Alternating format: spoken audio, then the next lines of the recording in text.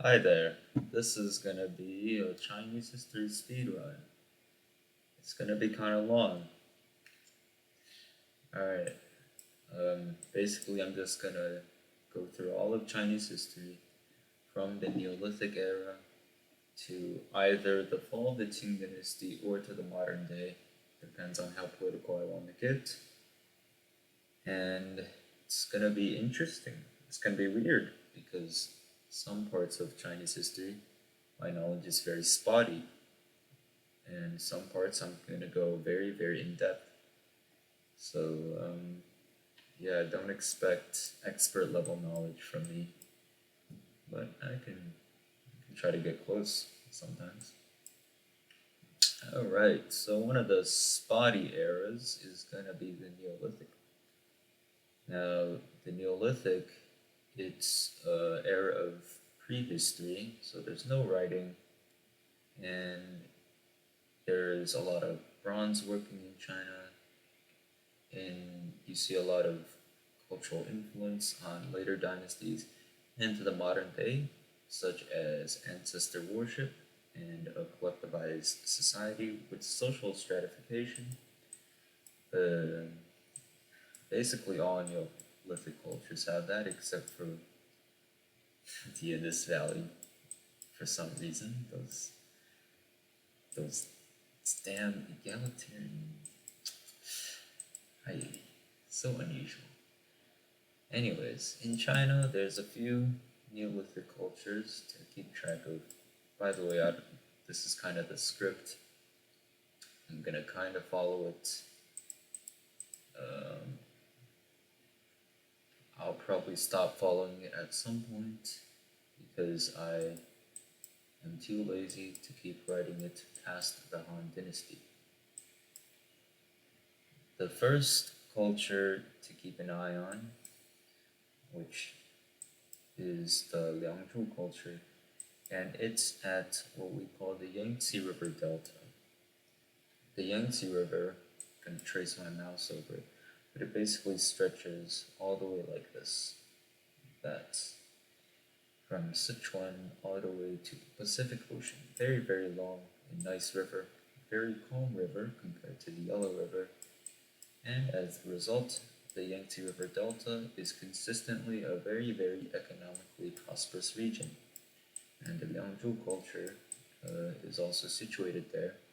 The Liangzhu culture also has a lot of influence over very, very far away regions, which kind of shows this sort of cultural intermingling at this time. Another culture to keep in mind is the Sanxingdui culture. And these guys are situated in modern day Sichuan, which is sort of this basin here. And they've been getting kind of a renaissance lately in terms of attention because because their artifacts were discovered and people really like the bronze working. And actually, if you compare the bronze working of the Sanxingdui culture with that of the Shang dynasty, it's actually a different method. And I'll go into the Shang dynasty's bronze working methods a bit later. Um, Now for the most politically important cultures, the first of which is the Yangshao culture. The Yangshao culture is kind of in this Henan region here, and basically the Yellow River goes like this. There's a river called the Lower River that goes like this. Yangshao culture, it's kind of around here, and also in parts of modern day Shanxi and Shanxi. But most important is its location in this area, basically. That's also called the Central Plains. The Central Plains, the definition, it depends on who you ask. Very roughly, it's just this area.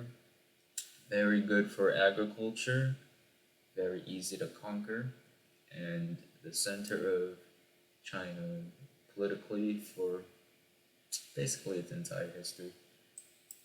It does fall off a bit economically though, so don't get too comfortable. You can get comfortable until maybe like 980, because right now we're still in the deep past. And following the Yangshao culture is the Lingshan culture. These guys are pretty big. Also, the most famous Neolithic culture, unless you saw a meme about the Sanxingdui, which uh, they're pretty funny.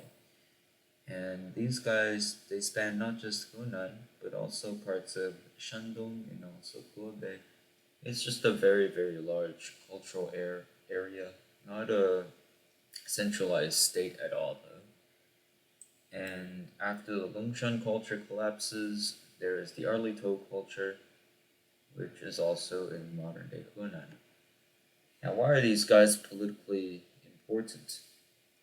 Well, if you ask certain historians, particularly Han nationalists, they'll try to draw a line of continuity from the Yangshao culture to the Longshan culture to the Arlito culture, then to the Xia dynasty, Shang dynasty, Zhou dynasty, and so on and so forth until they draw a line all the way to to modern day China.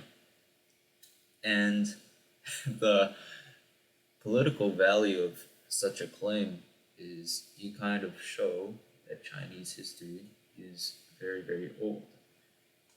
Now, this is not taken seriously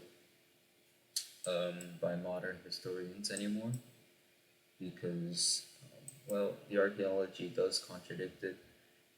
The Yangshao culture cannot be said to be a direct predecessor to the Longshan culture, and the same with the Longshan culture to the Arlito culture.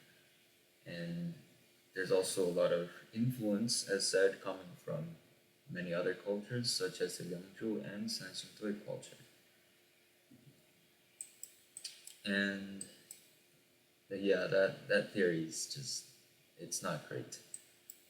There are more modern theories. They are a bit different, but generally the idea is that the Neolithic cultures, they are regional entities, but they are also interacting and trading with each other. And together, these cross interactions create more of a Chinese identity. So that's basically the archaeological side of things. Concurrently, there is a traditional historiographical explanation. This kind of delves into the realm of like mythology and heroes. And this basically goes like this. Okay, well, I'm not going to go into mythology too much. There's a guy called Pangu. He wakes up. He's kind of pissed. He splits the heaven and the earth with his axe, and then he dies, and then his different little organs become like trees and rivers and stuff. And there is the mother goddess Niwa. She creates all the little um, people out of mud, which is pretty interesting from like a societal perspective, because at least according to anthropologists, no true matriarchies have actually existed. This was quite the realization for me because I thought like, whoa, don't like the Iroquois have like female chiefs or something? Well, apparently that's not the case. But still, you see kind of whenever there's a creator of humans, it's usually gonna be a woman. And yeah, I'm kind of like grumpy right now because I've been trying to set up the video recording for like an hour because clip champ is bad. And okay, another part of traditional historiography, and by traditional historiography, I mean basically what Sima Qian is writing. Sima Qian is this guy from the Han Dynasty. He writes this really nice book called the Shiji, and it basically presents these what were once mythological figures as historical figures.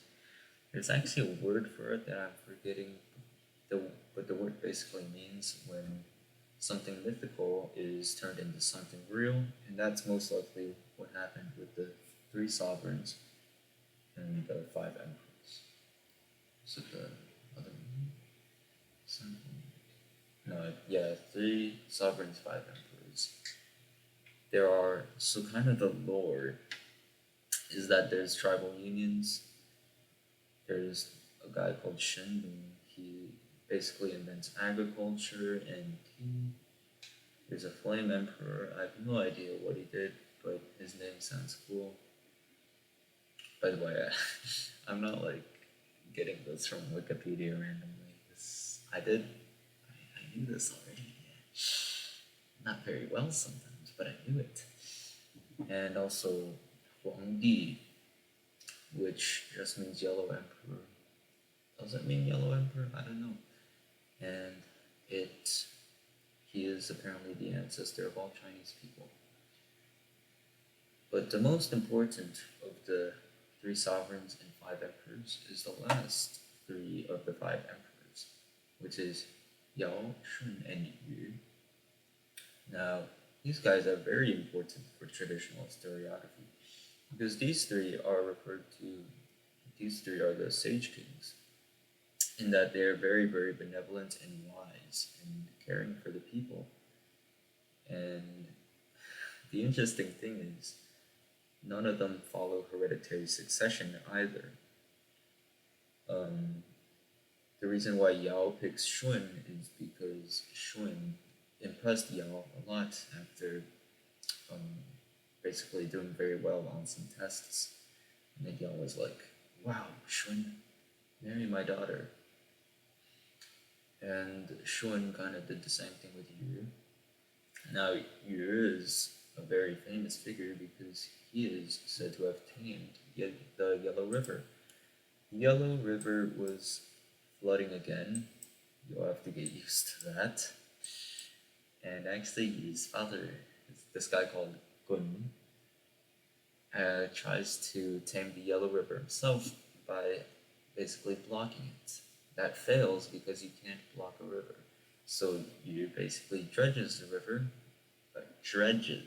river, which is kind of like getting the mud and silt out of the bottom of the river. And also, he redirects it using mountains, and I guess he piled up a bunch of dirt or something.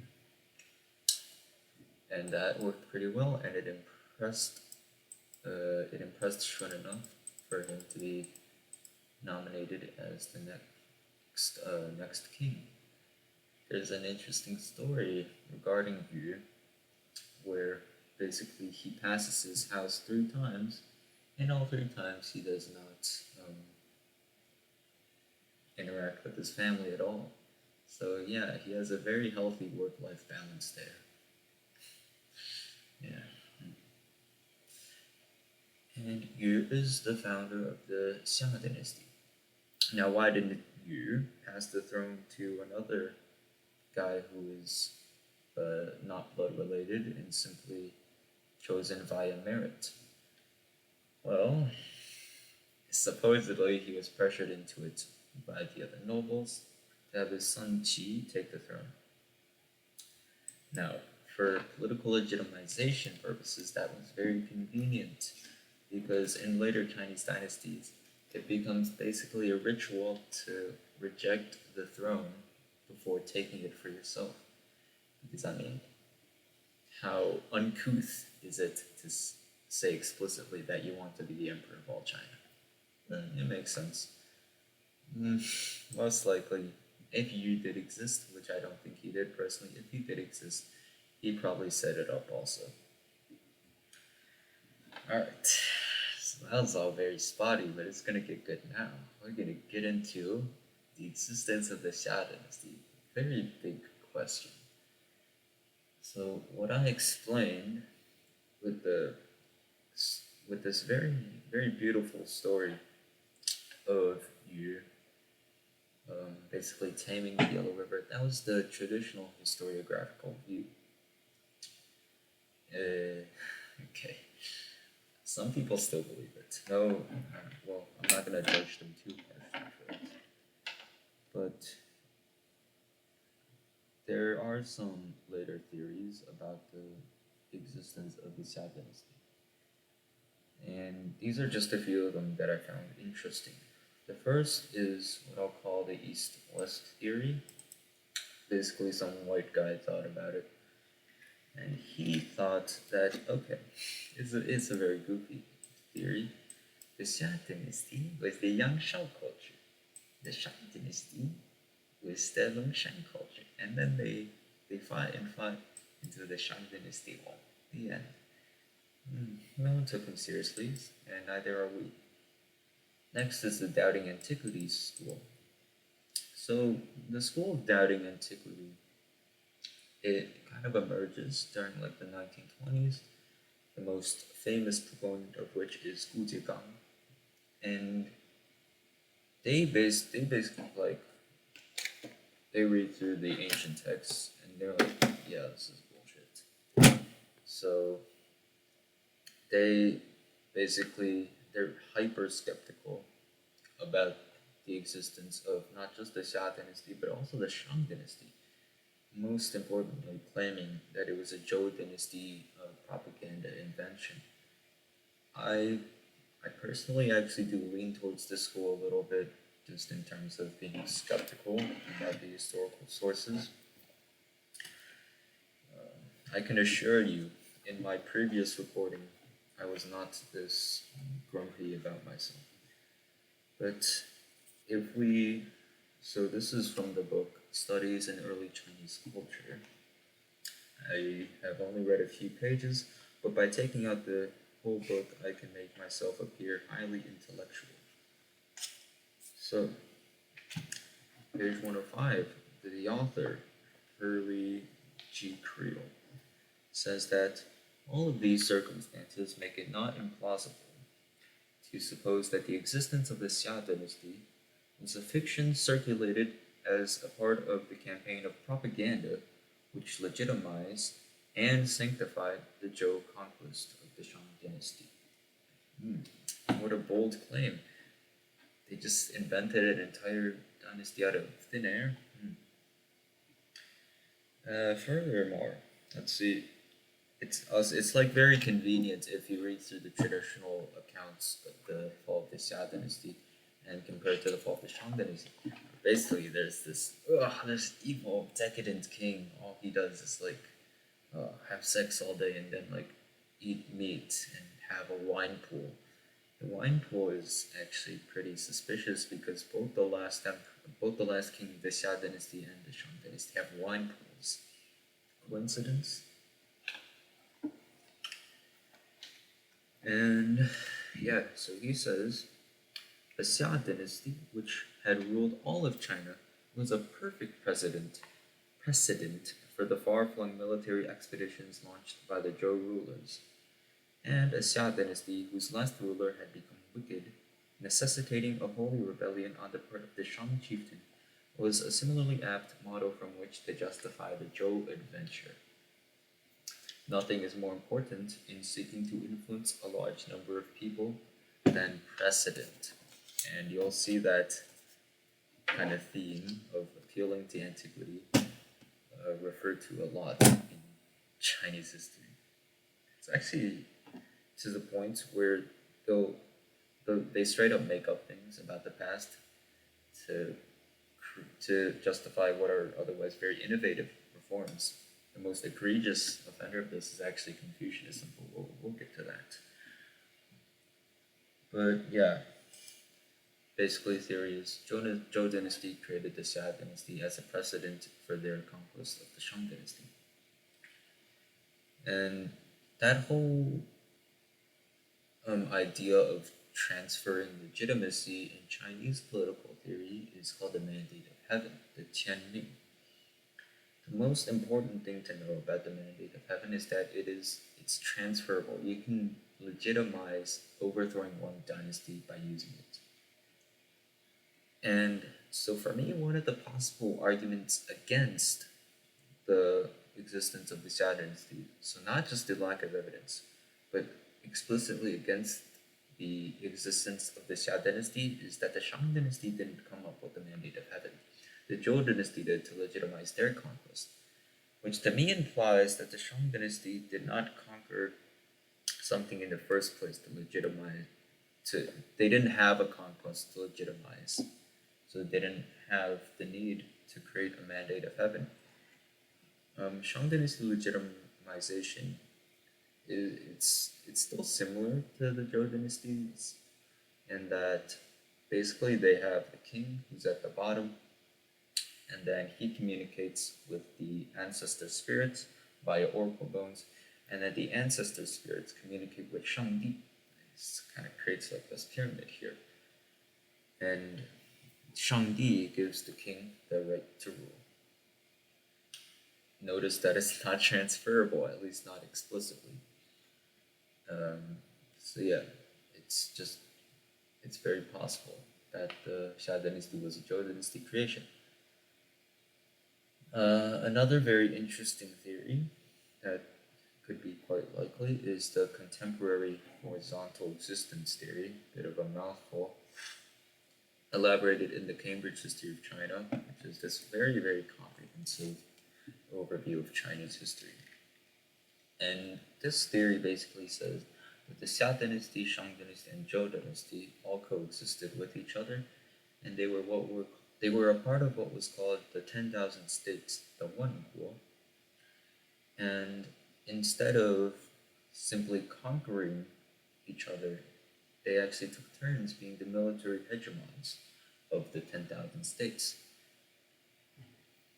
Yeah, makes sense. It's supported by traditional historiography as well, because that's where the 10,000 states are mentioned in the first place. And it's also supported by archaeology. Um, well, first, some context.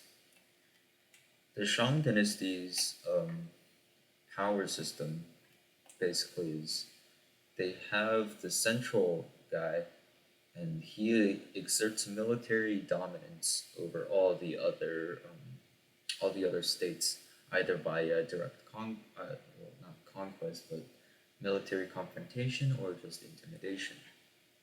Notice that this is not feudalism. Feudalism, which is what the Zhou dynasty later employs, is where the the central dude actually appoints the rulers of the new states and almost kind of creates colonies around the rest of China.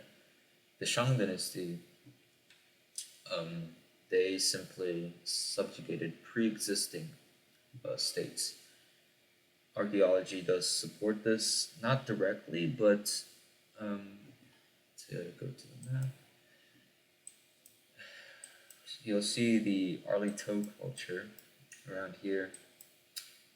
The actual site, Arlito, is it's pretty small and lame, but if you go far out, you can still find the cultural influence in the form of artistic tradition being maintained, which is pretty interesting. And it does imply maybe a political system that was similar to the Shang dynasty's military hegemony. Because the sites that the Arlito culture was influencing did already exist. Speaking of Arlito, and this is one of my personal pet peeves when someone tries to conflate the Arlito culture with the Xia dynasty, they'll be like, hardy, hard, hard. Look, the Arlito culture existed in this area in Hunan, so did the Xia dynasty. They also existed at around the same time. Clearly, that must mean they're the same thing. And then they'll go on to admit that there's no written confirmation of this. But oh, no. You see, it's actually just the most likely. Yeah, I'll, I'll be with the skeptics on this one. Now, I will say, it's very possible that the Arlito contributed to this idea of a Xia dynasty existing. But to say that they were the same political entity without any archaeological proof, without any written proof, there was no writing even at all. It's ridiculous to me personally. It's worth entertaining. It is one of the better theories out there, and it's very popular for good reason because people will look at archaeology and well, you see, archaeology is so reliable, which it is, and then they'll add it to traditional historiography. Speaking of archaeology, I came across this very interesting article discussing the archaeology of the flood That's Yu the Great supposedly tamed to found the Xia dynasty. And the article is basically like this. So it's like, okay, so out here in like Qinghai province where the Yellow River starts, a bunch of like dirt built up. And then the river like got kind of clogged up. And then one day, the river came out. And then it rushed down and it crashed into like northern China, and everything got like destroyed. And then there were secondary floods that followed. It was a big disaster, and then like everyone was upset. And then that was the flood that was turned into the Xia dynasty myth, which proves the existence of the Xia dynasty. Unfortunately, for people of that camp, there was another article in direct response to that article, which said, well, it's a purely geological refutation, so they don't even go into history at all. But they just say, okay, well, first of all, the flood you're referring to, it would have happened, well, the flood would have happened thousands of years before the supposed foundation of the Xia dynasty. And it wouldn't have been a flood at all because if you really look at the archaeology, it would have been a slow release of water that would not have caused a world-ending flood. Yeah. So I do. Here's the thing. I do hope the Xia dynasty's existence gets proven. I think that'd be really really cool and interesting. But to say that we've proven it already, I feel like it's almost doing a disservice to like actual archaeologists who are looking for it, because you're just telling them, oh, your work is useless because it's already done already. Like, no, they're still looking out there, okay? So, yeah, well, let them do their thing, and maybe one day this Xia dynasty will be proven to exist. Shang dynasty writing system. I could get into that now, actually.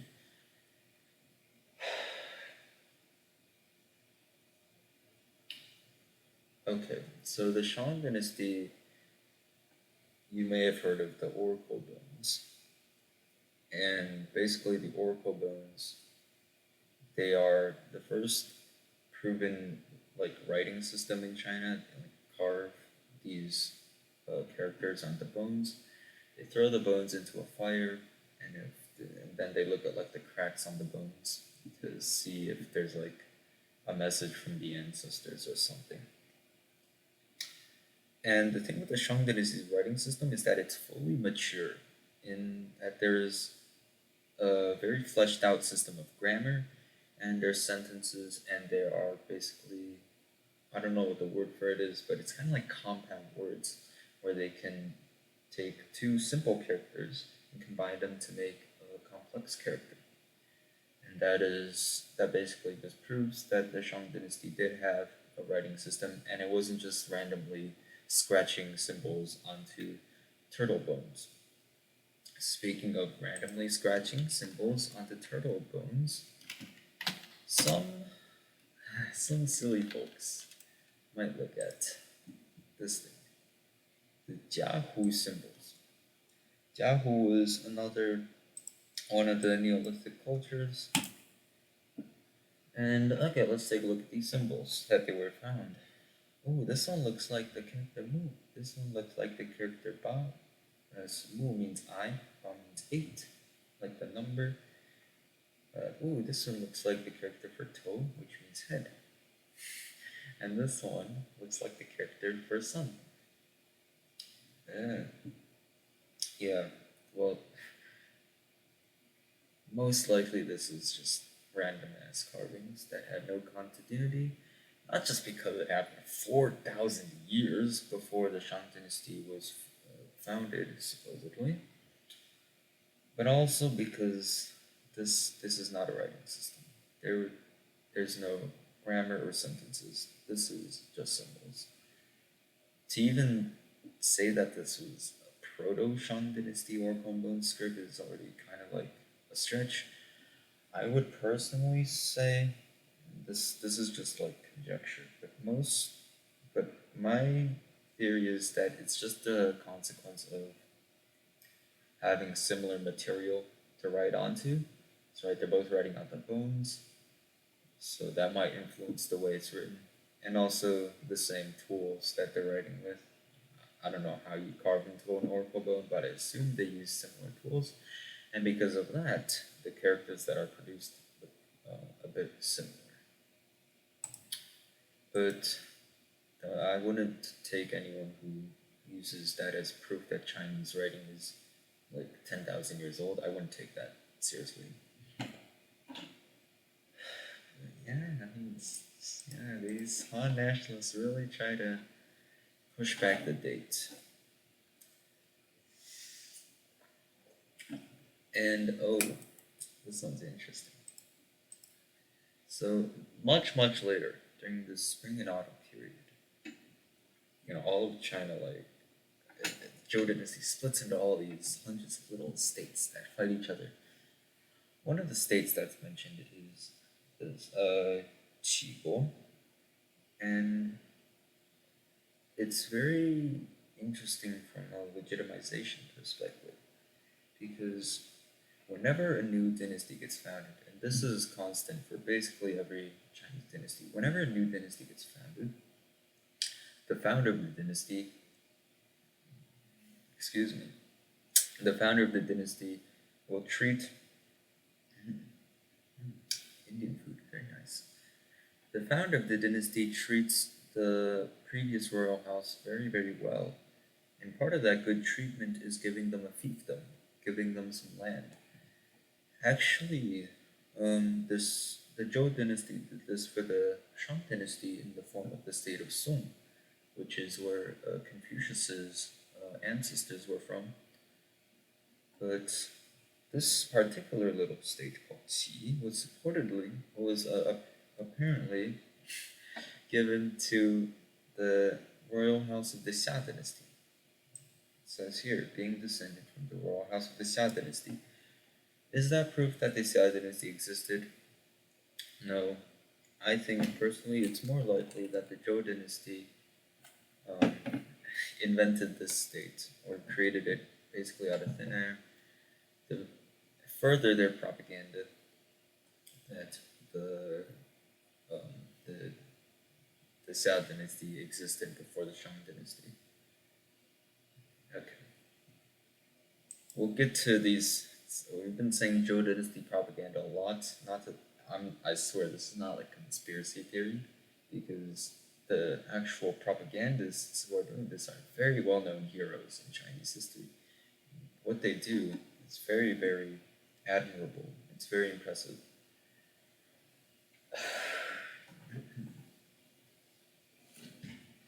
How long has this been? I'm not sure. Whoa, half an hour already? Jesus. And we're only on the Shang dynasty. Oh god, okay. Well, longer the better. So the Shang dynasty, also we're gonna do the same thing with the Xiao dynasty here. Traditional historiography. The last Xia king, King Jie of Xia, very decadent. Shang Tong, this amazing moral exemplar. He rebels, overthrows the Xia dynasty, and gets the mandate of heaven. And he founds his new dynasty. That would have been around, like, what, 1600 BC? Now here's the thing. A lot of people know that the Xia dynasty might have been mythical. But more interestingly, the early and middle parts of the Shang dynasty might have also been mythical. Less likely, but certainly possible. Because Shang dynasty oracle bones only exist during the reign of the king Wu Ding. And he is the first king of the late Shang dynasty period. Wu Ding, by the way, has this very interesting wife called Fu Hao. And she's actually a general, so she holds like a government position. Which kind of says, it's a testament to how shitty women's rights are in China, like, consistently until like maybe the 50s. because back in the Neolithic era, things were much better. And most people will point to like the Tang Dynasty as this golden age for women's rights, but really, I think we should push that to the Shang Dynasty. Just Tang Dynasty women sure as hell had no legal mechanism for becoming generals. Vocal fry. And yeah, he defeats the king Jia at the Battle of Ningqiao with his chariots. Chariots are gonna be relevant until the Warring States period. They're always kind of this aristocratic symbol, anyways, because chariots are very, very expensive to maintain. You gotta have 2 horses after all. You know what? 2 horses, that's so expensive, even just nowadays. Gosh, I'd love a chariot just to like stroll around on. But alas, no horses for me. And it's interesting. It's an interesting parallel with the Zhou dynasty's overthrow of the Shang dynasty at the Battle of Muye. And that one has a bit more lore to it because there's a rebellion that comes afterwards. Very interesting. Shang dynasty's military hegemony political system, we've already gone through. Oracle Bones and Wuding, we've gone through. Is there anything I'm missing? Because this is just a guide for me, right? I'm like missing a ton of stuff on here. Chariot, State of Soul, I mentioned all that already. There's gotta be more, right? Oh, yeah, the bronze working of the Shang dynasty. So the Shang dynasty is very famous for its bronze vessels, which is the second source of Shang dynasty writing besides the Oracle Bones. Bronze vessels, they're important politically because the Shang dynasty basically sends them out to all the little tributary states that he has beaten up in a battle or something. And he sends it to them and he's like, okay, let's exchange this. We're like bros now, right? And that's the significance. It's actually used for quite a while, like deep into the Zhou dynasty, which kind of shows the importance of like legitimizing yourself with the nobles of the realm. And the way these bronze vessels are made is first they have like a bunch of molds together, a bunch of separate molds, and they put all the molds together and then they flip it upside down. The reason they do that is so because there's like bubbles when you pour into molten bronze, so it's better at the bubbles on like the legs, at the bottom of the legs. They pour into molten bronze, and it's a very, very detailed result because the inside has been very nicely carved. And yeah, that's what else? Yeah, maybe more will come to me later about the Shang dynasty. But yeah, otherwise that was kind of bare bones, unfortunately. Yeah, yeah. You'd expect more about the Shang dynasty, but unfortunately there was more about the Xia dynasty. Okay.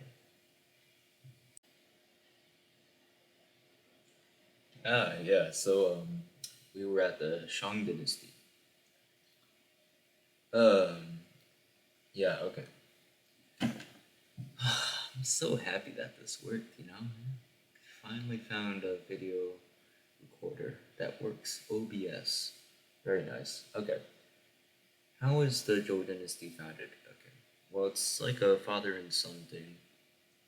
The dad is the King Wen of Zhou. The son is the King Wu of Zhou. And they have this prime minister called Jiang Ziya, also called Jiang Taigong. Interesting story about Jiang Ziya. He was apparently a very smart guy, but in order to get the king's attention, he sat next to a lake and fished with a straight hook. And all the people were like, oh, This guy's so stupid, bro. Why would you fish with a straight hook? Then the king thought this was funny too, and he had a chat with Jiang Ziya, and it turned out Jiang Ziya was actually a pretty smart guy, so maybe you just have to act stupid to get noticed sometimes. And when King Wen isn't the one doing the conquer, King Wu is, and it's kind of in their names too. Wen means like cultured in Chinese. Wu means like you're like a warrior, right? You fight a lot. A lot of emperors are gonna be named either Wen or Wu. Wen is slightly more prestigious than Wu. So there's like this whole male beauty standard thing going on in China, where basically there's the Wen standard and the Wu standard, and actually it changes based on which dynasty you're from. The Wen standard's like, oh, soft and like, oh, loves reading books and oh, he's so cultured and romantic. And then the Wu standard's like, oh, like this guy like works out a lot, you know, he's all beefed up, he rides a horse, he he wins military battles, he overthrows the emperor in a coup, like that kind of stuff. Yeah, and that all comes from Wen and Wu. Well, at least I think it does. It's just my conjecture. But yeah, these guys they defeat the Shang Dynasty at the Battle of Wu Ye, and all is well until King Wen dies. Oh yeah, by the way, some geography of the Zhou Dynasty. Um, the Zhou Dynasty comes out of this place here called the Guanzhong area. It's called Guanzhong. Guan means like mountain pass. And this area, as you can see, is surrounded by mountains. And this river here is the Wei River. So this part here is also called the Wei River Valley. It's very, very fertile and protected. And a lot of dynasties are gonna conquer out of here. Zhou is only the first one. But we'll see the Qin dynasty do it, the Tang dynasty is gonna do it, Han dynasty does it to some extent. And yeah, Zhou dynasty, they were originally one of the vassals of the Shang dynasty, which had asserted its military hegemony over the Zhou. But the Shang dynasty, somehow its power slipped, and the Zhou dynasty was able to assemble all these little tribes, make a big coalition, and defeat the Shang dynasty. Oh dear. Yeah, King Wu dies, and he is replaced by his young son, who is irrelevant, but the regent, who is the guy who is given the powers of a monarch in place of the king. The regent is this guy called the Duke of Zhou, and this guy is actually pretty chill. Um, he does a good job ruling. He deals with this Shang loyalist revolt called the Revolt of the Three Guards. Doesn't work, obviously. Loyalist revolts usually don't. And this guy, his main contribution to history, though, is he basically invents the concept of the mandate of heaven. And as stated before, it's this transferable thing. There's actually this very interesting speech from the Book of Documents. It's probably fabricated, but the Book of Documents, in this speech, he's basically like chatting with his, I don't know, brother or something. And he's like, oh, the Zhou dynasty has the mandate of heaven to conquer the Shang dynasty, just like the Shang dynasty did with the Shang dynasty. Bro, it's totally just like, it's totally the same thing, bro. It's like not a weird coincidence at all. I didn't just make up the Xia dynasty, bro, I swear. Yeah, we've already gotten into that. I'm not gonna torture you more with Xia dynasty or historiography. That's the importance of the Duke of Zhou. By the way, this is gonna be a very political history focused sort of video. So don't expect too much about like art or poetry. I'll try to mention it. Um, okay. I'm glad I'm seeing this stuff, you know? I'm glad I wrote this down. 'Cause later on, it's going to be a lot more spontaneous again because I'm lazy. The Zhou dynasty's political system is actually different from the Shang dynasties. It's feudal. They actually delegate their own hand-picked rulers, a lot of the time from the same family as the Zhou dynasty's ruler family. Uh, and they also establish colonies in the eastern part of China, which is basically this whole part here. A lot of it is Central Plains territory. Zhou dynasty comes out of here, and this is this is very significant. It's not talked about a lot, but basic this colonization of eastern China by the Zhou dynasty allows a lot of in the future marshes to be drained, very fertile plots of land to be created, and overall it actually contributes to the very slow political decline of the Guangzhou region. But we'll get to that later. And yeah, for now, these are just rather undeveloped colonies. Um, Zhang Ziya, by the way, he gets a little, he gets a fief. He gets some land. He is made the Duke of Qi. Qi is in modern day Shandong. Starts off around this area here. It's gonna be much more important later on. But yeah, Zhou dynasty, feudal. Shang dynasty, not feudal. Just need to know that. There is the first confirmed piece of Chinese literature, the Yi Jing, also called the I Ching. Should I go into Wade Giles? I think I should. Well, first let me explain the I Ching.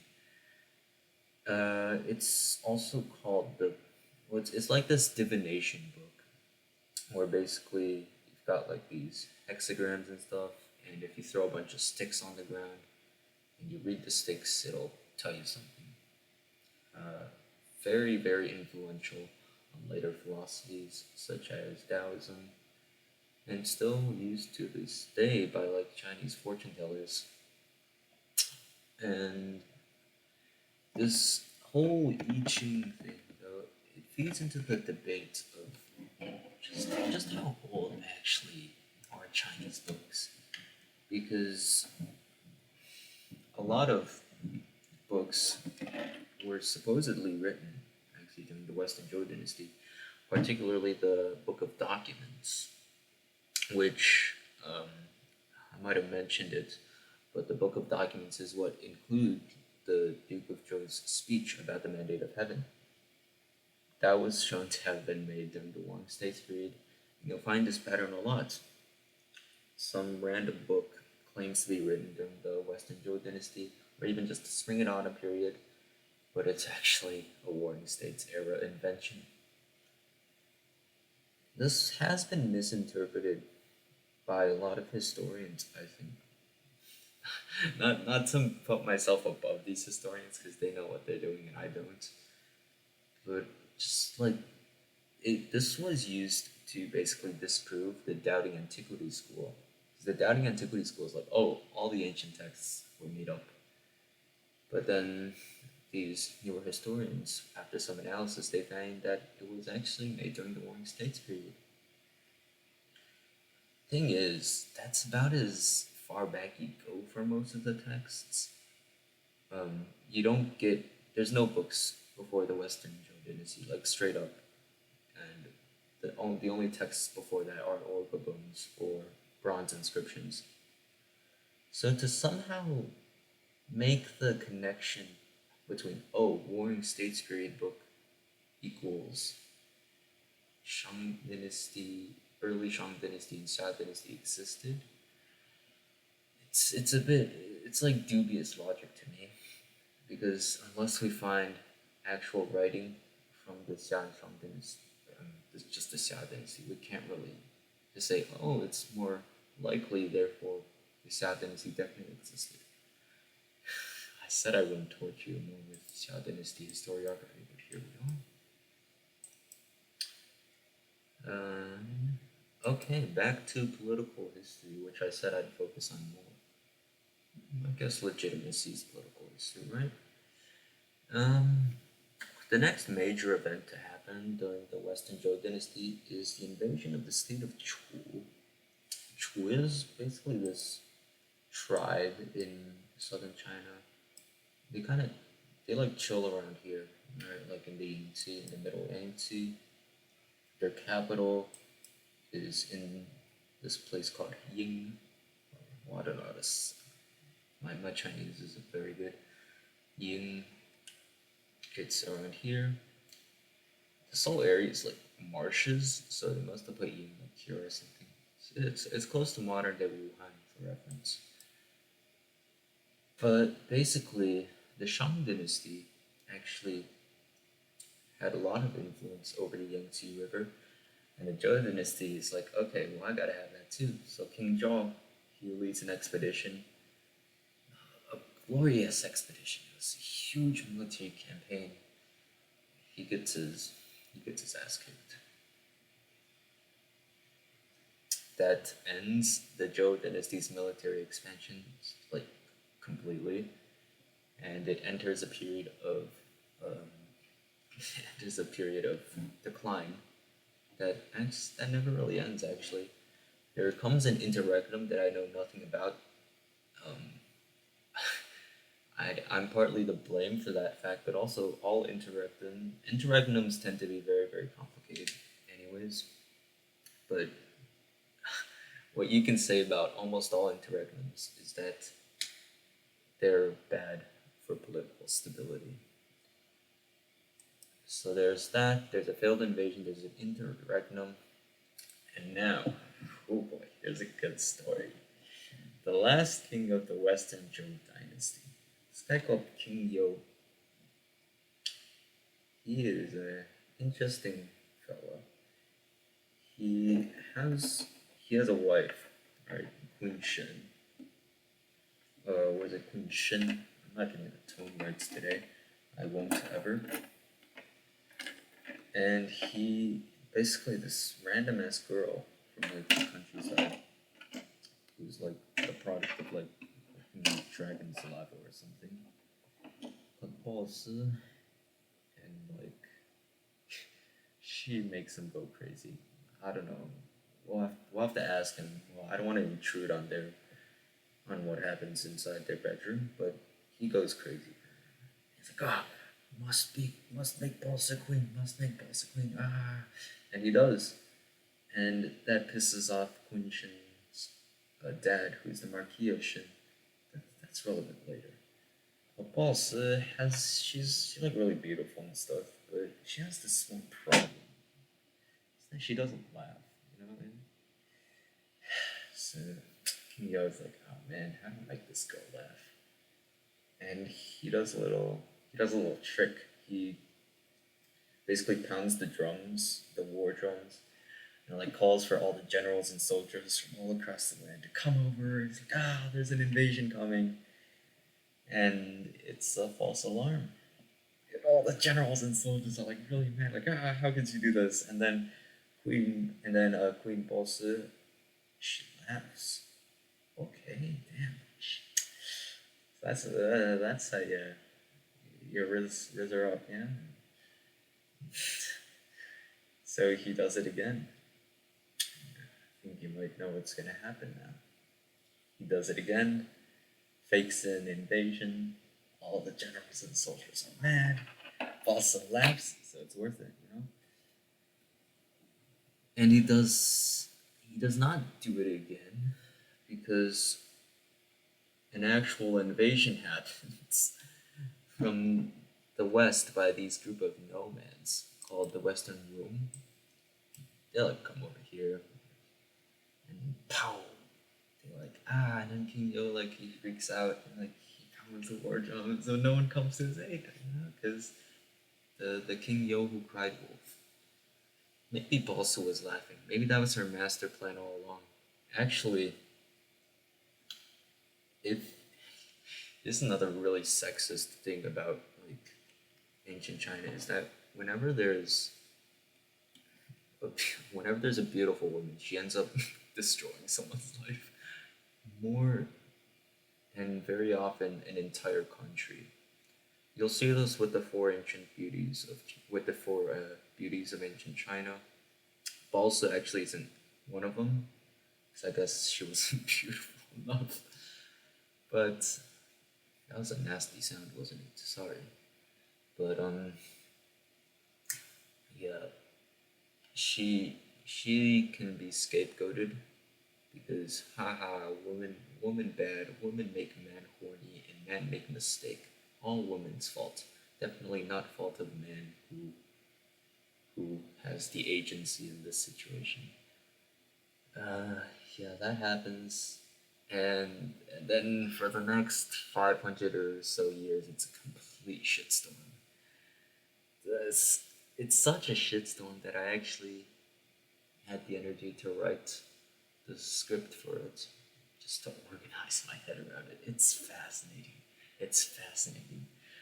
He is he gets killed, but his son, King Ping of Zhou, it's a very ironic name because Ping means peace, and this was not going to be a peaceful time. This could be a rough ride. Next 500 years, buckle up.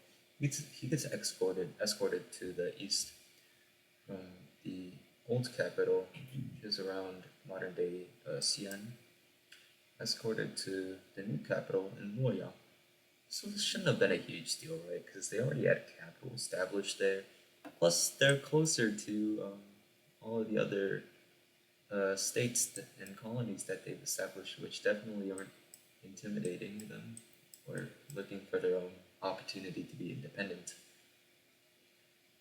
And what happens is the spring and autumn and warring states period. Where do you even start with this? Okay. This is a period of disunity.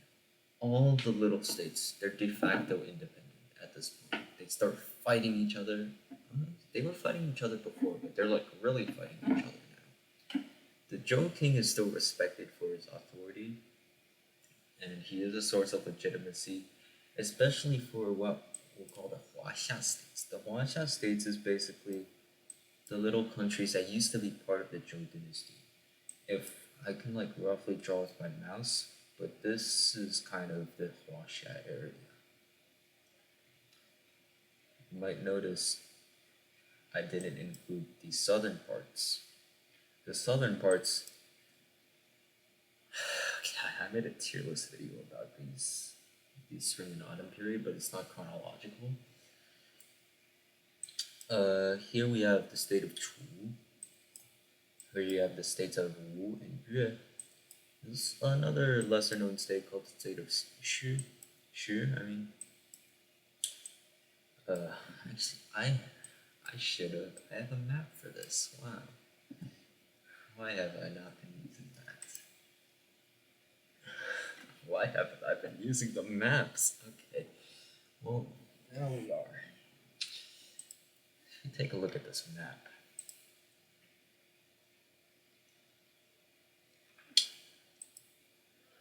yeah, just like take a moment to memorize it. But basically, this stuff here and this stuff here, they're barbarians. Not because they're actually barbaric, but just because they're different. Because don't we just hate people who are like slightly different from us? Yeah. And just love fighting wars with them, you know? That's a joke for legal purposes. And yeah. Oh, Marxism. Wow. Okay. So there are some general trends during this period. One of them is cultural homogenization. And what scholars have found basically through like archaeology and written records is that while these little countries they might be politically disunified, but they find that cultures, at least the aristocratic cultures, become more and more homogenous, so more similar to each other. And it's it's not in spite of the political disunity, but almost because of it, in that there's kind of this shared craving for just something to relate to your neighbor with. Why do I mention Marxism? So Marxist historiographies, it has a very interesting way of explaining things. And I'm not saying like communism or anything, but there is a certain worldview with Marxism, basically like, I don't know, master slave dialectic, history, class struggle. It's bizarre to me because this isn't even like a class struggle thing, this is purely aristocratic culture. But the Marxists basically say that actually the culture of the little states actually become more heterogeneous, so they actually split apart and stuff. It's just bizarre to me because that's not what the archaeological record says. But I don't even know like why do Marxists believe that. I'll have to look into that more. Uh, there's a general trend of territorial consolidation, and it's not just the bigger states gobbling up little states, but it's also the big states expanding outside of their original regions. So if we look at the map, state of Jin, it's gonna expand to the west a bit into like Tibet and Qinghai. And this is all just spring and autumn period. It's gonna like ramp up during the warm states period. The Jin state of Jin is probably most obvious. It expands basically upwards into the sort of semi-nomadic steppe cultures. There is this trend that continues actually for basically the rest of Chinese history of northern China intermixing with the steppe.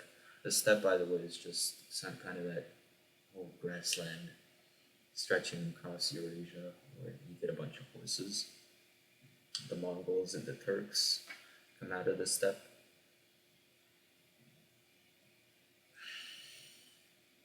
My deepest apologies. I still haven't gotten to the political history. Another general trend is that this is a period of what's called secondary feudalization. What is what is like feudalization in the first place?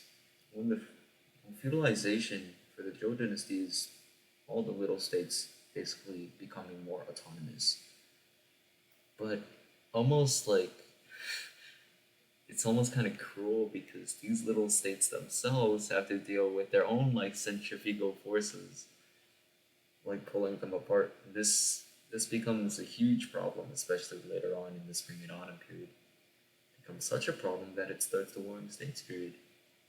We'll get to that. I'm really hyping it up right now, and uh, but it's also very much an age of aristocracy. The most obvious example of this is chariot warfare.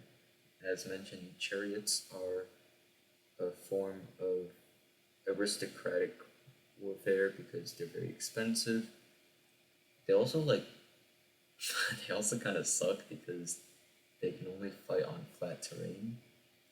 You'll find that infantry and cavalry are much more useful in later periods just because, well, first of all, they're cheaper and easier to levy, but also because they can travel to like mountains and marshes and stuff. Okay, anything. Okay, now we can get to the proper political history. So, King Ping of Zhou, he's chilling in Luoyang, and I don't think he actually does anything that important. Fast forward a few decades, and there, there's this interesting guy called the Duke Zhuang of Zheng. Zheng is the state in the Central Plains, this little green state here. And I hate to depart from political history, but this is just so important. In the spring and autumn, in the early spring and autumn period, the Central Plain states, so this area here, the countries here are the most powerful. So we're talking like Zheng, Song, Lu, what else? Chen. Chen's an important one. Actually, not really. Mostly just Zheng and Song.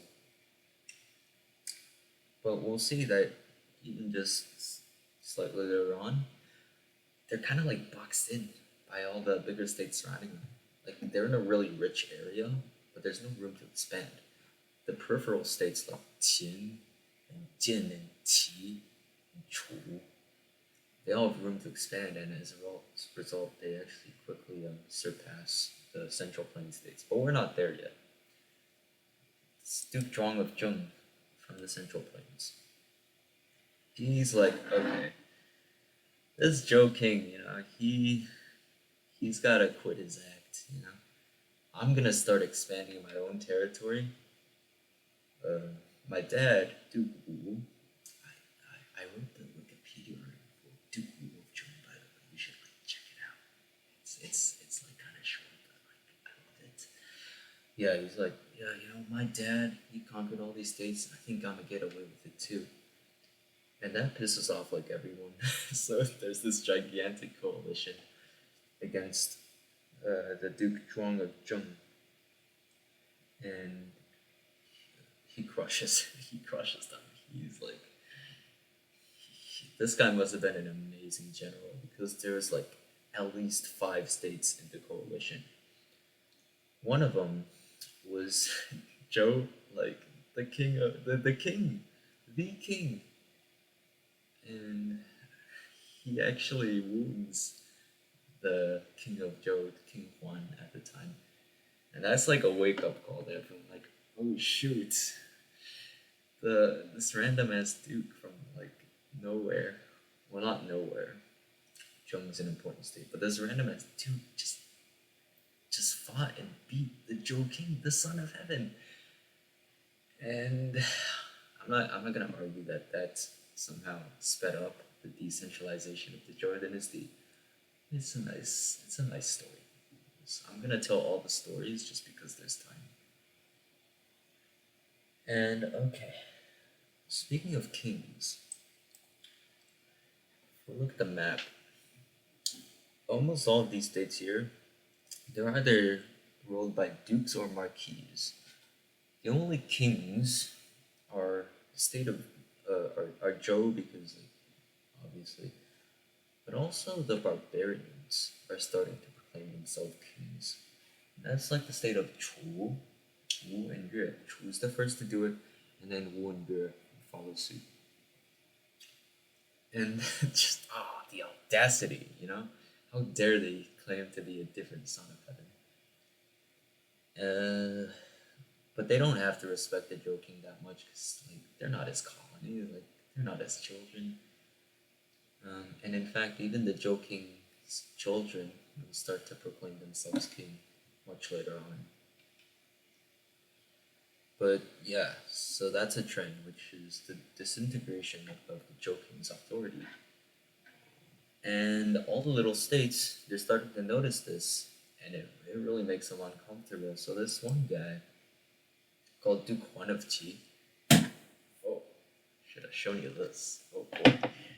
Duke Huan of Qi, he's the first of what's called the 5 hegemons. There's an argument to be made that Duke Zhuang of Zheng was the first of the 5 hegemons, but I personally reject it because he achieved it militarily, and he did not even claim to be trying to restore the Zhou authority. A hallmark of the 5 hegemons, and actually their main goal, at least stated goal, is maintaining the Zhou King's authority. Oh boy, look at this, beautiful. That's the Duke Zhuang of Zheng, and that's Duke Huan of Qi. And actually, this guy's awesome. he is arguably the only one of the five hegemons to actually do what a hegemon's supposed to do, which is mainly to defend the Joking and his numerous vassals. He has a minister called Guangzhong. Maybe I shouldn't do that. This guy here, Guangzhong. Another debate. Was he the first legalist? Probably not, but he does introduce what may be considered proto-legalistic reforms, most importantly, land like reorganization. So Duke Huan of Qi, he's kind of cracked. Like he defeats the king of Chu in a battle because Chu at this point, remember, they're not a Huaxia state. They're barbarians, and they start expanding northwards. And the Duke Huan actually defeats them via the state of Cai, which is this state over here, which was by then a satellite state of Chu. He also defends the states of Xing and Wei from barbarian attack. So there's that part of defending the Zhou King's vassals. And also he defends the state of Yan from a barbarian attack. Not only that, but he goes further. Like he goes insane. Like he goes all the way up here and gives that all to Yan. Like, yeah, dude, I love Duke Huan of Qi, man. He seems like he'd be a chill dude, not to like hang out with. I feel like good rulers are usually like bad people.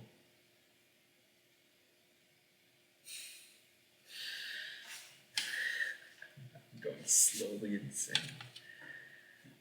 Why am I doing this? But yeah, that's the Duke Huan of Qi. After that, most of the hegemons kind of just do whatever their own thing.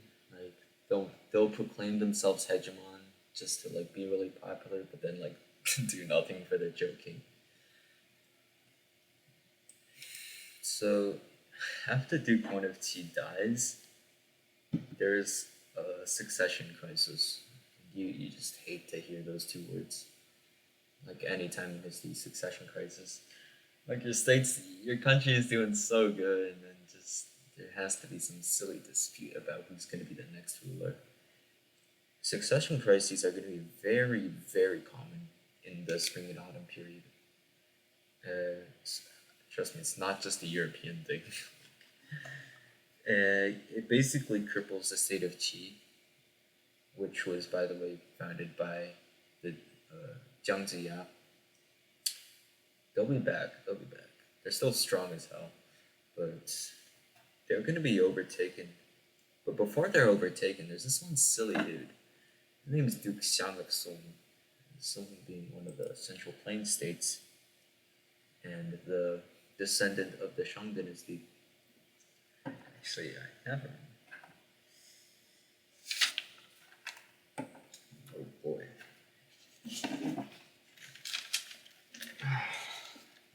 That was Duke Xiang of Song. Even in this picture, he looks like he's kind of mad at himself. He's a fool. He's stuck in the past, which I guess makes sense for a guy. It's literally a descendant of the Shang dynasty. But basically, in a battle, he has his enemies trapped at a river. And that's like a great thing, right? Because they can't retreat and they can try to swim, but then they'll drown. And he's like the nice guy, so he lets them go. And to everyone's surprise, he gets his ass kicked later. So he doesn't become hegemon. Not like he deserved it anyways, just because of how foolish he was.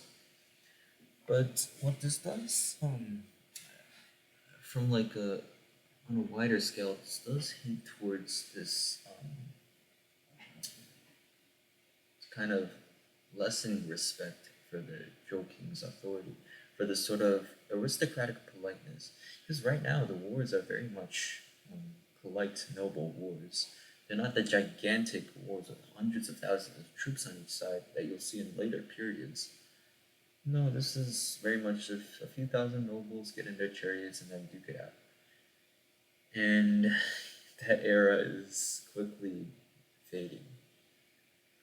So the next hegemon. This guy's crazy. Oh wow. Duke Win of Jin. This guy here. This guy. I think he has the best picture in the book, personally. He looks cool. Jin is this gigantic state in modern day Shanxi. They're too big for their own good, actually, but we'll get to that. But they're like huge. They've been expanding. This guy's Jin, the Duke Win's dad, was it Duke Hui, expands Jin a lot after about 100 years of civil war. So somehow they recover from that. It's like the House of Jin versus the House of versus Chuo, and Chuo actually wins, but then forms Jin again. So it's like nothing ever happened. But yeah, he like goes balls off the wall, and he like reorganizes the army. He like says that members of the royal family can't hold official positions. So it's a bit of meritocracy. You might be meritocracy is pretty important later on. But I swear I'm trying to make this entertaining. uh, but he actually, when he ascends the throne, he's like an old ass man. He's like in his 60s.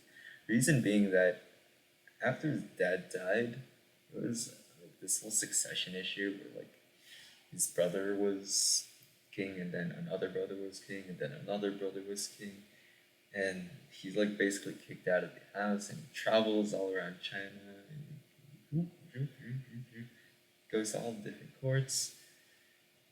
And on his way, he's like rizzing up a bunch of dudes, and maybe he was gay. Who knows? Um, actually, we'll get to homosexuality in the Han Dynasty. You might know what I'm talking about already. Yeah, he collects a bunch of followers. They're all like super capable dudes, and he becomes king, and well, not king. He becomes the duke. He defeats the state of Chu again at the Battle of Chengpu, which is probably one of the most important battles of the spring and autumn period. Because what's happening now is that Jin and Chu, they've become the biggest rivals. Jin's in the north, Chu's in the south. They're both looking to expand into the center. And the central plain states are just getting trashed by the wars. It's crazy. Zheng and Sun get it pretty bad. And they're like, oh, please stop this madness, bro. They do eventually at the Peace of Shangqiu. It's a bit later. There's a very yes, this guy is super popular. There's a whole ass like Sung Dynasty painting about this guy like meeting up with his friends. Um, one of his friends, and this is not his proudest moment. I forgot the name of the friend, which is quite unfortunate because I was literally searching him up earlier to try to memorize his name. But his friend was really close to him and like traveled with him and stuff. But after Duke Win like took the throne, his friend was kind of forgotten, and that like made him really sad. Cause I mean, I'd be sad if my bestie forgot me too. And he basically like goes into the woods and he like hangs out with his mom to live happily ever after. It's so stupid. Because basically the Duke Win of Jin, he tries to fetch his friend. Like he feels bad as stuff like, oh bro, I should have given you a title. Come on bro, come out. But he doesn't come out. It's sweet. This was stupid thing. He sets fire to the forest that his friend and his mom are in to try to burn them out. So like, 'cause the forest is like a square, right? So he like sets fire to like three sides, and the hope is that the friend will like flee like downwards or something. Instead, the friend just hides in his house with his mom, and then he just gets burned to death. And then like the Duke Winnipton just finds his ashes, and he's like really sad about it. And it's so stupid because there's like this whole festival around it that develops called the Cold Food Festival, where they literally just eat like raw meat and vegetables in honor of this random ass friend of a random ass duke. And it's like it's even stupider because the Cold Food Festival it gets people so sick that it gets banned by like the dynasties that have to like deal with this bullshit. Anyways, that's just a stupid story. There's a lot of stupid stories in Chinese history. It's crazy. Yeah, I did mention the Jinchu Wars and Overlord system. Um, well, it's not a formal system, but what's happening basically is you have four main states, and the four main states that arise are state of Qin, Jin, Qi, and Chu, and later on Wu and Jue. Basically, they established spheres of influence over all the little tiny states. And again, this shows the disintegration of the Joking's authority because he should be the one who's influencing all the little states, not these guys, right? Uh, all right, yeah, not very interesting. Here's something that's interesting. I'm sure you've all heard of him. It's the man. It's Sun Tzu. So Sun Tzu. Wow, I don't actually know much about him. He might not have even existed. You'll find that to be true for a lot of Chinese figures like this far in the past. But Sun Tzu, he comes from the state of Wu, which is in the south, and he basically he and his king He Liu, he and He Liu and this other guy called Wu Zixu, they they trounced Chu. It's insane. Like they had like a few thousand guys. Chu had like a gigantic horde, and they just completely crushed them. They even like captured the capital of Chu, and Chu is like so pissed off about this that they even send a messenger to Qin like begging them to send troops to save them. And actually, Qin does that because I guess balance of power. But Qin saves Chu, and Sun Tzu is uh, no, yeah, he goes back home. But this makes Wu a great power, the hegemon even. I'm getting kind of tired. Um, yeah, Wu is doing great. You know, like, they just beat up the biggest state in town. By the way, they're allied to Jin, which shouldn't be that big of a surprise because Jin also hates Chu. But like Jin has like a treaty with Chu, so they can't like fight them directly, so they just fund an ally. But yeah, so Wu's doing great, and you'd think that they'd last longer in a good position. There's a there's a guy. He's called King Gojin of Yue. King Gojin of Yue. He's interesting. He's a vassal of Wu, but he kind of he like gets he's pretty confident, and he actually tries to fight the state of Wu. It's actually possible that he might have fought Sun Tzu also, but that's not confirmed. Nothing about Sun Tzu is confirmed. Uh, he actually wins. It's insane how he does it. He literally like has a bunch of soldiers like go to the front line and just kill themselves, and that apparently freaks out the Wu soldiers so much that they like run back to their homes, and that's how he wins. but then he like invades again and then gets his ass kicked. So he makes himself a slave. It's insane. Oh my god. So now Gojen's a slave in the Wu capital. He and his family and stuff. And he basically he eats really bad food. He sleeps on a terrible mattress. He even makes this gamble, right? Where he sees this basically the king of Wu at the time is Fu Chai. And Fu Chai takes a big shit, and Fu Chai is uh, sick at the time. So Gojen makes a gamble. He eats the shit, and he eats shit, and he's like, my king, you see, I'm a medicus actually, so you're going to be cured if you do what I say. And it works, which is wow, it works. And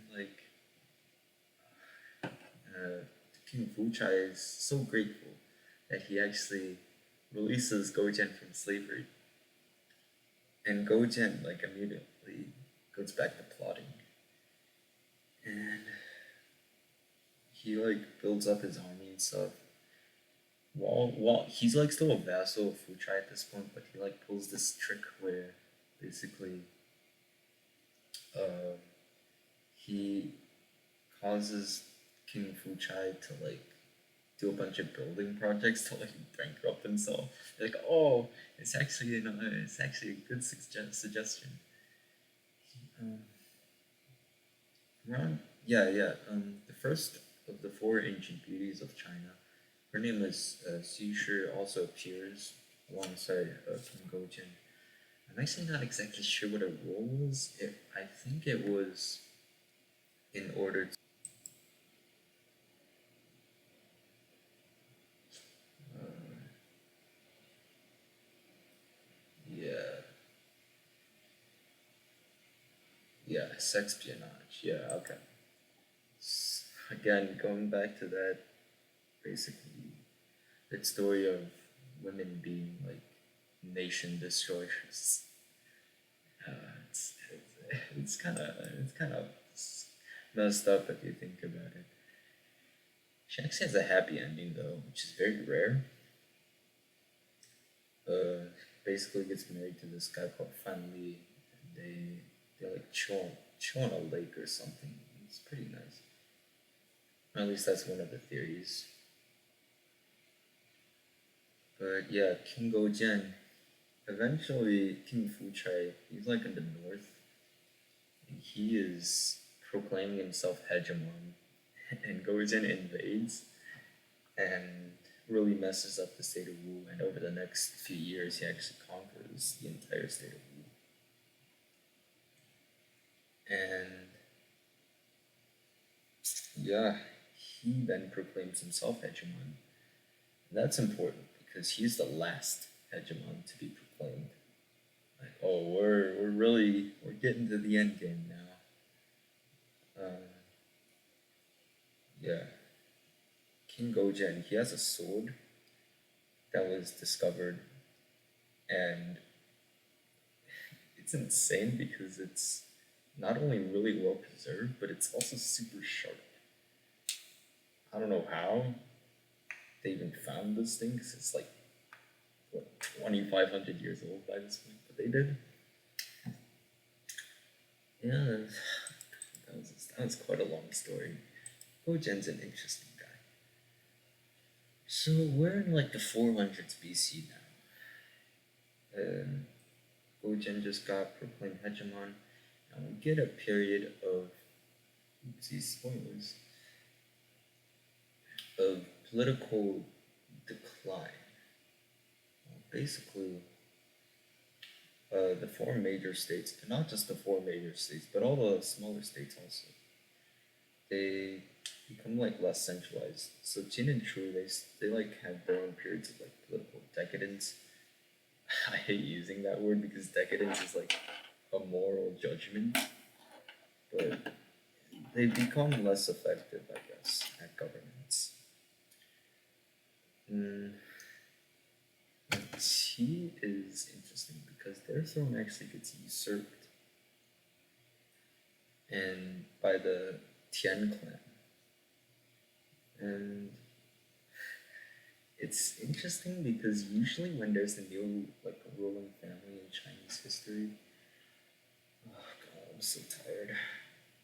Usually when there's a new family, the name of the country changes, but I guess not for the state of Qi because their name doesn't change. But that was obviously massively destabilizing for their throne to just get usurped. But it's not nearly as bad as what happens to their neighbor, the state of Jin. And the partition of Jin is the most important event of this whole spring and autumn warring states period. Besides the besides the beginning and ends of the period, of course. It's what split the it splits the two periods basically. That's how important it is.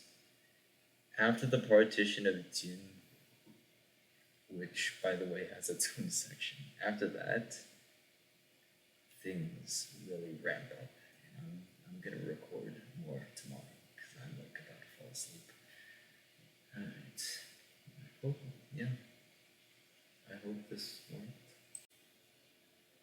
Hi there. Okay, we're just gonna start from where we left off yesterday. Um, so the partition of Jin. Jin, as said before, is this gigantic state in kind of the northern parts of China. Okay, that's not a good map. But basically, what happens is that for every state, there's what's called these ministerial clans. Basically, a family with a history of like civil service gets some land to govern for themselves.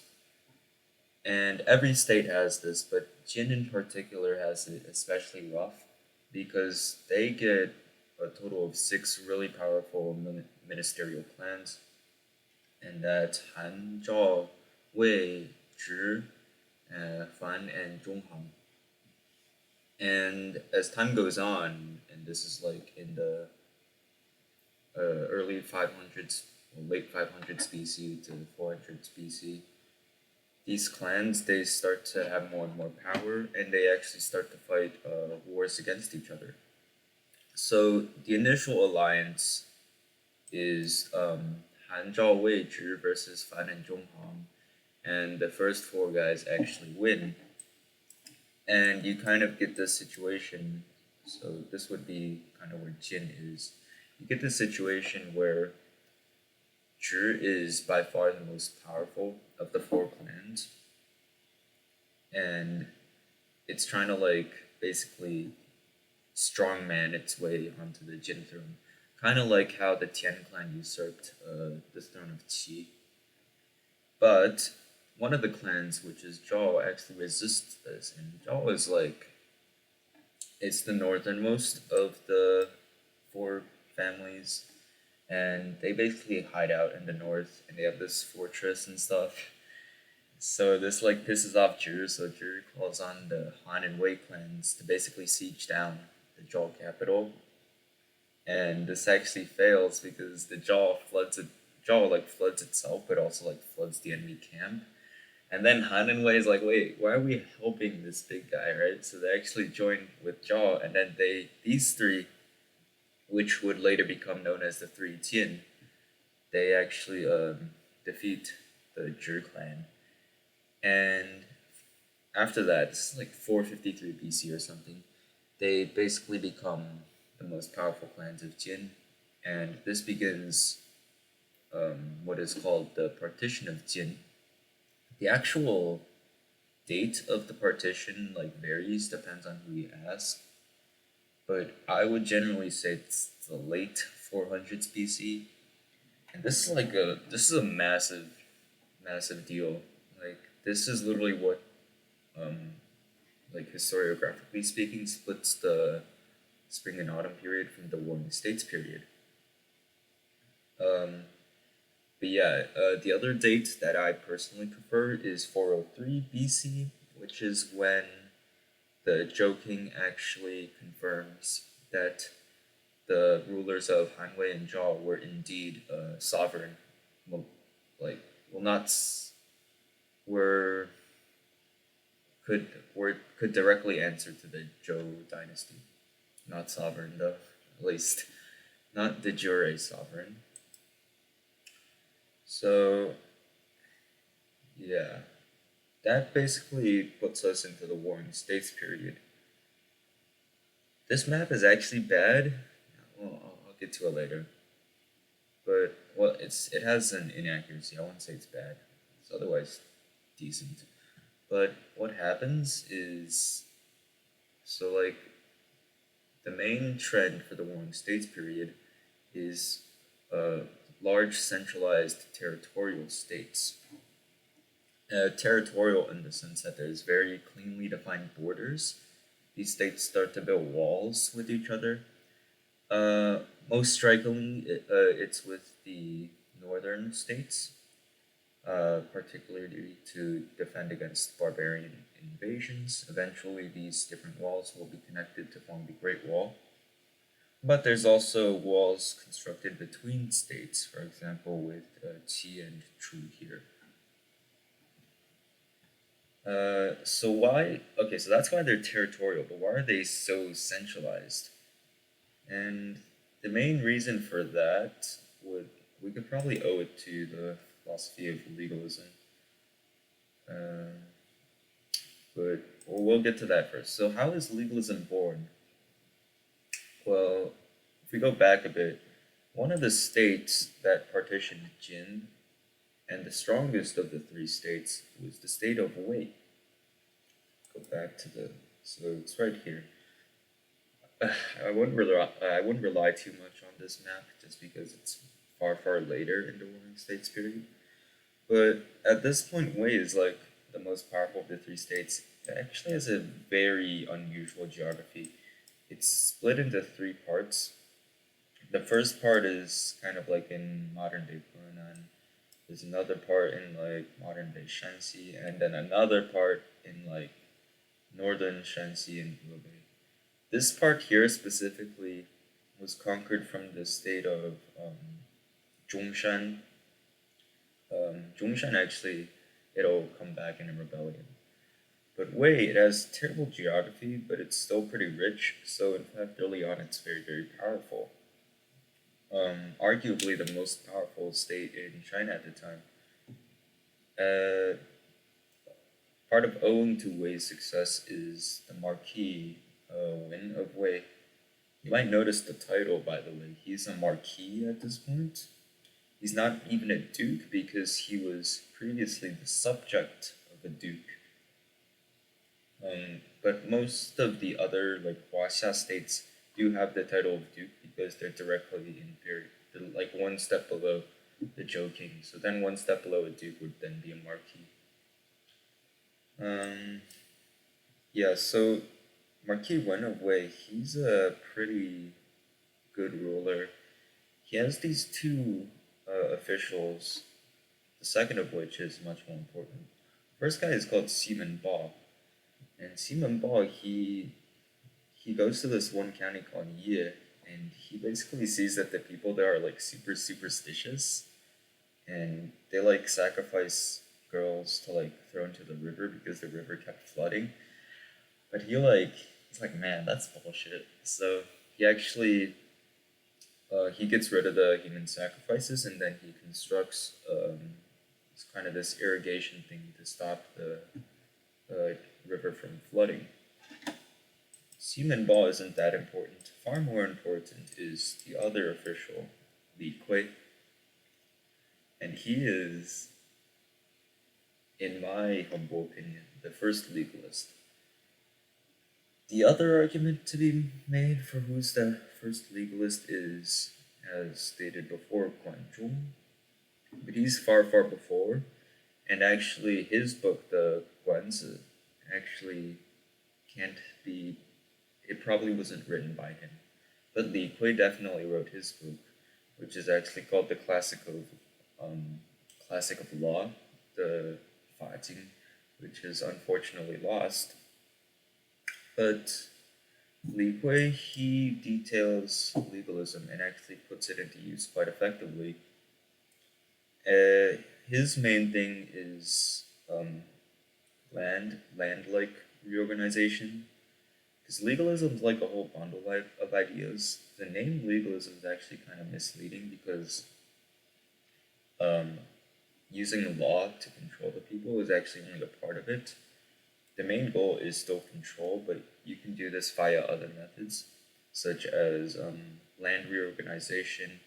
Private ownership of land is very, very important to legalism because the idea is there's like, at least during the Zhou dynasty and the early and during the spring and autumn period, there's a lot of what's called magnate families. Basically like landowners, and then they have a bunch of little tenant farmers, and then only these magnate families are actually answerable to the state. So Li Kuei sees that, he's like, man, that's inefficient. So he gets rid of that, and instead, every single family gets to own their own land, which is like surprisingly progressive for a philosophy that's like centered on like authoritarianism. But I mean, private ownership of land does help the country a lot because it's much more efficient. We'll get into legalism more. I'm gonna skip over it for now. But yeah, that's the partition of Jin. What arises then is that the three states that partition Jin, right? Han Zhao Wei, these three states will go on to form what's called the Three Jin Alliance. And they basically just go around beating up whatever other state they want. It's like really terrifying. And it doesn't last very long. And partly due to that is because of this one guy, also from Wei. He's called, he was the Marquis, what was he? Hui. He was the ruler Hui of Hui. And what could be Hui? I don't know. I don't know my tongues, okay? But this guy, he's very ambitious. He's too ambitious. He like goes around like invading everyone, and he's most importantly, he's the first um, ruler of a Huaxia state, so we're not counting barbarians here. But he's the first one to actually proclaim himself king. And he makes this such a big deal that he actually begs the ruler of Qi to also proclaim himself king. And then Qi does that. And then later on, all the other states do the same thing because, like, now there's a precedent. Like, what a middle finger to the Zhou dynasty, though, because for all these centuries, yeah, they've been politically trash, but like at least they've been the only king. Well, now even their subjects are beginning to question that. But the Zhou dynasty is still gonna survive for a bit though, because it's still a source of legitimacy for these warring states. Even like remember, it never got subjugated by the Zhou dynasty, but it does still kind of enter that sphere of influence and become its tributary. But basically, Marquis Wen, not Wen, Marquis Hui of Wei, he's overconfident, and it's kind of funny because right after he declares himself king, he gets absolutely trashed in two wars. Um, the second war is a little less notable. It's an invasion from Qin, but the first war is actually very legendary. There's this guy called Sun Bin. Let's um, possibly related to Sun Tzu. He actually writes his own military book, this Sun Bin guy. Sun Bin, he's very tough. He he served the state of Qi, but before that he was like kind of implicated in something. I'm not exactly sure what, but he got his face tattooed, which sounds terrible. But then he got his kneecaps removed, which is just how that. I don't even want to think about it. Getting your kneecaps removed. But like, just imagine this random ass guy with tattoos on his face just pulling up in a wheelchair to a battle, and he's like also one of the greatest military minds in Chinese history. Just it goes so hard, that mental image. Anyways, Sun Bin, he basically destroys, or he trounced his way, and that was a huge humiliation for the king. And then Qian attacks, and then oh, Wei's like in big trouble now. King Hui actually relocates his capital to be further away from Jin. He like moves it from like here to here because Jin's here, so he's scared. Yeah, King Hui of Wei, he basically squandered the state, I guess. So not a great ruler. Anything I'm missing? Okay, so yeah, the early Warring States period is dominated by the Three Jin alliance, but obviously that falls apart because of King Hui, also because Zhao invades Wei, so it breaks the alliance anyways. But now the biggest theme for the Warring States period is going to be the rise of a little state called Qin. You might already know it. Uh, Qin, it becomes very important later on. But at this point, they're kind of recovering from kind of that slump in the late spring and autumn period. They get bogged down in trying to conquer Sichuan, like all this stuff here, which is like really hard because this whole area here, it's called the Hanzhong area. It's all mountains, and they have to build bridges to connect that. And there's like only a few rivers that actually go this way. They do it. It takes them 100 years, but they do it, and they conquer all of Sichuan very, very nicely.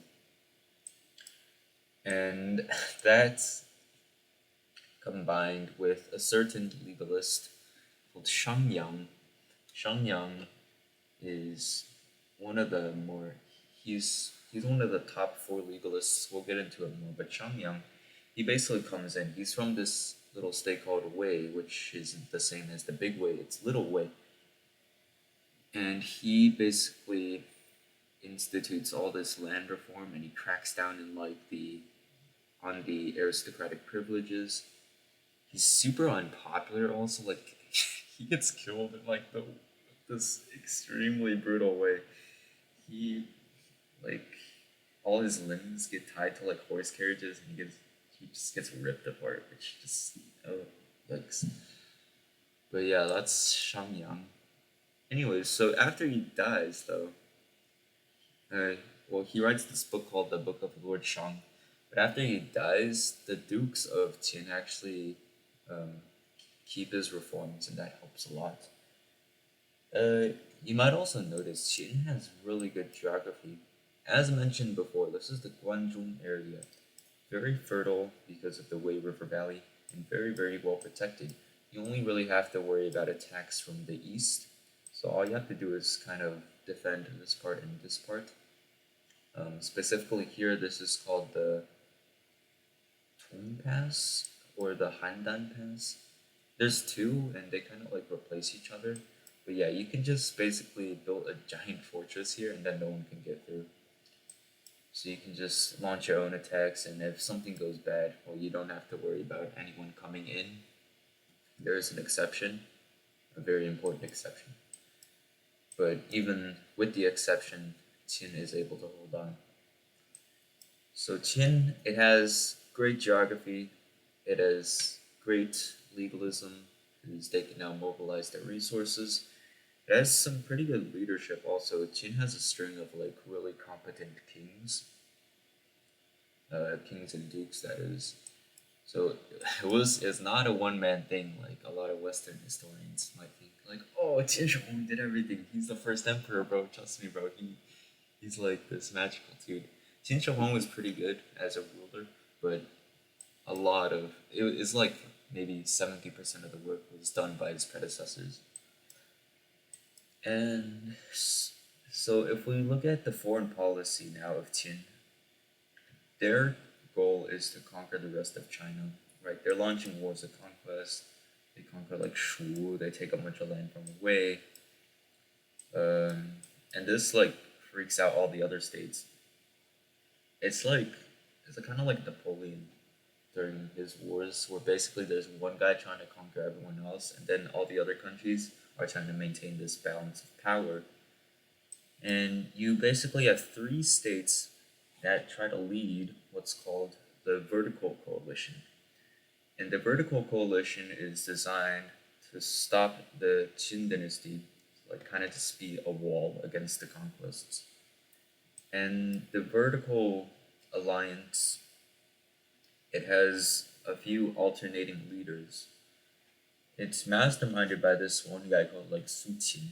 And he also he has this really weird story where he like betrays the king of one of the countries, but then like gets himself killed, so it looks like he was defending the king. This whole period's insane. But that's the vertical alliance. The thing with the vertical alliance, though, is that the stronger the leader is, the weaker the alliance as a whole is. Because then, if the leader of the alliance is really strong, then all the other like little states are gonna get suspicious. And if they get too strong, they might even turn on the state that's leading the alliance, which does happen once. Qin like sees this, and they're like, okay, what do they do? They make a horizontal alliance, like, right? It's like battering ram, where they basically head the alliance and they ally a few smaller states and try to pick off members of the vertical alliance. And this works. The first member of the vertical alliance they defeat is the state of Wei, but we already got into that. The second one is a lot more interesting. The second leader of the vertical alliance is Qi. And Qi at this point, they're doing really well. They basically they not only defeat Qin in battle, which is already like a feat, but they enter the Guanzhong area, which is like monstrously difficult to do. Like no one gets into Guanzhong, bro. Like somehow I don't know how, but somehow they fought past the mountain passes here and they got in, and yeah, they they beat Qin. But then we get the whole then we get to the issue, right? Now Qi is like getting overconfident. They take a bit of territory from all the other surrounding states. They actually completely annex the state of Song, which is like a huge deal because Song's like this huge state, and it's like near southern Shandong, not exactly, but it's near, and it's an important trade center. And basically, she just annexes the whole thing, and that pisses off everyone. And so there's this guy from Yan. He's called King Zhao of Yan. And Yan it's one of the seven major warring states, and it's in the north. And they see this. Well, first they do a thing. They conquer the Liaodong Peninsula. Liaodong Peninsula at this point is ruled by this Korean dynasty called Gojoseon. And Gojoseon, it becomes relevant a bit later on, but for now they're just getting their asses kicked by Yan. So Yan picks the Liaodong Peninsula, which China still holds on to today, and they they basically coalition with the rest of the states that she like pissed off. And if you just look at the map here, Qi's geography is not good. Like, yeah, they're rich, but they have literally no natural defenses. So they get completely occupied by the Yen alliance. Literally, only two cities are left standing. It was insanity. And they have two cities left standing. Everything is owned by the state of Yen. So Yen's like suddenly doing really great now. But Yen doesn't get dogpiled because she actually gets all its land back because this one guy from one of the two cities actually manages to take it all back for himself. Although it was probably in the interest of all the other states as well because they don't want Yen to get too powerful also. But that basically cripples Qi and they don't speak on the serious threat to Qin. Because Qin's geography is still really good. Like that might have been a minor setback, but they're gonna be back. They're gonna be back hard. So what makes the Qin state's army so effective? Well, the number one thing is size. Right? They have legalism, and the main goal of legalism is to mobilize the resources of a country, the resources and manpower of a country, behind a single, basically totalitarian ruler. And this ruler, who supposedly has the best interest of the state in mind, he will use these resources to basically wage war efficiently. And you get kind of almost this arms race. So not only are they trying to make the most amount of troops, but also the best troops. Um, and there's two ways to do that. The first one is making the troops very motivated. And how do you do that? Well, you promise rewards. And for the Qin state at least, they will give you actually more land.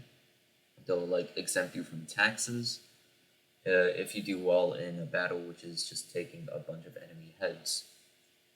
But the other way to get really good at to make your soldiers better is technology. Oh, and okay, if you're ever wondering why like Chinese technology is like so far ahead of the rest of the world until like maybe the 1700s, you can trace a lot of it back to the Warring States period.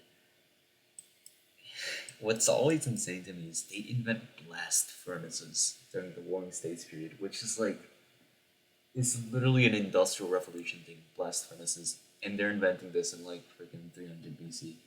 It's just crazy to me. That's how like modern these states were becoming. Another thing they invent is crossbows, which are not only stronger than normal bows, but they're also much easier to use. So again, there's that thing where you can now mobilize more soldiers because they're much easier to train. Um, I'm not much of a military historian, but so I can't really say too much about the army compositions at the time. Cavalry becomes a thing for the first time in Chinese history. They get rid of chariots because they're expensive and not good. Um, a big reason why cavalry gets introduced is because of the proximity of a lot of the states to the steppe. And these steppe cultures, they basically, their horses are really good. And they are able to perform like hit and run tactics. And then these northern states, they see that and like, I gotta get those horses for myself, man. So they get the horses, they train up their cavalry, and cavalry becomes a big deal. It's still very much an infantry focused age, which, I mean, Chinese history does tend to be infantry focused. If you're ever wondering why, you'll see like those memes where like Chinese warfare is like absurdly deadly, like hundreds of thousands of troops in each battle. Yeah, that you can also trace it back to the Warring States period. The military strategy changes very dramatically during the spring and autumn period. Um, as I said, they were fighting kind of these polite aristocratic wars. Now in the Warring States period, total war. Yeah, you're fighting total war now. You're basically just trying to destroy the enemy. You're trying to ruin the enemy. kill as many of them as you can, destroy their towns and cities, make sure they can't recover. It really is an art that the state of Qin manages to master.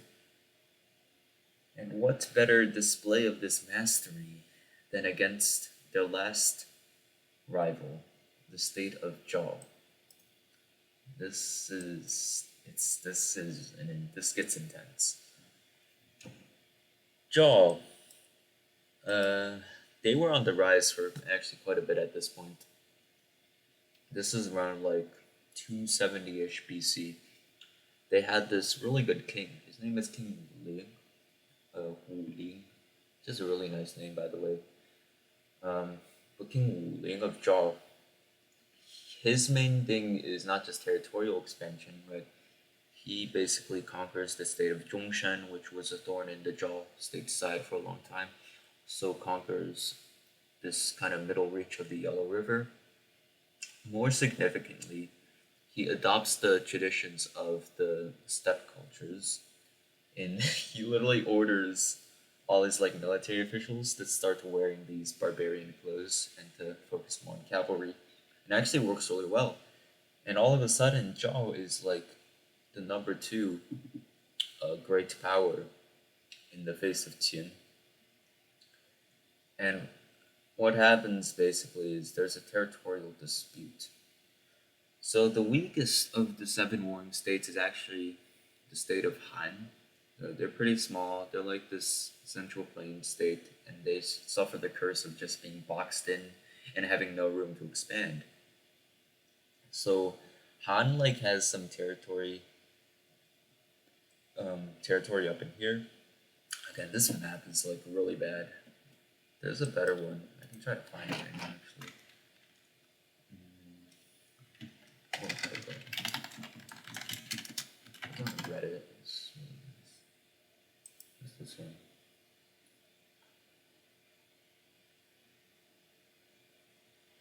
Oh yeah, beautiful. Okay. This is a good map. I might just use this. The reason why I didn't is just because it's in Chinese, but like, who cares, bro? But yeah, so this is actually on the eve of the Battle of Changping. Yeah. And Han is the state in green right here. And they've got all this territory up here in Shanxi. And Qin wants that territory, so they actually send this basically ultimatum to Han.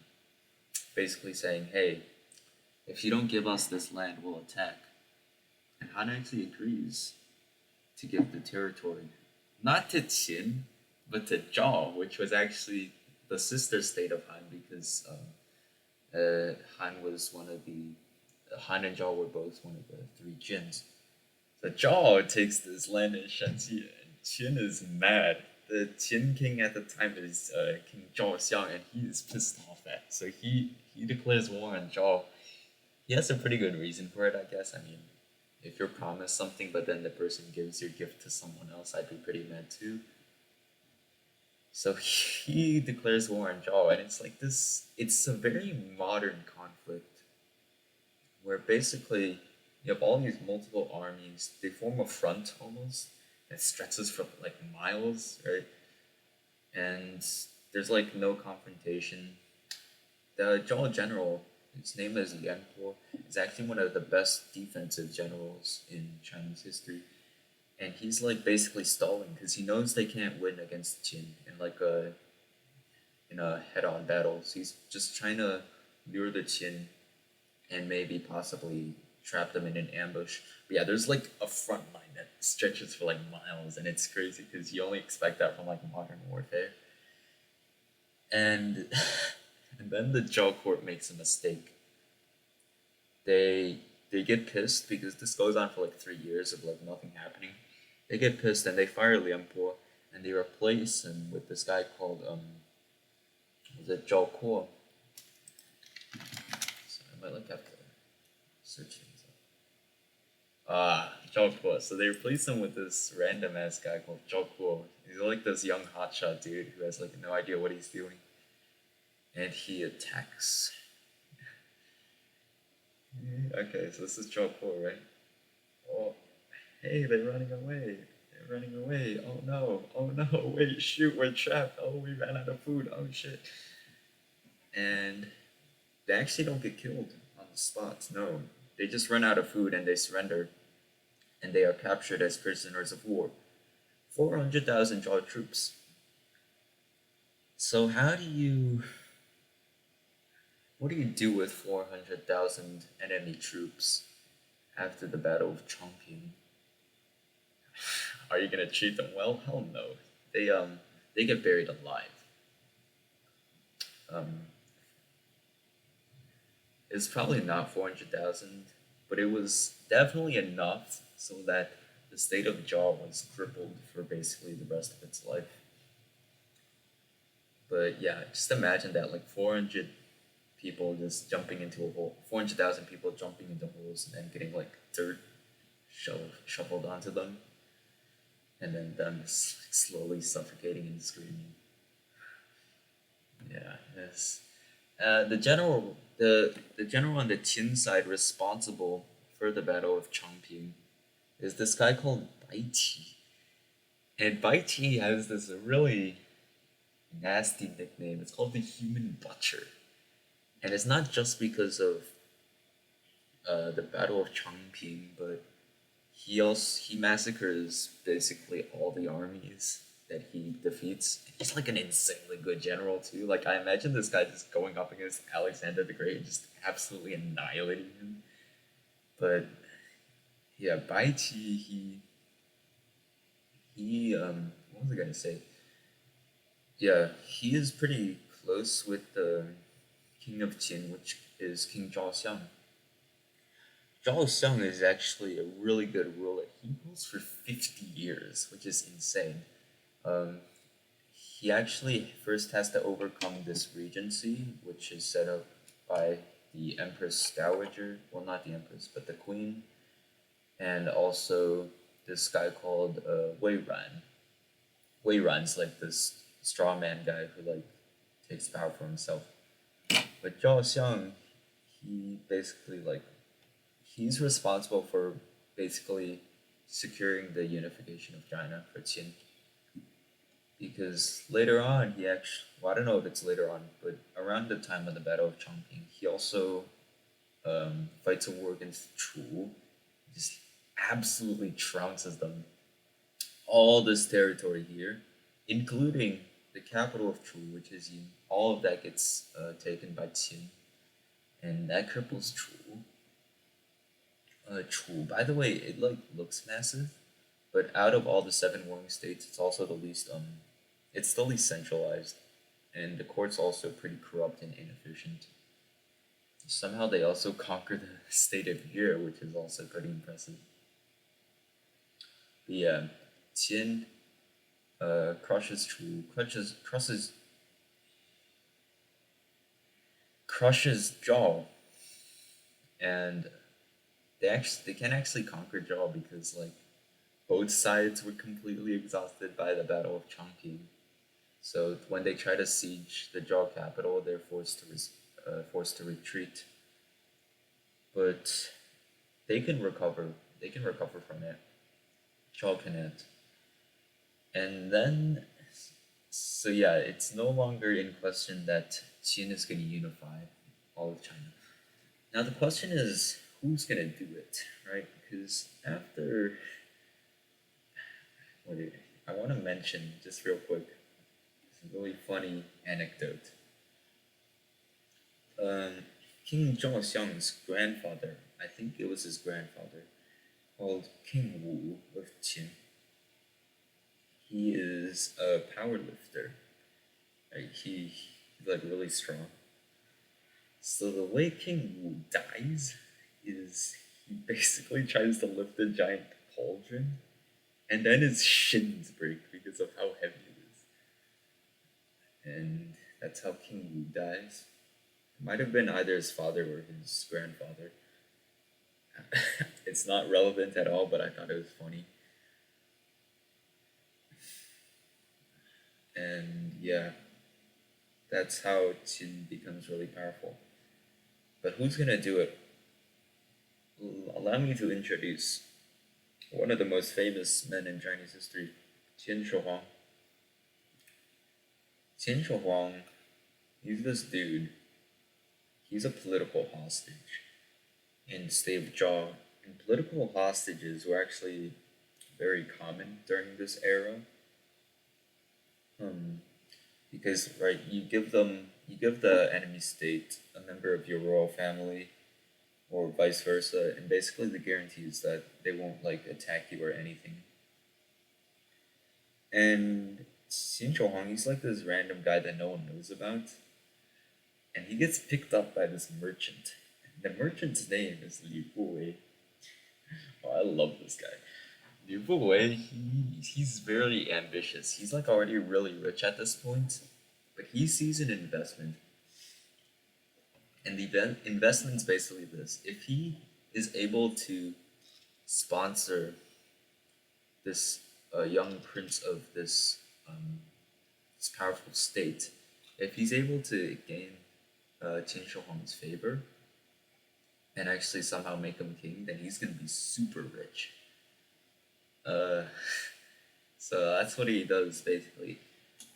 But before he can get to that, we need to give Qin Shi Huang a healthy dose of childhood trauma, and that was in the form of the Battle of Chongqing. So just imagine some little kid like just being surrounded by 400,000 skeletons.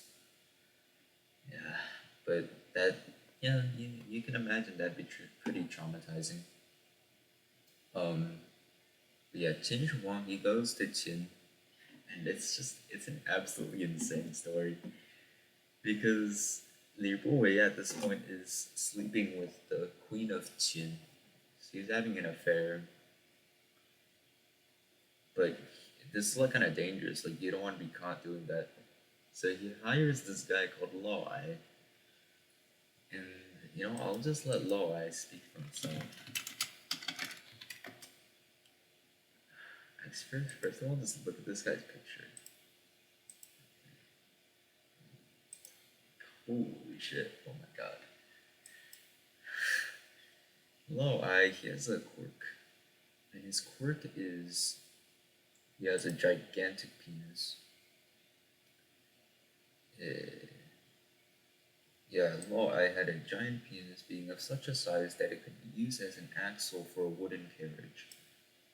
So imagine like a wheel spinning around on his penis. It must have been pretty straight too, but yeah, he uses Lo Ai to basically make Liu Buwei uses Lo Ai to make the queen really happy with him, but um, Lo Ai like gets too confident and he actually plots a coup and that fails. So rip Lo Ai.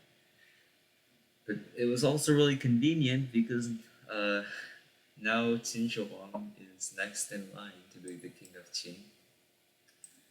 Actually, his name before that was Zhao Zhong because I don't know why actually, but his name was Zhao Zhong. It got changed to Ying Zhong, which was Ying Zhongnani, which was the name of the Qin royal family. So this guy's like not even that much of a Qin dude, but he's gonna become the Qin dude later on. Qin Shi Huang's life is insane. I'm. Let's see. Did I miss anything? Oh, I missed Chu Yuan. Oh shoot. Before we get to the unification of China, let's talk a little bit about like I think we'll go. Excuse me, but I will go back a little. Remember when King Zhaoxiang destroyed basically destroyed the capital of Chu? Well, there was this poet living in Chu at the time. His name was Chu Yuan. Chu Yuan, he is revered. He is seen as kind of this moral exemplar. He was a poet, but he got exiled. But he really loved his country. And basically, he was so sad when he saw that the capital that got conquered by the state of Qin that he just jumps into a river and dies. And as the story goes, after he jumps into the river, the locals like didn't want him to be eaten by the fish, so they basically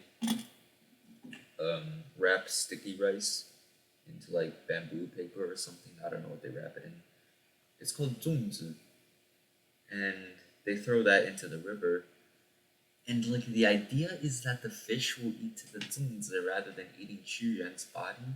Like that never made sense to me because like throwing rice into the river would only attract more fish to Xu Yuan's body, right? So yeah, he's probably only like bones now. But what this becomes is the Dragon Boat Festival, which is like okay, that came out of nowhere. But the Dragon Boat Festival is indeed um, a festival meant to honor basically this loyal Churen guy, which like never made sense to me because it's not like Chu was destroyed by the Qin invasion. It was severely weakened, sure, but like they just relocated their capital to the east anyways. So if he really was so loyal, why didn't he just also, run to the east and keep serving his country rather than just killing himself and being useless? Yeah, I mean, loyal Chinese dudes just love to kill themselves. Um, anyways, the unification of China. I was originally gonna save the philosophy section for this, but uh, I thought of a better time for it. Um, oh, okay. So Qin Shi Huang, he's the king now, and he has this minister called Li Si. Li Si is this pretty power hungry guy, which becomes important later on. But Lisa has a friend, and the friend's name is Han Fei. Han Fei is an interesting dude.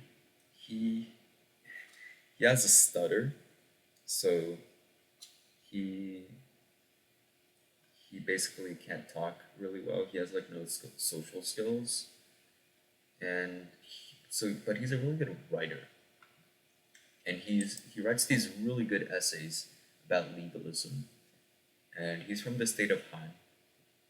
And the essays, he got kicked out of Han or something, so Qin Shi Huang actually receives him, and at this point, Qin Shi Huang like fangirling over Han Fei because he like read his essays and stuff. And the reason why Lisa actually knows Han Fei is because they were actually both they were classmates under this one Confucian philosopher called Xunzi, which is pretty interesting because like they were both hardcore legalists, and we'll get to Xunzi in a sec.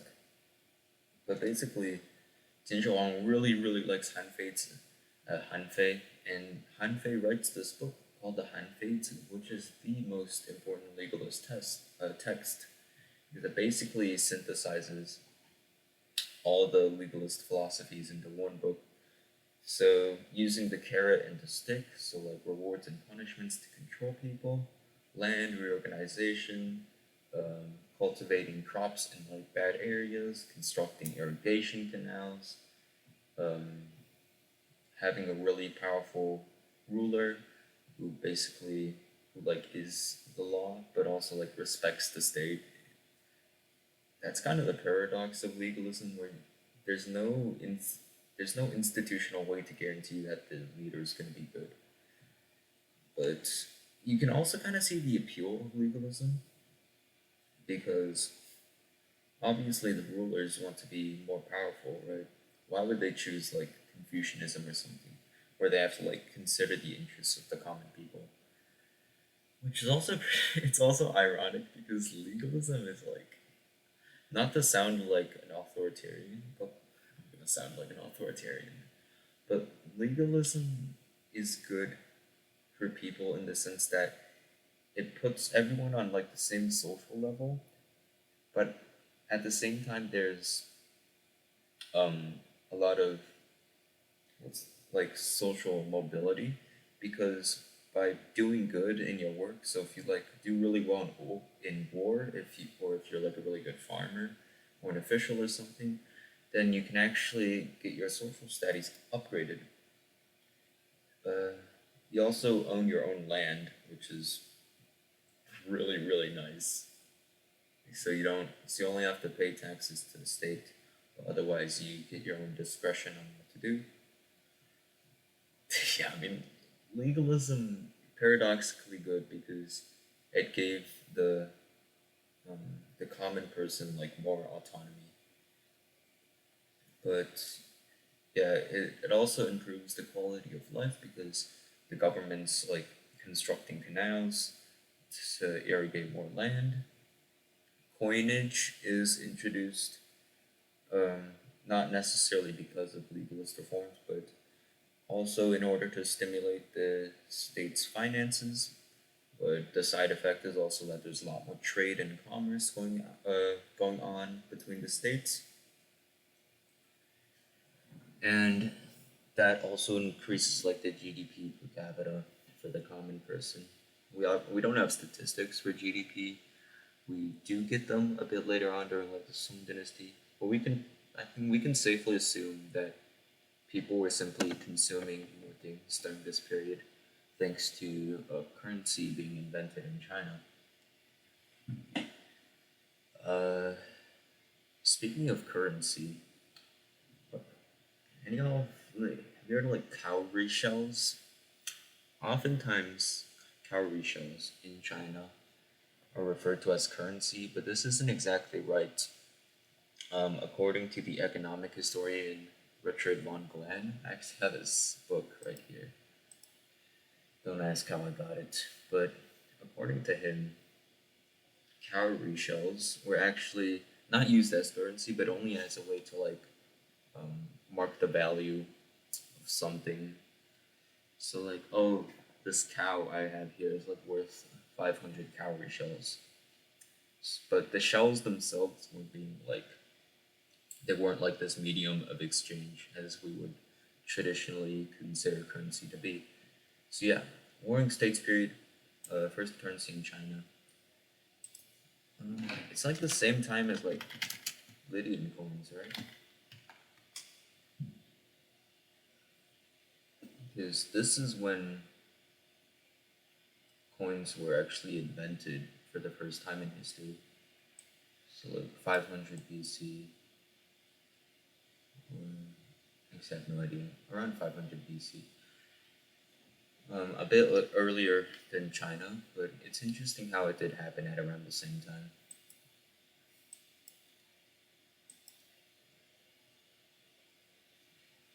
Okay, so Xinzhi Wang, he's got his philosophy now. He got his philosophy from Han Fei. Han Fei gets like starved to death in a prison because Lisa gets jealous of him, which is unfortunate because Lisa was also the guy who took in Han Fei in the first place. But yeah, he dies, and actually Qin just very quickly in like the span of like 11 years, just straight up just conquers all the rest of the states. And now we have this. These little subdivisions you see here are what's called commanderies. It's kind of like a province, but it's just a very organized form of administration and land organization. And I mean, not much to say about it. It just streamlines the administration more and more. For basically every new conquest, they'll establish like one or more commanderies. For example, Nanyang commandery. Nanyang is kind of like this basin over here. Gets established when they conquered from the state of Chu. Commanderies are used into like the Han Dynasty. We'll talk about administrative divisions a bit later, but for now, the commandery is the most important basics administrative division. And so if you look at the map of Qin here, this is what they've conquered from other states. You might notice, what about here? So they conquer that, rather unremarkable. But they also conquer the south. And for the first time, southern China, and I don't mean like, because this is also southern China, but like deep southern China, specifically Lingnan, because this is roughly where the Nanling Mountains are. These are the Nanling Mountains. Lingnan is like modern day Guangdong. They conquer that part. They send this guy called Zhao Tu to conquer it. And actually, Zhao Tu is very important later on because he establishes the kingdom of Nanyue after the Qing dynasty collapses, which the Han dynasty will conquer later on. Zhao Tu is actually pretty impressive because he not only conquers Vietnam, which is why he sometimes is referred to as a Vietnamese king by Vietnamese historians, but he also lives to 100 years old and rules for like 60 years, which is, we'll just have to take the historian's word for it. 100 years old guy, just imagine that. In like, just random ass, middle of nowhere kingdom in southern China. Anyways, okay, this is where we're gonna introduce philosophy. Oh, actually, one more thing. After Qin Shi Huang conquers all the other states, maybe I should actually talk about the conquest. So the conquest itself is very, very easy. And actually, the last state to be conquered is Qi. Because what happened at this point is Qin actually had an alliance with Qi because they're kind of like on opposite ends. Qin's here, Qi's here. It's kind of like that whole horizontal alliance. But Qi actually doesn't even try to fight Qin. Like, they have armies organized, but like the armies like run away. So that was pretty easy. Not to make the unification of China sound easy, but it wasn't as difficult as like a lot of like Western historians might make it seem. It was a big deal for sure though. And we'll get into why. The reason why it's significant is he unifies the currencies, so he replaces all of it with what's called the Banliang coin. It's like this little circular coin with a square cut out in the middle, and this gets used for the rest of Chinese history. Actually, I have some.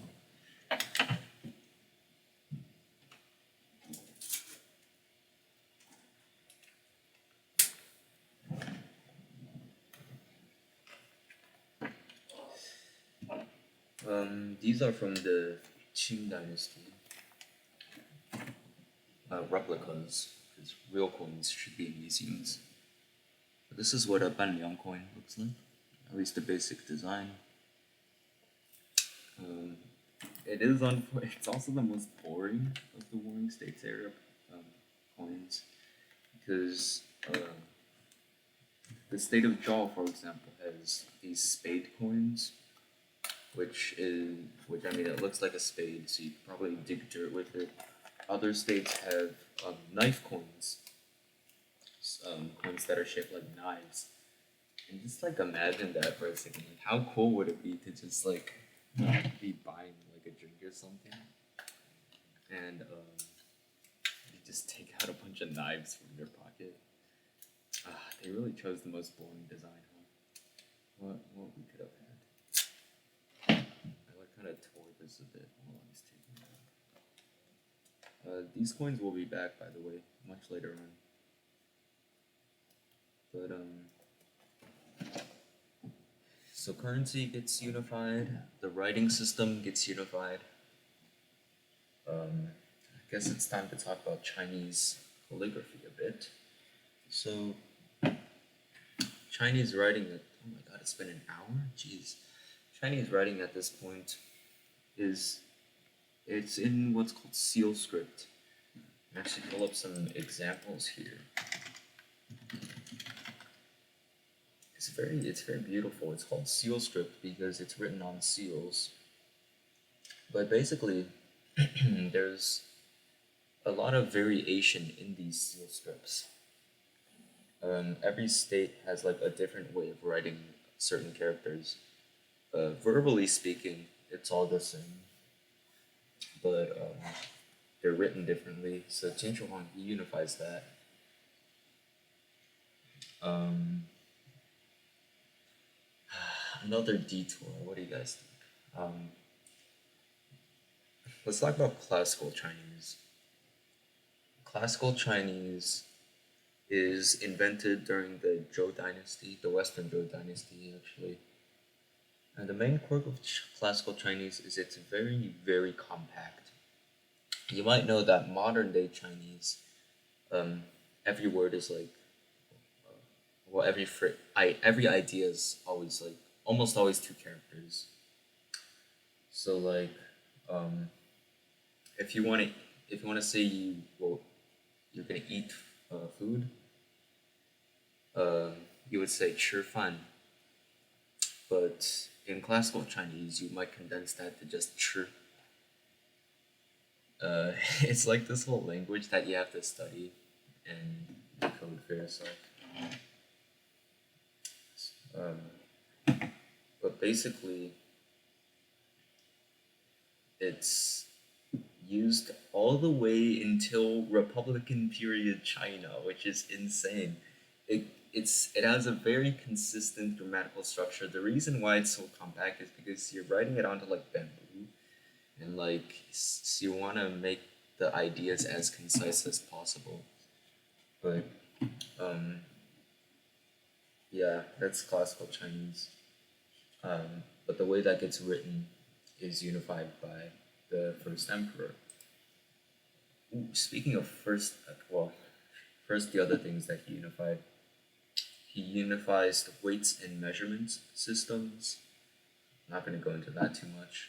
And he also unifies, this is really random, he unifies the length of axles for wheels. I don't know if that's like subconsciously thinking about low eyes like penis, but he basically standardizes the axle lengths, and that way, all the streets can be built to be the same length. So all the like um, carriages and stuff can ride on them. And okay, he also invents a title for himself, and we've actually been using it. It's called Shi Huangdi, which literally just means the first emperor. If you use the more literal translation, it would actually mean like heavenly August. It's a very, it's very much a religious title, and well, Chinese government, Chinese dynastic government is always very religious. But he invents that he takes Huang from the San Huang Wu Di, the three emperors and the three sovereigns and five emperors. And he takes Di from the five emperors. And Shi just means first. So actually, his successor is called the Art Shi Huangdi, which just means the second. Um, Art Shi Huangdi, which just means the second emperor of the Qin dynasty. But yeah, now instead of king being the highest title, the emperor is now the highest title. And yeah. So Qin Shi Huang's a very paranoid guy. He's very afraid of death. You might have heard about him taking mercury tablets in order to become immortal. He actually sends this random guy on a boat with like a bunch of children across the Eastern Sea. If it did happen, the guy probably like landed in Korea or something. Either way, he never came back. But another reason why Qin Shi Huang was so paranoid is there's multiple assassination attempts. The first guy to attempt the assassination is this guy called Jing He. This guy. And This one, by the way, is Qin Shi Huang. Jin Ke, he he was like the friend of someone from one of the states that Qin Shi Huang conquered. The story is really funny. He basically is presenting some map or scroll or something to Qin Shi Huang, and he pulls out his sword, and he starts attacking and chopping away at Qin Shi Huang. Like Qin Shi Huang like freaks out, and then they run to this pillar. So Jinko's like here, and they just run in this circle around and around. So it's like kind of ring around rosy, and then Jinko just can't catch up to Qin Shi Huang. And Qin Shi Huang's like trying to like draw his sword, but the sword is so long that he can't do it without like actually impeding himself. Eventually, I think some bodyguards or something catch Jinko or something. I'm not quite sure, but okay, that makes Qin Shi Huang freak out a lot. If that wasn't crazy enough, there's a second assassination attempt, and this one was by Jinko's friend, who was a blind musician. I'm actually not quite sure how the story goes, but somehow this blind musician got close to Qin Shi Huang and tried to assassinate him, and that also didn't work. There's a very important third one that I'll get to it later. It's by this guy called Zhang Liang, and Zhang Liang is a very important figure in the foundation of the Han Dynasty. But yeah, that kind of explains why Qin Shi Huang has this very paranoid personality. One of the consequences is also that uh, he supposedly burned a lot of books and buried scholars alive. That like the historicity of that happening is like it's pretty dubious because again the people who are writing about Qin Shi Huang's life are after he died, and since the Qin dynasty didn't last very long, it's very anti Qin Shi Huang.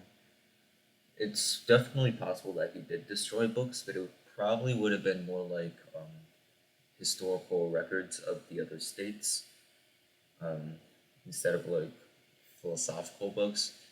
And it's not like this was unique at all.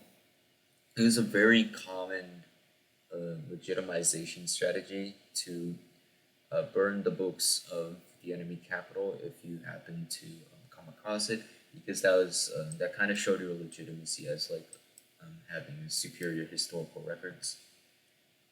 Because I mean, if you lose your own history, then you're kind of losing your own country, also your own identity. So that's just something they always did. It also like ticks me off a bit because this tradition of burning the books of a conquered enemy also means that the records aren't very well kept. Speaking of records, the best source we have for the spring and autumn period is what's called the Zuozhuan. It's insanely detailed and long. It's so good that actually Sima Qian, the grand historian, is only able to paraphrase from the Zuozhuan. So that's how detailed it is. There are some other ones, like the record of the Warring States. Confucius supposedly contributed to a book called the Spring and Autumn Annals. But the most comprehensive and accurate book for this period is the Zhuojuan, which was written during the Warring States period. Okay, so speaking of burning books, there it's time to talk about the philosophy of the Spring and Autumn and Warring States period. This is gonna be quite a ride.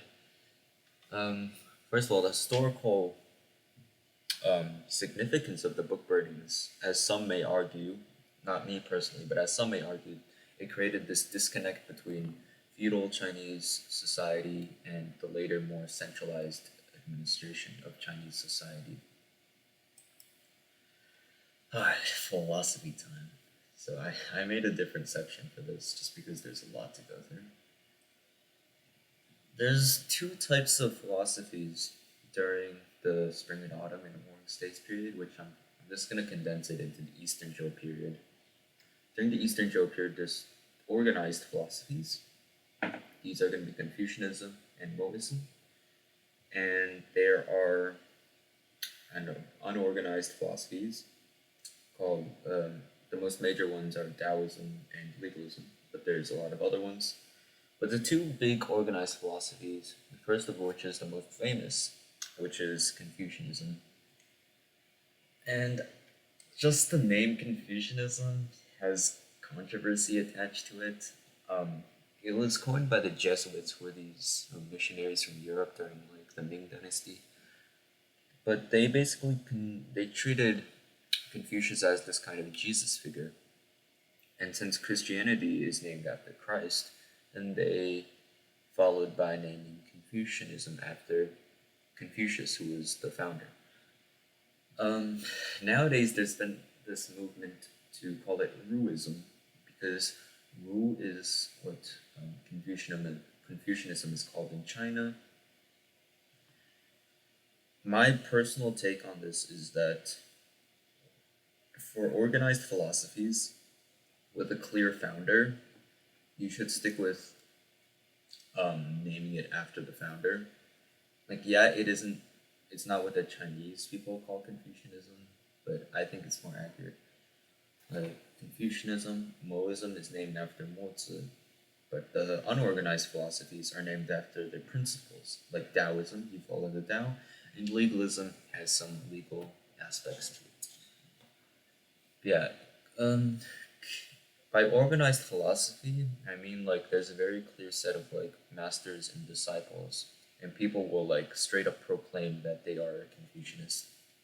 People will like not be doing that with Taoism, for example. Taoism is a term that is coined later on in the Han Dynasty when they were trying to categorize all the different philosophies of this period. So some of the fundamental tenets of Confucianism, the most famous one, not necessarily the most important, but the most famous one is filial piety, xiao, which just means that you have to respect your parents. Confucianism basically has this hierarchy of love, and you are supposed to love everyone, but not equally. To love everyone is to practice benevolence or ren, but you're to love commoners. You are to love um, your friends more than commoners. You're supposed to love your parents the most, your parents and your ruler.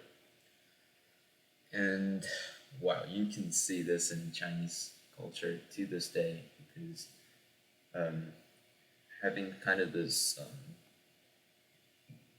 very collectivized family structure is still important in a lot of East Asian countries.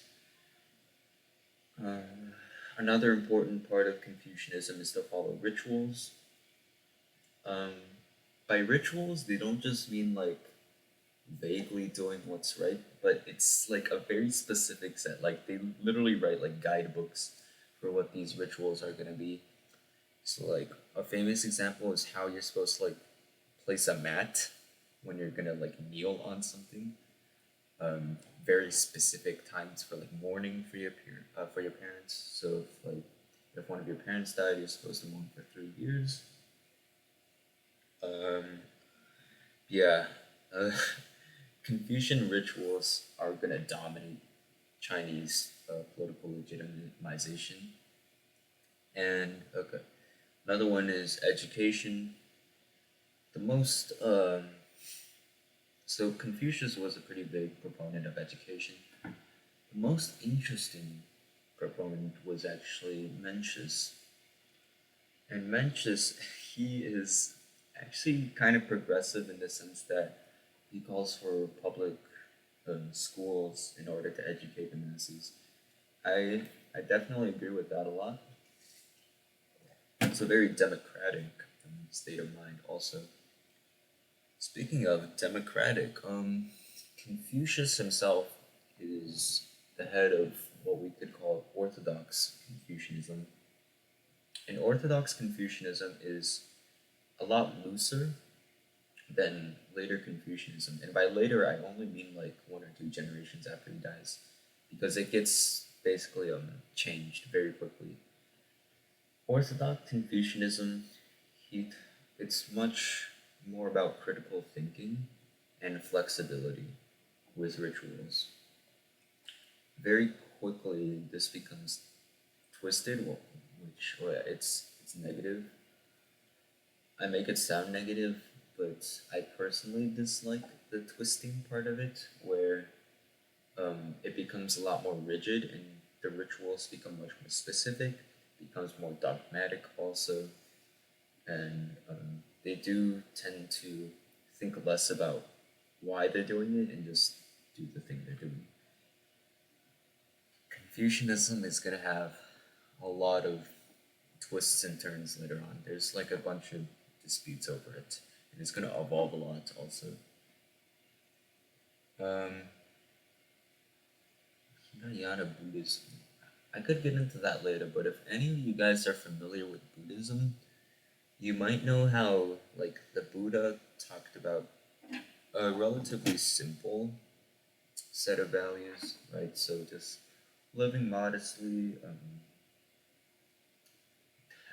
I don't really know much about Buddhism. Most importantly, just like living modestly to achieve enlightenment, like getting rid of greed. But what happens is like Buddhism, so that would be called the very orthodox Hinayana interpretation of Buddhism.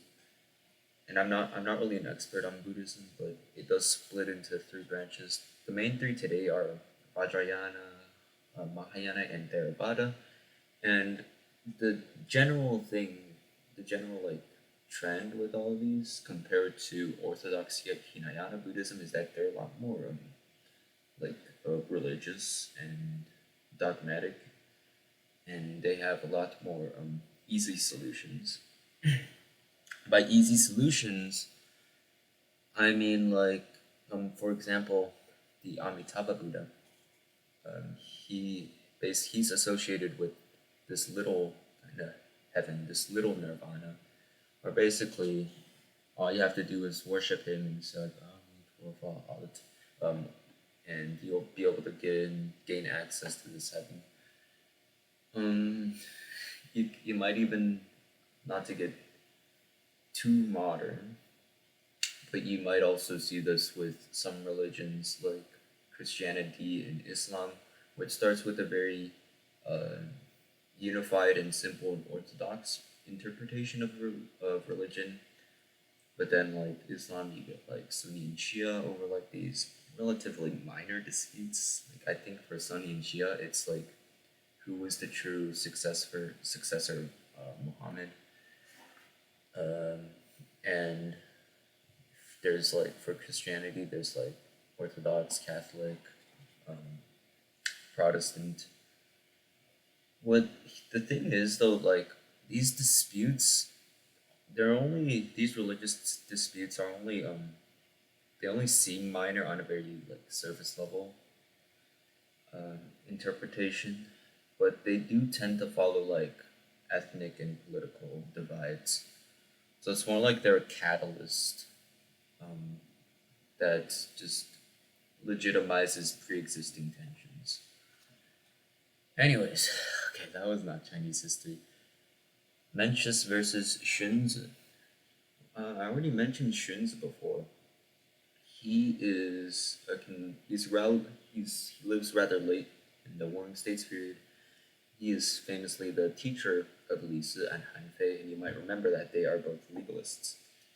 And the reason for that is Xunzi has a more authoritarian take on Confucianism to the point where you might even argue that he's he's almost like a bridge between Confucianism and legalism. I would be careful with saying that though. Xunzi's main thing is he focuses more on the power of the individual person a lot over nature. You might remember Yu the Great, the founder of Xia Dynasty, tamed the Yellow River. Well, Xunzi uses Yu the Great a lot because he really respects Yu's ability to control nature using like engineering. Xunzi is nowadays considered less orthodox, but at this point, he's about as orthodox as his main rival, who is, well, I wouldn't say rival, but his disagreeer, which is Mencius. Mencius is a lot more famous. because he's a bit more optimistic. Mencius, the main disagreement between Shinzo and Mencius is Shinzo believes that humans are born evil and that the only way to be good is to make yourself practice a lot and to will yourself into being good. Mencius, on the other hand, believes that humans are born good and that if you're good, that means you're also working to be good because it's easy to contradict your own nature to become evil. Um, and this kind of causes a split, and Mencius is favored, his interpretation is favored later on. To me, it always seemed that they were essentially making the same argument. Well, regardless of what human nature is, it requires some amount of work in order to be good. So, because for Mencius, like, oh, you're good already, but then you turn bad. And Shins is just saying you're bad, but then you might stay bad. It's really the same argument to me personally.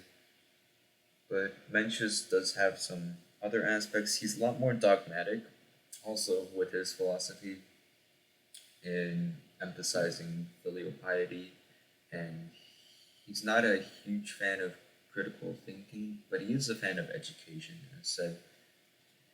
Yeah, um, Confucianism, it'll get more important later on, but at this point it's still very fringe compared to legalism and all the other philosophies. Um, and I say fringe because Confucianists are scholars. They're literati. Well, they're not literati yet because a literati is a scholar official. At this point, they're just scholars. But they are still useful in the sense that they'll get sponsored by certain countries. In this case, Qi and Wei. They'll get sponsored and they'll write a few books like saying good things about the country. And in that way, they are able to be useful. But you'll notice that a Confucianist is never allowed into the actual powerful government positions. That actually pissed off Confucius himself because he was given this. Confucius was from the state of Lu, which is it's this purple state right here. He was from there, and he was given this government position, but he didn't have any actual power. Uh, Here's a story I missed. About the state of Lu. Remember that second stage feudalism that brought down the state of Jin? Well, it also almost destroyed the state of Lu, in that there were three clans, just like Jin, and these were called the three Huan clans. And these three clans were also becoming all very, very powerful. And Confucius actually got kind of tangled in the mess. He like wanted the clans to like step down and to respect the Lu ruler, but instead he just got like exiled, which is why he traveled a lot. But yeah, that's the 3-1. Uh, what else? Am I missing anything with Confucius? He has a lot of disciples. And he's an interesting guy. Confucius, the guy, is yeah, he's pretty cool. It's just that his philosophy is used to justify a lot of bad things. Um, the uncool thing about Confucius and Confucianism is that it's very sexist. Compared to like Taoism or Buddhism, for example, he very clearly says that the wife is inferior to the husband. Um, Also, like, if I'm missing something, I'm sure it'll come to me later. Anyways, the main rival of Confucianism is Moism. Moism is founded by this guy called Mozi. I actually did a project on this guy, so we'll see how much I remember. Mozi is. Let's go through this guy's life. He is also born in the state of Lu, but he's more commonly associated with the state of Sun because he serves as a minister in Sun. And the story goes that at that time the state of Chu was very, very large, gobbling a lot of states up, and then it was poised to attack soon. So Mozi actually visits the true court, and even he basically asks the king not to invade soon, and the king is like, okay, why should I listen to you? So he basically makes Mozi play a game with the best true general, and the true general is really good at offensive warfare and sieges. So he pulls out a bunch of like stratagems. And then Mozi is like very calmly, he pulls out his own defensive stratagems. And he actually reveals that he has a lot more in case because so he'll basically never run out of ideas to defend the fort. And then the true general whispers to the king. And then the king's like, haha, Mozi, you see? Uh, Even if you have so many stratagems, we have a way to kill you. Well, we have a way to stop you. And then Mozi's like, I know what it is. You want to kill me. But you see, if you kill me, I have hundreds of followers back at home who are just as capable as me. And actually, by killing me, you're just going to piss them all off. So the true king let him go. And so the idea here is that Mozi is a defensive mastermind. He writes a book also called The Mozi, and it's it's an interesting military book also because it mentions for the first time what's called cloud ladders, which is basically just ways to climb up over walls using ladders. But that's not the main thing about Moism. The main thing about Moism is the concept of universal love. How do you explain that? Confucianism had the hierarchy of love, right? Moism says that you should love everyone equally. The way we do this is you apply, for example, the love for your mother and father onto um, other people's mothers and fathers. Same as for your friends and to other people's friends. And yeah, the thing with Moism is they're also anti-emotion. So if they're anti-emotion, how can they love universally?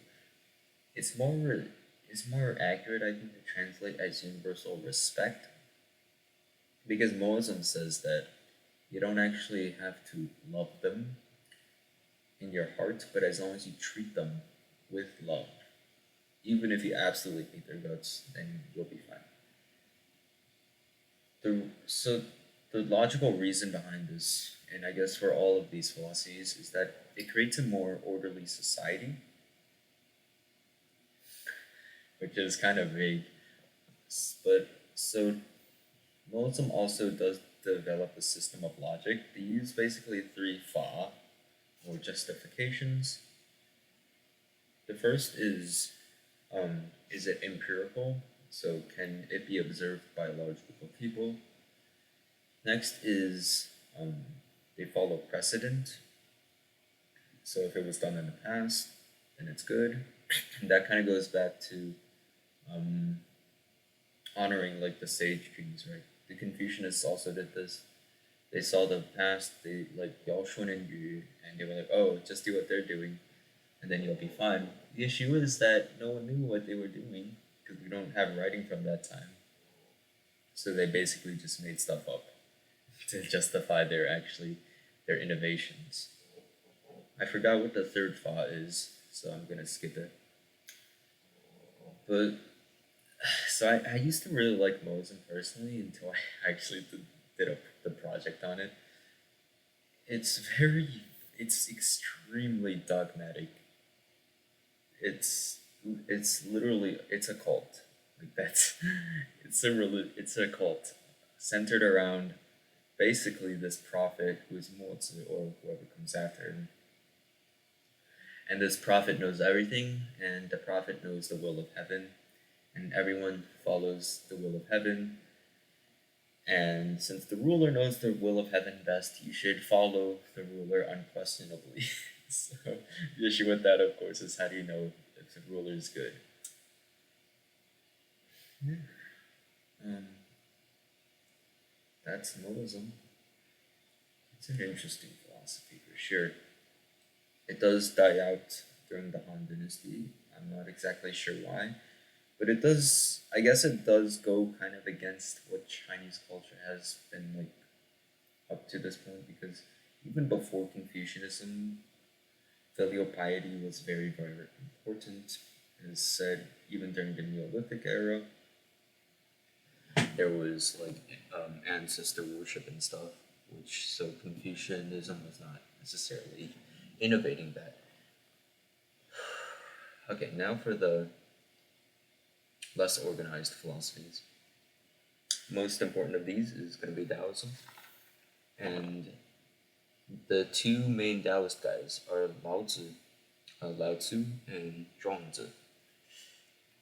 Um, they're not too different in philosophy, so they're not like debating human nature like Xunzi and Mencius would be doing, but they do have their own emphasis on different things. Lao Tzu tends to emphasize what's called the eternal and the unchanging Dao.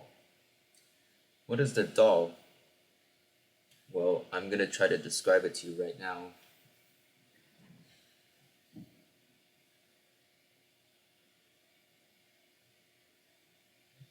Well, yes, the point of the Dao is you can't describe it.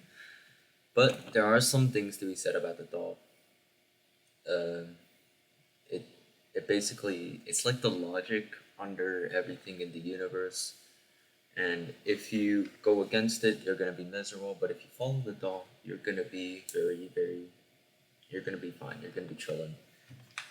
The thing with the Dao is that every philosophy during this point actually does reference the Dao. Not the same concept, but they use the same character for it. And it's always some kind of underlying logic of the universe that you're meant to follow. So that's Lao Tzu. Action through inaction, where basically it's not action through non-action, so you're not doing nothing, but action through it's action through non-action, not action through inaction. Because inaction would mean you're doing nothing, you're just gonna starve to death and die. Non-action just means that you're not doing that's like you're not doing anything that's against the Tao. Uh, Zhuangzi, his main thing is spontaneity. Where basically you kind of just do something without really thinking about it, which sounds bad, but the example he gives is if you consider the butcher. Okay, uh, butcher that's not being spontaneous is gonna think a lot about the meat he's cutting. So like he's gonna look at all the bones and um, the ligaments and the tendons and muscles and stuff. And he's gonna but like since he's thinking too hard about it basically, and since he hasn't practiced enough, he's not gonna do very well with this job. So how do you achieve spontaneity? You practice a lot.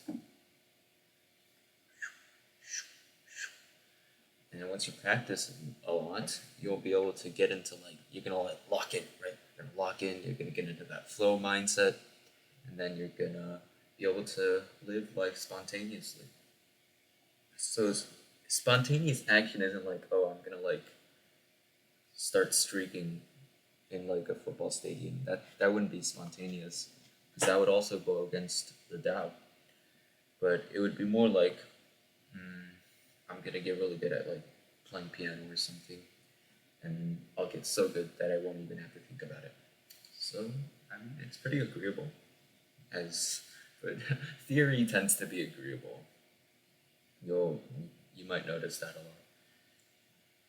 Similar to Confucianism, Taoism also gets twisted into more religious philosophy, and that's kind of the state that Taoism is in today.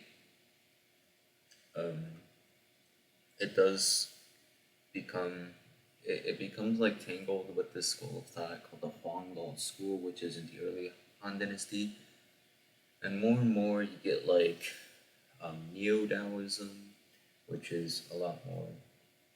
I'll get to that later. But just know that Taoism in the state that it is today is much more of a folk religion with like gods and rituals and stuff, rather than like the lifestyle that Lao Tzu and Zhuangzi would have promoted. Um, yeah, it kind of gets conflated with like the concepts of yin yang and wu xing. Um, Yin yang, you've already seen the symbol before, but it's basically just light gives way to dark, dark gives way to light, and basically a cycle. Same thing with Wu Xing, also a cycle. You get the five elements, which is like fire, metal, water, wood, and air, I think. It's kind of like, yeah, Avatar or something. I actually have an Avatar map in the back there.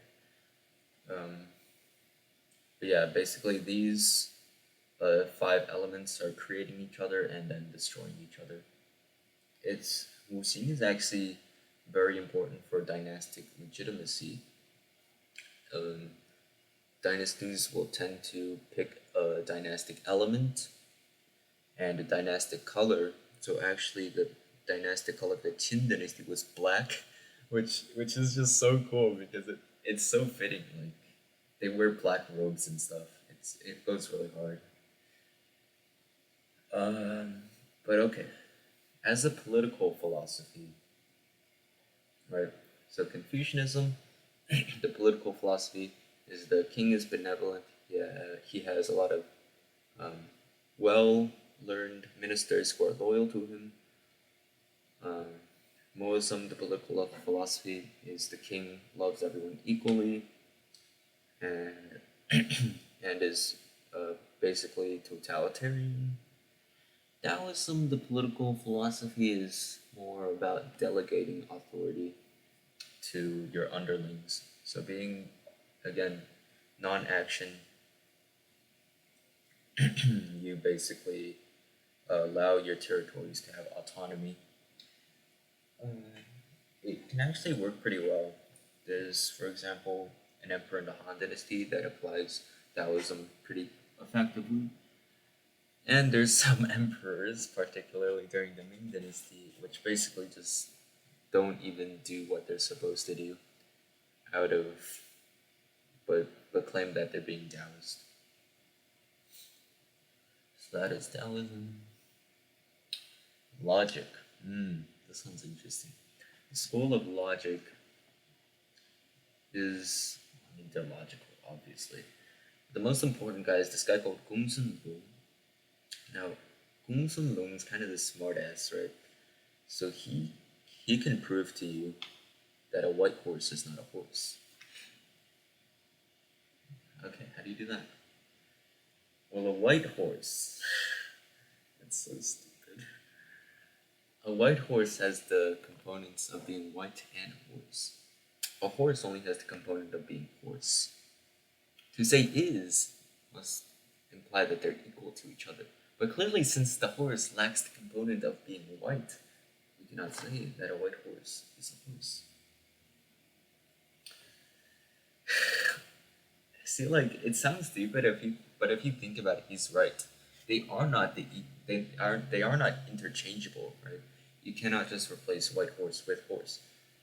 It's more accurate to say a white horse is a type of horse. And that goes into like categories and stuff. Um, if y'all are familiar with like Plato at all, is it Plato? But he like has basically these platonic ideal forms, and basically every like what we see in reality is like only kind of close to that platonic form. Well, I think this Gomez and Long guy was like kind of onto something like that.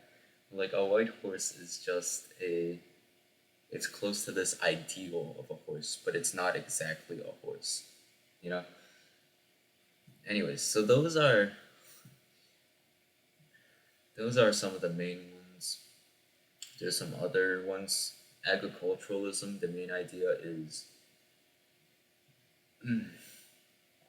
that rulers should work in the fields with the commoners. You can probably guess that it wasn't very popular.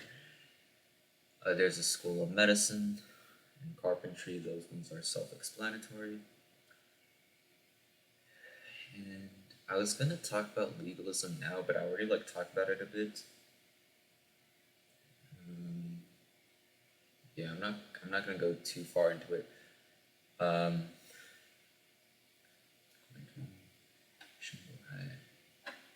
oh, the only one I haven't mentioned yet is Shenbu Hai. He's this guy from the state of Han, and he's also a very good essayist like Han Fei. Generally, the four great legalists are Li Hui, Shenbu Hai, Shangyang, and Han Fei. Guanzhong is debatable because he was too early and he probably didn't actually apply his ideas. But yeah, Han Fei, just imagine him synthesizing everything. Is there anything I'm missing with the philosophy? Because there's definitely a lot.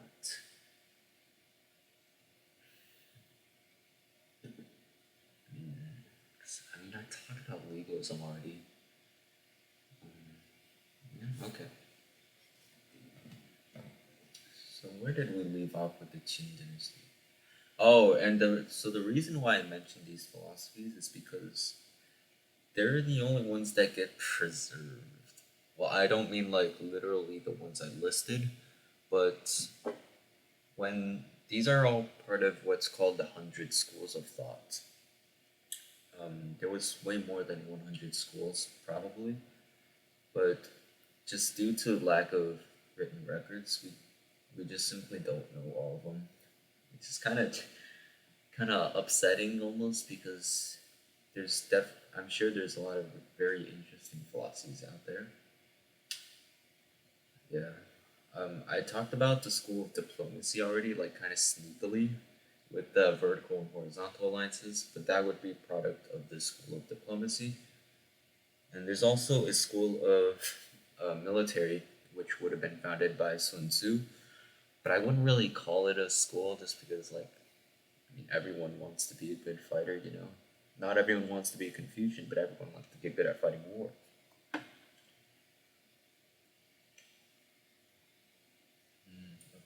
So we left that at Qin Shuang's book burning. So this guy survives all three of his assassination attempts. And then he dies. So why does he die? So the pop history theory is that he dies due to mercury poisoning. I'm not gonna say that it's impossible, but it seems a very orientalist approach to it. And that, oh, look at these mystical, superstitious Easterners taking their mercury pills and dying. Look how ineffective. Is probably a mix of both an unhealthy diet, which may include mercury poisoning, but most likely it was probably just he got overworked. And actually, quite a lot of emperors get overworked to death. Um, I'll mention a few of them later on. But after this guy dies, he's traveling in the east or something, and his minister Li Si is with him. Talked about him already, and this eunuch called Zhao Gao is also with him. And these two guys are pretty happy about this news because they use this to increase their own power. They they put Qin Shi Huang's body under a pile of dead fish and basically cart him into the capital. The reason why they use dead fish is so that the stink covers up the stench of his body, so that no one's suspicious. And they go into the capital, and they basically order the crown prince and all the other older sons of Qin Shi Huang, order Li Si and Zhao Hao order all the sons to kill themselves, and they obey, and they put this guy called Qin Ershi onto the throne. Now, Qin Ershi wasn't a particularly bad guy, but he was by nature a puppet just because he was installed by these two conniving ministers. And immediately things start going wrong because the Qin dynasty was one of those countries that was held together, and not to sound like great man theory or anything, but it was held together by the force of Qin Shi Huang's personality. Without him, everything fell apart. I'm gonna propose a theory here, right? Call it the reunification shock theory. Basically, um, China has been reunified, but the Jin dynasty is like too hasty with it almost. Or basically, they try to apply their administration, which is more legalist than the other states, but they try to apply that administration to all the other states without as much consideration. And what they also do is they take away the privileges of the nobles and they start levying the commoners for projects such as palaces and the Great Wall. They also take away all the weapons of the commoners and they create what's called the colossi.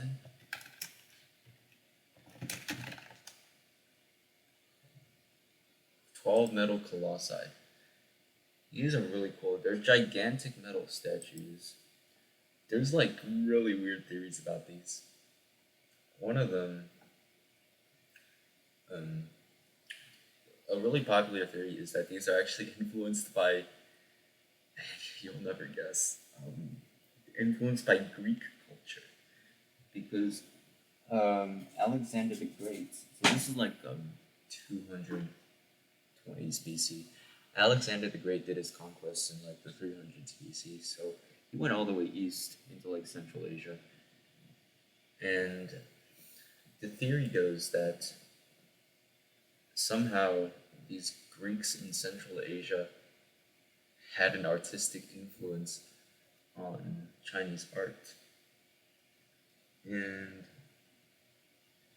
if you it makes sense if you think about it because Chinese China does not make statues. They don't make. It's not like the Roman Empire, right? Where there's statues of all the emperors. You could have drawings, but those come later on. To have even just life-sized human statues, like with the terracotta army, um, and much less like massive statues, is definitely reminiscent of some kind of Western influence. There's apparently a record that these these white guys like randomly showed up and they were like really tall and had like blue eyes and showed up in the Qin capital and that really impressed Qin Shi Huang or something. I think it makes sense personally, but we'll have to see. So that theory about the 12 metal colossi having Western influence is still controversial. Less controversial is the Western influence on the terracotta warriors. You've probably heard of these. I won't go too far into the terracotta warriors, but they're part of this massive mausoleum complex, and essentially there's just thousands of them, and they're supposed to guard the Qin Shi Huang after he dies. Oh boy. They basically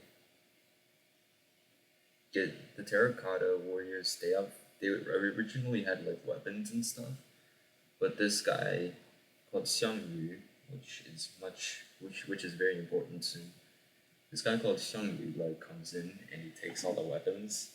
Xiang Yu also like burns a ton of books, probably more than Jin Huang did, which is pretty upsetting.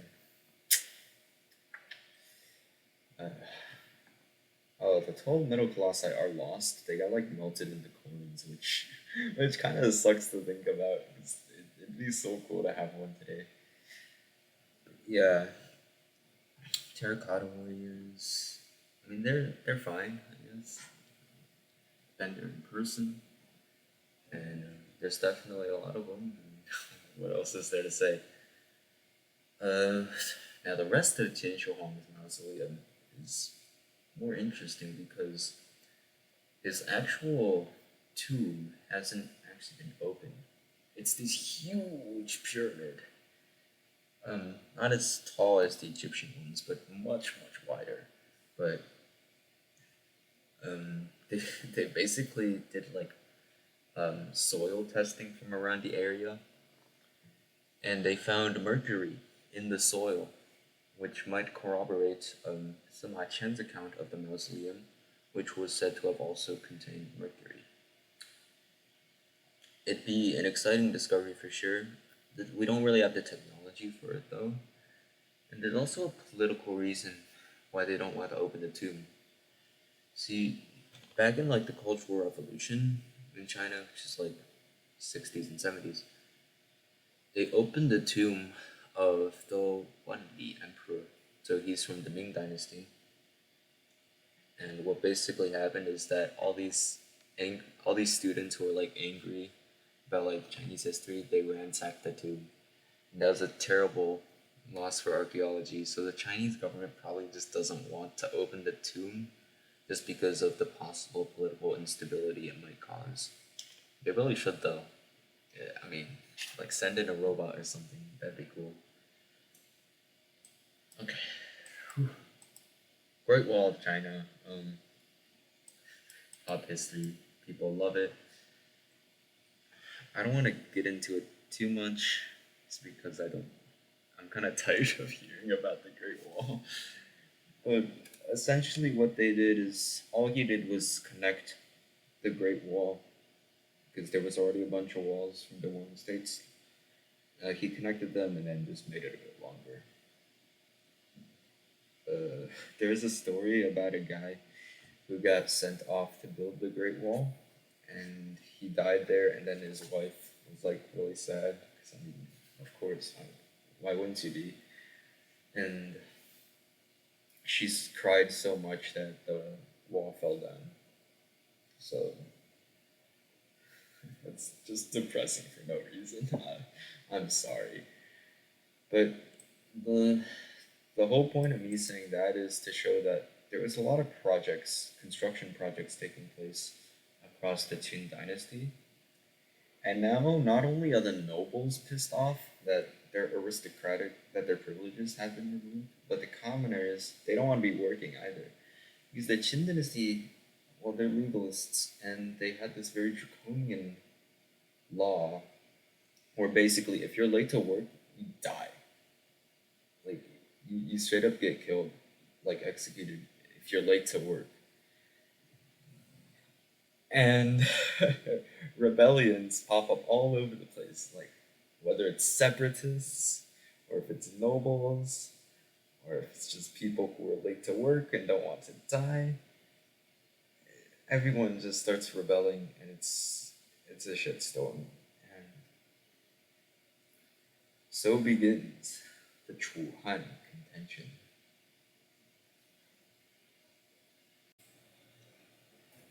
All right, the Chu Han contention. Oh boy. So during the fall of the Qin dynasty, you've got all these rebels, right? And there's two main ones to keep an eye on. Let's talk about Liu Bang first. So Liu Bang, he has a pretty funny way of becoming a rebel. He was actually this prison warden. He was supposed to be leading a bunch of prisoners to I don't know wherever, but there was a there was a storm or something. Well, whatever it was, he was gonna be late for work. What does that mean? He was gonna get executed. So he agreed with his prisoners that if um, that they would become rebels together. Actually, the funny thing about this is that Liu Bang wasn't even the one who came up with this idea. There was actually these two other guys who were also late to work that rebelled because they didn't want to be killed. So I mean, I'd probably do the same thing. So okay, that's Liu Bang, and Liu Bang, he's a peasant scoundrel. He doesn't really have any political connections, but he's very, very charismatic. So he's good at making friends. Um, kind of on the opposite side of the spectrum is his main rival, which is Xiang Yu. And oh boy, Xiang Yu is like this god of war, and it's like this descendant of the House of Chu. And uh, he is not as charismatic, but he is extremely good at fighting battles.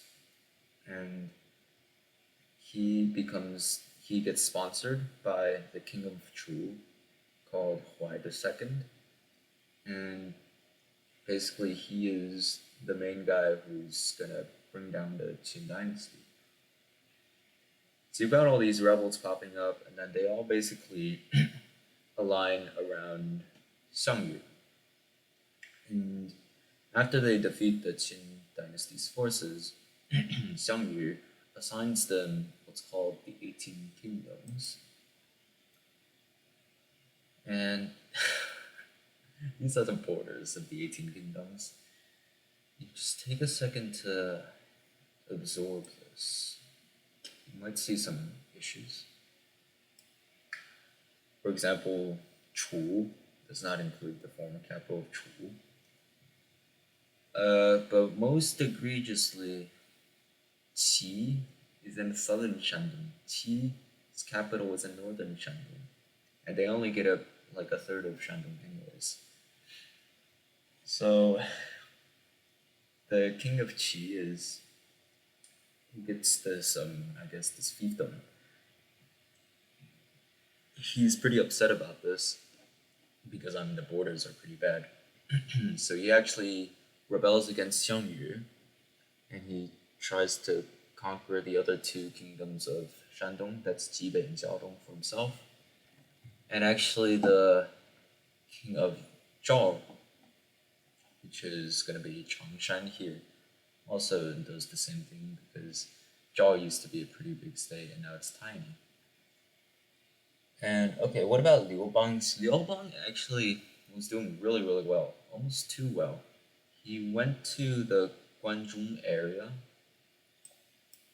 and actually, so he like basically goes here. He gets in there, and um, he destroys the Qin dynasty, and Xiang Yu actually follows him there, and he burns a bunch of books down. Could be propaganda. Very likely Liu Bang also destroyed a lot of books, but it's kind of that double book burning, right? The Qin dynasty did it, and then it happens during the Chu Han contention. We're not technically in the Chu Han contention yet, but this is the prelude to it. This is the setup. So Liu Bang, he just did something incredible. He went into Guanzhong and destroyed the tyrannical Qin dynasty. So how does he get rewarded? Well, Xiang Yu rewards him with the shittiest province in the whole country, which is Han, which includes the Hanzhong area, which is very, very poor, and Sichuan. And Sichuan's not, it's poor compared, it's not terrible, but it's poor compared to the rest of China. And it's sure as hell, it's not prestigious at all. So he basically gets this really underdeveloped region, and he's basically based out of here with this. He's basically like stuck between mountains, and he has to deal with just the Han River, and he's pretty sad about this because he just did this incredible thing, and he got like nothing for it. And Xiang Yu is basically he declares himself hegemon, the Ba Wang, and there's this opera about it. Well, there's a movie about an opera about it. Something Ba Wang. It's about the Chu Han contention. The Chu Han contention is one of those events that just gets retold and retold and romanticized for the rest of Chinese history. It's like on par with like the Three Kingdoms era. in like China. So yeah, but right now we're not at it yet. Liu Bang's here, Xiang Yu's here. He's trying to deal with the rebels in Shandong and like Hebei. And while he's distracted, Liu Bang he he's made a few friends at this point. Um, One of the friends is Zhang Liang. Zhang Liang is, you know, that like strategist archetype in like East Asian media with like Zhuge Liang. Like, no, there's this really cultured guy who doesn't do any of the fighting himself, but he can command troops and like figure out tactics and logistics and stuff. Zhang Liang is basically it basically starts with him.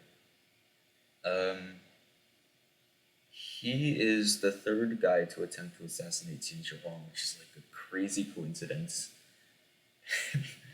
This one's pretty. All of the assassination attempts are really funny. Zhang Liang basically hires this strong man to take an anvil or something, just something really heavy.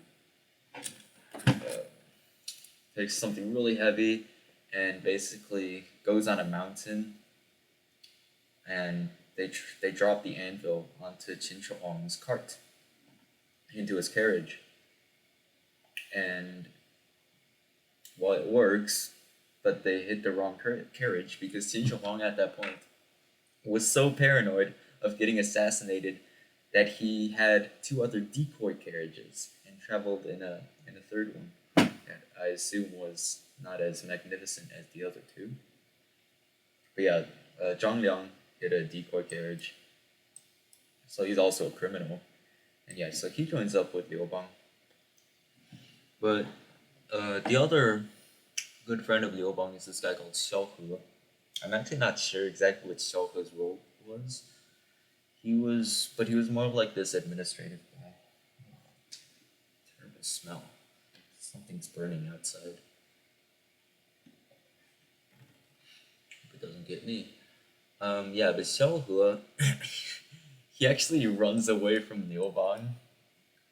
Like, when Liu Bang's like already at his lowest point. But he comes back with this young hotshot general called Han Xin. Oh boy, Han Xin is one of the greatest. He's one of the greats. He has some ideas. He's like, okay, Liu Bang, let's not give up, right? We got Sichuan, right? Here's what we do.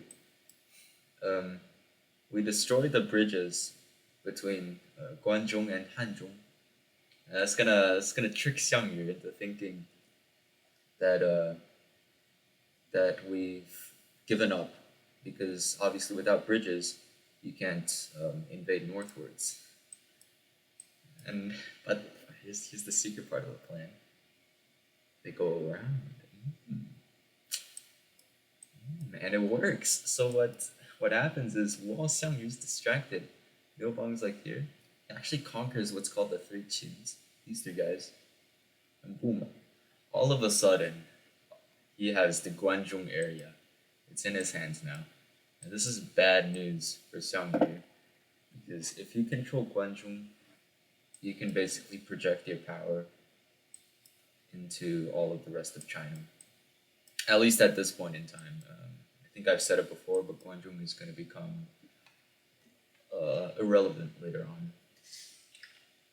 But at this point, it's still the political center, or not even like center, but it's just the capital area. Um, yeah, so he conquers the three qins of Shanxi. So he has all of this western part. And Xiang Yu does not like that at all. Because he knows Liu Bang is like ambitious. And Liu Bang he might not be as good as fighting, but he's resilient and he has a lot of charisma.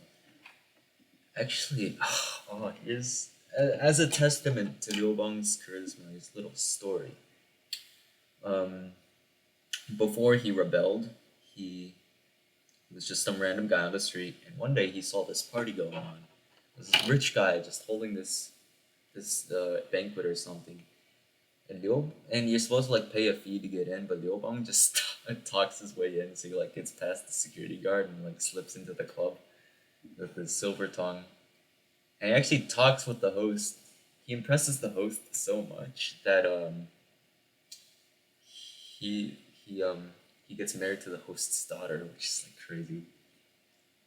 Um, Liu Bang is absolutely shameless, and you just have to love him for it. But okay, the grand strategy now is Han is gonna go on a northern path like this.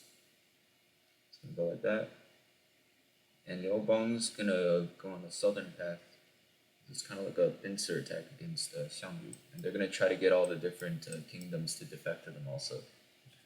Han does an absolutely incredible job, so he just sweeps through northern China, easy peasy. And Yobang has a bit more difficulty. Mm. So I'm not quite sure on the order of events here, but at some point, so before Liu Bang conquers Guangzhou, he actually becomes brothers with Xiangyu. So at some point, Liu Bang actually meets up with Xiangyu, and Xiangyu's like, "Okay, dude, let's make it up, okay?" So Xiangyu has a guy do a sword dance, and but the sword dancer is actually an assassin. So the idea is that the sword dancer is gonna accidentally get Liu Bang, but this doesn't work because Liu Bang's brother-in-law is like this big gruff guy. He like comes and saves his brother, and then Liu Bang like he literally like runs away in a carriage. He runs away so quickly that he like forgets his children. So like the carriage guy literally like turns back around to like get his children. I'm telling you, this guy's absolutely shameless. But it worked. That's what it takes to win these dynastic transitions. Um, yeah, that happens. There's another incident where Xiang Yu holds Liu Bang's father as hostage. And so Xiang Yu like it's so cartoonish. She like brings out this giant vat of like boiling water, and he like has Liu Bang's dad just like right next to him in ropes, and he's like shouting at Liu Bang, "Hey, Liu Bang, if you don't surrender now, I'll toss your dad into the vat, and then we'll have soup for dinner." Like, haha, what are you gonna do now? Are you gonna disobey your father? Are you gonna be bad towards him? Then Liu Bang is just an absolute scoundrel. Is what he says. He says, "Okay, Xiang Yu, aren't we supposed to be sworn brothers? So if you boil my dad, you're also boiling your dad also. So in fact, you're the one who's losing if you boil my dad." I'm telling you, absolutely shameless. And it works, and his dad is like, well, I don't know what happens to his dad. They do reunite later, but his dad is not turned into Liu Bang's dad's soup. But yeah, so that stuff happens. Uh, Basically, Liu Bang is just like he keeps getting bogged down. Xiang Yu, he's literally a god of war. Um, but Liu Bang, he keeps coming back, right? Like he doesn't care how many times he loses. Like he's got manpower, he's got allies. Like, he doesn't care. So one time while he's like bogged down, Hanxi, he's like around here in Shandong. Shandong's like where Qi is, and he sends Liu Bang a letter asking to be made the king of Qi. Seems reasonable, right? I mean, like he did all this conquering, he should probably get rewarded. Liu Bang is furious. He's like, oh my god, bro, it's so over, bro. Hanxi's gonna like backstab me. Oh my god, I can't do this. But he's not really he's not really in a place to bargain because he does need Hanxin's help to to defeat Xiang Yu. So he does actually make him the king of Qi. Han Xing does not get a happy ending, but we'll get to that. Anyways, what happens basically is the Battle of Gaixia. I actually have no idea where it was. Let me see.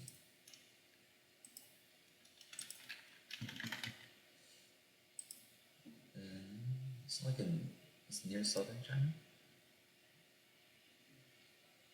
Oops, that's not this one. Okay, it's around here. Battle of Gaixia. You might notice that it's actually within Chu territory.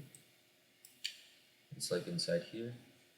So they're fighting in Chu territory, and Zhang Liang comes up with this plan. Um, it's I doubt that it actually happened, but the plan was basically that he was playing on a flute and he played this flute song, and he had the soldiers of Liu sing this flute song, also sing the song, and the song was a native Chu song.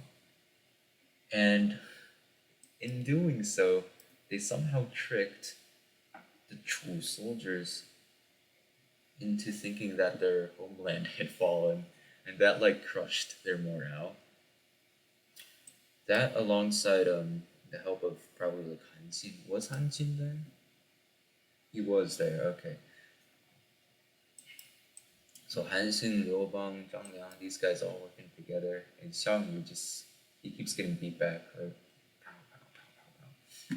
And he keeps running, and at some point, he's only got a few hundred soldiers left. And it's so romanticized, it's insane. Because he basically, there's like a bounty on his head. The soldiers are promised like a ton of money and the title of Marquis if they were to bring back like Xiang Yu's body parts. It's actually Xiang Yu. He's like surrounded by like thousands of guys trying to kill him, and he's like chopping them all down. It's like straight out of a movie. And then he recognizes one of his friends in the crowd who's trying to like kill him, and he's like, "Oh, friend, why don't you become a marquis?" And he kills himself, and the friend does get some of the body parts, but so do a bunch of other guys whose Xiangyu's like corpse is just torn apart by a bunch of different dudes. All of them do get the reward money and the title of marquis, so it's pretty generous.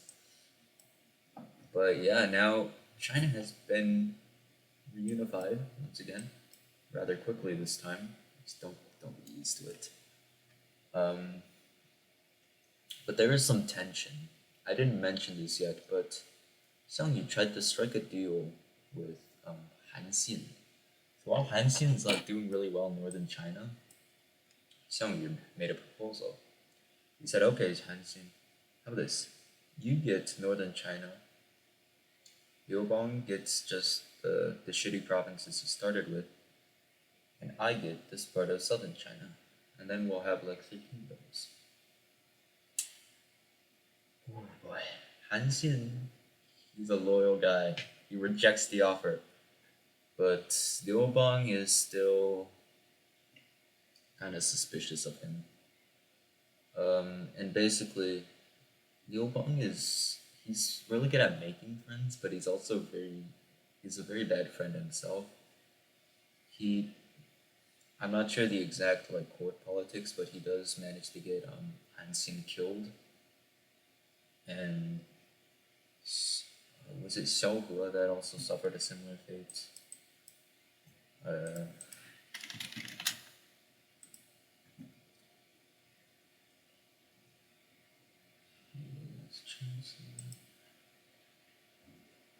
oh yes, Xiao He also helps in destroying Han Xin, which is kind of sucks.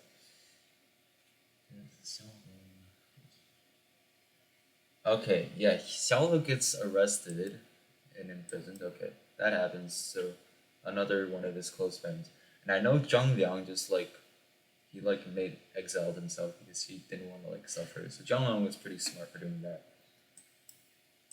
Han Xian, yeah, it's very tragic what happens to him because he is very loyal and capable.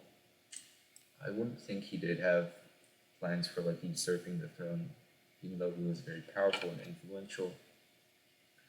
There is a story associated with Han Xian where basically he also grew up kind of as a peasant scoundrel, and one time he ran up with the town bully, and the town bully humiliated Han Xin by having Han Xin crawl underneath his legs, and that was obviously quite upsetting. Another time, Han Xin was starving, so he like ran up to like I don't know where he went, but some old lady went up to him and like gave him some soup, and Han Xin was so grateful that he cried and said that he'd like repay her 1,000 times. Um, Anyways, so after that, after he becomes like the super good general, he actually goes back. He finds the bully again, and instead of like punishing the bully, he thanks the bully for like teaching him how to stand up for himself. Just like interesting, yeah. But I mean, it's a story. But the point is, he was a pretty decent guy. I don't know if he did repay the old lady. Probably, I think he did, but like with her family. But yeah, that's the true Han contention. It's very, very romanticized. And it's been immortalized in the form of Chinese chess. Let me see if I have a board.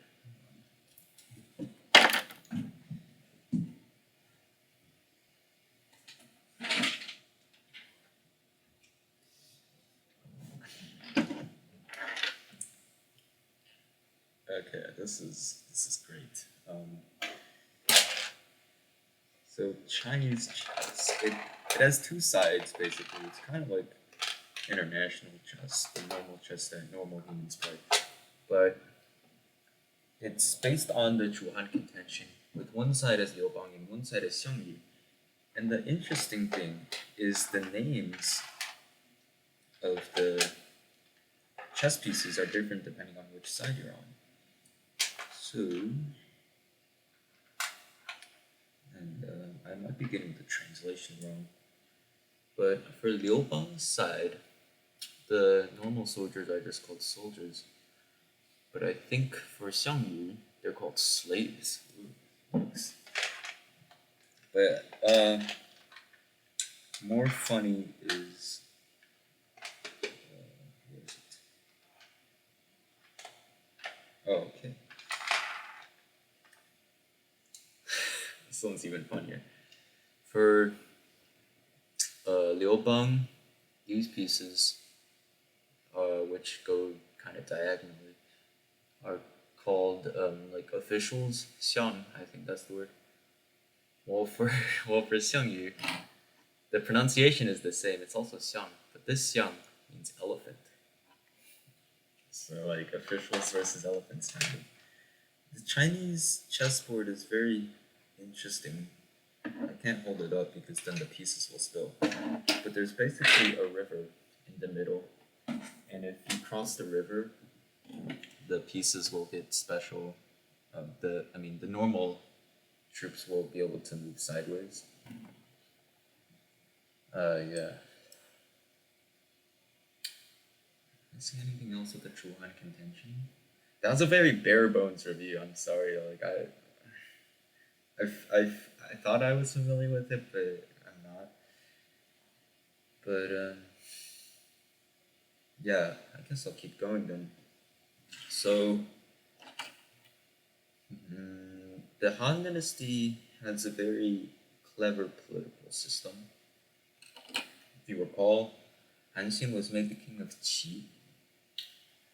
So how is that any different from what Xiang Yu was doing? Because it's still a feudal system. The Han Dynasty has what's called a hybrid governance system. I actually want to find a map, but the hybrid governing system is basically there is a capital controlled territory, so that's under the direct control of the capital. It's organized into commanderies, and then there's these autonomous kingdoms in the east part of the country, and so the eastern part is inspired by the Zhou dynasty, while the western part is inspired by the Qin dynasty. So the Han dynasty starts with this hybrid system. It's not going to last forever, and we'll get to who um, makes it not last forever. I'd love to find a map for it, but I don't want to waste any more time. But essentially, these parts here are under the control of the capital, while the rest of this stuff is under the control of autonomous kings. Starting off, these kings were simply generals of Liubang, but slowly they were replaced um, by members of the Han dynasty's royal family, so princes essentially. And yeah, so that's one reason why Xiang Yu had to deal with so many rebellions, was because his system was just too decentralized. Another reason, and it's more like great man theory again, but I feel like personal agency does matter at some point. Xiang Yu isn't ambitious enough. And so what do I mean by that? This theme's gonna pop up much later during the transition between the Ming Qing dynasties. But Xiang Yu he doesn't want to control the geographically good position, because if you're choosing a capital during this era, you definitely want it to be in the Guangzhou area. But Xiang Yu, he wants to stay in Chu because it's his homeland, right? And it's very rich and it's very comfortable. But it's not ambitious. He's not able to project his power from there, nor is he safe from attack. I mean, the Battle of Gaixia, he had nowhere to run. Liu was definitely able to think ahead in this respect in keeping Guangzhou as his capital. He was also more of a civil-minded emperor. Xiang Yu was obsessed with military, but he could not accept that you needed some kind of administration. And we said already, the Han Dynasty used a hybrid administration system, but there is also a guy called Wu Jia, and he basically tells Liu Bang, okay, do you want to reign this country from a horse? Actually, I'll just read it from here.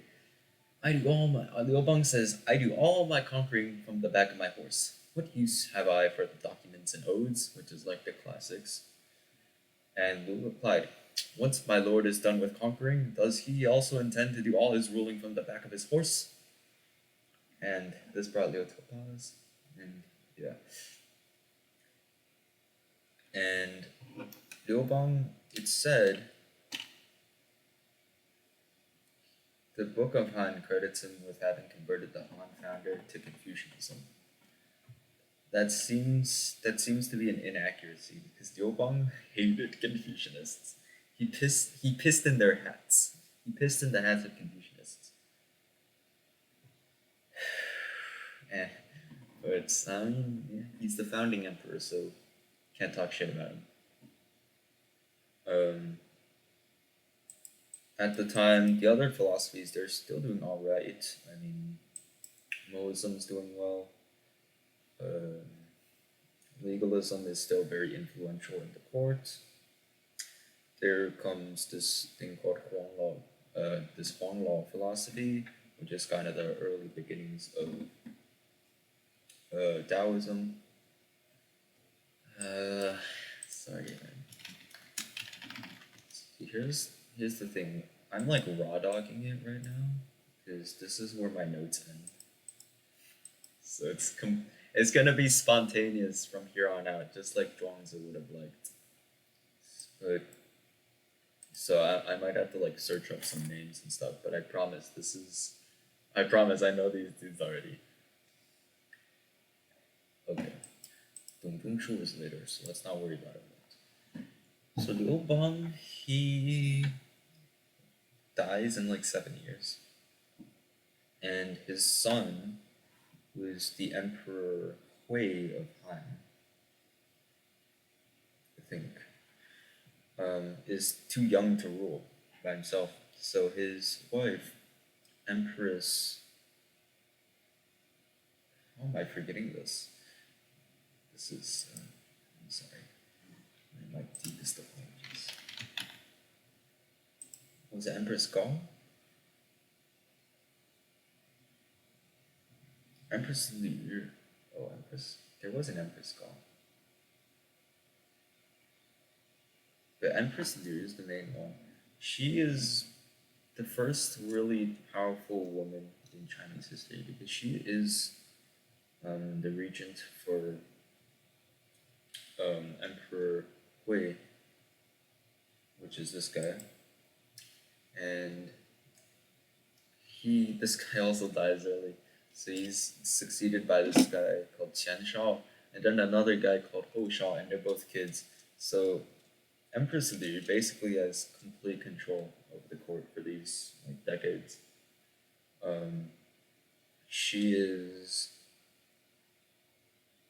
she has like factions formed around her, and this does create an amount of political instability because right factions are involved in purges and stuff. On the other hand, and you'll find this to be the case with many empress dowagers who are regents, she was also a stabilizing factor in the courts. Um, right, because the faction, while there was factions, they were able to unify uh, behind one person. You'll find a lot of times in Chinese history, the women tend to be powerful women are very antagonized, be it Empress Liu or Zetian, the only female emperor, or the Empress Dowager Cixi. They tend to be very antagonized, but this is a mix of propaganda and kind of focusing too hard on how they got into power, because certainly their methods for getting into power were very brutal. Because there's like this thing. Not sure if you guys know Simone de Beauvoir, but she basically points out that whenever there's a powerful woman in history, she's bound to be very, very smart because she's able to transcend basically her inferiority, which has been imposed onto her by the patriarchy. So the fact that she was just able to transcend her like social restriction means that there was some capability as a ruler as well. So that's just an interesting thing to keep in mind. If you ever wonder why, whenever like a female monarch pops up in history, they also tend to be pretty good. That's why, because I mean, they had to work for it, not just um, didn't just succeed after their dad died. But yeah, that's Empress Liu. And around this time, I never really talked about the foreign policy of the Chinese dynasties yet. Just lost connection. I haven't talked about that yet because right now the diplomacy has mostly been interstate. I mean, intrastate, right? Like between the states. Actually, I'm not even using that word right. But anyways, the diplomacy has been between Chinese countries. What about diplomacy between non-Chinese countries? And the first big one you'll see is the Songhu Empire.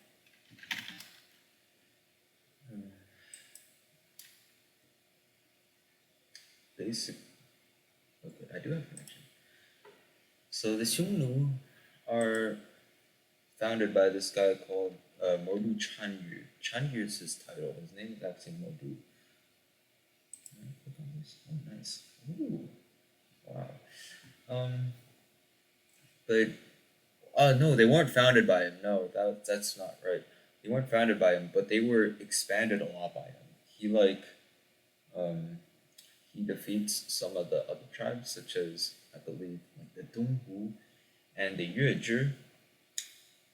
Yuezhi, this is very off topic, but they actually migrate into India. So any of you Indian history specialists out there might know the Kushan Empire. That was founded by the Yuezhi, and that was because they got defeated by the Xiongnu. But this is really the first major step threat. So Modu Chani is like going crazy, and he's like conquering everything, and he has like the biggest empire in the world at the time.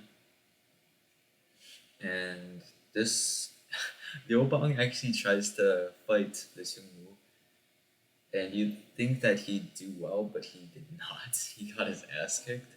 So they pursue this policy called the Heqin policy. It's basically marriage. They make marriage alliances with the Xiongnu. So like they'd marry a Han princess to uh, some random Xiongnu guy, and they'd pay a ton of tribute to the Xiongnu. All of this in exchange for peace. There weren't big wars between the two countries, so that was successful. But there were raids that the Han Dynasty couldn't really stop.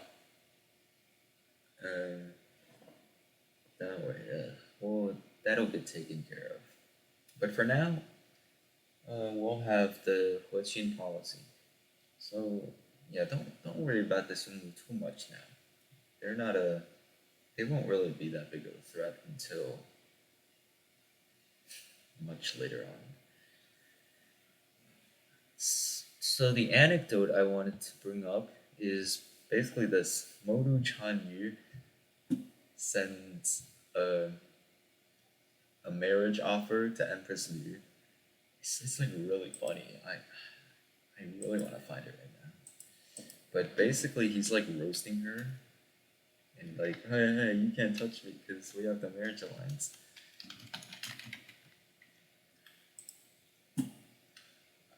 It's my deepest apologies. Here it is. Marriage proposal. I'm a lonesome ruler born in Marsh's Arrest. I've visited your boredom numerous times. Wanted to tour China. Your Majesty is now alone and living in solitude, and both of us are happy and have nothing to entertain myself.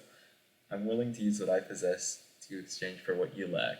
Just like he's literally just trying to raise her up, but like in an insulting way. And she's like, "I'm more than fearless. I struggle." Yeah, so she doesn't actually roast him back, which I guess is the best decision. But it'd be funny if she did. But yeah, the Han Dynasty at this point is not the gigantic country that you'd see in like many maps where like stretches all the way from like Vietnam to Korea to like modern day Xinjiang. But the Han Dynasty is still kind of small. They've only got this part basically. Reason for that, there's a few countries in the south to be aware of. The most important one is Nanyue. You might remember I brought him up very briefly, but this guy called Zhok Tu, he's found Nanyue. Uh, rules for like 60 years, blah blah blah. There's also a country called Minyue, which is in like modern day Fujian. Another one called Dongou. There's also some countries in. It'd be easier to just find a map. Would it be?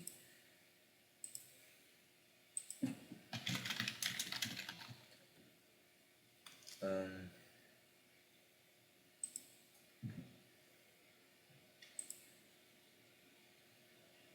this is a great map. Yeah, this is Nanyue.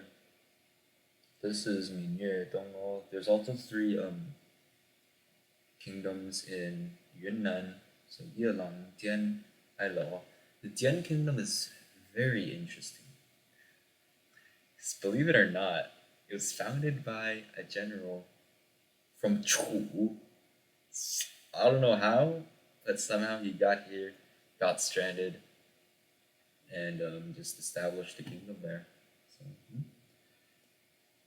So, um, in Korea, we have the Gojoseon dynasty. I'm not familiar with Korean history, unfortunately, but Gojoseon is the same one that the state of Yan defeated and took Yeongdong from. And yeah, in the north we have the Sungu.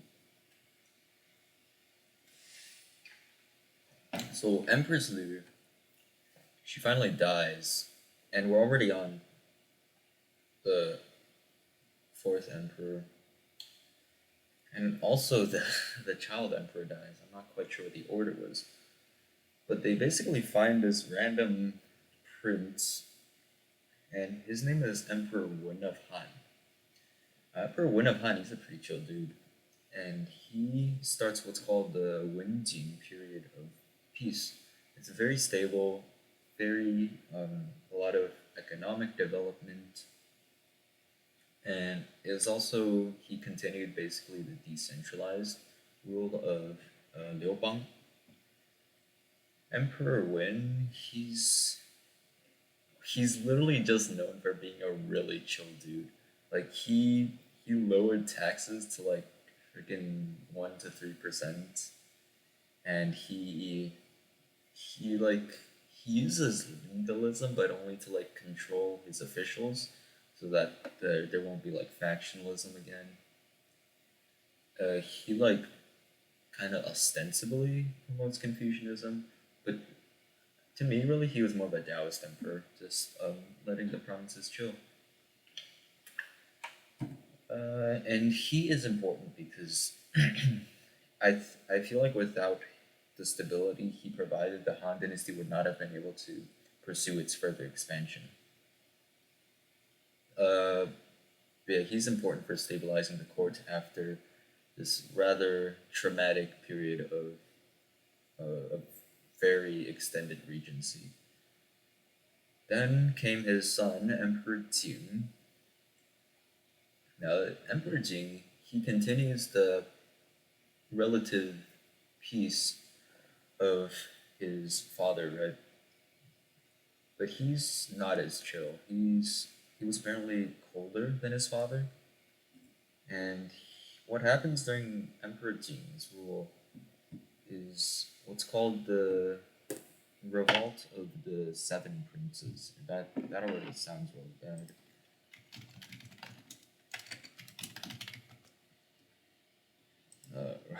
My bad. Rebellion of the Seven States. Whatever, same thing. But yeah, you might notice that these states that are rebelling are also all in the eastern part of China, the autonomous kingdoms. And then they're at this point all ruled by princes also. So yeah, they rebel, they get crushed. They like try to call for help from like Nanyue and um what was it Nanyue? It says Changsha here. It should also include the Xiongnu because they did also ask for help from Xiongnu, but they weren't joined unfortunately. And the significance of this is that now the Han Dynasty could apply its kind of commanderies, its central system to the rest of the empire. Because now there's a legitimate reason to do so. Like, they tried the a hybrid system and the princes rebelled against the system, so they're going to do a more centralized system now. And that's the significance of Emperor Jin. He does continue the Huoqian policy, so there is peace with the Xiongnu, but his son, Emperor Wu of Han, is one of the most consequential, shall we say, emperors in Chinese history. And there's a lot to say about him. Okay, I need to speak up more. Also, yesterday I glossed over Emperor Jing of Han a lot, so some tidbits about him.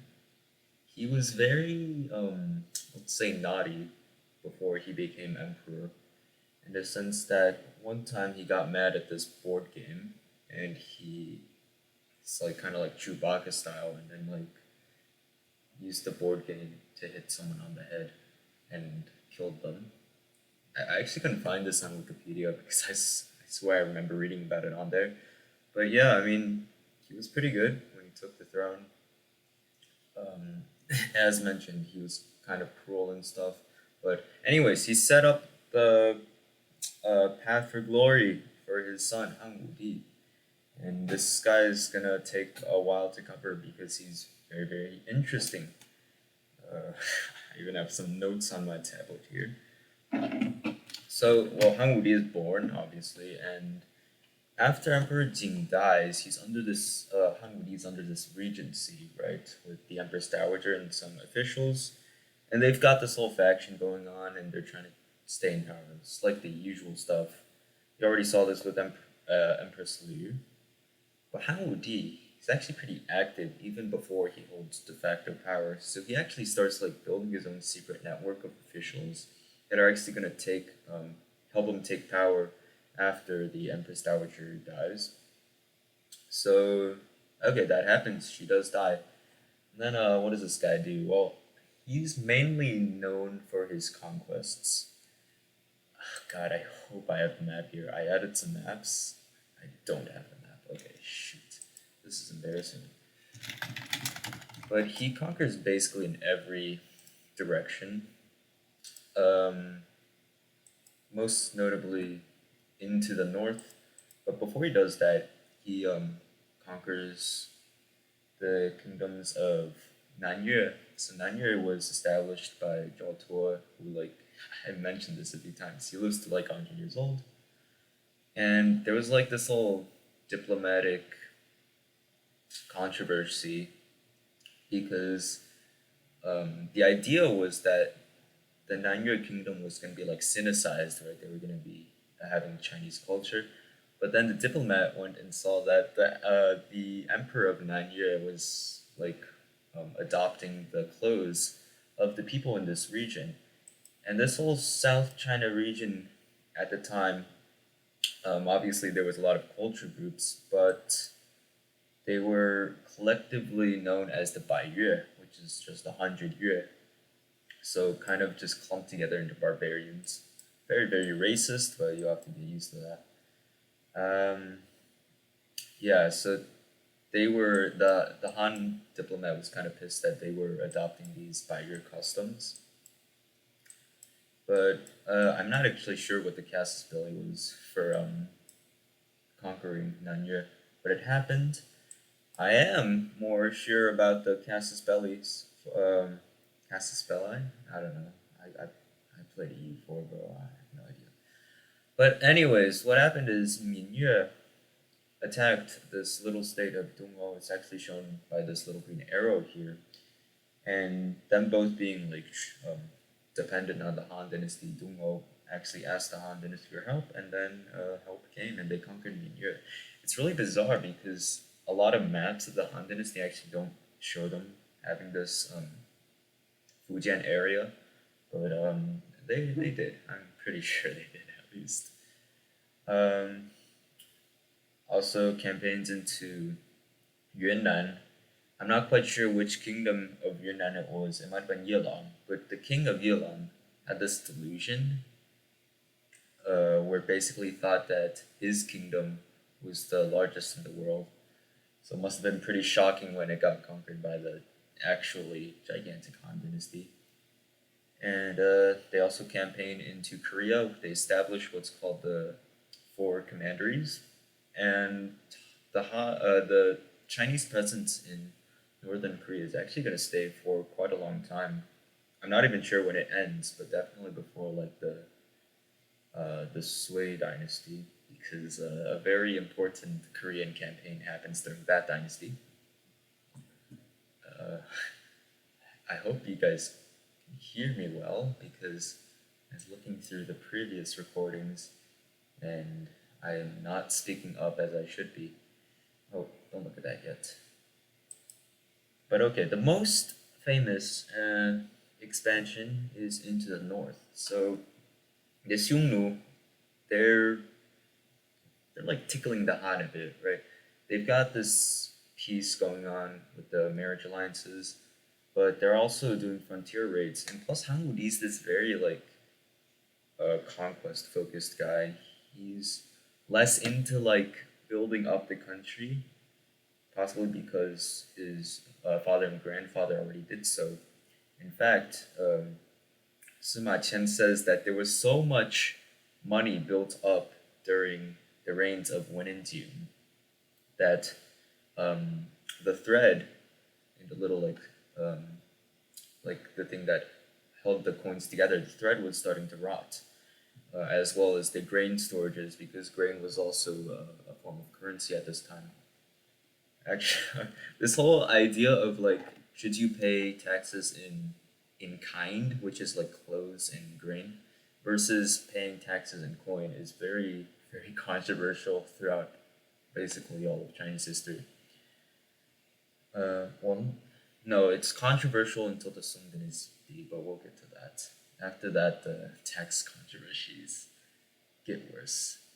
But yeah, he sees this money, he's like, okay, well, money's meant to be spent, right? So he spends it all basically on war. But I'm not gonna get into the war yet, but he does some economic reforms. And they're very much focused on increasing the war chest, the treasury. His his most controversial reform, not controversial during his lifetime, but controversial during his successor's reign, and we'll get into that, was monopolies on the industries of salt and iron. Um, I have this friend who doesn't like monopolies a lot because I mean, free market is pretty good for stimulating industry, but for the purposes of purely extracting wealth for war, the monopolies were effective. It was never enough though. Han Wudi never had enough money for his wars. He literally left the treasury like completely empty. He also institutes these price controls, and not price controls in the sense that he's saying this is how expensive goods should be, but it's more like a trade agency where the government basically buys cheap products when they're buys like surplus products and then sells the products when they're like low in supply. This wasn't his invention. It was used during the Warring States period, anyways. But he like kind of reintroduced it because again, during his predecessor's reigns, the Han Dynasty's economy was very much like laissez-faire, like hands off. And another big thing he does is currency reform. So he introduces his own currency, and it's like inspired by the Qin Dynasty's Banliang coin. I have to find what the name of it is, though. Excuse me.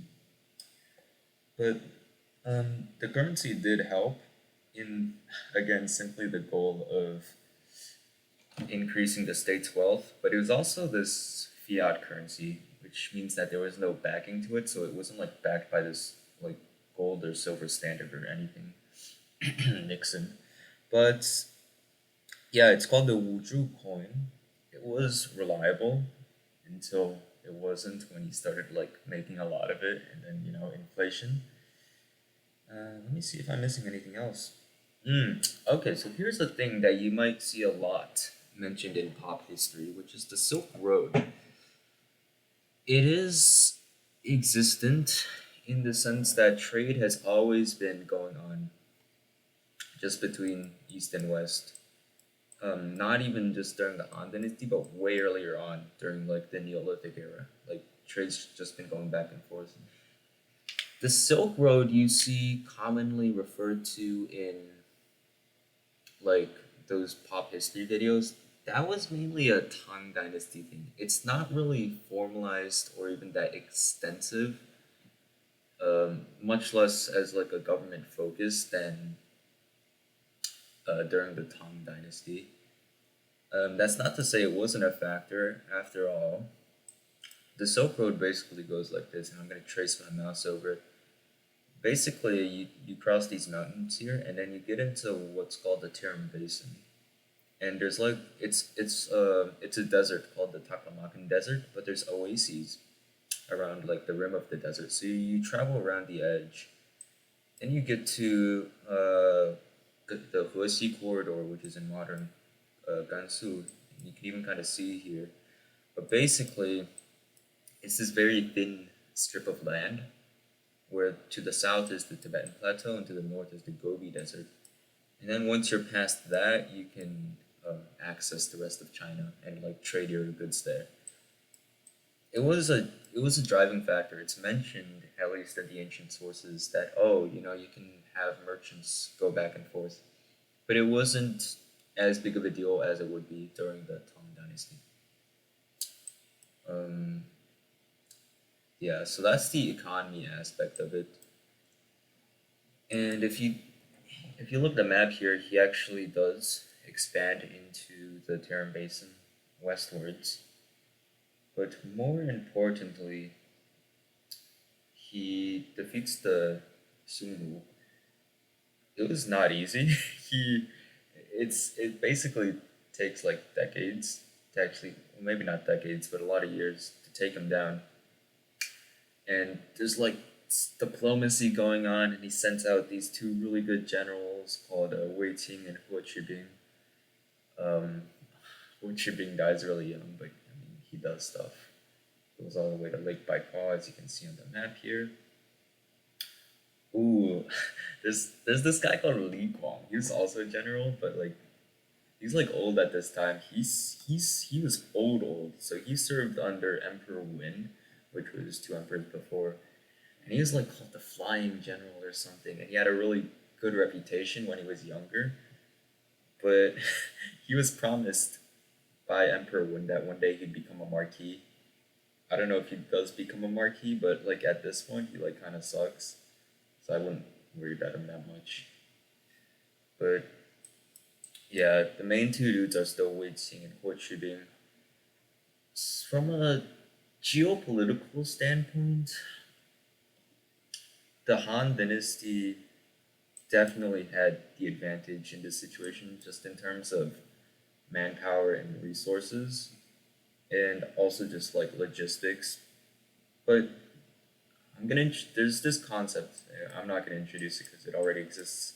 But there's basically what's called the Inner Asian, like, um, I don't know what was it called? Inner Asian sphere, kind of. Basically, it goes from Manchuria all the way to all the way through Mongolia. So basically, this stuff. And what happens, and this is a very interesting trend that they've actually found, is that the inner Asian empires that are basically threatening China actually become stronger and stronger as time passes. But this is like the first inner Asian empire to actually threaten China, so they're also not very well developed. The tactics aren't as refined. I don't think they have like what double recurve bows or something.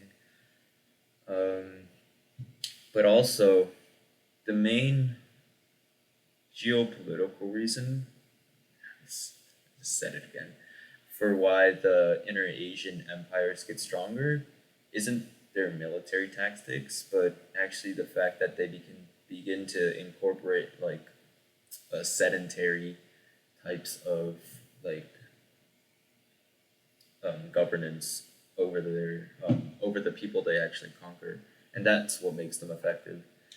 So I'm gonna assume I don't know if a historian's actually said this, but I'm gonna assume that the Sungnu had not yet developed that kind of administrative system yet. They were more of a tribal confederation, anyways, so pretty decentralized and very much dependent on like inter-tribal alliances. Speaking of intertribal alliances, one of the tribes that they actually defeated, and I mentioned this before, is the Yuezhi.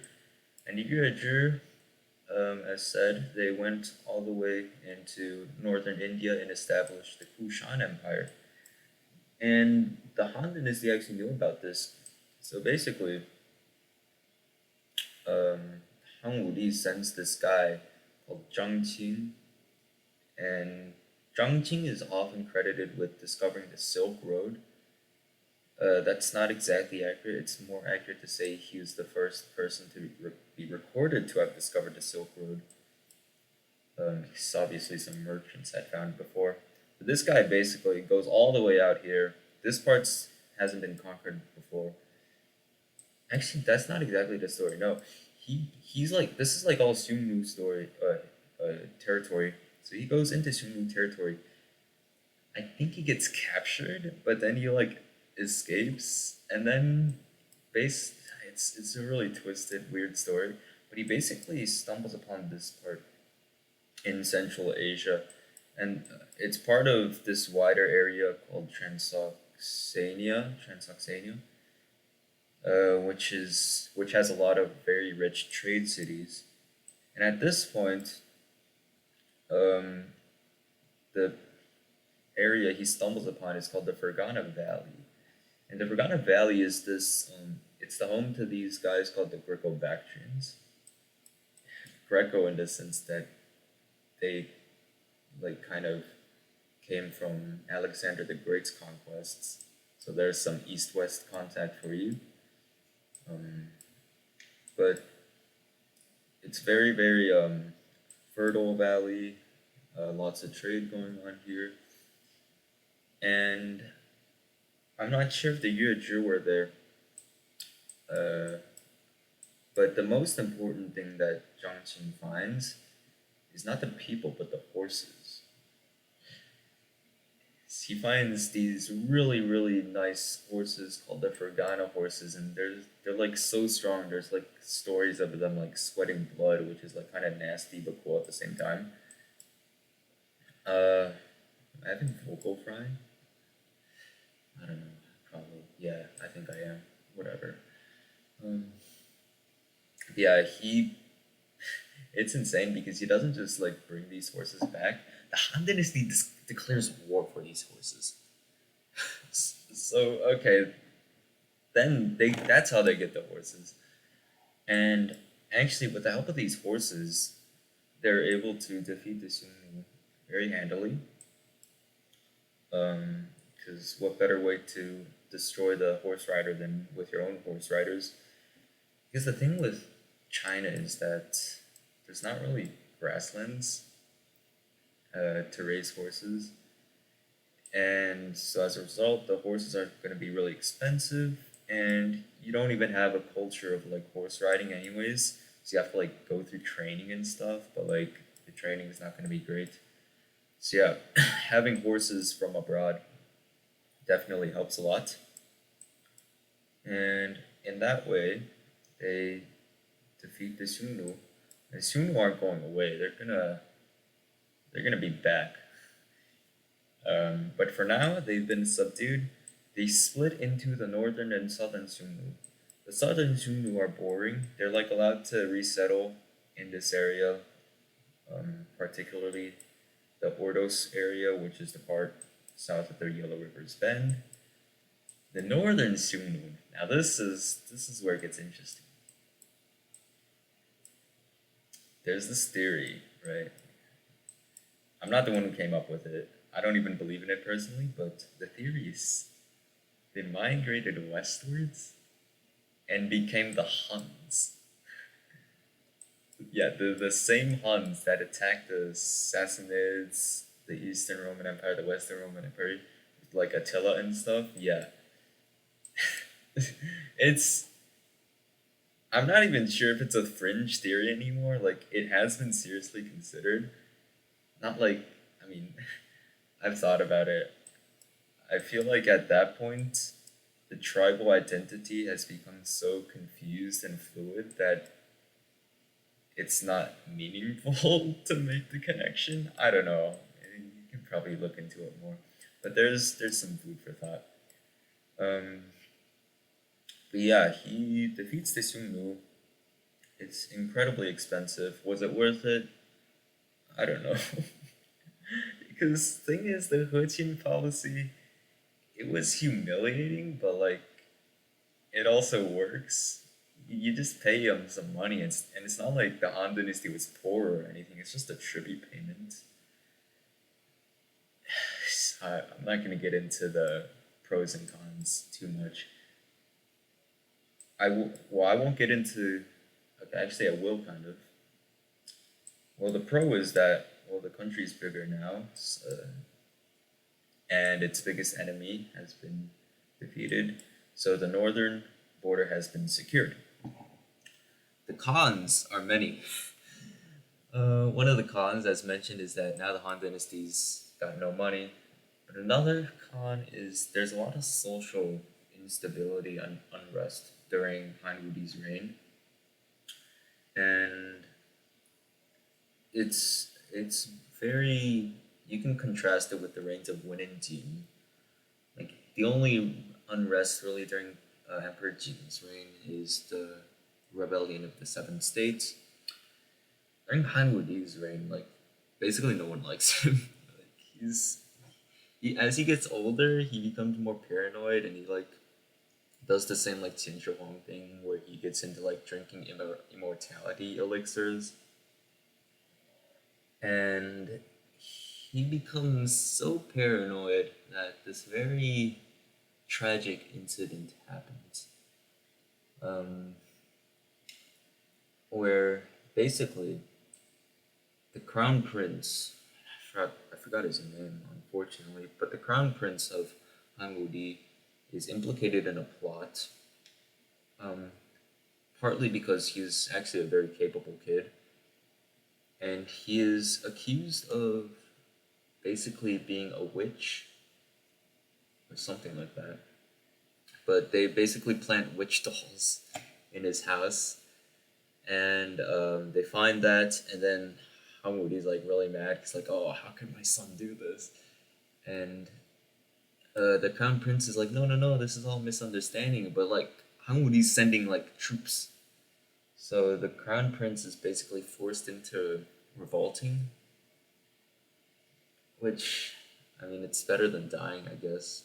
He does die, and the fact, and since he revolts, actually, Hangudi's like even more determined to get him killed, even though it's all one big misunderstanding. Yeah, there's like a battle at some bridge where the crown prince gets killed, and then Hangudi actually later finds out after some investigation that the crown prince was in fact innocent, and this makes him heartbroken, and he does something rather unusual. He issues an apology, and he's like, basically, okay, man, you know, I don't goofed. I've been focused too much on war. I've been very cruel to my ministers because I've been like legalist and stuff.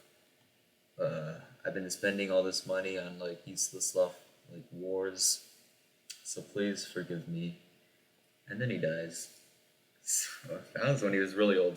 Han Wudi reigns for like 50 something years, which is the longest reign in Chinese history until the Qing dynasty, um, which is like almost, which is like 1600 years later, 1700 years later.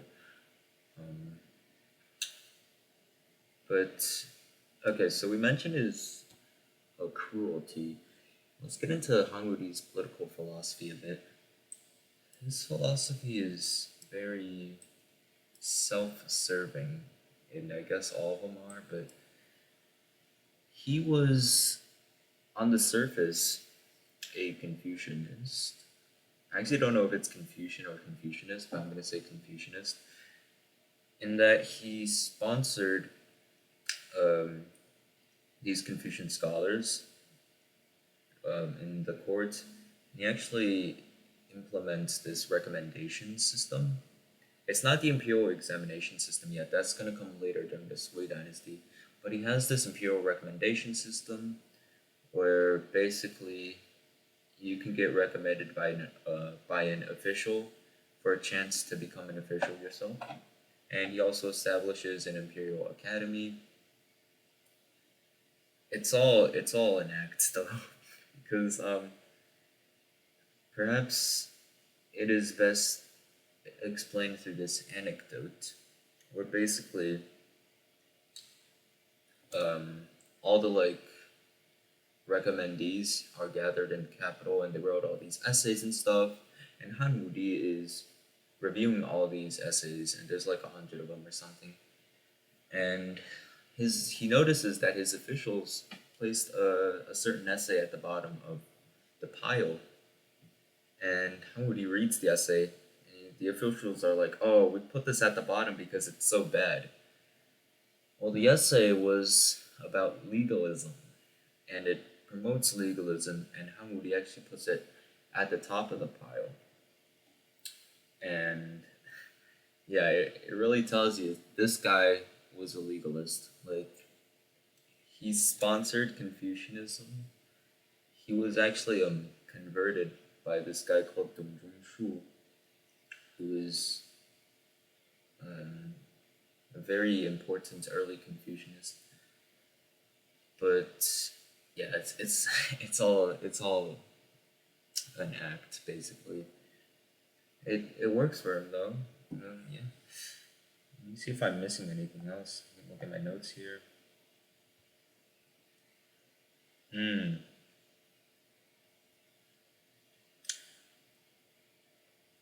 So during the Eastern Han Dynasty, or was it the Eastern Han Dynasty? There are these historians, and it's actually a family. It's the Ban family. It's like Bangu, Ban Zhao. Ban Zhao is actually the first female historian. Okay, this is Eastern Han Dynasty.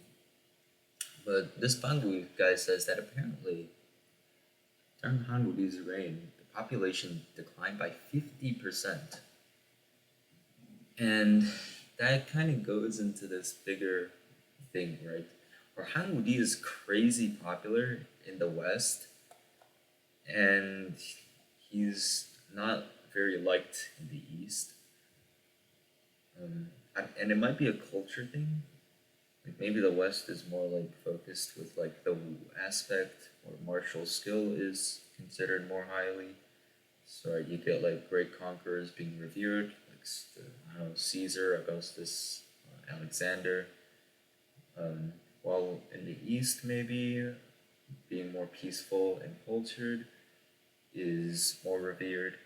It could also just be like a state building thing, where basically in China, you already have all the resources anyways. You don't really need to extract resources via war. And in fact, internal rebellions are far more of a threat. I don't know. Anyways, just hopefully that gives a more nuanced view of Han Wudi. But if you can't tell, I wrote already. I don't like the guy. I'm just gonna say it outright. I don't like him. Okay, so but you make your own interpretation. So after Han Wudi dies, he's succeeded by his very young son, Han Zhaodi. And the reason why Han Zhaodi is like this little baby is because, well, the crown prince, who is an adult, was killed, and Han Wudi looked at all his other adult sons, and he's like, man, these guys are doofuses. So he doesn't actually make them crown prince. Instead, he appoints a regent for Zhaodi, this guy called Huo Guang, right? Huo Guang. I, I don't know. I don't know what this guy did, but he was regent, so he's worth mentioning.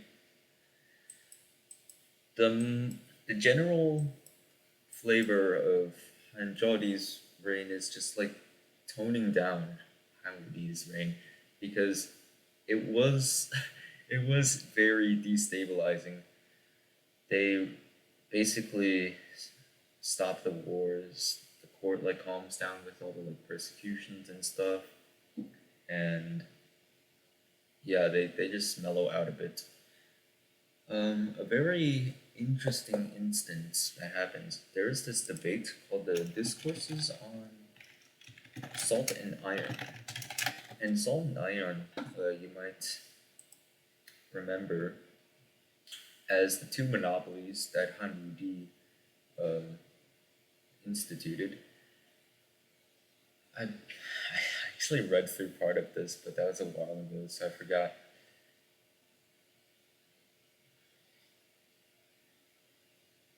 Okay, yeah, so they are kept during for most of the rest of Western Han, but they're repealed during the Eastern Han.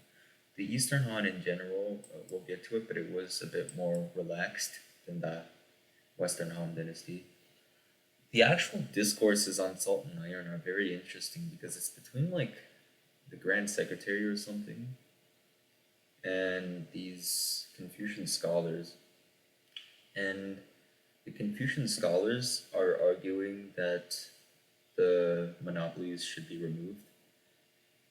Um, Partly, God, I'm sorry, I don't quite remember what I read, but they mostly just want the emperor's power not to be too much. You'll find this theme later on. For example, during the Sung dynasty, during Wang Anshi's reform, the conservatives, one of their main objections is not like the policies themselves, but just that the worry that the emperor is going to be too strong with them. And this is a very valid concern because, you get an overambitious dude called Han Wudi who has no checks on his power, um, and you basically get social turmoil. So they, yeah, you can definitely see from the other side why they wanted to avoid that. Okay, Han Zhou is not remarkable. Doesn't really do anything, and he's succeeded by Han Shendi.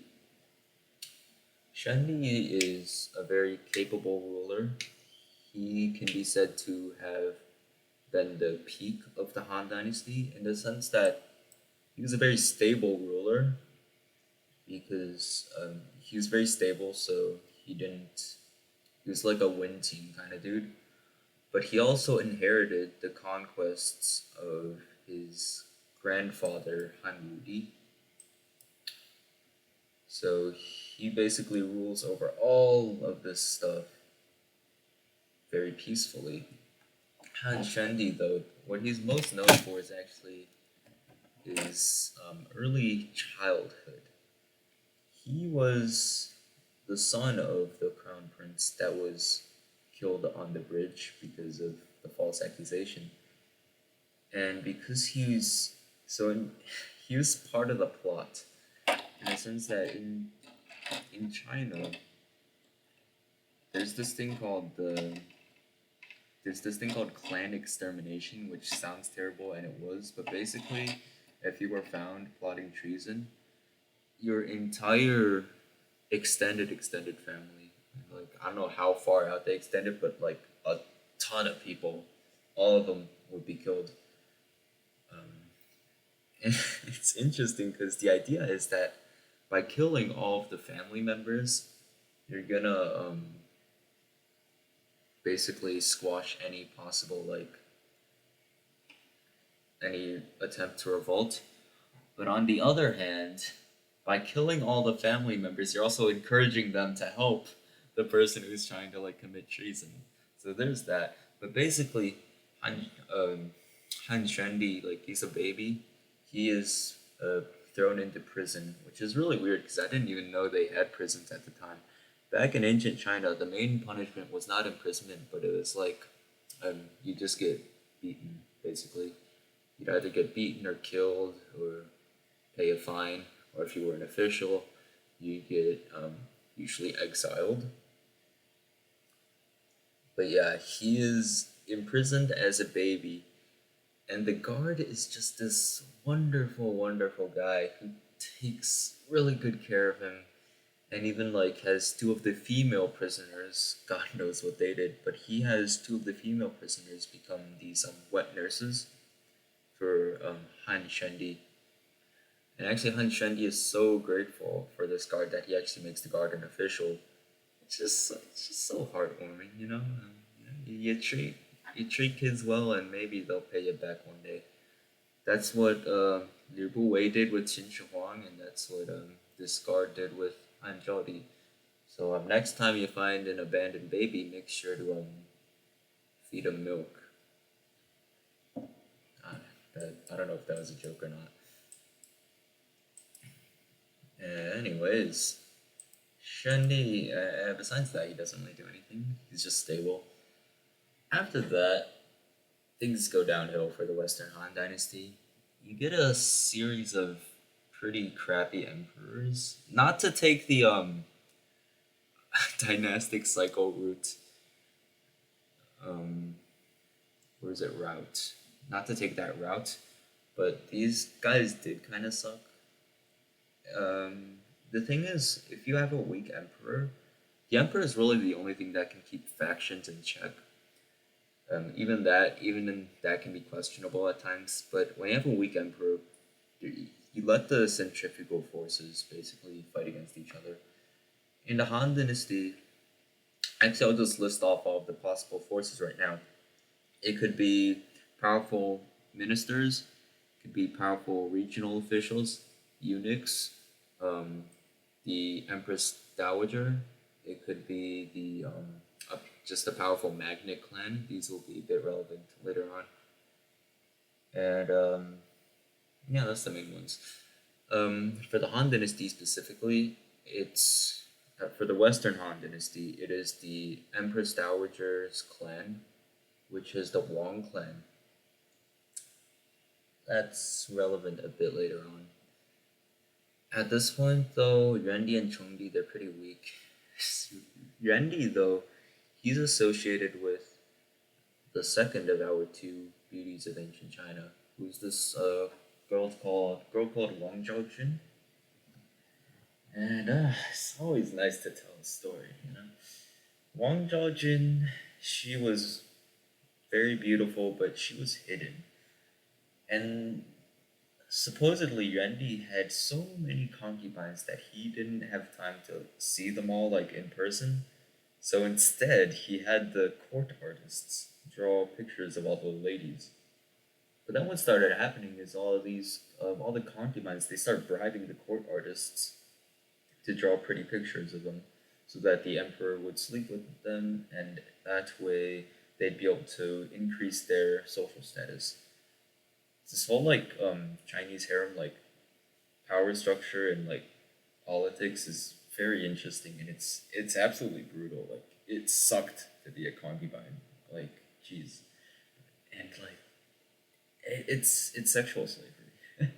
Not to sugarcoat it, but it's sexual slavery.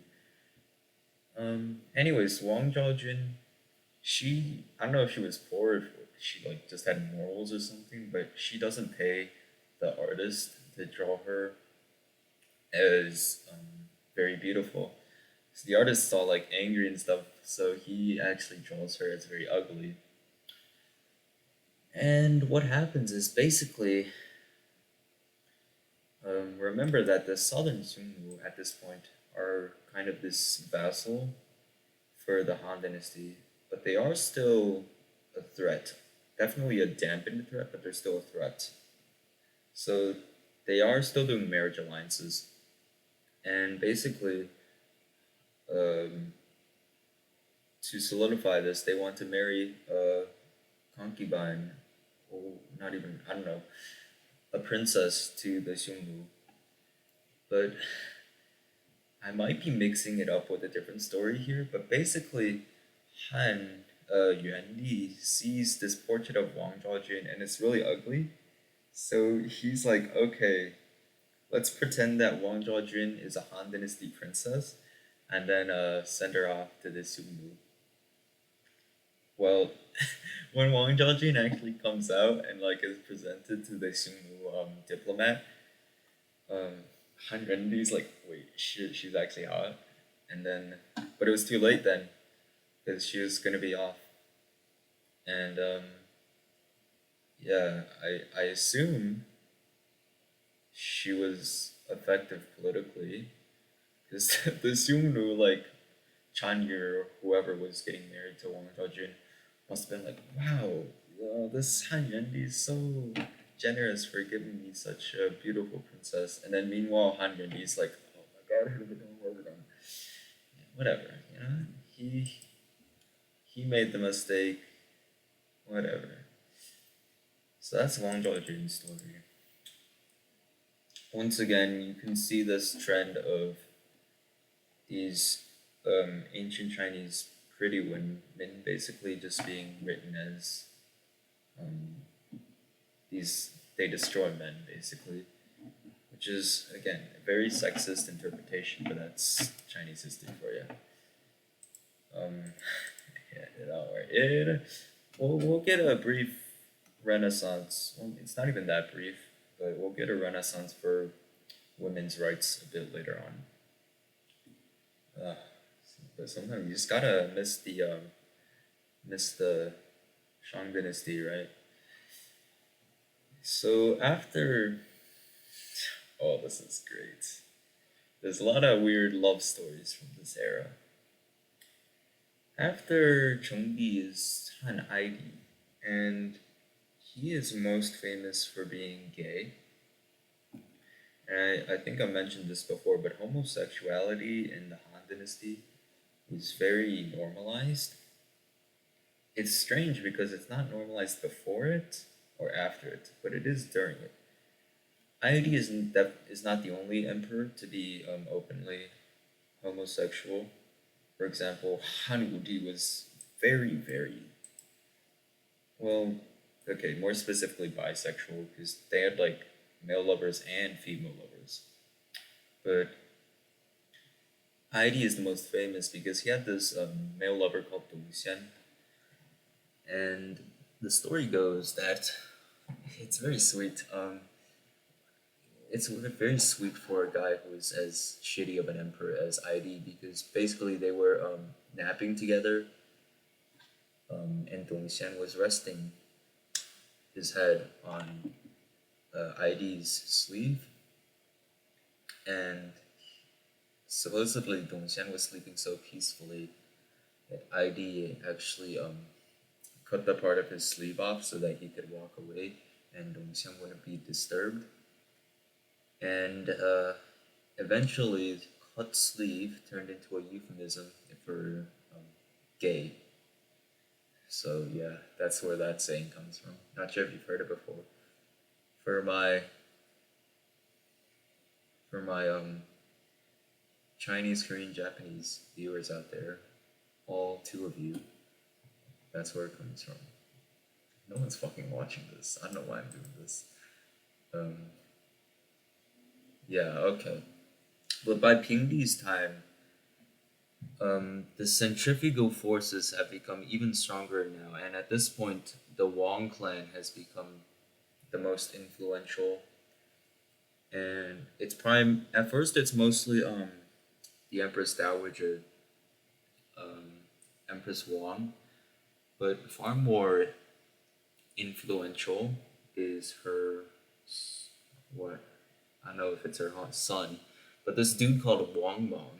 Jeez, this guy is crazy. He's not crazy at first. He's apparently a very decent guy, a very hard worker. Didn't seem terribly ambitious or cuckoo until later on. So people really like this guy. He's really popular. And basically, he held power behind the thrones of the child emperor Idi, who was at. Was it? Wait, am I getting my order wrong?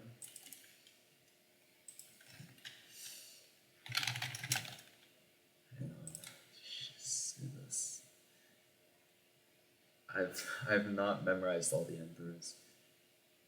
Okay, no, he holds power behind the throne of Pingdi, which is after Idi, and this kid called Wu Ziying. I don't even know what his title is, but he holds power behind those two guys, and eventually he stages a coup, and he usurps the throne. And this wasn't that big of a deal actually, because At the time, people were like seeing how shitty the emperors were, so like, okay, man, Han Dynasty's lost the mandate of heaven. It's time for a new dynasty. Let's go. This could be great. And Wang Wang establishes the Xin dynasty. Xin literally means new, so that'll that'll tell you a little something about his reign. He instituted a lot of reforms. It's paradoxical also because his reforms were very progressive and conservative at the same time. They were progressive in the sense that he does a lot of, I guess, he like redistributes land, just like left leaning. He abolishes slavery also, and he greatly expands the power of the central government. So he brings back the monopolies and price controls. His currency reforms are absolutely insane, though. I'm touching my face a lot. Sorry. Um, he basically he kind of wants to be like Hang Wudi, but he goes crazy with the currency. He like institutes like 18 types of currency or something. It's an absurd number, and they're all really confusing, and they range from like they have like all different shapes and sizes and colors, so you can like I don't know mix and match your money or something. That's a absolute disaster, and basically this black market develops where people just want to use the old currency. He has this his foreign policy is he's trying to be like Han Wudi, right? So at this point, the Xiongnu are not that much of a threat anymore. Like in the sense they're not like actively raiding or waging war.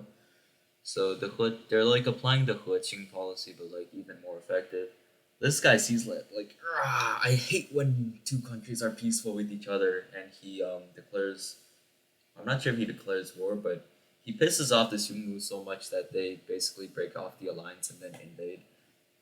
So that was a disaster, and so that's his progressive things. Now for his conservative things, he essentially it's gonna sound crazy. He restores the Zhou dynasty, but not like literally, but kind of like the idea of it, where he brings back the titles of the Zhou dynasty and the basically just the titles, right? Oh, there's also so not just the titles of the Zhou dynasty, but also he kind of brings back the well field system. I'm not sure if I've introduced the well field system yet. It's described by Mencius. So this is this is a very poorly drawn character for Jing. Jing means well, so I guess there's like a hole in the middle, like a well. But the well field system was apparently used during the Zhou dynasty, and what they had was they had one like strong, rich family in the middle, and the rest of the surrounding families would basically do their own farming, and they'd like collectively support each other, and everything would be great. Well, I don't even know if it really existed, but he tries to bring back that. It doesn't work because land redistribution is usually very heavily opposed by the magnate families that actually have the land. Um, don't worry though, the well field system is going to be back in a slightly different form. I'm like really hyping up the Northern Wei dynasty, am I? The Northern Wei dynasty changes a lot of stuff, and it's yeah, it is yeah. Um,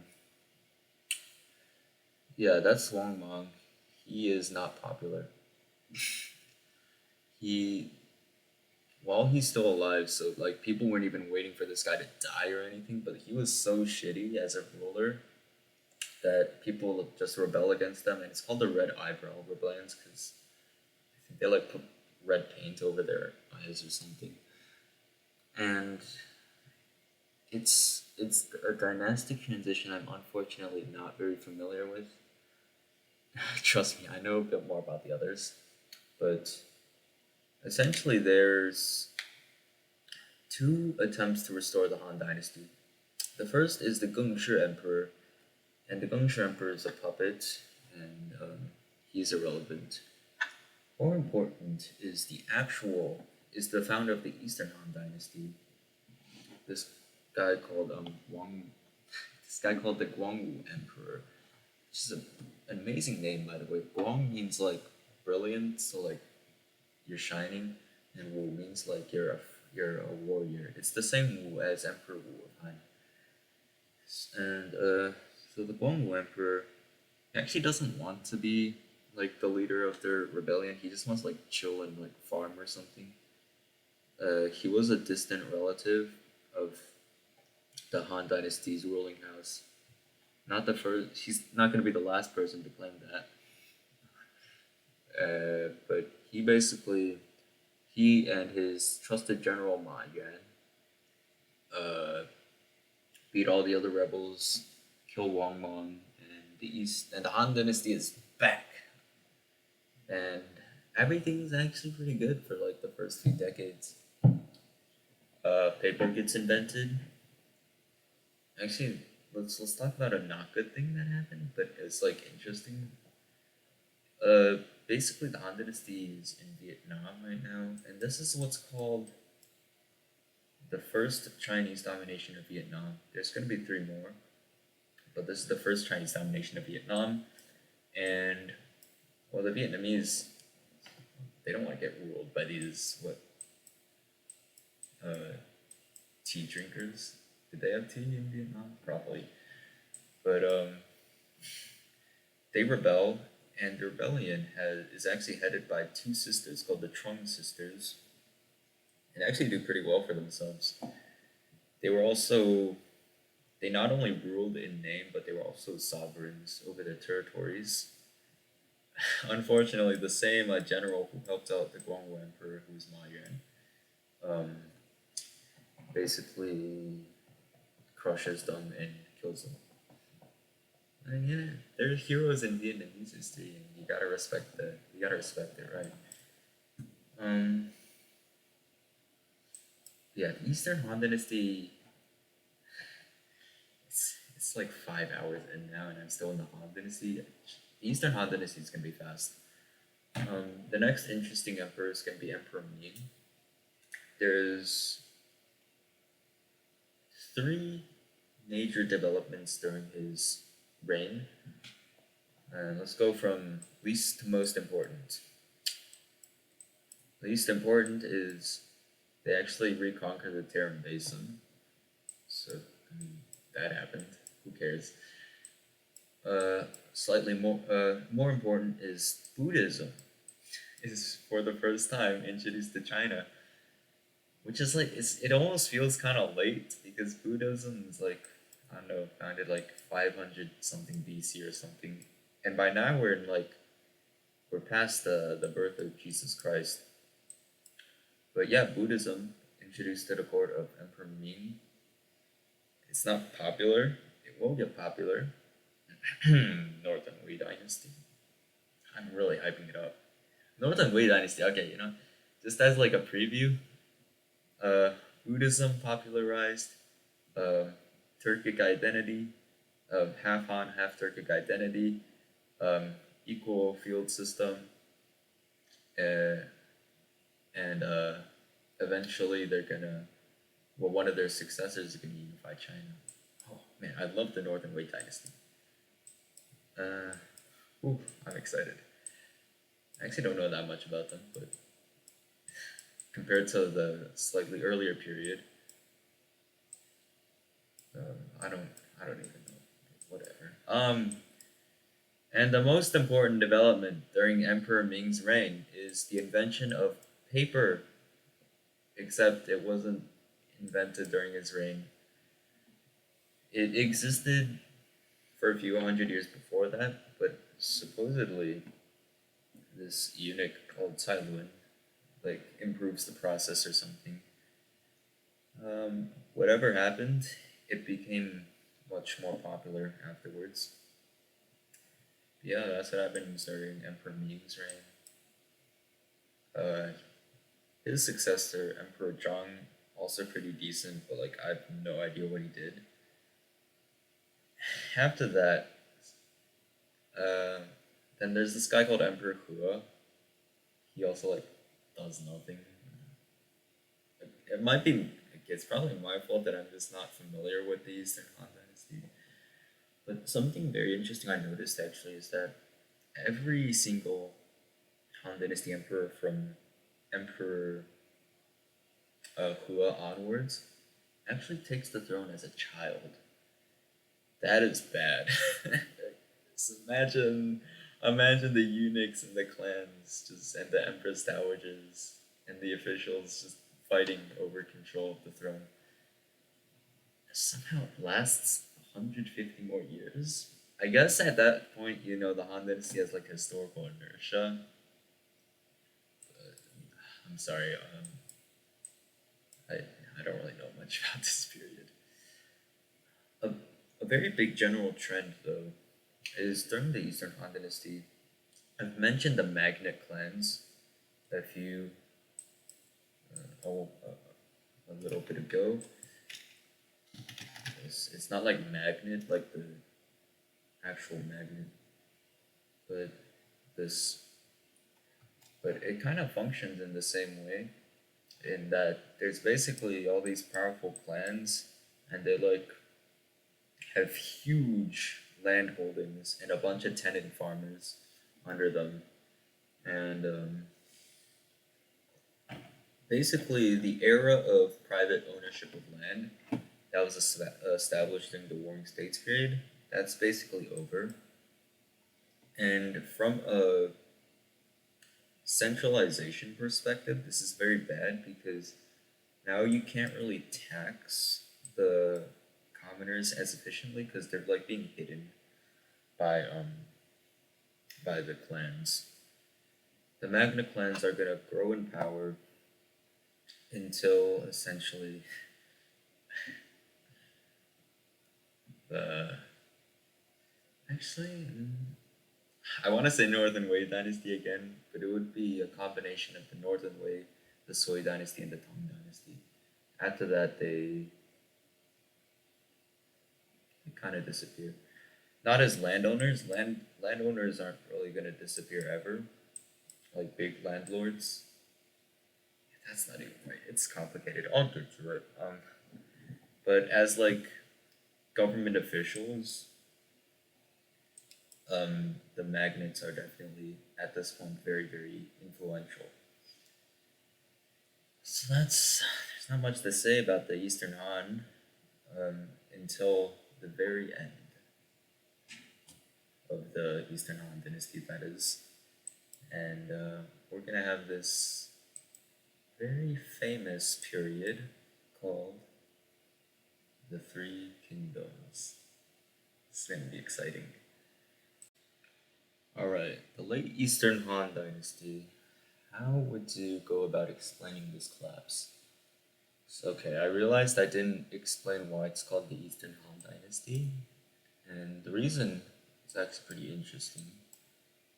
Well, the reason for the reason is interesting. The actual reason is just that the capital moved from Xi'an to Luoyang, and this is kind of similar to what happened earlier with the Zhou dynasty moving its capital from this Guangzhou area into the Central Plains. So, what the reason behind that, the reason why the capital moves is, well, the Guangwu Emperor puts it there. But the reason why he puts it there is because at this point, it's kind of, you can kind of split China into like four quadrants almost.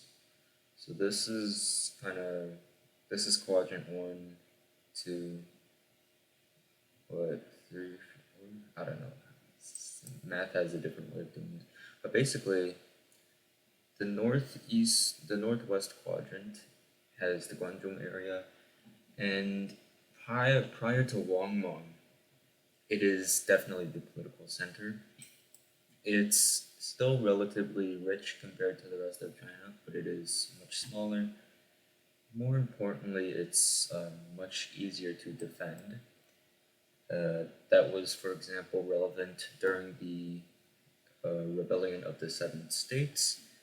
You can imagine if the capital was located further east, then maybe the Emperor Jin would have been a bit more in trouble.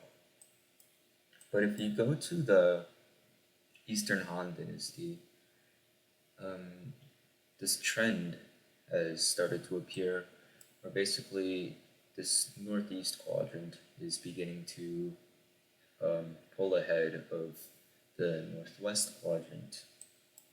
That is, so the Central Plains is becoming better than the Guangzhou area.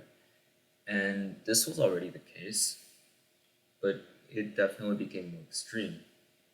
And it was to the point where the separation between the Guangzhou area and the Central Plains was becoming too great, right? The benefit of there being a more easily defensible capital was not um, was becoming less relevant than the cost of being able to um, less effectively control the princes. Well, not the princes, but the commanderies in the east. So that's why the Han Dynasty's capital moves to the east. There are some other factors for the collapse of the Eastern Han Dynasty. One of them is there's wars with the Qiang people.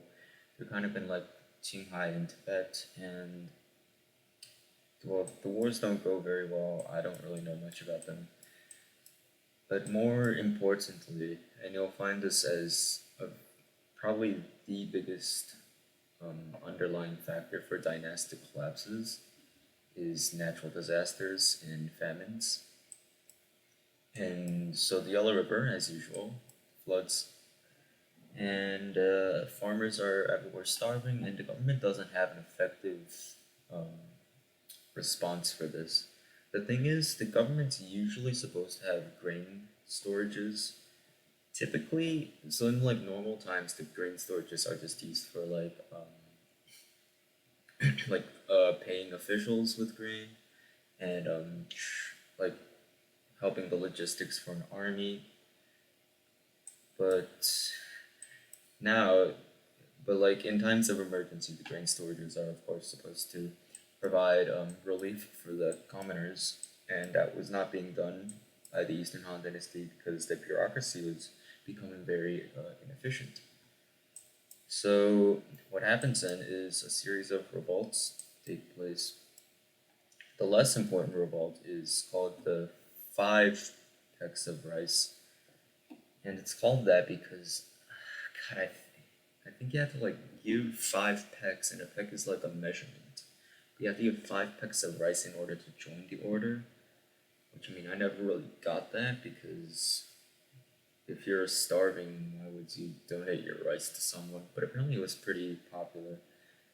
The much more significant revolt that takes place is the Yellow Turban Revolt. There's this guy called Zhang Jue, and I don't know much about the Yellow Turban Revolt, but the details aren't important.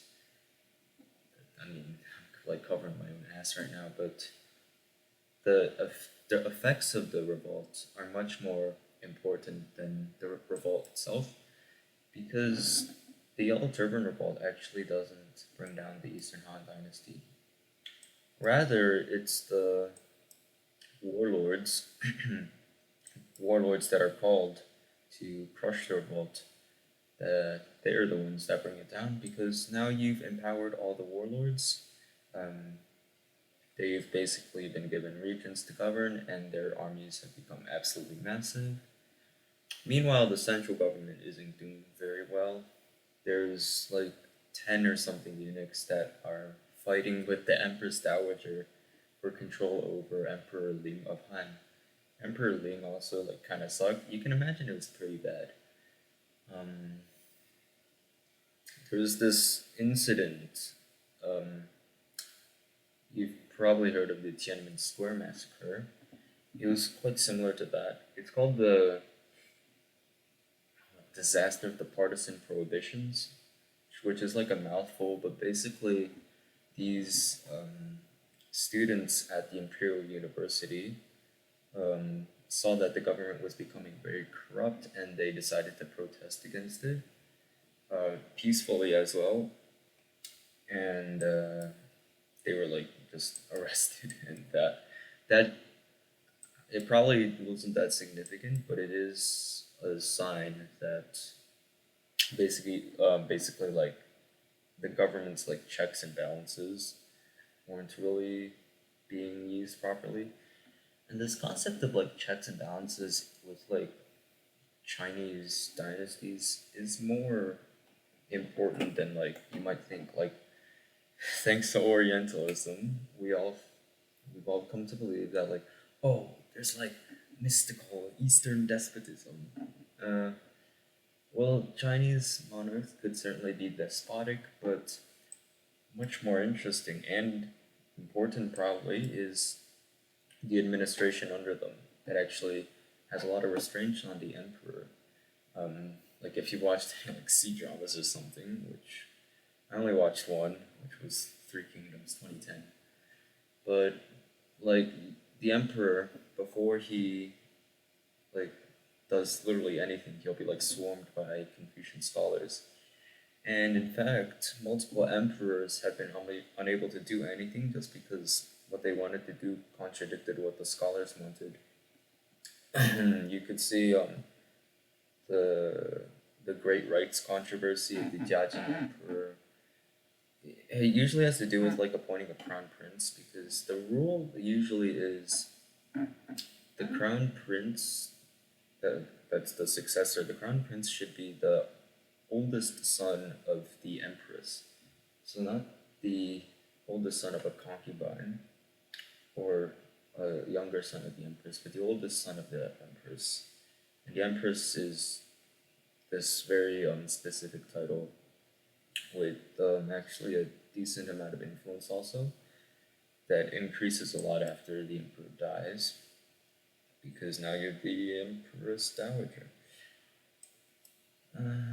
Yeah, we'll get into the basically constitutional checks and balances of the imperial Chinese system once we're at like the Sui dynasty. For now though, the Chinese bureaucracy isn't as formalized as it will be later on. Right now, you basically only get like these three high-ranking officials called like the three lords, but I don't really know much about them. Um, yeah, more important will be the three departments and the six ministries of the Sui dynasty. So yeah, checks and balances are being eroded.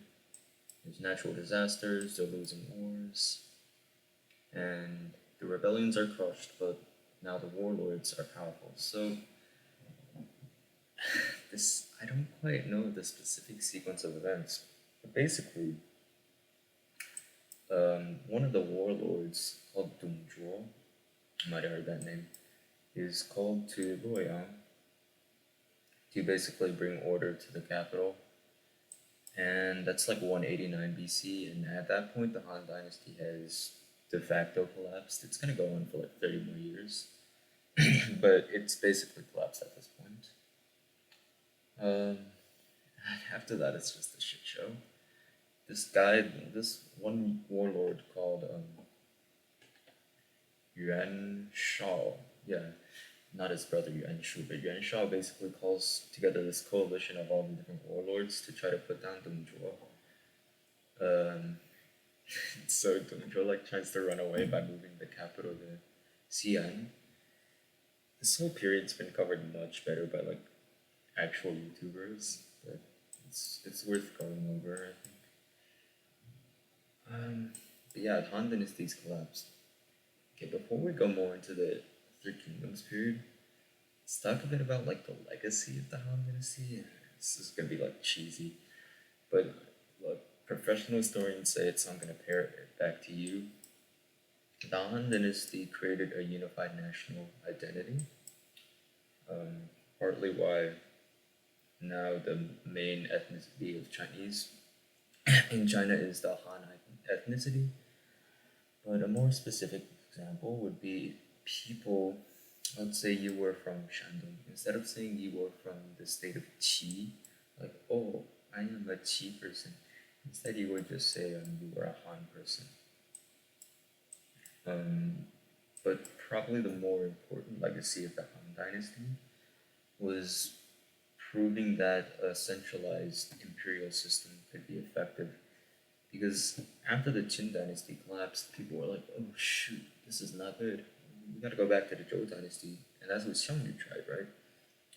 But Han Dynasty proved that with a certain degree of moderation, an imperial system with basically governors and provinces and a very powerful monarch could indeed function quite effectively.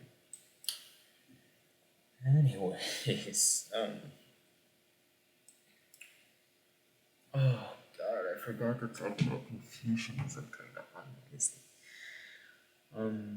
Basically, during the Han Dynasty, there's this controversy. It's called the old classics versus new classics controversy. I'm not actually quite sure, but basically, these scholars are debating.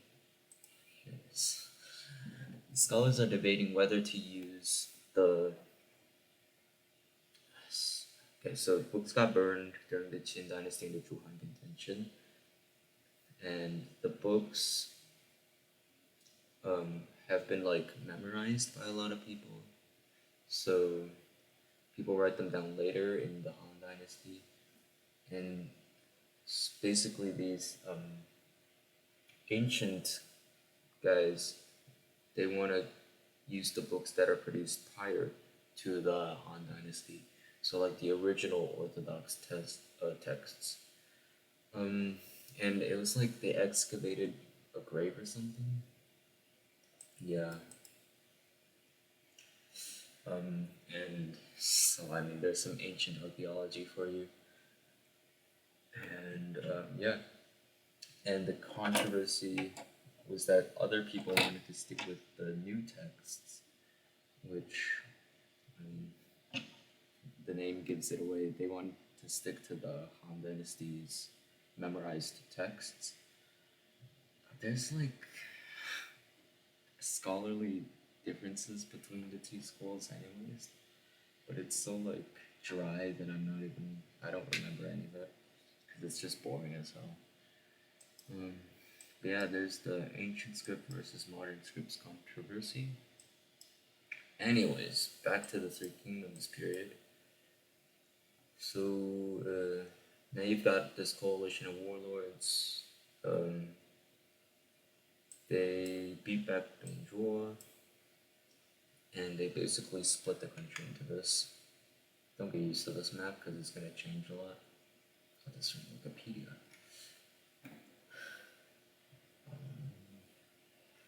Yeah, Dongzhuo's right here. This is a very foreign map because there are some important dudes like Cao Cao and Liu Bei and Sun Jian and his sons Sun Ce and Sun Quan, and they will basically carve the country up into three kingdoms. Is it worth getting into like the specific sequence of events because it's insanely complicated, and I don't think I'll do it justice. No, I'll give it a try. Okay. So North China is most contested between Yuan Shu, Yuan Shao, and Cao Cao. And Cao Cao is never actually he never actually proclaims himself the emperor of his state, which is gonna become Wei. He actually he only stays as the prime minister. It's actually under Cao Cao that the role of the prime minister, in fact, gets expanded. He's very pragmatic. He's not liked very well by later historians, although recently has a bit of a. He's been revived, but one example of his pragmatism is inviting, well, I guess taking the emperor of the Han Dynasty, who's Emperor Xian of Han, and taking him to the capital, and that way there was legitimacy to the court of Wei. Um, he beats up Yuan Shao at the Battle of Guandu, and after that he basically snowballs his way into unifying northern China. And that's important because you'll find, so there's like this north-south divide, right? The north-south divide is very important in Chinese history. It's this is the Qingling Mountains, and this is the Huai River. The north-south divide roughly follows this line,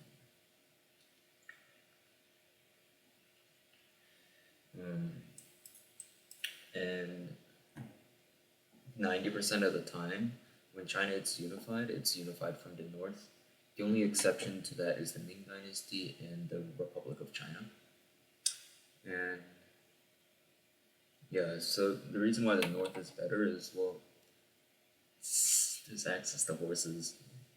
That's There's probably more reasons to it, but it's mainly the access to horses that makes North China just so much better. actually, actually, that's what I always tell myself, but I feel like there's way more to it now. There probably is. Whatever. I don't know, man. Um,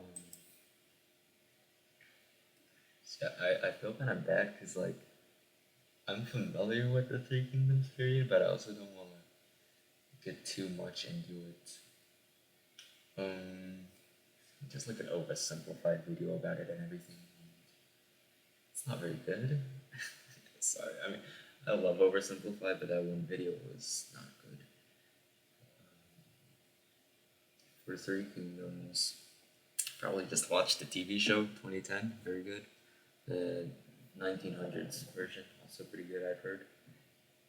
Anyways, okay. Third beauty of ancient China, Gao China. Gao China is the adopted daughter of this random Wang guy. This Wang guy, I forgot his name, but he basically wants to bring down Dong Zhuo. So he comes up with this plan. So one of Dong Zhuo's generals is called Liu Bu. I probably heard of him. Oversimplified calls him Lu Bu, but it's Liu Bu. And he basically matchmakes his daughter with Liu Bu. But he also does the same thing with Dong Zhuo. And the idea is that the two guys are gonna fight over this girl, right? And at least according to the Romance of the Three Kingdoms, written during like the 1300s, at least according to that, they actually did fall apart. Like haven't fallen. They had a falling out over it. I don't know if that's what actually happened, but I think I'd be right to be skeptical because once again, we have that theme of women being presented as nation destroyers, and Dong Zhuo's nation was certainly destroyed.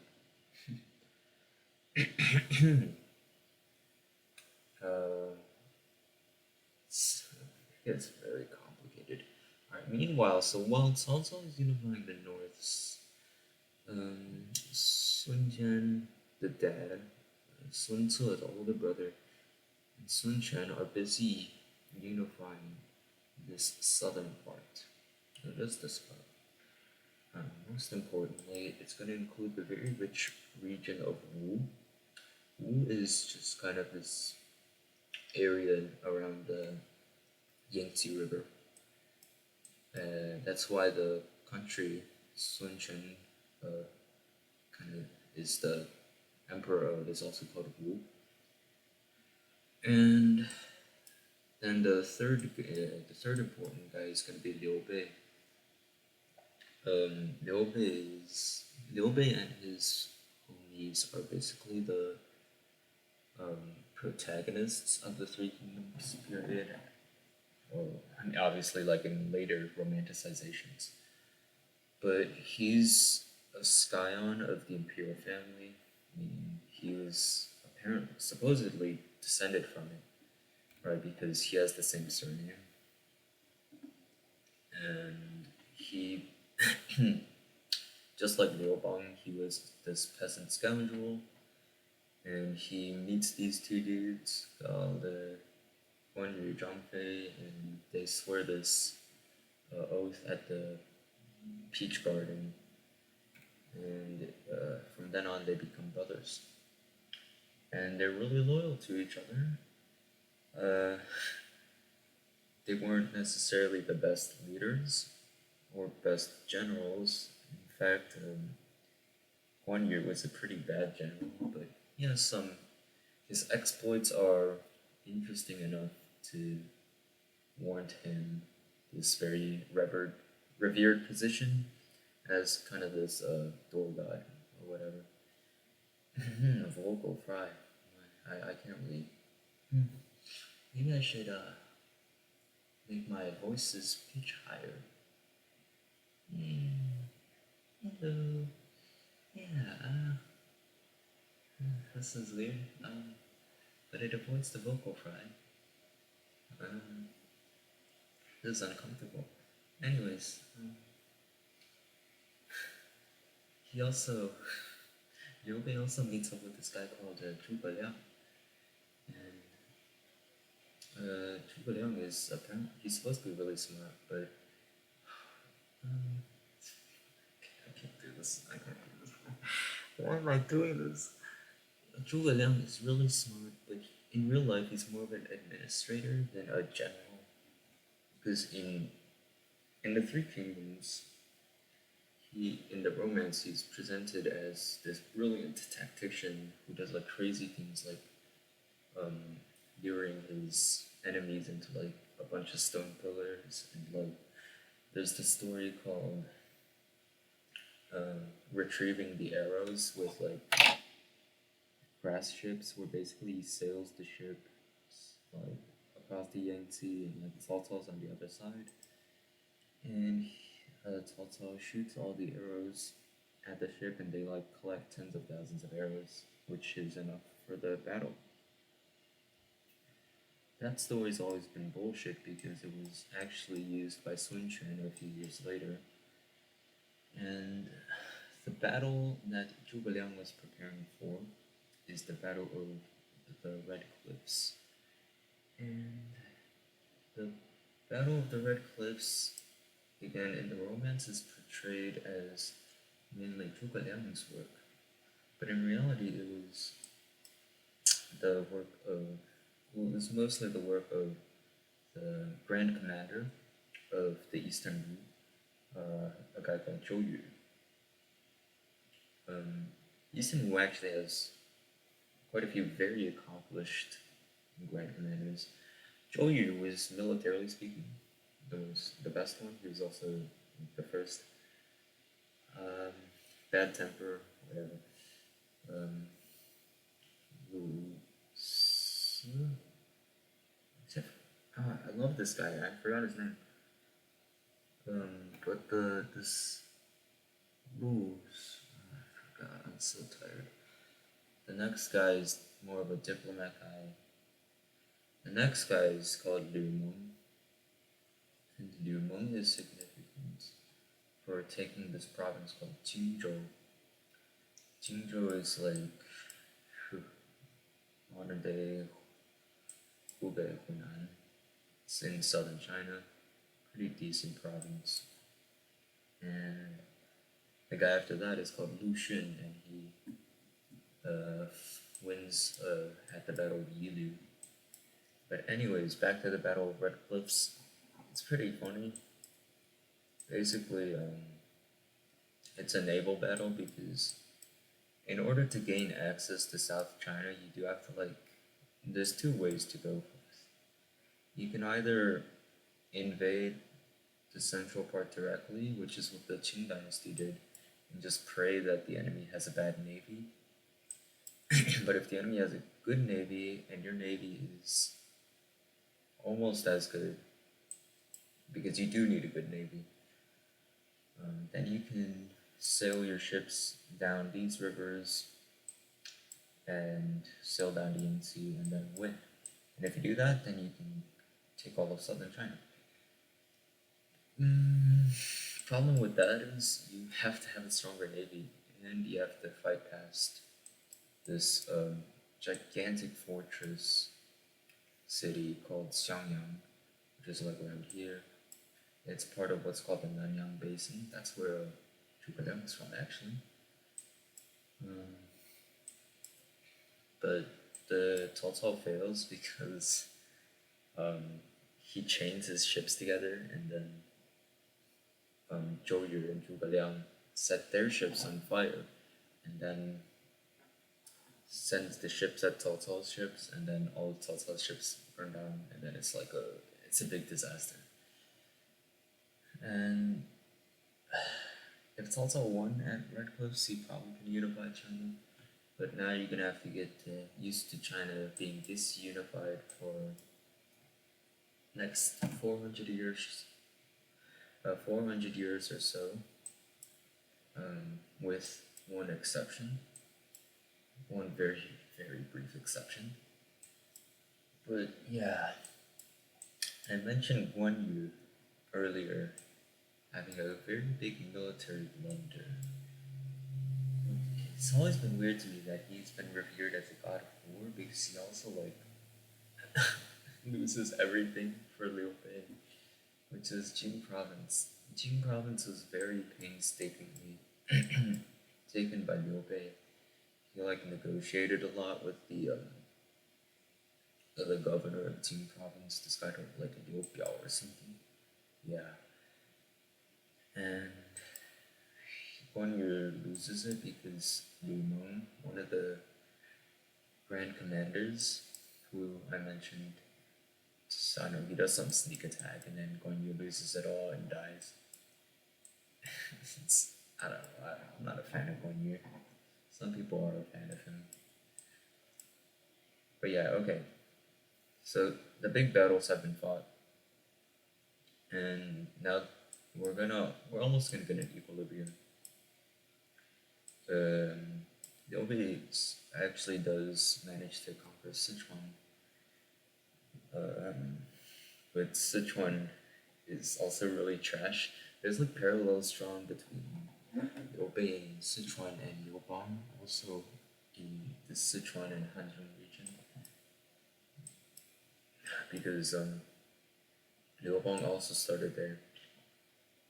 And the hope is that with some northern campaigns, Liu Bei will be able to in fact conquer northern China and then unify all of China. Issue is, Cao Cao seems to be much smarter than Xiang Yu, because he does not let that happen. Liu Bei also he attempts to take back Jing Province, but he is defeated by Lu Xun at the Battle of Yiliu.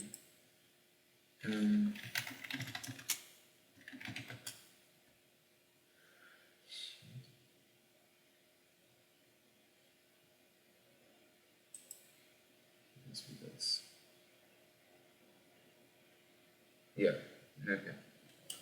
Basically what happened though is Lu Xun, he built this whole wall of fortresses, and the fortresses went back a lot. And then when Liu Bei was getting past all the forts, it's you have to get past the mountains to get into Jing province. He's invading like that. Lu Xun used fire to basically burn all the forests around Liu Bei, and that was a pretty bad loss. So he doesn't try to take Jing province again, and he becomes depressed and dies. Very unromantic. Let's talk about Zhuge Liang then. So Zhuge Liang, he is a far better administrator than general. I do mean that in the best way possible. He was exceptionally talented. He got the poorest province, and it was one that was in a lot of political disarray also. There's rebellions happening in the south, so he goes on what's called his southern expeditions to crush them, and retains control over Yunnan. Which sounds like crazy to me. It's like Yunnan's like way out here, and like they're over here, and they're like poor also. So why would they even want this? I don't know. More famous are his northern expeditions. He like launches a ton of northern expeditions, but they all fail. Mostly just due to bad logistics, but also because it's hard to cross a mountain, you know. The main rival of Zhuge Liang is this guy who I absolutely love. It's called Sima Yi. Sima Yi has, along with the rest of Cao Wei, he has been villainized, but he is absolutely genius. He's not only effective militarily, he's okay militarily, but he's a political genius. And essentially,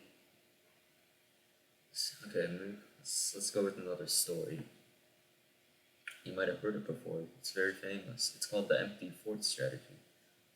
And basically, Zhuge Liang suffered this terrible, terrible defeat against Sima Yi.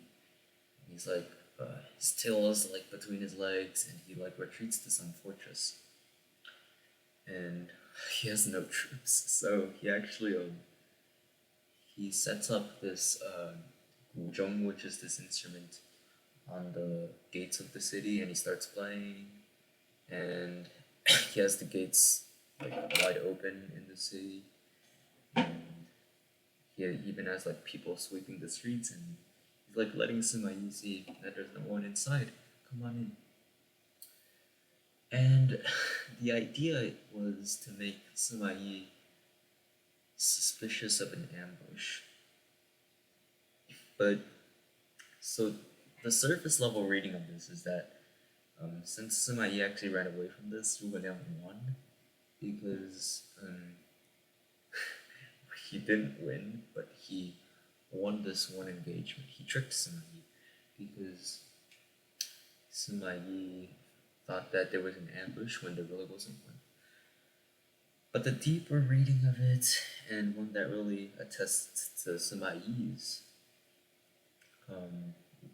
intelligence a lot, is that he called Zhuge Liang's bluff, but he also didn't want to kill Zhuge Liang because the only reason why Sima Yi was able to be powerful in the first place was in order to fend off Zhuge Liang's attacks. If he were to kill Zhuge Liang on the spot, like right there, then he would just get recalled to the capital and lose all his privileges. So it's also in his interest not to like completely crush Zhuge Liang, just to do good enough against him.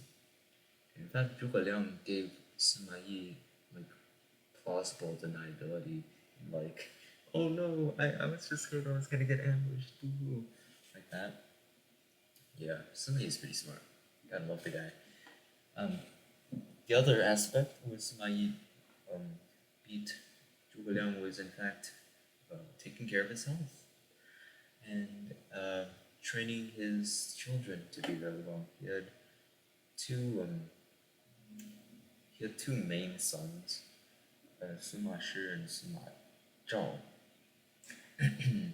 Sima Zhao is more important, but they're both very, very capable. And Sima Yi also goes to bed early, and he like, I don't know, he probably like worked out or something, and ate healthy. Meanwhile, Zhuge Liang is like barely sleeping at all. Zhuge Liang's sleep schedule is so bad that Sima Yi like heard reports about it. He's like, he can't go on like this for much longer. Can't wait for him to die, and Zhuge Liang does die. But Zhuge Liang's northern expeditions do not die with him. And in fact, one of his students continues the northern expeditions. Let me find his name.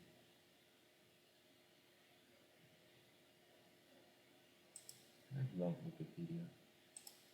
Um, yeah, the northern expeditions are very strange, like geo geographically speaking, because um, in basically every way, Shu is at a disadvantage. Definitely, they just have less resources, less manpower, and it it's like honored a lot in Chinese history. Like, oh, they're trying so hard to defeat these darn usurpers and restore the rightful Han Dynasty. Oh, oh dear, maybe I'm dying. But really, they taxed the population a lot. They were drafting a lot of people for war. Meanwhile, Wei is just like chilling and like, okay, you, Sima Yi goes, he deals with them. We're just gonna build up, bro. We're just gonna chill. We're gonna be more efficient. We're gonna let our people be happy. And meanwhile, Shu was just like, bro, going like that shit insane, like, rah, rah, rah, must kill, must kill. And it never works. In my opinion, it would have been far more benevolent, shall we say, for Shu to simply build up its defenses and to focus on internal administration rather than taxing the people and levying them for war. Okay, maybe well, okay, Zhuge Liang also did have a political reason for. Sorry, he had a political reason for pursuing the northern expeditions, which was he was pretty unpopular in the capital, and by being on campaign all the time, he was able to avoid basically court politics. Yeah, that was pragmatic, I'd say. Um, so why didn't Zhuge Liang defect to Wei?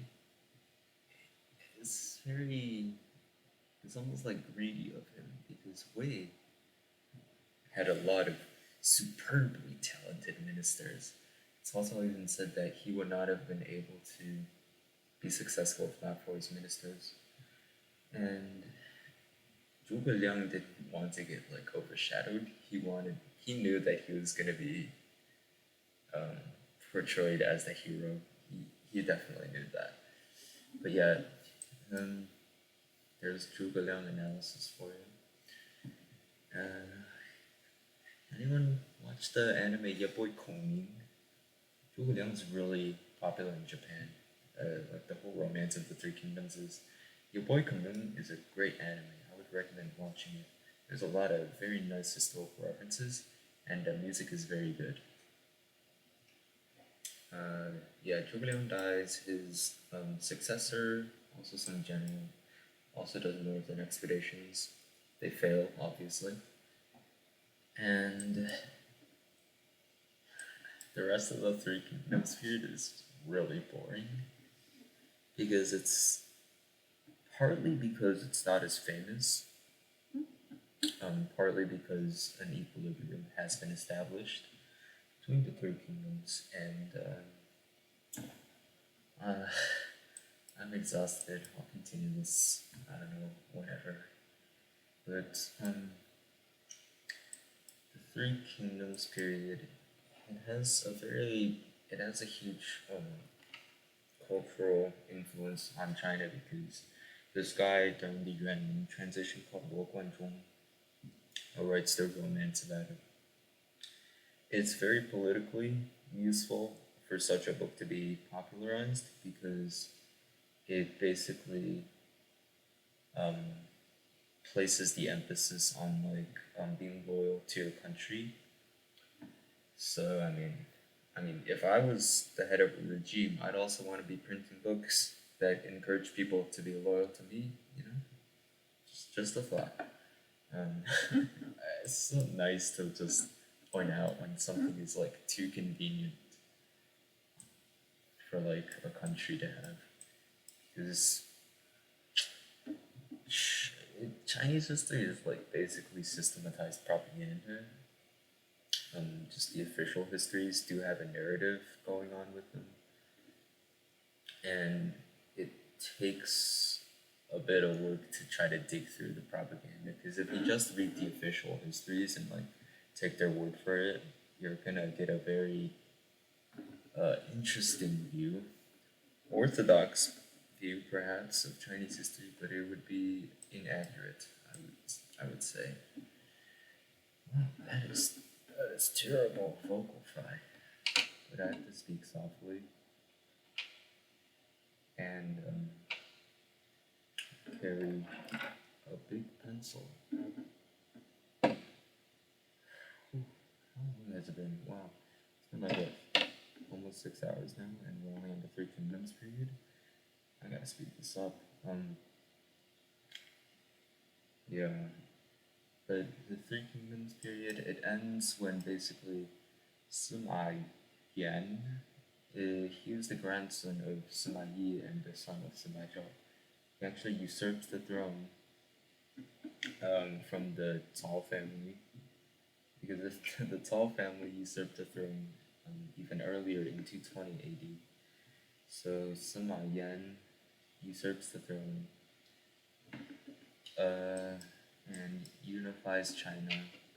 He establishes the Jin dynasty, the Western Jin dynasty specifically, and at last China is unified, and all will not be well. The upcoming period is going to be a load of fun. More fun than the Three Kingdoms period, I think. We're going to get a bunch of numbers here.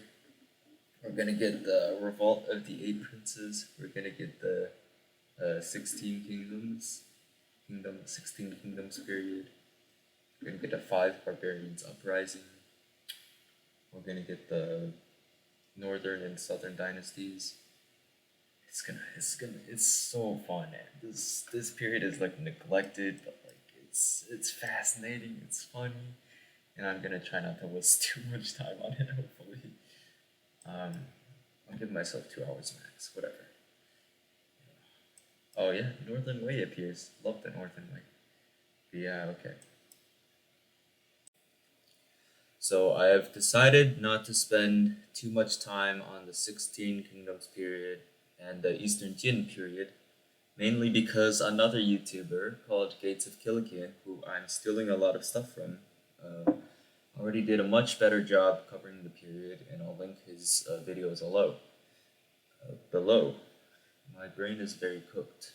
Um, but I'll try to maybe fill in some stuff he hasn't done, as long as provide a very brief political history of it. Um, but first, we need to go back to the Jin Dynasty. So the Jin Dynasty is founded by a coup by the Sima family. Um, this whole coup process has been starting under Sima Yi. It's developed by his sons, and it's actualized by his Sima Yi's grandson, Sima Yan. What was it, Sima Yan? And it's like it kind of like shows the political instability of this period because Tawei itself was created out of a coup against the Han Emperor. But yeah, so now the Sima family is the rulers of northern China. Actually, before they proclaim the Jin dynasty, they conquer Sichuan, so they conquer Shuhan, which is like it's weird because it's treated almost as this side project rather than this important thing that they were trying to do. And actually, the main reason why they conquered Shuhan was in order to create unity within the Jin court, which is just really sad for like Shuhan because they try so hard to conquer the north, and then meanwhile, their own collapse is just treated as like an afterthought, like just a mere convenience for the Jin dynasty. But yeah, after they conquer Shuhan, then Sima Yan usurps the throne. I think I'm getting the order correct. No one cares. I don't. Whatever. Probably someone cares. And yeah, so he also conquers the Eastern Wu, which it's like this whole thing, but he does it pretty quickly. Um, because Wu was like distracted by some random rebellion in Vietnam, which is like kind of random, but whatever. Yeah, okay, Western Jin. Now they unify China. Yay! This is gonna last like what, 11 years before another civil war. So yeah, don't get too comfortable. Um, Basically, what happens is this: Sima Yan. He's not an idiot, but he can't um, contradict the patterns of the time, which is simply that um, forces outside of the capital are really, really powerful. So the way he addresses this is he creates this feudal system. So we're almost going back to like the Zhou dynasty, where he enfiaffes all of his little sons and princes as kings across the Jin dynasty. And this wasn't supposed to be like a huge issue until he died, and he was succeeded by his son, Emperor Hui of Jin. And Emperor Hui of Jin had one very major issue, which is that he was developmentally disabled, and that was bad news. Recall the turmoil during the Eastern Han Dynasty. Yeah, this it's gonna get even worse than that. So now you've got this kid on the throne who will never be able to like think for himself, and what happens then is called the Eight Princes Chaos or Eight Princes Revolt, where it's as bad as it's actually not as bad as it sounds. I mean, but the effects of it are pretty bad. Basically, it's this civil war where um, eight princes of the Jin dynasty are involved in total, and they all have like the surname Sima, right?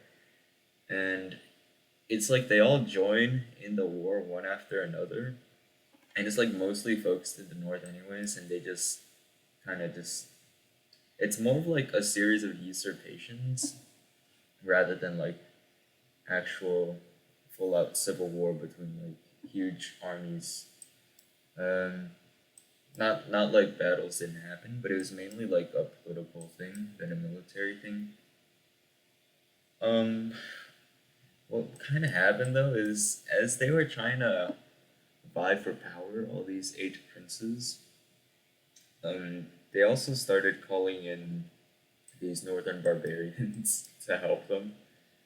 One of which was the Xiongnu.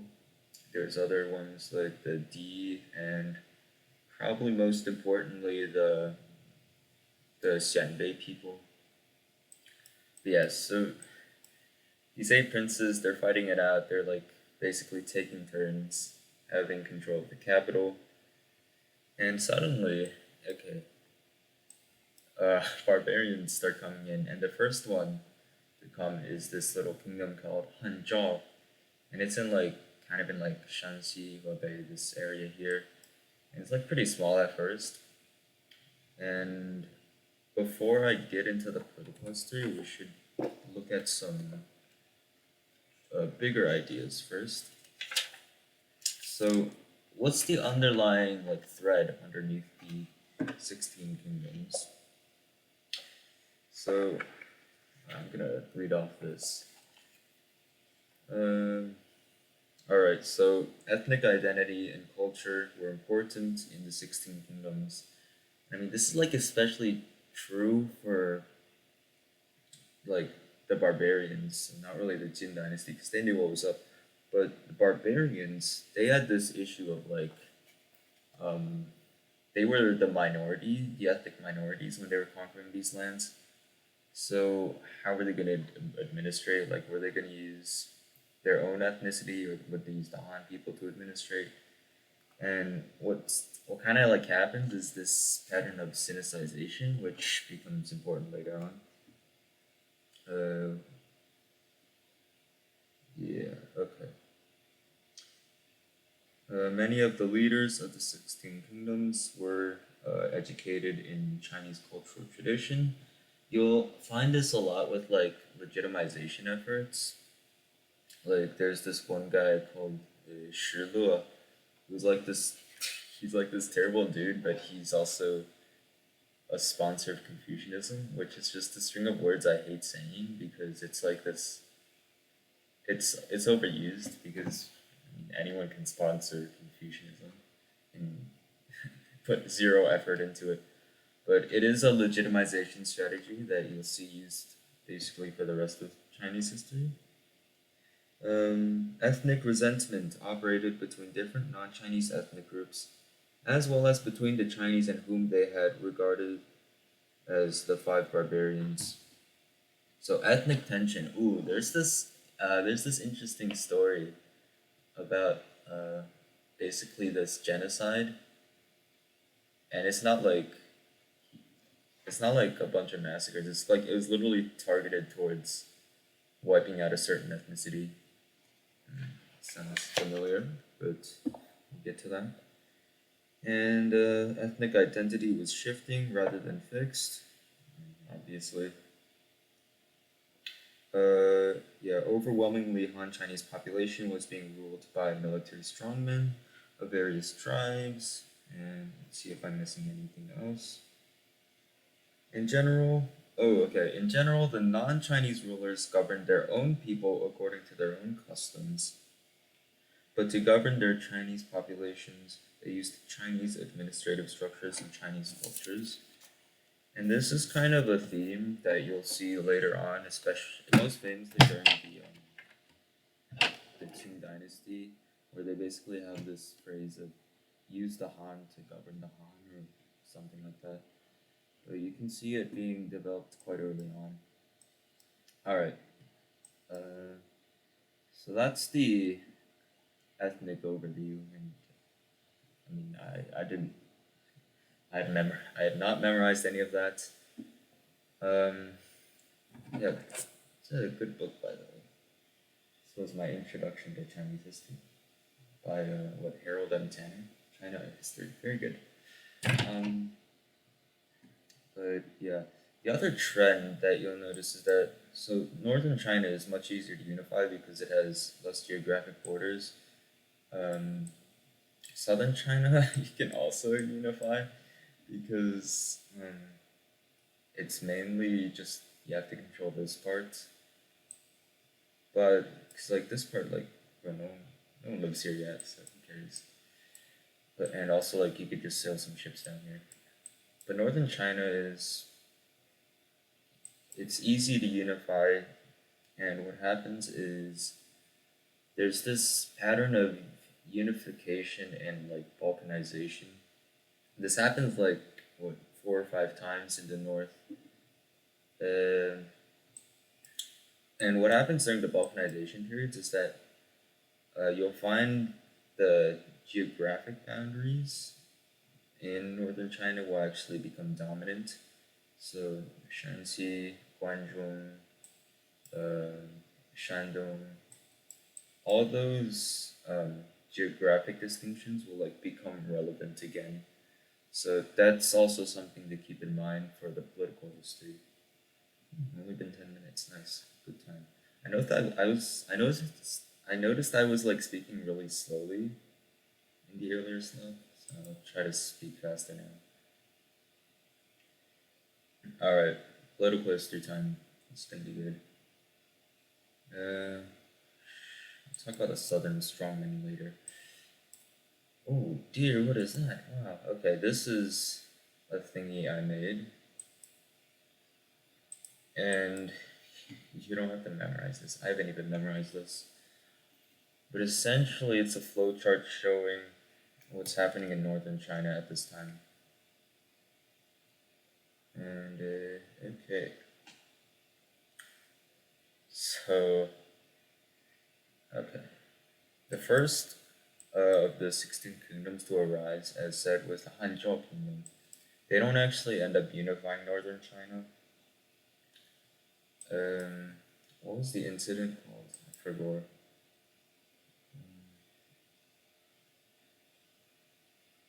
What was it called? Yongjia disaster.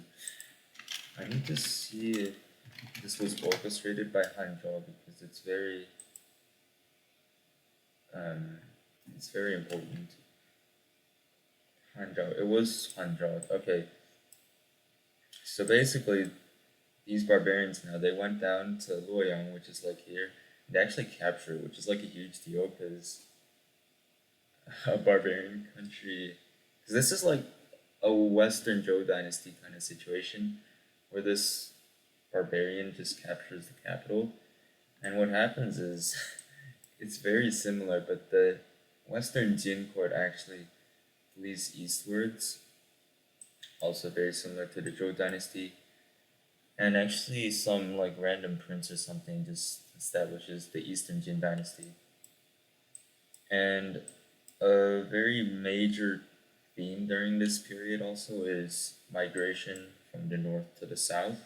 This is gonna happen, um, like again during like the Jin Kong incident, which is where the Jin dynasty conquers northern China. So I guess I'm just building to this trend of southern China becoming the dominant economic part of China, because right now the north is still the richest, but that is gonna change in like a few hundred-ish years. But yeah, Hanzhao, they take Luoyang, everything's doing great. They don't manage to conquer northern China. There's actually a Jin loyalist state that kind of breaks off from the main court because it is cut off, and it is Western Liang. I have to see. Former Liang. Okay, these names are terrible. Former Liang is pretty cool because unlike a lot of other states, they don't just swear nominal loyalty to the Jin dynasty. They're like actually loyal. They're also ruled by a Han Chinese dude, and they're kind of this important source of like collecting texts also, because there is like a lot of destruction going on in this period. And okay, so the thing with Hanzhao is that it doesn't really last it's not strong for very long. And then its very significant little brother called later Zhao actually rebels and eventually conquers all of northern China. Later Zhao is founded by this guy called Shi Le. And Shi Le, yeah, he's the guy who like sponsors Confucianism, but like was otherwise a pretty shitty dude. Shi Le's successor called Shi Hu has this very bizarre. It's really messed up. He has this story where basically Shi Hu is one of his crown princes, because he kept like killing all the crown princes. One of the crown princes had this cannibalism fetish where essentially he would dress pretty women with like expensive jewelry, and then he'll like cut their heads off and then like eat them, which is incredibly nasty. And I feel utterly desensitized after learning about it. Yeah, it gets pretty nasty. There's a lot of weird incidents. Uh, it's a bit weird. But let's talk. Okay, the state of Dai right now. Uh, it's like in this poor ass area, like in like whatever this region is. But it's gonna be important because it's later gonna form Northern Wei. And the state of Yan, right now I think they're only in like the Yaodong Peninsula, but they're ruled by the Murong family, which is also Xianbei, just like Dai. But they're gonna become quite significant because later Zhao, after unifying northern China for a while, is actually gonna collapse. Surprise. And it's before it gets like completely partitioned, there's this crazy guy called wait, Ran, was it? No, Ranmin. Ranmin is the genocide guy I was talking about, and he issues this insane edict where basically he's asking for the heads of um, people who looked like barbarians, and it was like it was an attempt to like kind of wipe out the barbarian population, which is already horrific. But what ended up happening was people who looked like barbarians, so like I don't know, bushy eyebrows or something, also ended up getting killed, and like it was terrible. Oh my god. Yeah, there's some medieval genocide for you. Um, Ethnically targeted genocide is not gonna stop. It's gonna happen in like the Tang Dynasty also, but we'll get to that. And okay, yeah. So after later jaw collapses, then it's like kind of, and then oh yeah, no, Ran Wei, which is established by Ran Yin, doesn't last very long because I mean everyone fucking hates him. So then later jaw is partitioned between this state called former Qin, which like owns all this, and then former Yan, which has all this. This one general under former Yan, this guy called Wu Rongke, is actually pretty successful. Um, he's he was like honored as one of the top generals in Chinese history, which is pretty crazy because all the other generals that were honored, it's like this whole list and stuff. I can try to find it. But all the other generals on the list were Han Chinese. So yeah, that's really impressive. I can't find the list. Whatever. I'm not gonna waste time. Um, but former Qin is actually gonna be the more significant of the two because okay, former Qin is founded by this guy called Fu Jian, and he is distinct from his much more famous grandson Fu Jian. So that's Fujian is like first tone. Chinese is like tones and stuff, right? Um, if you're wondering why this whole period is so complicated, excuse me, I had some Diet Pepsi before this. Um, it's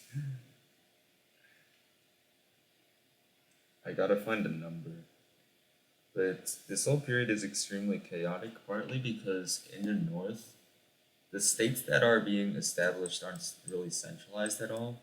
What happens is these large landowners they actually start serving as like guardians for basically the poor people in the surrounding villages.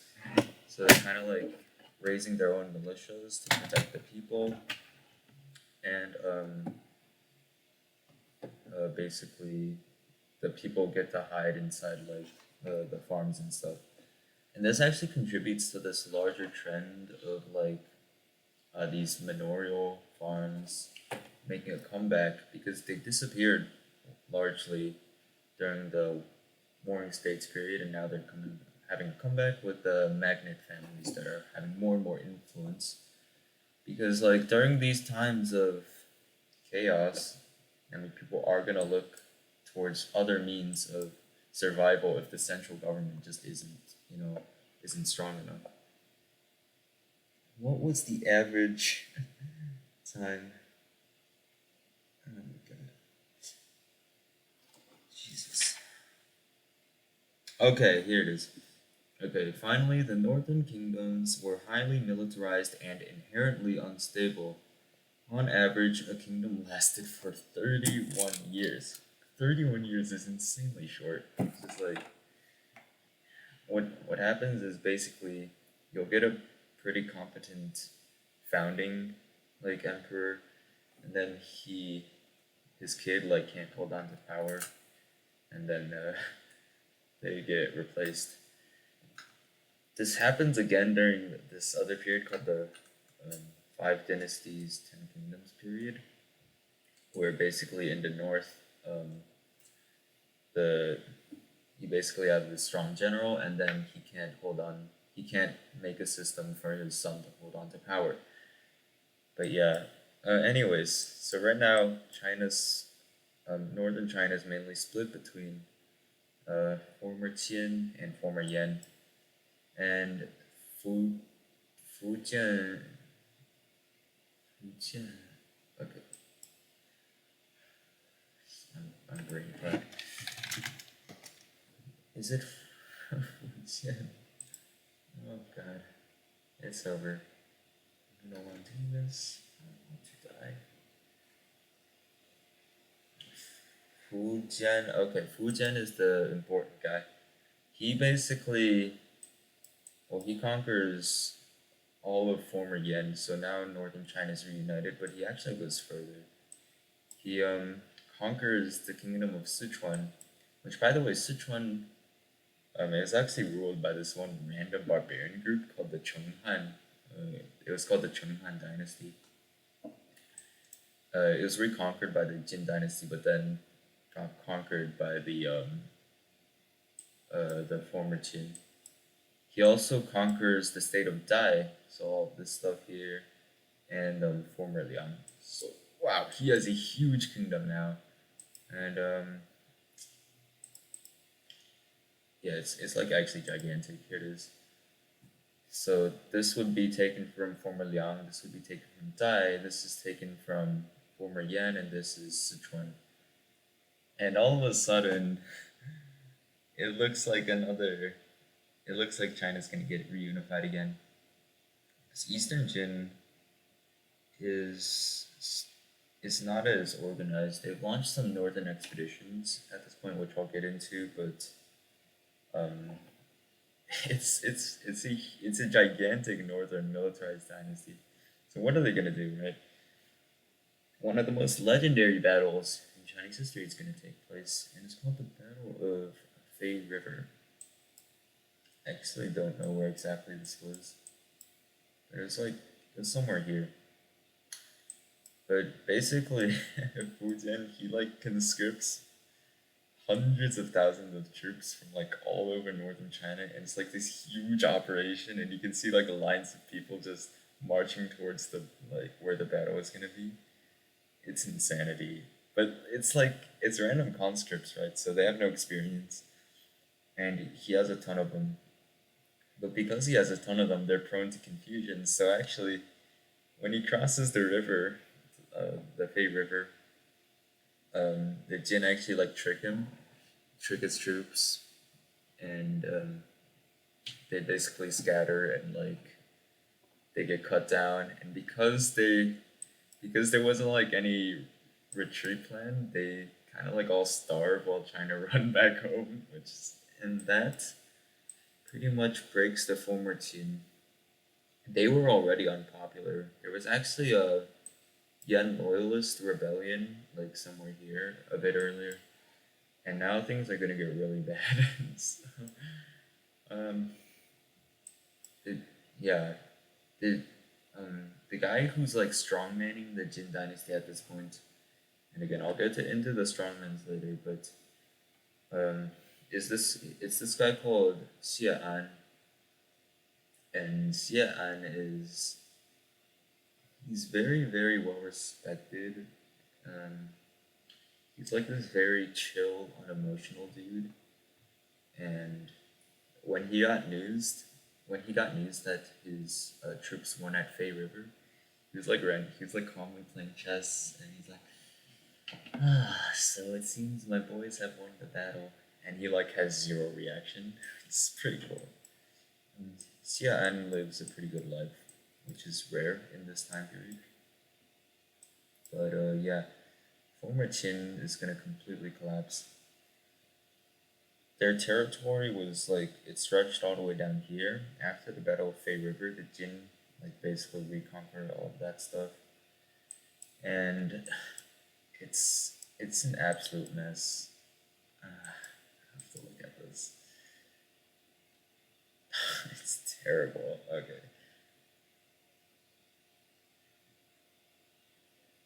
Okay.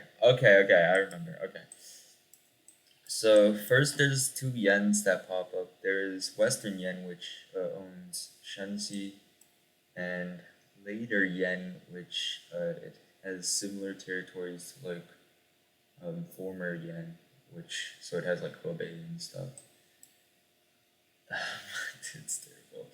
Former Qin breaks into like three. There's the normal former Qin, and like Fujian's like still alive at this point, so he's like watching his whole empire disintegrate, which must have been really sad. But there's also a Western Qin and a later Qin. Out of the three, later Qin's gonna be the most powerful, and Western Liang also pops out. But then Western Liang, this is so stupid because they're already like kind of a shitty kingdom already, because Gansu isn't exactly a rich province. But then they get split into three, and it's like it's so it's so complicated. Oh my god. Yeah, not okay. I'm getting my nerves with this. I love and hate this period. Later Liang is split into three. Okay, Northern Liang, Western Liang, Southern Liang, and okay, it's the only reason I'm mentioning Liang is okay. You'll never guess this, but the ancestors of the founders of the Tang Dynasty were from Liang. So that's kind of the only reason why they're important. Otherwise, they're just crap. Getting split into three in an already really bad province. There's like this whole dispute with like these tribes in Qinghai or something, which is so petty that it's incredible. But yeah, it's so yeah. Northern China is a mess. Dai pops out again. It's like around this time that Dai renames itself to Northern Wei, which is well, Wei, but obviously we call it Northern Wei, and it's going to become important later. What then happens is um, later Qin is going to unify this whole Shanxi area, take a bit of Gansu, mainly going to be in Guangzhou. Meanwhile, later Yan is going to conquer Western Yan, so they're going to get Shanxi.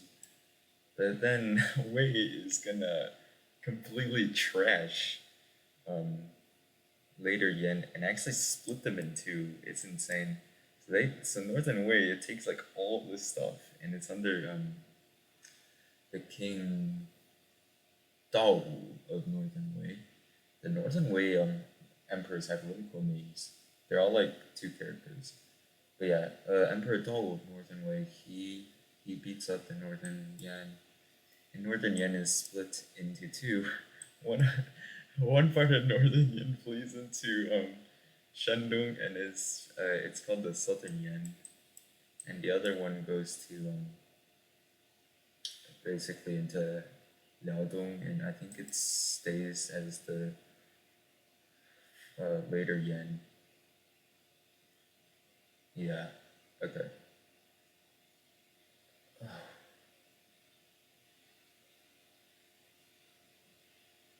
I don't even. Okay. Okay. We're like reaching the end now. Trust me, it's gonna be easy after this. So former Qin's, later Qin's actually a really decent kingdom. They have this whole Buddhism thing going on where this random monk called Kumarajiva gets sponsored by the king, and they get they get like almost conquered by this guy called Huilian Bobo, which is a really cool name. I'd like to be called Bobo. He established the Xia dynasty. I don't know which Xia dynasty. The Huilian Xia dynasty, so it's just named after him, which includes all of this stuff. Meanwhile, Northern Wei is chilling over here, and then Northern Wei, like, I'm pretty sure it conquers Huilian Xia.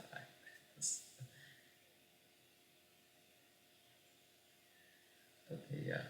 Northern Wei is just gonna conquer basically the Liang kingdoms. Huilian Xia is gonna finish off Yan and Liaodong. and basically reunify northern China. And finally, the nightmarish political history of the 16 Kingdoms period is over. It's all a blur to me, honestly. Like, I had to use that chart a lot because unlike the Spring and Autumn period, these regimes were changing really quickly. Even though the Spring and Autumn period was like hundreds of years long, at least the countries were like staying in the same spot, right? They weren't just like splitting up every few years and getting conquered. Yeah. Oh god, it's such a headache, but it's amazing. Okay, so that's the northern perspective. The southern perspective, trust me, it's easier. So after the Jin court moves to the south and establishes the Eastern Jin dynasty, um, there is only one good emperor. It's called Emperor Ming of Jin, but he like dies quickly, so like who cares about him? The main idea of the main kind of flavor of the Eastern Jin dynasty is that it's dominated by these magnate families. There's like there's Wang family, there's Yang family, and Liu family, um, and they're all really powerful. And they basically like compete with each other to have control of the Jin court. But the main thing is, so the Eastern Jin isn't complacent though. They actually launch northern expeditions multiple times against the 16 kingdoms. Um, the first significant guy to do this is called Huan Wen. Xia An like kind of does something similar. And finally, the guy who ends the Jin dynasty, this guy called Liu Yu, um, is actually the most successful also. Liu Yu is like this insanely good general. There's this story about him like charging by himself against like an army that's thousands of men strong and then actually scaring them away, which is like straight out of a movie. And I mean, I don't really believe it, but who cares? But the reason why they don't actually fully conquer northern China, even though they had the capability and leadership to do so, is because not owning northern China is actually beneficial for the strongmen in the south. Because think about it like this: they've already established their like power bases in the south already. At this point, the only reason why they're going north is in order to improve their own legitimacy and like be away from court politics. So if they were to fully conquer the north, they would actually have a much more insecure position. Um, this again happens kind of during the Sung dynasty, where they also lose the north, but conquering back the north isn't necessarily in the court's best interests. Um, Eastern Jin dynasty is kind of like it kind of sucks otherwise. I also don't know too much about it, so sorry if that was a very brief overview of them. But yeah, that's essentially the political history. Oh yeah, I didn't mention not like anyone's gonna care, but Southern Yen was conquered as part of Liu Yu's expeditions. Liu Yu like he's actually insane. He like conquers into Guangdong, and I feel like he could have gone further if not for like shenanigans that were happening back home. But he's like absolutely insane. He's like masterminding logistics and stuff, and he's like traveling around mountains. I'm saying Gates of Killikian did this period much better, and I'm not gonna torture you with it anymore. What Gates of Killikian did not cover yet was a proper history of the northern and southern dynasties, which I will get to. Before I get to that, let's talk a little about religion, right? So this is when so this period is when Buddhism really starts to like take off. It's gonna take off even more during the northern and southern dynasties, but this is when it like kind of gets popularized. The two main Buddhist like monks to know are called Doan and Kumarajiva, who I have already mentioned. The Doan is basically, he's in this city called Xiangyang. I might have mentioned it already. Xiangyang is a very important an important fortress because in order to gain access to the Yangtze River, you have to get past it. So he's actually sent to the former Qin capital after Fujian conquers Xiangyang. And Kumarajiva is in the later Qin capital. And the main thing these guys were doing to popularize Buddhism was actually translating texts. And it's obviously a very difficult job, but it came with its own problems. In that how are you gonna, what vocabulary are you gonna use? And they actually decide to use Taoist vocabulary for Buddhism because Taoism is just more close to the Chinese tradition, and certain concepts such as living a more modest life and just I don't know, like being chill is kind of similar to Buddhism. But yeah, we'll talk more about Buddhism a bit more later. The biggest the biggest religion that's kind of having a revival right now is it's called Neo Taoism. Uh, Anything you remember from me talking about philosophical Taoism earlier? Yeah, just throw it out the trash. Neo Taoism is batshit insane, and it's a it's an it's an elite response to the political disunity of this period. So it's not much of a phenomenon against with like the common people. It's very much an elite culture thing, and it's, I hate to use this word, but it's decadent. Like it is. It's, I'm not gonna try to impose my morals onto it, but you'll see what I mean. Um, Neo Taoism. It's very religious, and it's very much about um, enjoying the life here on Earth, which is kind of the contrast to Buddhism. Because Buddhism is like, oh, life on Earth sucks. I'm gonna just hope for a better like nirvana or something. Neo Taoism, meanwhile, like, oh, I'm gonna have a ton of sex and I'm gonna like drink all these elixirs that's gonna make me immortal and it's gonna be great and I'm gonna like walk around naked in my house. Why do I mention walking around naked in your house? Well, there was this one Neo Taoist, whose name I've forgotten, unfortunately, but he was visited by a friend one day and he greeted his friend without any clothes on, and his friend was obviously very offended. And uh, the friend was like, "Okay, bro, put on some pants." And then the neo Taoist was like, "You know, the world is my clothes. So why are you in my pants?" It's so stupid but funny at the same time. There's also this thing with that neo Taoist do. It's called Qing Time, and it's basically they're trying to like debate things, but it basically like it goes from like actual debates into like U.S. presidential debates, where they just start talking about random nonsense that's irrelevant, and then basically just meant to impress a crowd. I'm telling you, Gates of Gillikin, his videos on this period are far, far better. I actually borrowed this map from him, so I mean, it does say maps for free, so I guess it's not copyrighted. Um, but yeah, I don't think Gates of Gillikin mentioned the sex alchemy, which it's very funny. Ooh, I'll show you Wang Xizhi later. I'm excited.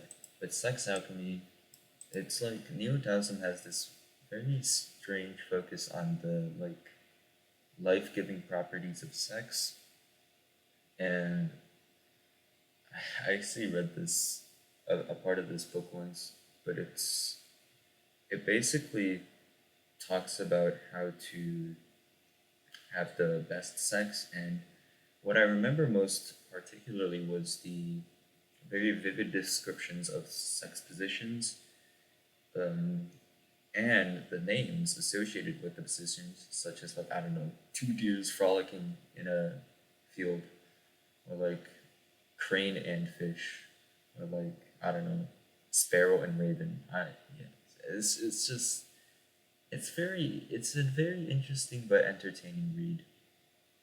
But yeah, okay. There's Neo Taoism. It's weird, and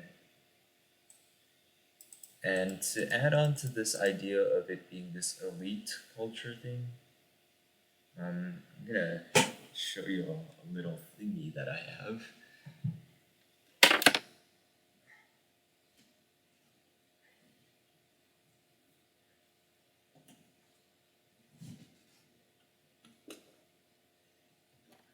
So it's written by this guy called Wang Xizhi. It's called the Preface to the Orchard Pavilion. And Wang Xizhi is widely regarded as the greatest calligrapher in Chinese history. I don't know how you judge that, but apparently he's pretty good. I actually have no idea where I got this from, but this is the preface.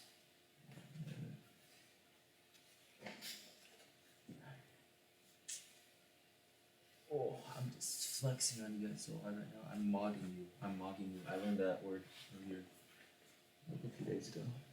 Oh, get mogged. Oh, I'm going crazy. I love this. Oh yeah. Oh yeah. Oh man.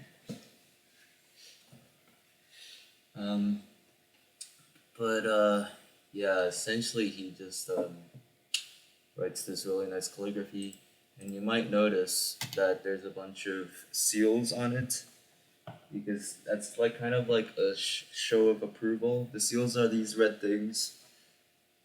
It was so popular, in fact, that the second emperor of the Tang Dynasty, Tang Taitung, even like tried to like copy it or have it buried with him. Just look at this beauty. I don't even know where I got this thing, but it goes hard. Yeah, there's a long teacher for you, and he was part of this.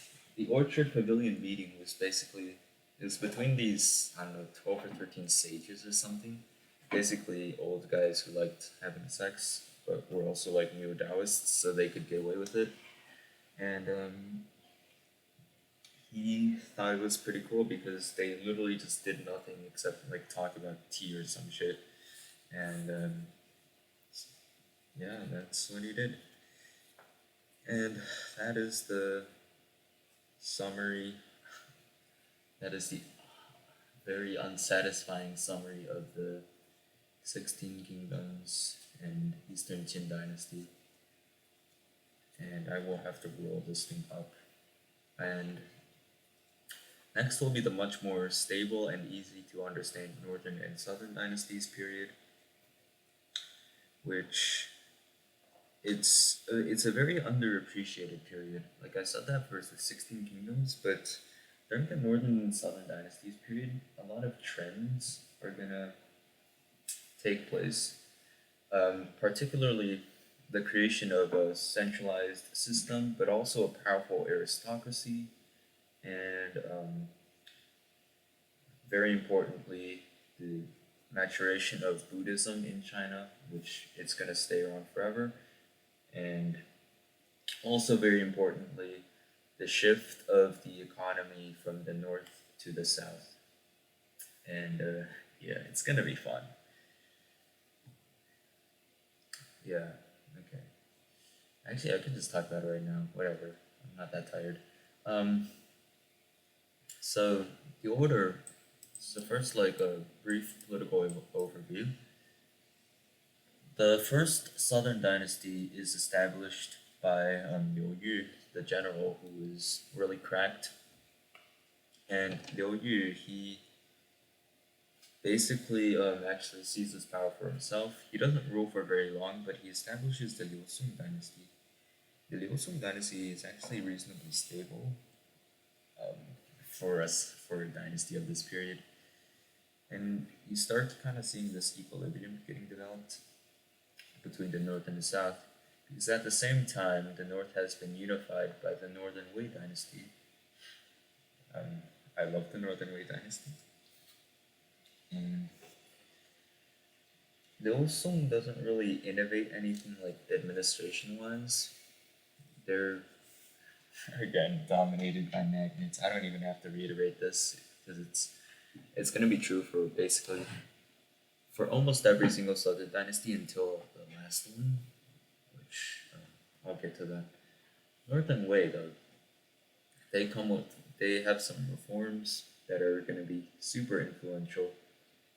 Um, First is the equal field system, and I showed you already, but it's basically this command economy kind of thing where they distribute land to peasants and they're trying to like bring back this private ownership of land thingy from the Warring States period. Is this first really real attempt during this whole period to kind of streamline administration? And it's it's surprising because it actually lasts well into the Tang Dynasty. It is kind of like counterculture also because the general trend of this era is the magnate families like concentrating wealth under their hands, wealth and land. But yeah, Northern Wei kind of goes against that. And the other main thing that the Northern Wei undergoes, and by the way, all of this is happening under Emperor Xiaowen. The guy who unifies northern China is actually Emperor Taiwu of Northern Wei, but the guy who does the reforms is Emperor Xiaowen and also like his mom or something. Um, so the other thing that Emperor Xiaowen does is the Sinicization effort. Sinicization is it just means like becoming more Chinese. In this case, becoming more Han Chinese, because the Northern Wei is ruled by these barbarians, the Tuoba Xianbei, Tuoba because that's their surname, and Xianbei is just the ethnicity they are from. And with Sinicization, he basically forces a lot of like families to move closer to the south and also take on new names, and also generally adopting more Chinese customs like clothes and rituals. It's very good for legitimacy because like just due to like as xenophobia, you usually don't want this other ethnic group to be ruling over you. The Northern Wei also starts this thingy that's going to continue into the Tang Dynasty of this sort of half Turkic, half Han Chinese empire. Um, a lot of a lot of people refer to the Tang Dynasty and the Sui dynasties as like Han Chinese empires, but that's more like Han nationalism again. They were very much the royal families were very much of mixed ethnicities, which would have included Han Chinese, but it would have also included Turks and like Proto Mongolic kind of people.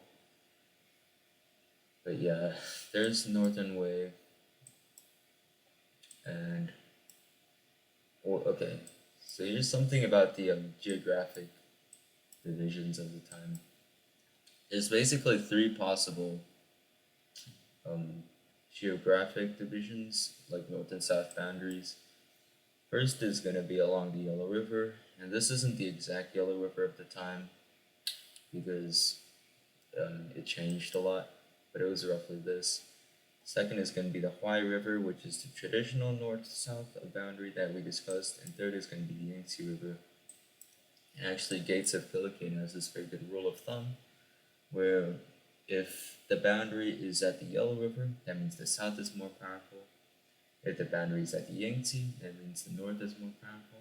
And if the boundary is at the Huai River, that means both are roughly equal. So yeah, if you're ever staring at maps like I do, then you can remember that. Northern and Southern dynasties. So, in the Southern dynasties, meanwhile, there starts this very interesting, like, psychological shift where the political and cultural center of China shifts away from the like northern like central Chinese plain towards like this Yangtze River area. My bad. But this is gonna get reversed um, kind of briefly during the Sui and Tang dynasties, and then it's gonna get um, and then at least like it kind of stays that way where the political center is in the north, but the economic center, and this is actually far more significant, the economic center is really going to start going to the south.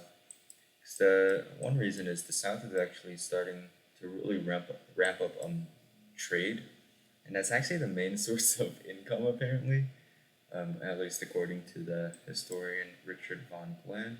But apparently, um, trade I don't know if it's like necessarily foreign trade or domestic trade, but trade was the main source of income for the magnate family. So not even like their tenant farmers, which is really interesting because you don't. At least I personally don't consider trade to be a huge factor. I'm more of a like, I'm more of a tax guy or a production guy. By the definitely not an EU4 reference, but yeah, apparently that's how it went. This whole like network of like shipping is by the way called the Maritime Silk Road. Goes from like I don't know the Middle East all the way to like Japan or something. And the Maritime Silk Road is actually gonna be more relevant than the like overland Silk Road for basically most of its existence. And with again the biggest exception being the Tang Dynasty. But yeah, I thought I'd have more to say about the northern and southern dynasties. Um, Northern Wei, anyways, it's relatively stable. Also, like the Liu Xing dynasty, but eventually it does split into two. And this is actually one of the first things I learned about Chinese history. Um, but basically, the western part of Northern Wei is strongmanned by this guy called Yuan Tai, and he founds the Western Way, not with himself as emperor, but like puppeting the emperor. And the Yuan family remains actually very powerful. Um, and meanwhile, the East is strongmanned by this guy called Gao Huan, and he basically does the same thing and founds the Eastern Wei dynasty. Also, doesn't make himself emperor. And the thing is that the Western Way is kind of shitty at this point because their Guangzhou is at this point really getting quite poor compared to like the northeastern part of China, so the central China plain. But once again, note the geographic advantage. Guangzhou is very well protected and it's able to project its power onto the east.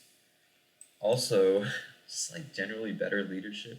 Yuan Tai is not to be great Manny again, but he is a better leader than Gao Huan. And yeah, basically, okay, Western Way and Eastern Way aren't very relevant. And then to add to the political trend of the time, Western Way is then usurped by the Yuan family and forms Northern Zhou, while Eastern Wei gets usurped and forms Northern Qi to distinguish it from Southern Qi, which is one of the Southern dynasties. And again, Northern Qi is just better than Northern Wei. The Northern Wei is gonna be the big winner. And actually, this certain Northern Wei emperor called Emperor Wu of Northern Wei. He has like this really sick portrait, by the way. Not Northern Wei, Northern Zhou. This portrait, by the way, it's drawn by a Tang Dynasty artist called Yan Libin. He has like a bunch of pictures I can show you later. But this guy's actually really good, and you don't like a really good conqueror. Um, he's not mentioned a lot because he conquers, he unifies northern China. Wow, and he conquers Sichuan. Starting to see something. This is a former Qin borders all over again. But this time he's gonna be unsuccessful because the Northern Wei throne, the Northern Zhou throne, on the eve of conquering the South and finally unifying China again, it gets usurped by a guy called Yang Jian, and Yang Jian will form the Sui dynasty, which is pretty hype. I hope I'm not missing anything. I really can't emphasize enough just how like important this period is for the rest of Chinese history. It's mainly the move to the south stuff, but keep in mind that the aristocracy at this point is very strong. Oh, I did miss. Yeah, I completely glossed over the South's political history. Sorry, the Liu Song dynasty, after some who knows what political scheming, gets overthrown and gets replaced by the Southern Qi dynasty, which is completely irrelevant, so you can forget about them and never think about them again because I won't. Southern Qi dynasty gets replaced by a much more interesting dynasty called the Liang dynasty. The Liang dynasty is mostly known for its king, Emperor Wu of Liang, and he is a devout Buddhist. There's at least he tries to present himself as one. He's like so Buddhist that he runs away 3 times to like go and be a monk, only for him to get like bribed back to like being king again by like his subordinates. Which I don't know if that's really Buddhist or not Buddhist, because I mean, on one hand you're literally abandoning your country to like be a monk, but on the other hand you're also getting bribed with gifts, which isn't really like Buddhist of you. But whatever. Yang Wudi, he also like under him they compile this whole ass I don't know, some kind of Chinese dictionary. I forgot what it's called, but apparently it's a big deal because like parents still teach it to their children. Sorry for zooming in. But yeah, Liang Wudi, he there's like this whole Buddhist canon of like good emperors and bad emperors. Um, Good emperors would include Liang Wudi and let's say Emperor Xiaowen of Wei, and let's say Emperor Taizong of Tang, maybe Wu Zetian, and also the 3 Dharma kings of the Tibetan Empire. But more interesting are the bad kings in the Buddhist canon, and actually it's called it's the something. Okay, 4 Buddhist persecutions. Oh, Emperor Taiwu persecuted Buddhism. Interesting. He was the guy who unified northern China under Northern Wei.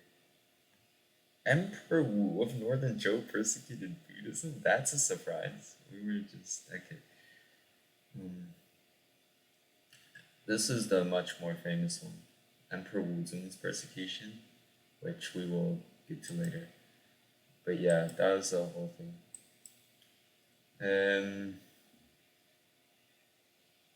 Yeah, I'm like, is there anything? Oh, right. After the Liang dynasty, it also collapses and gets um, overthrown by the Qin dynasty, and that point, the southern China like kind of sucks. They used to like own all of this, but now they're reduced to just like this stuff. They lost Sichuan, they lost a lot of the northern stuff. The Qin dynasty is just like this tired old man that just wants to die. I'm sorry, I'm having too much fun with this map. Um, what happens during the Qin Dynasty, and actually this is very, very significant, and it's not mentioned a lot, but there is what's called the Ho Jin Rebellion, and basically this guy called Ho Jin rebels. Um, but the effect of this is this actually has a very negative effect on the magnet families of the South. And this is really, really important for the coming reunification of China. Because what they're going to do with the Sui and Tang dynasties is they're going to use these magnet families and they're going to be in the government. But rather than like having regional influence and stuff, they're going to be in the central government where they can be easy to control. And you guys know like Louis XIV and like bringing all the nobles to like the Palace of Versailles so that they're easier to control. That's kind of like what the Sui and Tang dynasties are gonna do. But the Ho Jing Rebellion's initial weakening of the Magnet families is gonna be a big factor in like kind of streamlining that. Um, but still, this is yeah, the age of like magnet families is kind of starting to come to an end. In the north, the land reforms have cracked down on the like manorial farms, and in the south, rebellions and constant usurpations have kind of shaken up the the southern order a bit. And let's see if I'm missing anything. 'Cause if not, I'm just gonna stop recording for today. And I don't think so. All right, yeah, okay. That was also a very surface level review of the Northern and Southern dynasties.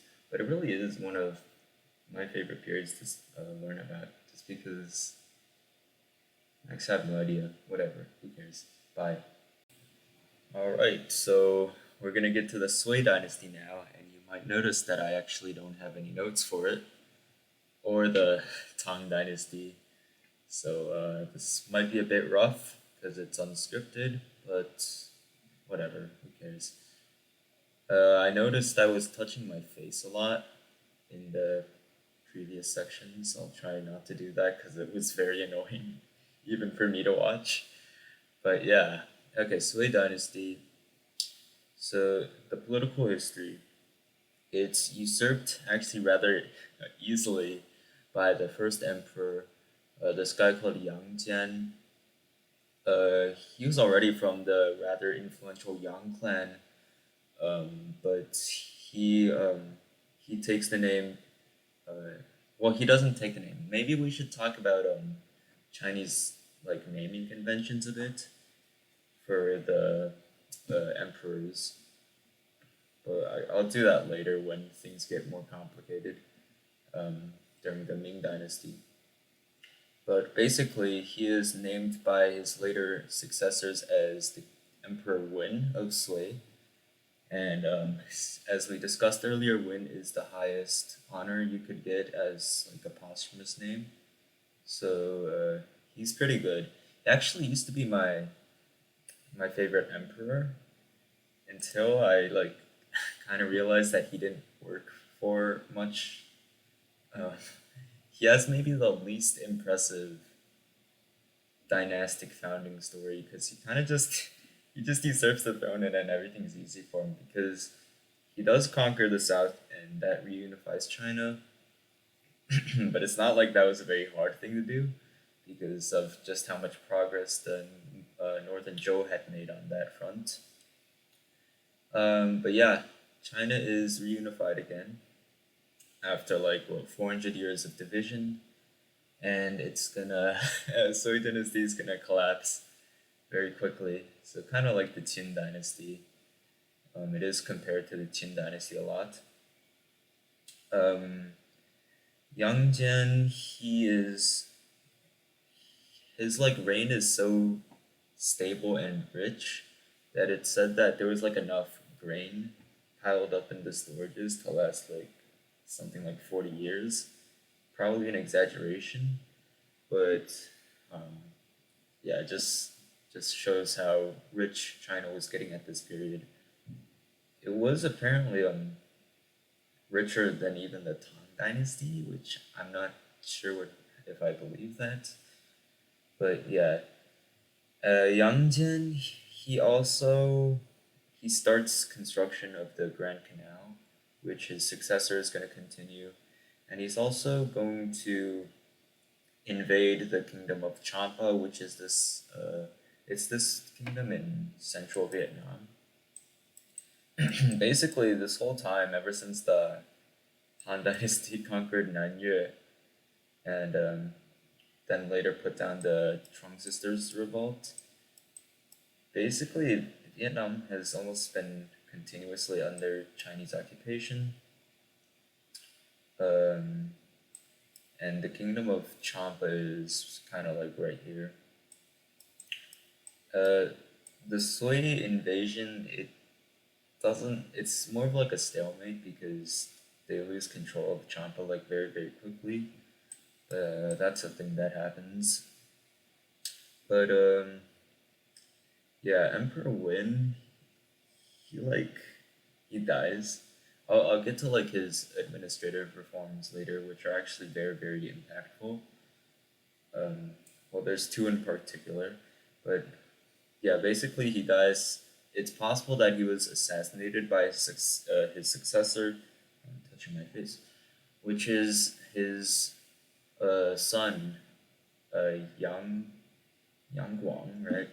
Uh, Also known as the Emperor Yang of Sui.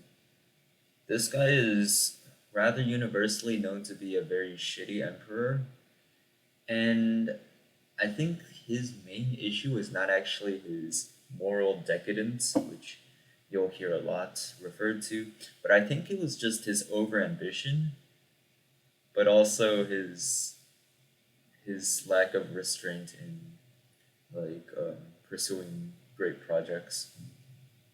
So, well, he does a lot of stuff.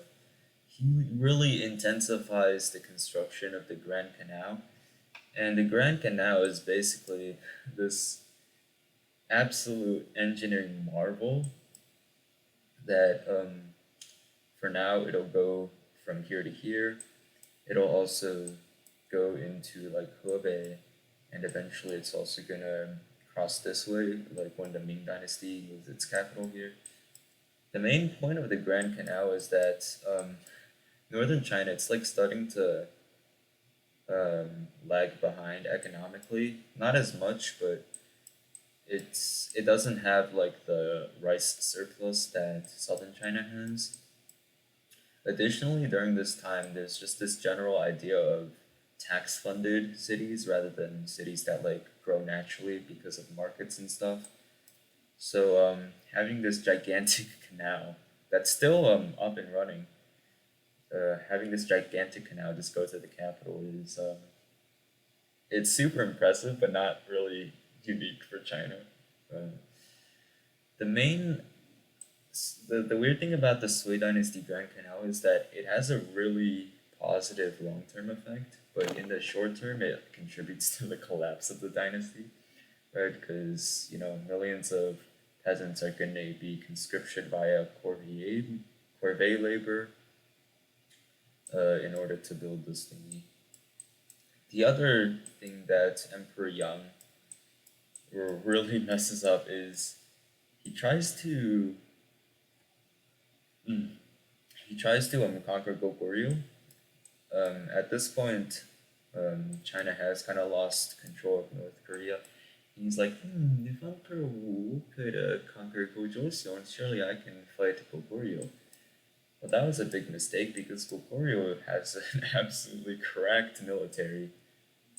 They've got like horse riders, right? Military tradition. Like kind of half mountain, half steppe. They're one of the what's called the three kingdoms of Korea. The other two are Baekje and Silla. Um, Baekje, it's mainly known for trading with Japan, which Japan at this point it hasn't really started its written history yet.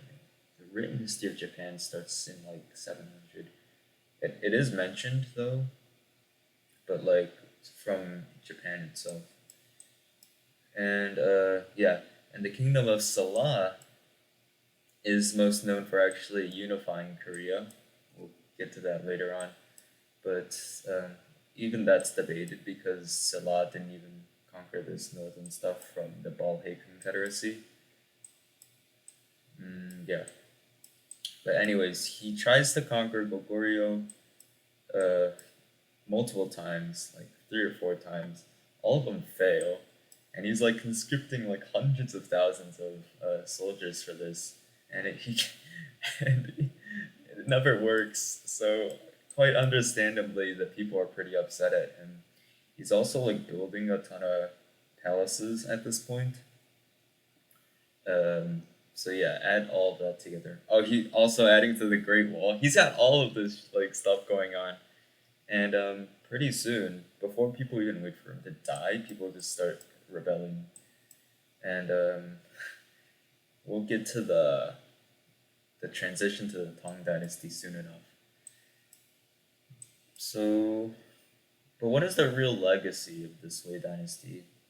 Well, one of the things it did is that it further kind of promoted Buddhism. The official religion of the Sui Dynasty was actually Buddhism. Um, I think it's the only major dynasty. Well, there's another one later on, but that one also doesn't last very long. But it's one of the only major dynasties to have Buddhism as the official religion. Right, because the Tang Dynasty's official religion is actually going to be Taoism, and there's a really funny reason for that. But so that's one legacy of the Sui Dynasty. So you could maybe see it as the peak of Buddhism in China. Because it will go downhill later. It's not going to disappear, but it'll get persecuted. It also, but yeah, I talked about the administrative reforms, and it's really hard to say which one's more important. Actually, no, it's easy. Well, the less important one, but still extremely important, is the establishment of the 3 departments and 6 ministries, which is going to be the basic administrative framework for Chinese dynasties until the Ming Dynasty. Um, Essentially, what you have is 3 branches of government. Um, Kind of not to Americanize it too much, but if you want an easy way to remember them, the legislature, so the one that's like drafting policies and edicts, is going to be the secretariat. The bureaucracy or the executive um, is going to be the Bureau of State Affairs. Actually, I kind of forgot. And the oopsies, Department of State Affairs. My bad. And the review, so kind of like judicial review in the U.S. The judicial branch. Well, it's not really a judicial branch in the sense that it's not run by judges, but it does review laws and stuff. That's going to be the chancellery, and of course, everything at the top is the emperor. So, and then the 6 ministries are basically just bureaucratic agencies that are headed by the Department of State Affairs. It's a very it's actually a very robust system, because well, Chinese bureaucracy,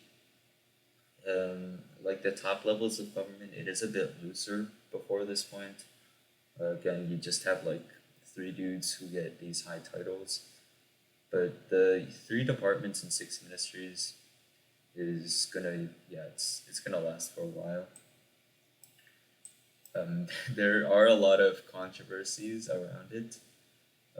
For example, the chancellery is the weakest of the 3 agencies. I mean, the 3 departments.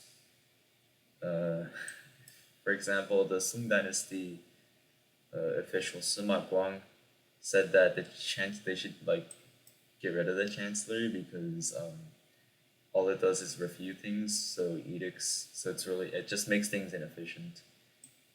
Um, we shouldn't confuse the chancellery with the chancellor, who's basically the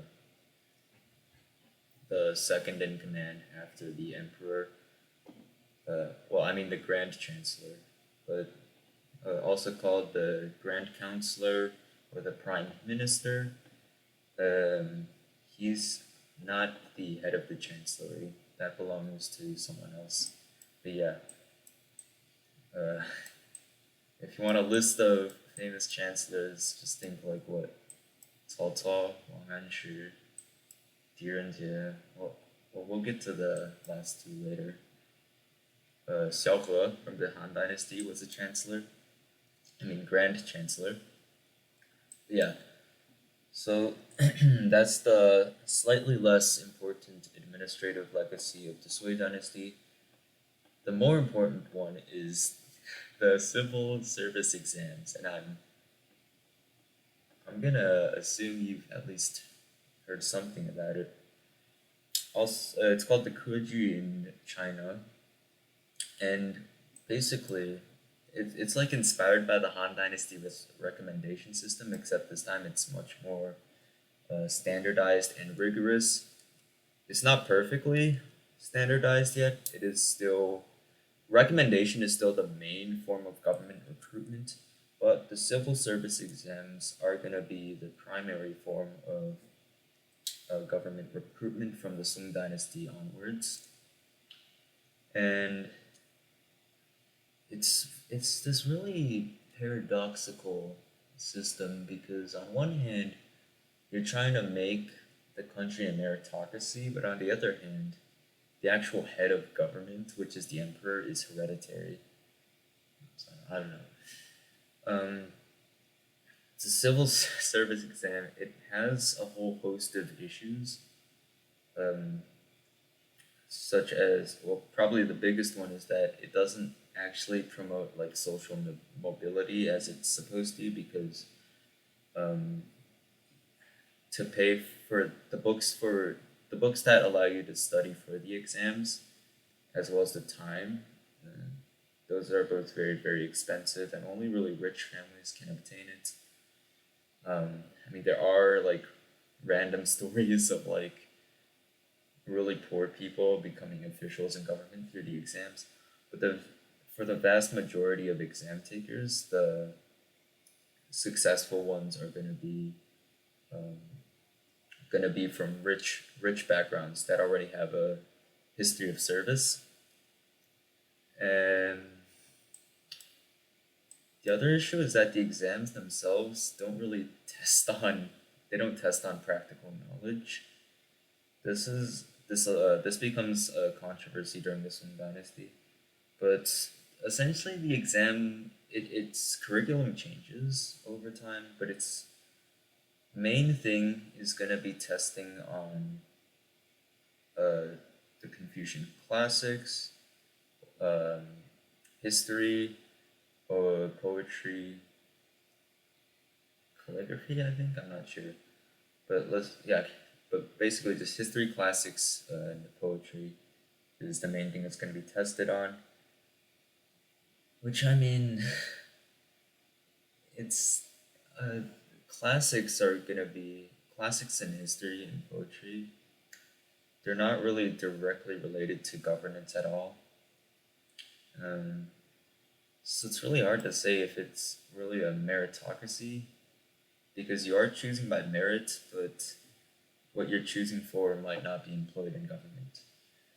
And I think, okay, and one of the biggest problems of the civil service exam, I think, is simply that it is a tool for ideological control. Not to sound like, what's that guy? Zizek here. But it is very much practical for the emperors to have a civil service exam.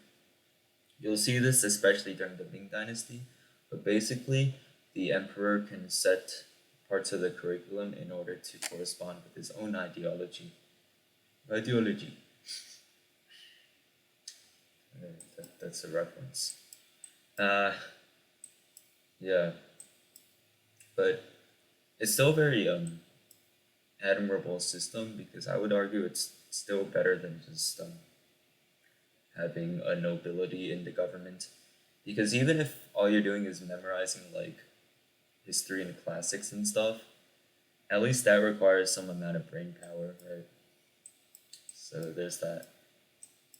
Yeah, that's the Sui dynasty for you. I mean, it's it's again, it's like the Qin dynasty. Very short lifespan politically, but massive, massive administrative legacy that's gonna continue for the rest of Chinese history. And all right, am I missing anything with the Sui dynasty? I don't think so. Actually, the Sui dynasty the Sui dynasty used to be my favorite dynasty until I realized that I was just trying to be different, and now my favorite dynasty is the Sung dynasty. But I still like it. Okay, so we were at the rebellions in the late reign of Emperor Yang of Sui. So there's this prophecy going around, right? And basically, the person who's gonna be the next son of heaven, the next emperor, is gonna have the surname Li.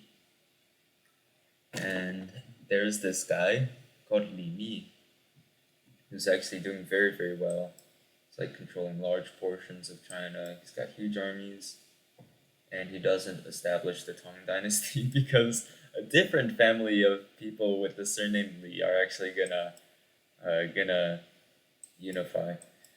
But so sorry if you had your hopes up for Li Mi there.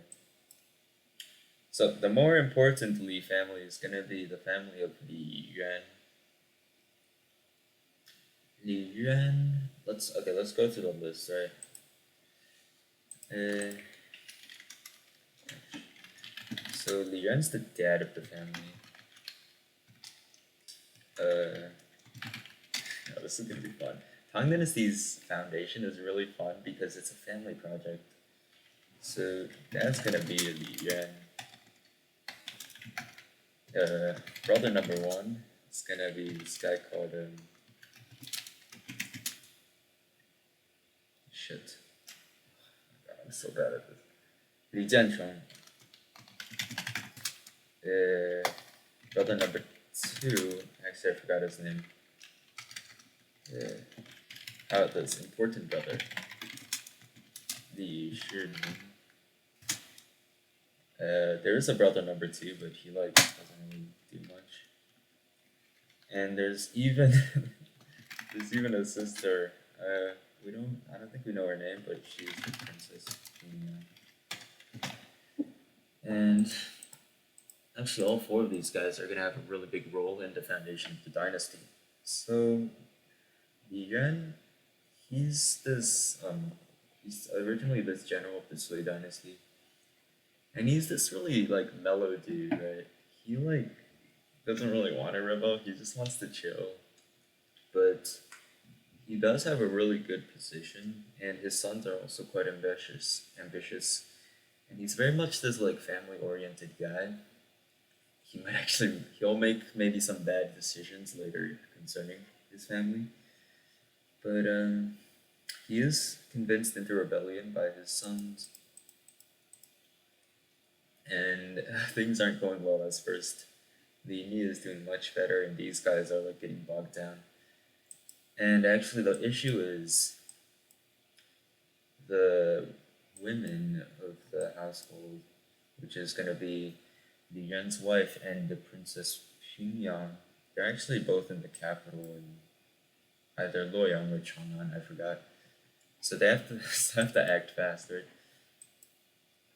And what happens basically is Li Jiancheng, Li Shiming, they're winning all these battles, they're gathering all this support, Meanwhile, uh, they just tell their sister to like sit tight, but then she uses her like personal fortune to fund this gigantic army of like 40,000 guys, and they actually like they do really well. They fight out of Chang'an, and they join up with Li Shiming's army. And I thought I'd know more about this period, but I don't. Ah, shoot. Well, somehow they unified China, and as so the issue with this period is there's like a lot of propaganda associated with it. Li Shimin, he's gonna be very concerned with his legitimacy because he is a usurper. You'll see that later. But what I think modern historians have found is that um, it was actually Li Jianchong who did a lot of the work, and Li Shimin actually altered the historical records in order to make himself seem more impressive. So, if you're ever wondering why Li Shimin is considered possibly the number one emperor in Chinese history, now you know why, because he was really good at altering the historical records. Not to say it was bad, but like maybe he might have cheesed some stuff. Uh, what about Princess Pingyang? Well, she like doesn't do anything after that. Not, but what does happen is she dies, and after she dies, Li Yuan's like absolutely heartbroken. So he actually holds this whole formal military funeral for her, which like you're not supposed to do for a girl, but he does it anyways. Um, and that'll set the tone for maybe some parts of Tang China because it is this very good, relatively good age for women in China. Relatively, as in like compared to the later dynasties. Um, compared to Europe, women's rights are still nowhere near as good, but it's still decent. Um, yeah, so from like the onset, Li Jiancheng and Li Shimin they kind of hate each other. Actually, at one point, Li Jiancheng tries to assassinate Li Shimin by trying to poison him, but that doesn't work. And actually, one day Li Shimin's having a chat with his dad, and Li Yuan's like, he comes up with this really stupid idea, which is basically he doesn't want to see his sons fighting, so he proposes partitioning the Tang Dynasty into two for his sons, which is like it works. It worked for the Romans, right? Like I don't know. Oh, Theodosius the Great, right? That's what he did with his sons. But if you compare the geography of Europe to the geography of China, Europe has a lot. Europe's internal divisions are much stronger. Right, you've got the Alps, you got all these peninsulas like Italia, Italy, Iberia, Anatolia. You've got all these rivers, right? The Danube, the Elbe, and you've got all these. Yeah, basically, there's just more geographic divisions, internal ones. So it was a lot easier for the Roman Empire to be divided and still go on for like I don't know 1,000 more years. China doesn't really have that. If you ever wonder why China gets unified and balkanized so much, it's because the external borders are stronger than the internal ones. Because the internal borders, you've got the Yangtze, you've got the Yellow River. This is all flat. Um, this part's you can defend the Guangzhou area, but if you control this area first, you can unify the rest. Yeah, China's internal geographic borders aren't as strong. So it makes very little sense to partition it around this kind of north to south line. So obviously Li Shimin actually rejects this idea, but not because he's gonna give the empire to his brother though. Because what happens is he is going to assassinate his brother and his other brother, whose name I've once again forgotten, in what's called the Shenwu Gate incident. Uh, China has like a few of these incidents. The other one is gonna be the Jing Kong incident. But incident is like this really soft way to describe these events. The Shenwu Gate incident was a coup and one a rather deadly one also because both of the brothers died, and actually at the time their dad Li Yuan was still alive in like Chang'an, and he actually then gets deposed by Li Shimin and basically gets sent in. He gets sent away to live somewhere. I forgot where. Which must have been super heartbreaking, right? Like you loved, like Li Yuan loved his family so much, and then he gets deposed by his son, who also killed his other sons. Understandably, he dies quite quickly after that. But yeah, Li Shimin's a usurper, and you'll find with usurpers a lot in Chinese history is they'll be very concerned with their own legitimacy. Um, now, well, there's incidents we already discussed. Wang Mang, um, Sui Wendi legitimized himself simply by unifying China, so he got it easy. How does Li Shimin legitimize himself? Well, this is actually very interesting from this like um, ethnic standpoint. One of the things he does is he actually he tries to bring down the Turkic empires, particularly for now the Eastern Turkic Cognate, uh, but also later on the Western Turkic Cognate. The Gokturk empires actually was it the Gokturks? Whatever. It was the first Turkic Cognate. It was actually huge. It spanned in almost like all of this. God knows how, but they split in two, and now China has to deal with that. And Li Shimin, he basically doesn't do very well early on, and he has to sign these like peace treaties and stuff. But eventually, he does win by using other tribes in the area as his allies, and with that, they defeat the Gokturks. I mean, the Eastern Turks. But I mentioned ethnic like issues because what he does is he doesn't just proclaim himself as the Emperor of China. He also takes the title of the Khan of Heaven, so Tian Khan, uh, which is part of this whole thing, and it's this whole debate, which is basically what was the true ethnicity of the Tang Dynasty's emperors.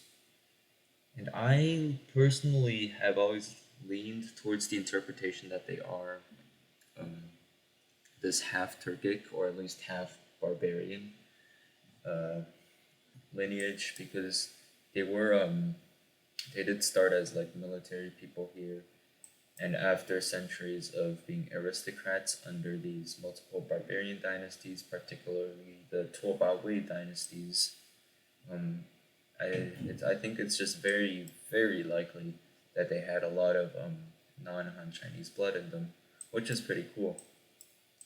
Um, that's also like to connect this, like I guess in the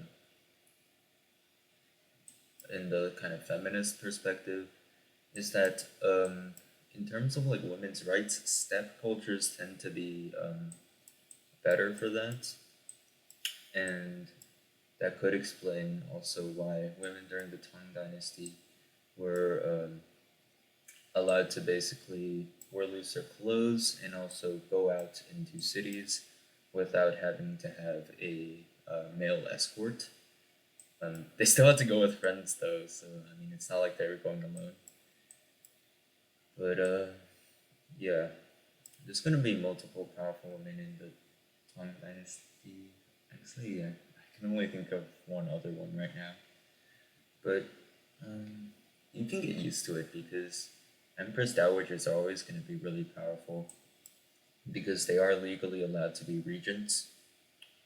But yeah, um, Li Shimin, he's still mainly known for like his conquests into like the steppe and then into Central Asia. And I have a map here that actually shows the Tang dynasties. Oops. Oh, say hi to Cardinal Richelieu. This is the Siege of La Rochelle. Uh, it's really hard to find a good map, and even this one's probably like inaccurate somehow.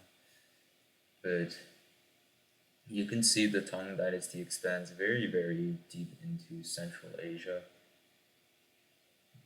This is actually going to cause conflict later, and the Eastern Turkic Cognate is actually kind of incorporated as part of this Anbey Protectorate, which just literally means the pacifier of the north.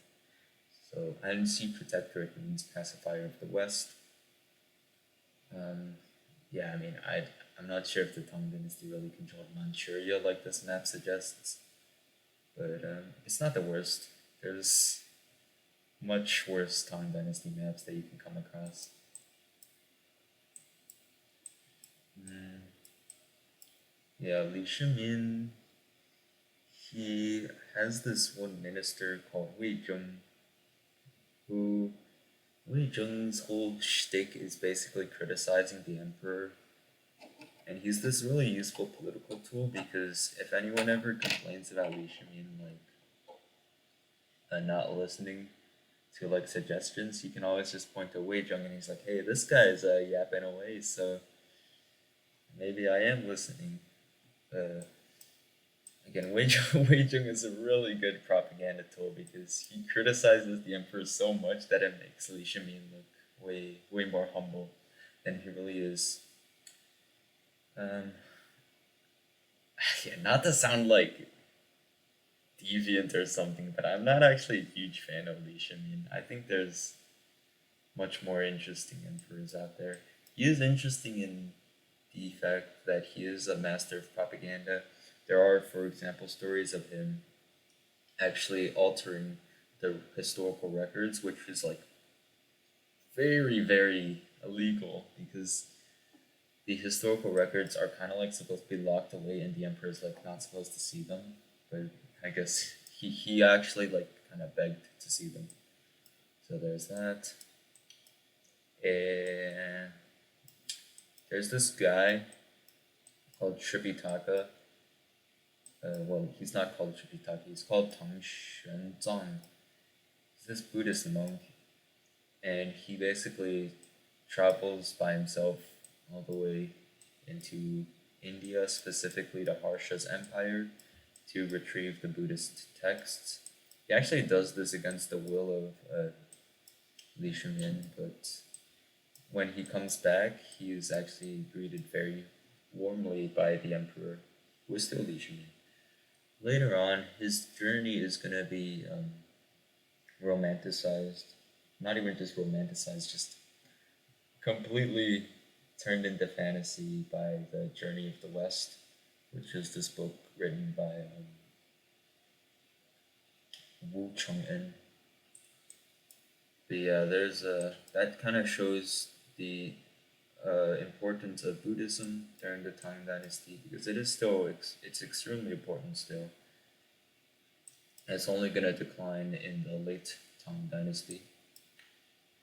And so the main thing with the Tang Dynasty is it's the the thing that's most unique about it is that it's extremely cosmopolitan, and there's kind of like you can go both ways with this. It's cosmopolitan in one sense in that it's exerting its influence over all these different countries, but it's also taking in influence from all the other countries.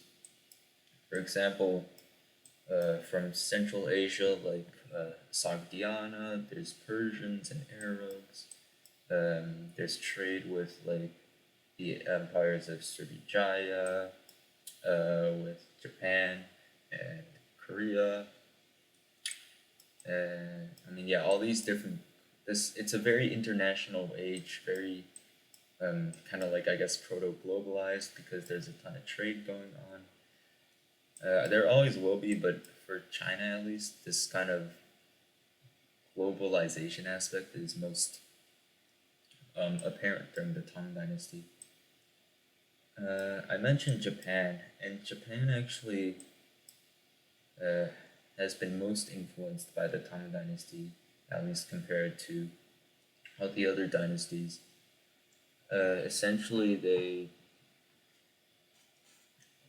borrow like aspects of Tang administration through what's called the Taika reforms, and they also kind of adopt aspects of Buddhism, and they also even send their own ambassadors who kind of takes back all these great written works back to Japan. So yeah, and I don't. Vietnam's not terribly important during this period because they're just firmly under Tang control. And anyways, back to Korea. So it's the situation in Korea has become very complicated. The Korean Three Kingdoms is still going on, and the Tang Dynasty is looking to also reconquer bits of northern Korea. So it basically allies itself with the kingdom of Ceylon, and actually with their combined power, they are able to defeat Goguryeo and Baekje. And now the Tang Dynasty has this bit in like all of this North Korean stuff, but then they lose a war to Salah later on, and Salah kind of like pushes its border a bit more to the north. Um, Tang Taizong Tang Taizong is Li Shimin's posthumous his temple name, which is also a posthumous name. What am I missing with him?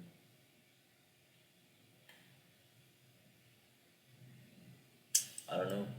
Um, well, he's succeeded by his son, Tang Gaozong. Tang Gaozong is a lot less remarkable than his dad, but it's also under him that the Tang Dynasty keeps pushing westwards. There's a very interesting story. Basically, at this time, um, to make things even more international than they already were, there's three big powers in the Middle East at the time of the like kind of the Tang Dynasty's founding. First, it's going to be the Byzantine Empire. Then it's going to be the Sassanid Empire, and then the rising, the Rashidun Caliphate. And this is a fascinating period if you're into like comparative governments and stuff, because all of them are interacting with each other. But essentially, after a series of battles, the Rashidun Caliphate actually conquers Persia from the Sassanid Empire, and the last Sassanid king and his son actually flee into the ports of Tonggozong and actually become really good friends with the Chinese emperor. And the idea was that Tonggozong would like send an expedition to like try to conquer Persia back for the Sassanids, but that doesn't really succeed. Um, Although don't worry, the Arabs and the Chinese are gonna have more conflict over Central Asia. Uh, I guess I could get into them now. The first one is the Battle of Aksu. This is the lesser known one. But the Battle of Aksu is fought between the Tang Dynasty and the successor of the Rashidun Caliphate, which is the Umayyad Caliphate. More significant, yeah, and the Tang Dynasty wins that one.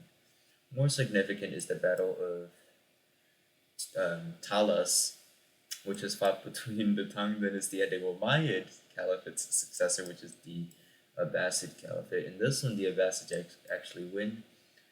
And the reason why this is important is because it solidifies Islamic control over Central Asia, and also it causes a lot of migration into Xinjiang, and also it's kind of when like paper starts getting spread from China to the West. So that was a very significant battle. Um, there is one very important country that I have yet to mention in the international system, right? We've covered India, Persia, Central Asia, what, Mongolia. Covered all this. Even uh, Indonesia, which is ruled by this thalassocracy called Srivijaya, and they kind of like control the Straits of Malacca, so they're getting like a lot of trade money. This is what we missed. Tibet. Now, the Tibetan Empire is established by a certain Songtsen Gampo. Songtsen Gampo, he unifies Tibet, and they've got this like high altitude warrior thing going on, and they actually do fight with the Tang Dynasty multiple times with varying degrees of success. There's also like marriage alliances and stuff. Actually, the first war they fought was because Sun Tsun Gampo wanted to marry a Tang Dynasty princess, but that failed. He did get a princess later. Another very important war was later during the Anu Shan Rebellion, or afterwards, when the Tibetans actually beat the Tang Dynasty and sacked Chang'an, which is really impressive. I, I love the Tibetan Empire, man. They're just so cool. It kind of like reaches its height during. Well, I don't know if this is the height, but there's basically what's called the three Dharma kings of Tibet. I might have mentioned them already, but it's Sun Tsun Gampo, Trisong Detsen, who is the guy who sacks Chang'an, and this other guy who I forgot. Unfortunate. Uh, the issue with the main tension in the Tibetan Empire is actually religion, because now we know Tibet as a very, very um, Buddhist region. But before this, there is actually this old aristocracy that is adherent to the folk religion of Tibet, which I've also forgotten the name of, unfortunately. Um, but yeah, that's the Tibetan Empire. They're a huge. They're actually the main rival of the Tang Dynasty, because the Tang Dynasty is going to keep exerting its control over the steppe. Um, Speaking of the steppe, it's going to rebel multiple times. The most important rebellion is when they establish the Gokturk Khanate. Shoot, there's like a lot of. Shoot! I gotta go through this, right? But after the Turkic rebellion, the Turks actually get rebelled against themselves, and they get replaced by the Uyghur Khanate. Okay, yeah. So the Turks rebel and create the second Turkic Khanate, and they get replaced by the Uyghur Khanate, which is kind of this. The Uyghur Khanate is really the first time the Uyghurs actually appear in the historical record as kind of this unified identity. As with all steppe ethnicities, they also have like their proto versions. And the Uyghurs, there's like proto Uyghurs and stuff, but this is really the first time the Uyghurs established themselves really strongly, and they're gonna actually migrate to kind of Xinjiang, where they are very unfortunately treated terribly today. But at this point, the Uyghurs, there's like tension between the Uyghurs and the Tang. They're actually allies at one point, but they will also fight some wars against each other. Uh, yeah, sorry I'm not like doing the political history, but you really do need to understand the diplomatic stage in order to understand the Tang Dynasty.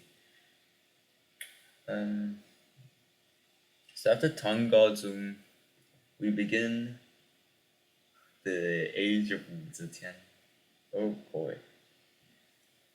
Wu Zetian, her era of dominance is gonna last for roughly 40-ish years because she is most known today as the only female emperor of China. Um, some some pop history articles are going to call her the first empress, but no, empress is just the wife of the emperor. Female emperor is the correct term for Wu Zetian. She basically, she was actually a concubine of Tang Taizong, and kind of in a, I don't know what she does with Tang Gaozong that makes him like her so much, but she like, does she become the empress? I don't know. But she is very, very liked by Tang Gaozong, which is like kind of weird also, because like that was his dad's concubine, but whatever. Um, and she just she serves as regent for these child emperors who are irrelevant, so I forgot the names of them. Well, one of them was Huidi, one of them was Reidi, but I no, one of them was Wait, and one of them was Reid. I have no idea. Who cares about child emperors, man? But Wu Zetian, her regency lasts for quite a while. She's like consolidating power, doing the court purges, all the usual fun stuff. Uh, and she actually usurps the throne and establishes the Wuzhou dynasty. And this is like it's called the Zhou dynasty because again, calling back to precedent to legitimize yourself. She has this one. She has this one Grand Chancellor called Di Renjie. If any of you have read the Judge D series, he's the same guy. Supposedly a very upright judge. There's also this um, much less moral guy called Lai Jun Cheng. Lai Jun Cheng like writes this thing called the Book of Evil, which is like imagine like the Prince by Machiavelli, but like actually evil. So not just like kind of satirical. Um, yeah, Wu Zetian's reign is pretty colorful. She does some reforms, like for example, expanding the scope of the civil service examinations. Because at this point, remember, the recommendation system still hasn't superseded the civil service exams yet. So Wu Zetian's definitely going to contribute a little bit to that.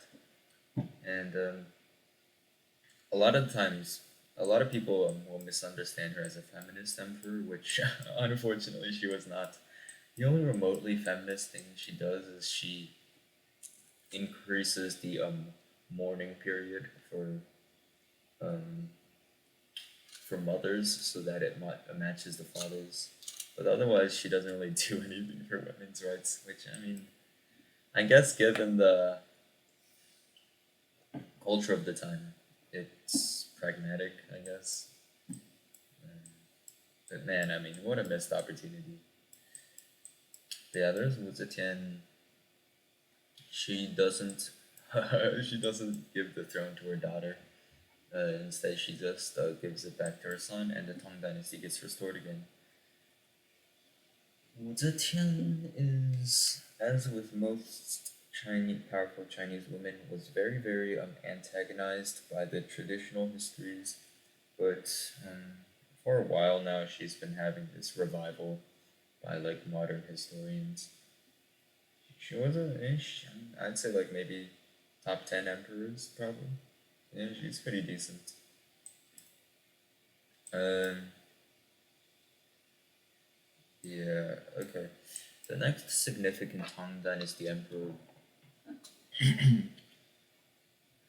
is. I really feel like I'm missing something, but I think I'm good. The next important Tang Dynasty emperor is going to be Shenzong, which is just a name you dread to hear, because we're going to get to arguably the most important rebellion in Chinese history, and that occurs during Shenzong's reign. We're gonna do this whole like big analysis of the Anmushan rebellion. It's gonna be fun. But Shenzong, he takes the throne, and the first half of his reign is basically the peak of the Tang Dynasty. So peak stability. The economy's doing pretty decent. Not as well as it will later on, but it's still decent.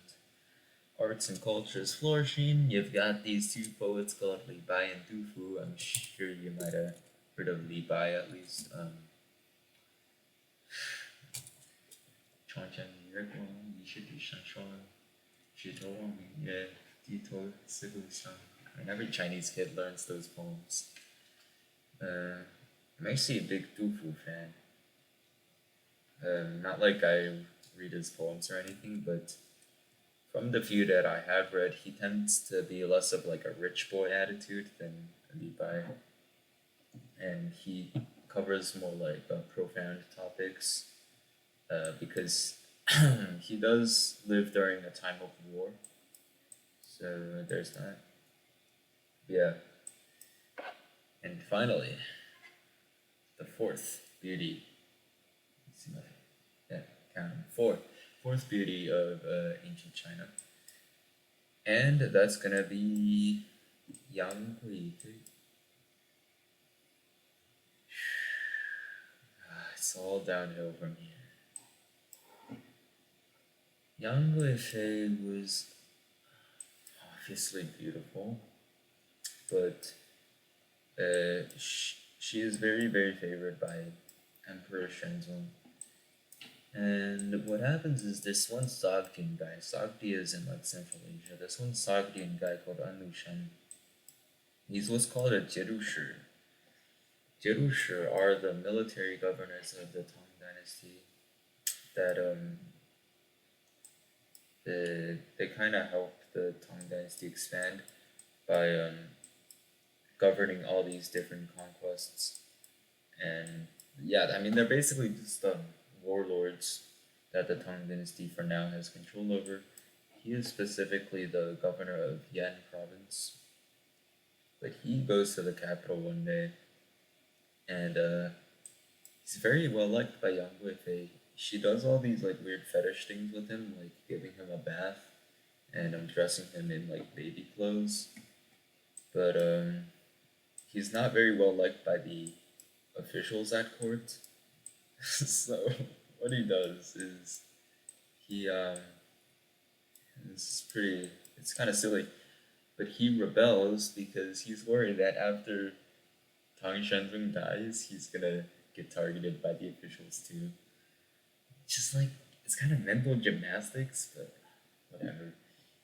So the Anu Shan rebellion starts, and it's proportionally the deadliest rebellion in Chinese history.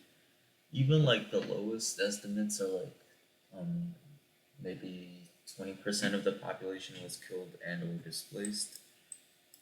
Um, Basically, he starts up here, and he actually breaks through the Tong Pass, which is guarding Guangzhou. He breaks through, takes Chang'an. What Shenzong does is he actually flees across to Sichuan, And then the bastard abdicates and leaves the throne for his son, who is Tang Sultan, to take care of. Which, I mean, what an asshole move. It's gonna happen again, but man, he literally just chills in Sichuan for the rest of the rebellion and leaves all the work to his generals and his sons. Man, I don't like Tang Xuanzong at all. Mm, but I mean, there's some good generals. There's this guy called like, what's a C or something. I kind of forgot. What's a E? Was it this guy? Yep, it was this guy. He's kind of the main general who's fighting on Mushan, but there's a lot of other guys. In fact, there's so many other guys that kind of the issue with bringing down the Anlushan rebellion is that there's very poor coordination in China to suppress the rebels, which are by now just absolutely trashing northern China. They've reached the Grand Canal. They're sieging down this city called Suiyang. You might have heard of it because you see it with memes a lot, where 30,000 civilians were cannibalized. Yeah, that's where it's from. Uh, the reason why Suiyang was so important was because it lied on the Grand Canal. So if Suiyang fell, then the grain shipments to the Tang Dynasty would have stopped. But they were like stopped anyways because there's like a stalemate around the Grand Canal, which is the worst possible result because now grain couldn't get to either Anushan's revolt or to the Tang Dynasties. It's just a huge mess. And yeah, but basically all of this stuff is just under Anushan's occupation. Um, Now, good news is, in a few years, the Tang Dynasty's generals fight back the rebels, and they get contained inside this one city, which is like somewhere here. And everything's fine, right? Well, nope. Anu Shan's one of his generals, because Anu Shan's dead at this point. One of his generals called Shisaming's gonna rebel, and then the rebellion's gonna start again. And then northern China gets occupied again. And then oh my god, the south is like there's this guy called Li Li who rebels, and there's a rebellion in like this Huai and Wu area. It's just a mess. Oh my god, everything's getting wrecked. Um, there's another back and forth. So Shiziming like threads out again, and then he gets conquered back. And after what 7 terrible years, at long last, the Anmushan Rebellion is over, and so we begin the late Tang period.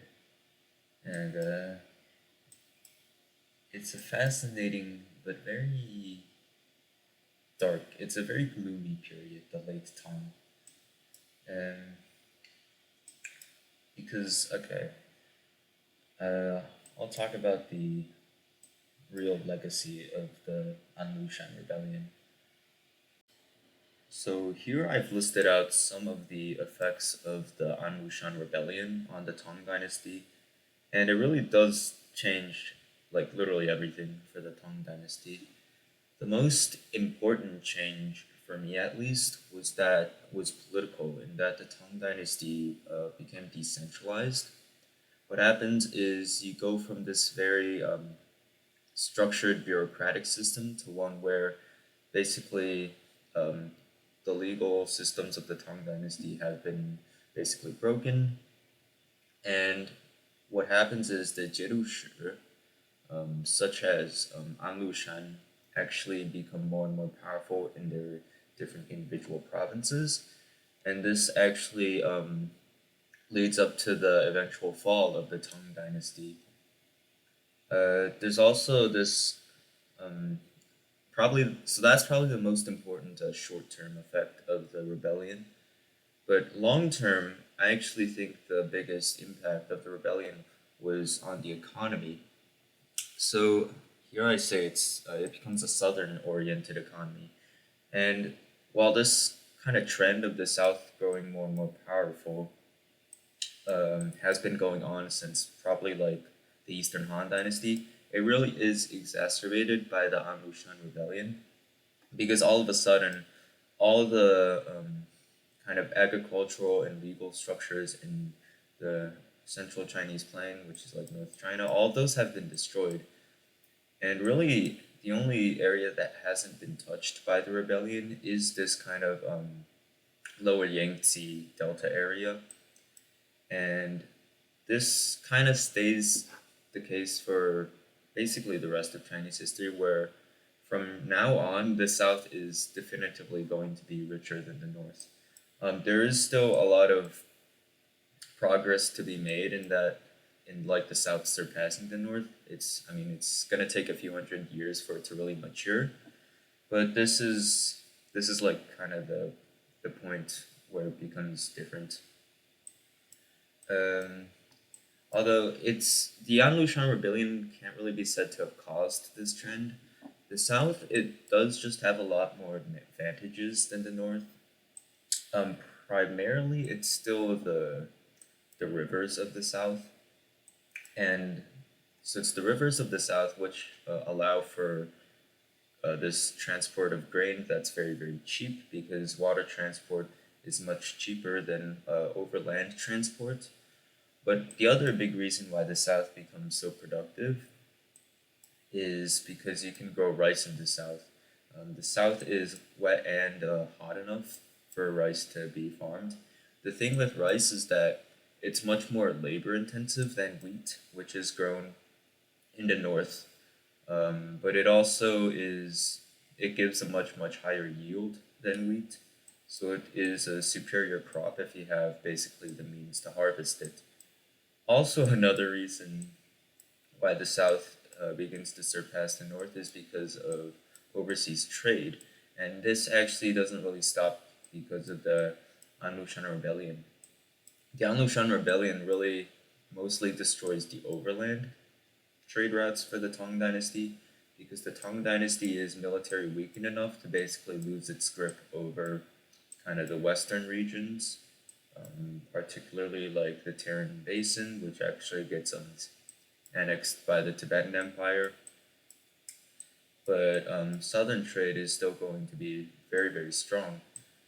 The thing is, even though, like, in many ways, the South has become richer, because the Tang Dynasty's administration has been basically destroyed by the Anlushan Rebellion, there's actually no way for the central government to profit off of these new developments.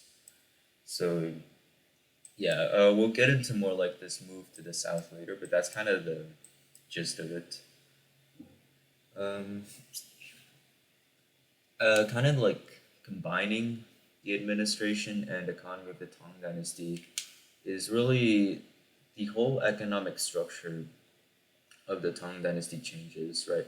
The early Tang Dynasty is this command economy, as I said, and it basically uses the equal field system where the government directly controls and distributes land to its subjects, and that's basically never gonna come back for the rest of Chinese dynastic history. There's obviously going to be land reorganization efforts, but nothing quite on the scale of control as the early Tang Dynasty. It's very much going to be this hybrid system where the government it's able to control some aspects of the economy, but by and large, the rest of the country is going to be largely autonomous from what the central government's doing. There is a pretty big exception to that, but we'll get to that later. Let's see. Got notes on my tab here. Ooh, right. I don't think I mentioned this yet, but another big military change for the Tang Dynasty is in the early Tang Dynasty they have this military recruitment system called the Hubing system, and it's basically where they establish these military colonies and garrisons along the frontier. I think that's what it was. But it's kind of like this conscription system, but it becomes actually very inefficient later on, and you can kind of compare it with the Jerushi, which are also this centrifugal force that draws power away from the central government, the capital area. So the Fubing system does become defunct, and this kind of goes into one of the underlying causes of the Amishan Rebellion, which is that the Tang Dynasty was simply overextended at that point. They had all these troops like in these far off colonies, but they had actually very few troops in the interior to defend those kinds of rebellions. Let's see what else. Ooh, okay. So the early Tang Dynasty before this point is very international. We already covered all the different countries that the Tang Dynasty is interacting with, but that's going to decline after the Anlushan Rebellion. One instance that actually signifies this very well is the Yangzhou massacre, which is like around here. The Yangzhou massacre of 760. This can be another one later on. But there's Yangzhou massacre. You basically got like a bunch of I know Arabs and Persians living here, as well as some other foreign traders, right? Because they're all coming here via the maritime Silk Road. Yeah, they basically a lot of them get killed. Um, Kind of another thing that contributes to this is the Tang Dynasty does become less tolerant of religions. And from a political perspective, this does make sense. When a country tolerates a religion, and this is pretty true for most historical countries, it's done out of practical concerns, usually. At least practical concern is usually a driving factor for it. For the Tang Dynasty in particular, they were able to balance the three dominant beliefs of Taoism, Buddhism, and Confucianism, and actually, they did this very explicitly by like pitting the three philosophies against each other and actually having them do debates with each other. The idea is this way one religion doesn't become dominant over the government, and so by basically dividing them like this, they all become easier to control. But this isn't really practical for the late Tang Dynasty because they lose their wealth. Um, I didn't mention this before, but the Tang Dynasty's capital system is extremely centralized. They basically have two massive capitals, which is Chang'an and Luoyang, and these are purely funded, well, almost purely funded by taxes from the provinces. And this is actually a very inefficient system. It does allow these two cities in particular to grow very large, but it also kind of doesn't allow the rest of the country to develop privately. You'll see during the Song Dynasty, these tax funded the capital isn't really tax funded anymore, and instead the capital just grows based off of like the market becoming stronger. Actually, it's pretty interesting because you can see this in the shapes of the city designs. In that the Tang Dynasty cities, they're very rigid and organized. They're all made up of like little squares and rectangles with designated areas for where the markets are supposed to be. While in the Song Dynasty, the cities become far less organized and markets can basically pop up anywhere. It's basically just going from zoning laws to no more zoning laws, which is actually a very relevant debate today. Let's see, maybe in like California or something. Let's see, missing anything?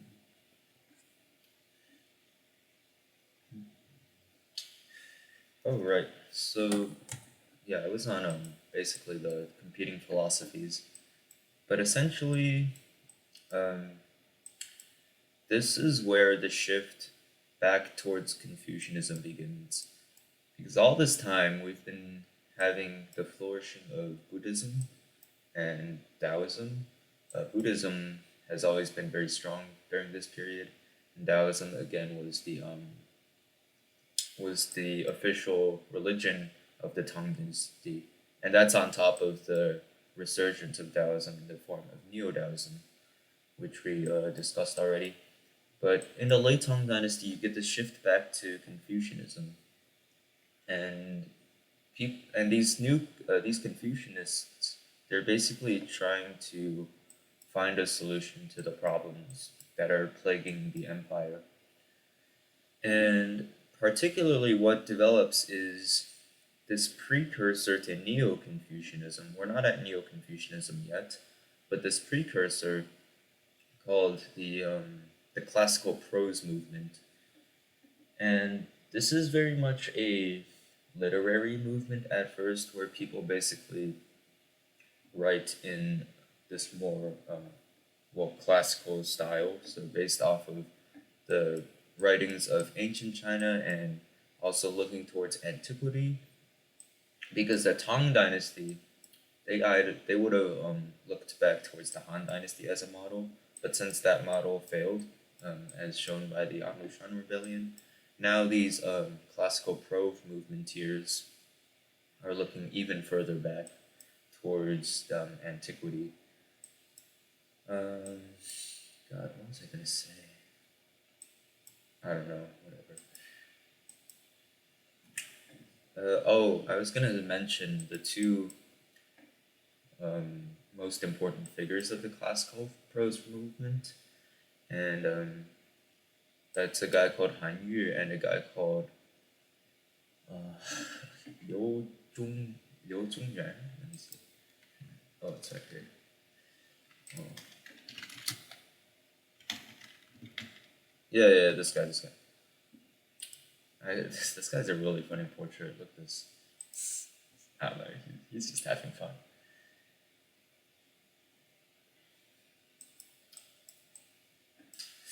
But yeah, that's Shan Rebellion's philosophical effects, and kind of also adding to this idea of this classical prose movement, particularly prose. There is a lesson emphasis on basically art and poetry and like calligraphy and stuff. So kind of adding to okay, what's like a practical solution to the empire's problems, right? And so now we're in the late Tang Dynasty, and I'm not familiar with the political history at all, so this is one of the spotty um, periods for me. But there is one very, very important late Tang Dynasty emperor to be aware of, and well, he's pretty famous, but he's Emperor Wu Zong of Tang, and he's famous mainly for persecuting Buddhism. So he's like one of the disasters of Wu for the Buddhist canon. And what he does is he basically tries to persecute Buddhism in the sense that he destroys a lot of temples and monasteries and takes all their wealth because at the time Buddhist monasteries were seen as hoarders of wealth because they were getting all these donations but not really like spending the donations on anything. It was actually a pretty profitable persecution, as unfortunate as it was. And I mean, there's a lot of ways you could interpret it. It was definitely an economic necessity because again the economy did get pretty much destroyed by the rebellion, and the late Tang would basically keep struggling with its finances. But it also feeds into this idea where the Tang Dynasty is becoming less and less tolerant of these different faiths, um, and again shifting towards Confucianism. And otherwise, the late Tang it like kind of recovers, right? They actually even defeat the Uyghur Khanate in some clashes. but they never do recover the Tarim Basin like the Eastern Han did. There's this new military power in what's modern day Yunnan called Nanzhao, and this is what they look like. They're right here, and Nanzhao actually invades Sichuan, so they're actually very militaristic. The Tang Dynasty has a lot of extremely expensive wars against them. So you could even parallel that with the Han Dynasty's wars with the Qiang people, which is in modern day Qinghai and Tibet. Otherwise, I mean, the late Tang really is a blur. Um, there aren't really that many significant emperors. There's a Wenzhong, but he didn't really reform enough to kind of change the directory. Um, and again, we're getting that kind of solidification of the economy moving southwards. So yeah, late Tang Dynasty. There's really not that much that I know about it, unfortunately. But we can now discuss the late Tang Dynasty. So the collapse of the Tang Dynasty. And really, the guy who brings that about is this guy called Huang Chao, and he's not. I don't think he was actually a Jerushi like An Lushan was. He was just some normal rebel, but he bro goes on a rampage. Like if you just look at the route he took, he goes literally all across China. Like this guy literally goes to Guangzhou, and then he just ransacks northern China. And while the An Lushan rebellion may have crippled the Tang Dynasty, the Huang Chao rebellion is really what destroys it. Because in trying to put this down, the Jerushi become far more powerful, and basically the Tang Dynasty is divided into all these little kind of like states or prefectures and stuff, and those will later become they will later consolidate these prefectures to become the five dynasties and the 10 kingdoms. Um, Huang Chao's rebellion is pretty interesting. In Guangzhou, he actually does another massacre of like the Persians and Arabs there. So I mean, I guess that's just rubbing salt into the wound. But the fact that there was still like hundreds of thousands of foreigners living there does kind of display the extent to which southern coastal trade was developing. Southern interior trade was actually very strong as well, mainly because South China just has a lot of rivers. I didn't mention this either. I mean, North China also has a lot of rivers, but the Yellow River is far less navigable than the Yangtze River. It's just not as calm. If you see, the Yangtze Delta is one of the most populated regions in China. Well, the Yellow River, I'm not even sure if it has a delta, but it kind of just no one really lives there because of how violent it is. Um, the Yangtze River doesn't really flood as often as the Yellow River either, so it's just a much safer place to be. Um, yeah. So found this really nice map. But basically, and this looks like a mess. Oops. But now the Tang Dynasty has been split into all um, these different like military commands, and they are going to start fighting against each other. And this does cause the collapse of the Tang Dynasty. There's this guy called Zhu Wen, who's basically this how do you say it? He's like very creepy. He's basically the sex offender, but also a very ambitious sex offender. So he actually captures the last Tang emperor, which is this kid called Aizong, and he establishes the later Liang dynasty, and actually he quickly unifies um, northern China.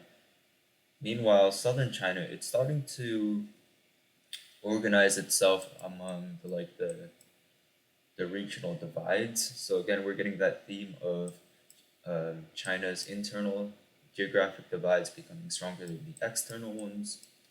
And the Five Dynasties, Ten Kingdoms period might actually be the best example of that. So in the north, right, easy to unify. You've just got the later Liang dynasty controlling all of this.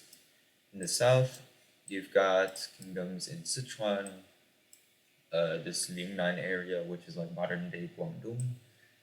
Uh, you've got states in kind of this basin in, what is this, like Hunan, Hubei. Yeah, Hunan, Hubei. And you've also got a state called Southern Tang that stretches basically along this middle Yangtze Valley and lower Yangtze area. There's, actually, I'll just pull up a map. There's also the state of Min, which is in modern day Fujian, and they're organized around the Min River, which I think this is the Min River. Yeah, it's a very picturesque kind of scene you got going here, with all the southern states organizing around these very stable geographic boundaries. Excuse me. And the general political trend for this era, so we're in the Five Dynasties and Ten Kingdoms period now, is that the North China is going to be, it's going to still be the political center. That really doesn't stop being the case. Um, but North China is far less stable, and it's basically every few years you'll get this military dictatorship that comes into power. The exact order is later Liang, later Tang, later Jin, which is important, um, later Han, and then later Zhou. Did I get that right? I don't know. Whatever. They're all irrelevant, anyways, except for maybe later Zhou. But yeah, so the North, it's all these military dictatorships. All the founders were actually mostly previous Jerushi, so they were military governors. The South, while it's a lot less politically unified, it's actually much more stable than the North. And the southern Chinese states, they don't really conquer each other, with the exception of Southern Tang, which actually campaigns pretty successfully into other regions around China. Uh, God, I wish I had a map of this. But besides that, they're mostly just chilling with each other. They're trading with each other, and because of this relative stability compared to the north, this kind of adds on to this idea of um, the southern Chinese economy becoming stronger than the northern Chinese one. There is kind of this refugee argument for southern China, where some people will say that one of the reasons why the southern Chinese economy became so strong was because refugees from the north were escaping all the wars of the period, so like An Lushan and the Five Dynasties and Ten Kingdoms period. And while I agree that this was definitely a factor for the increased prosperity of the South, I wouldn't say it's really the main reason for it. Because, I mean, the population, it's going to stabilize for both regions eventually. But the fact that the South is able to maintain its demographic advantage, I think we can find the root causes for it, which, I mean, we already did that. Alright, so that's a bit of internal diplomacy. What about some external diplomacy? Well, at this point, revisiting the theme of the Inner Asian Empire, we get the rise of the Liao dynasty. And the Liao dynasty, it's founded by this Khitan chieftain called Abaoji.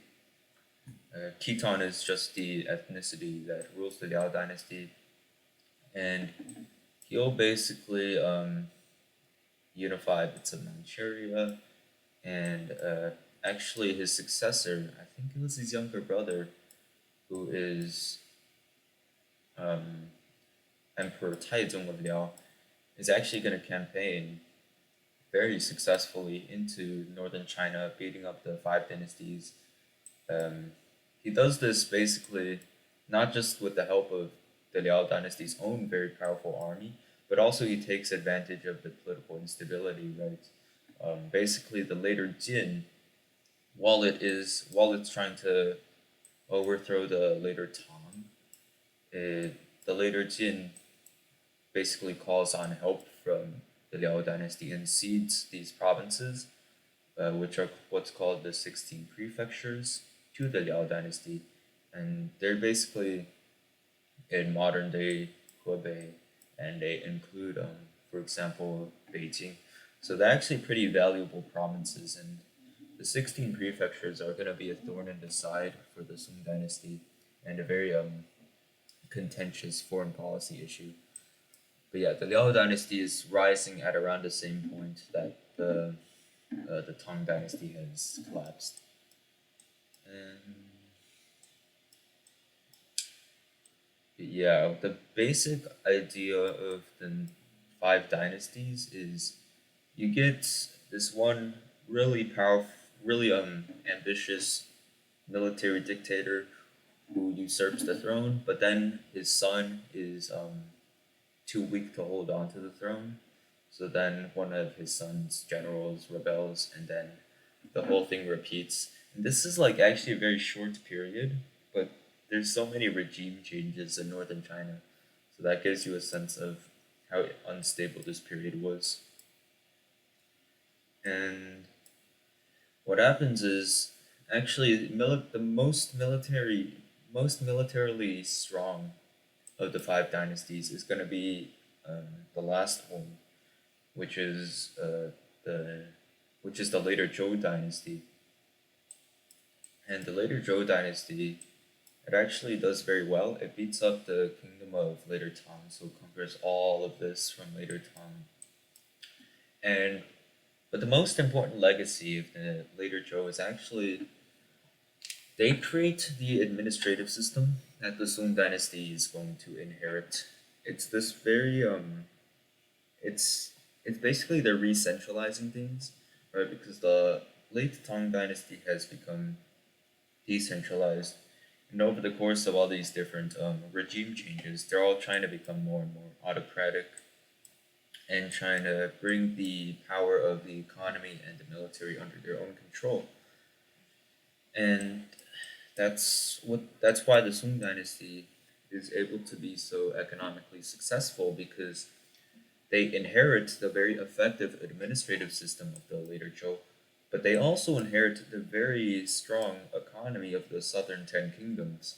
So the Song dynasty is basically in a really good position when it takes power. So how does the Song dynasty take power then? Well, one of the emperors of later Zhou, this guy called Chai Run, he was actually very effective, and he was friends with this guy called Zhao Kuangyin.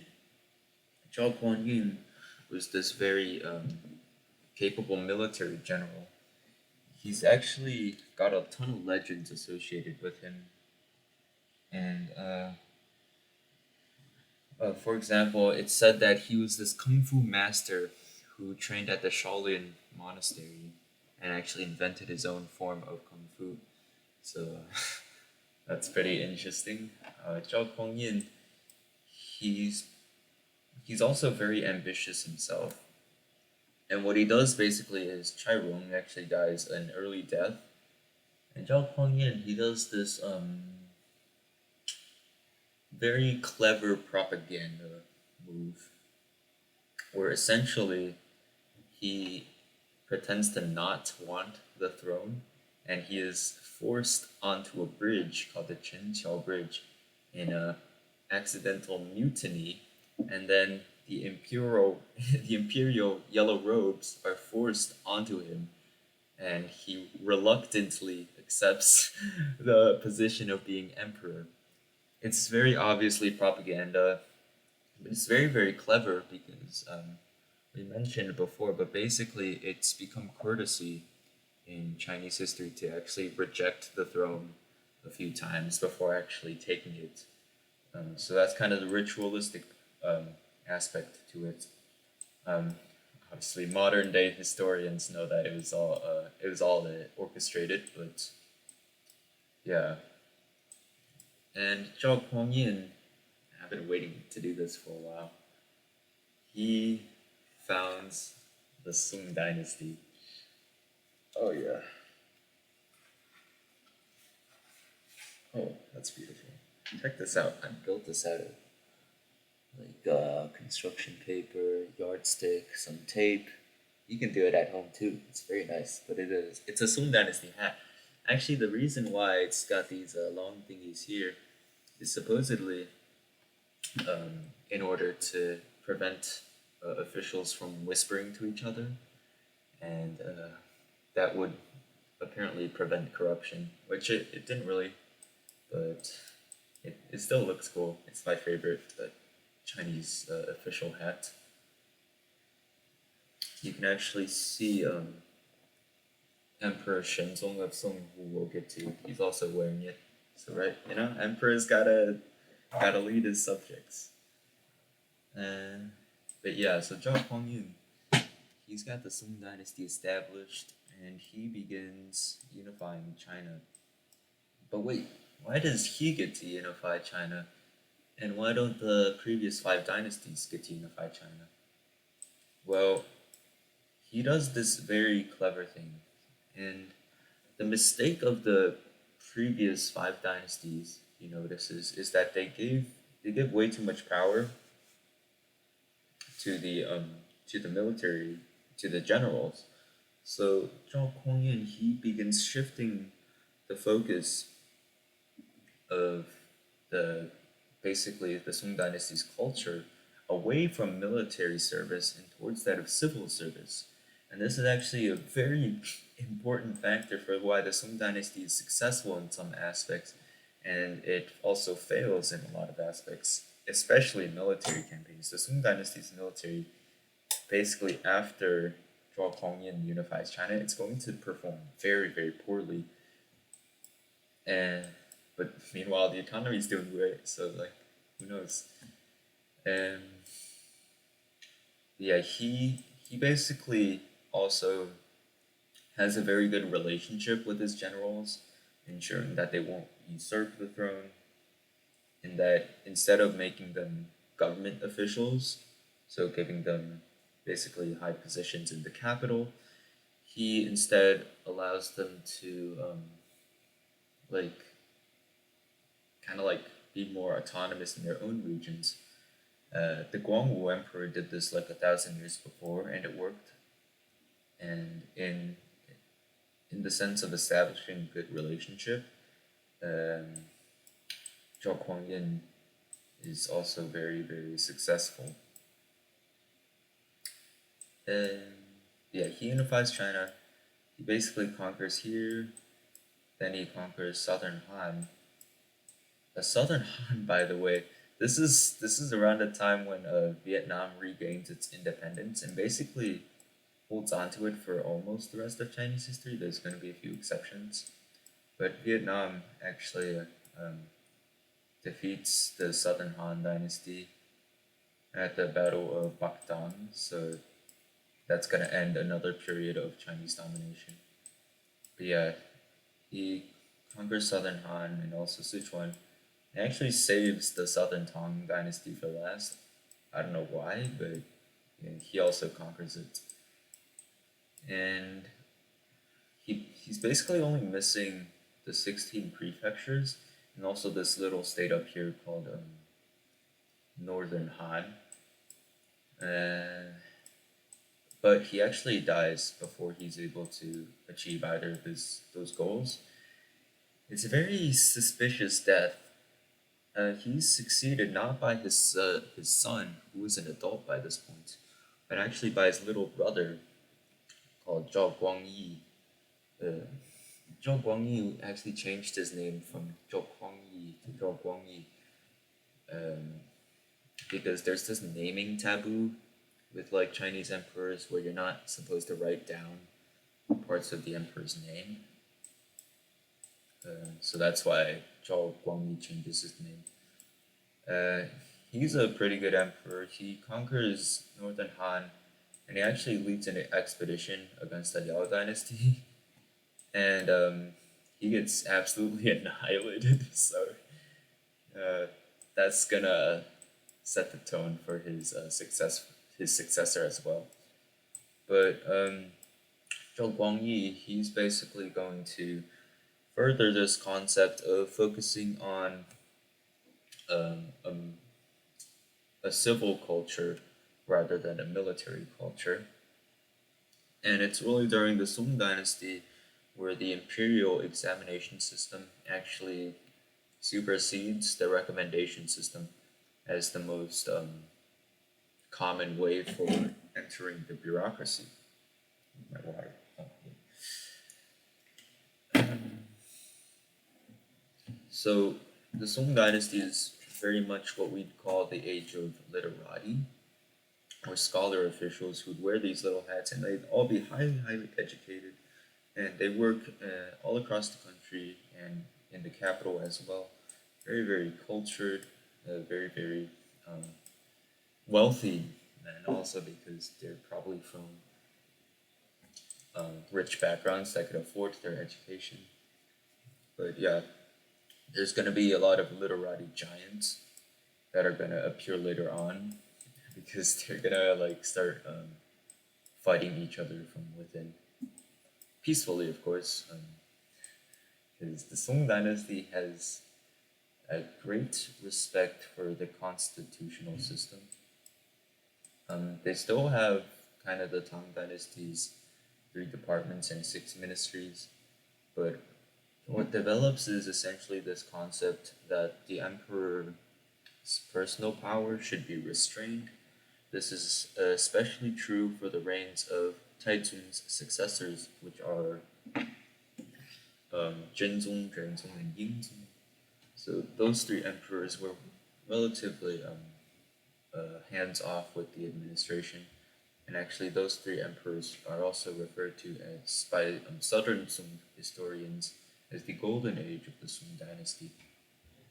Um, it's very strange because actually Emperor Taizu, who is Zhao Guangyan, and Emperor Taizong, who is Zhao Guangyi, they were actually military dictators.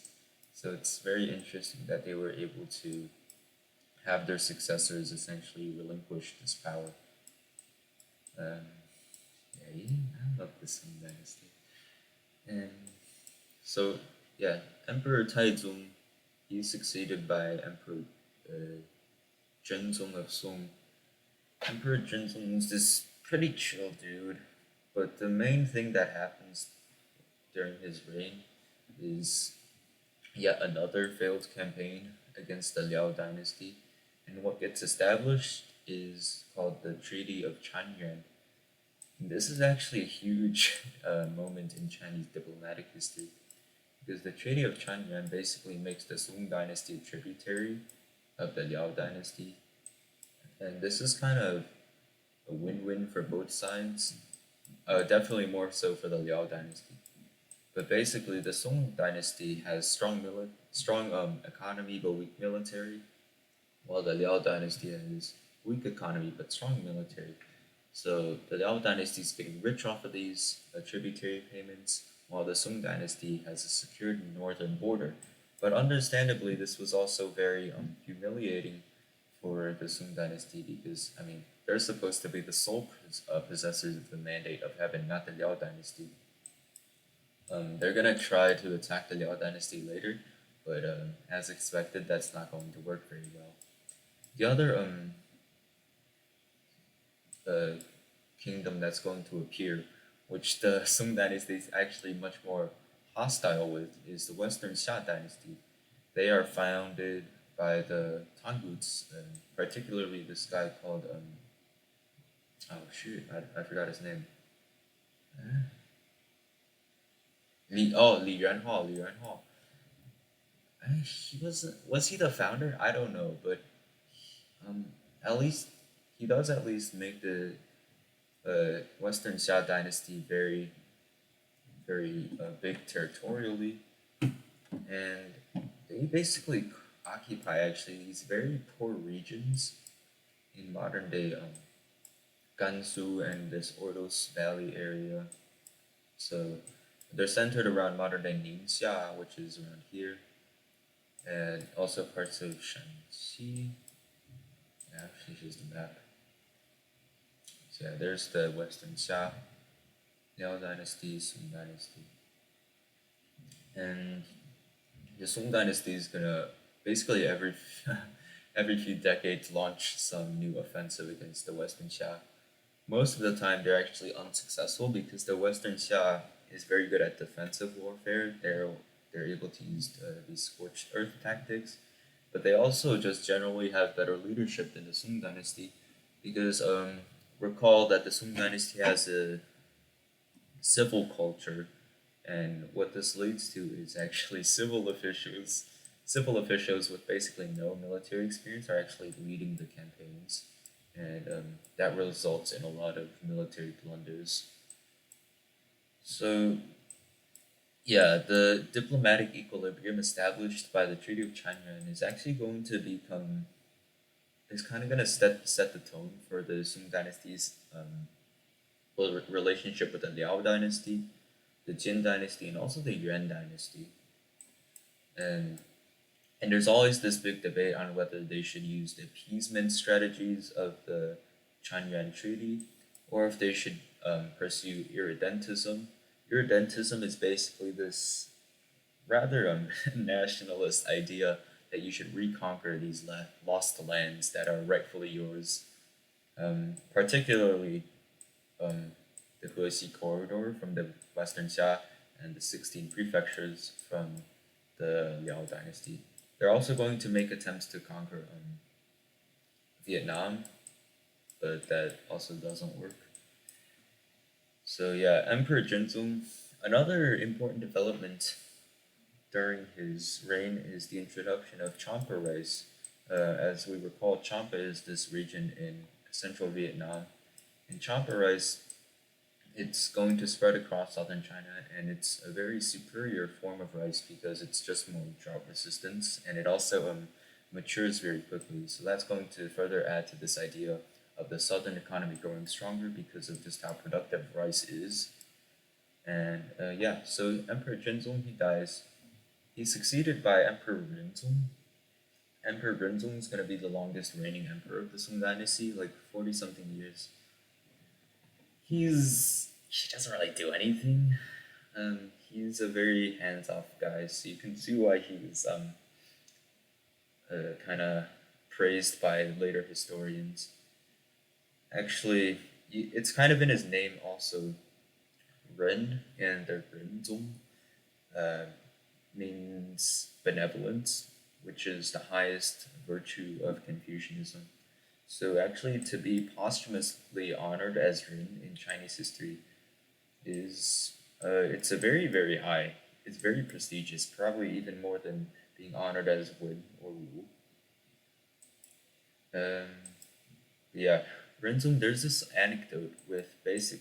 I never really understood this anecdote, but basically he wants he's like hungry for some mutton soup or something, but then he basically calls off the mutton soup because he realizes that it's gonna inconvenience a lot of people because well first you gotta take the sheep from someone, then you gotta hire a butcher to cut up the sheep, and then a bunch of cooks to um, basically cook the soup.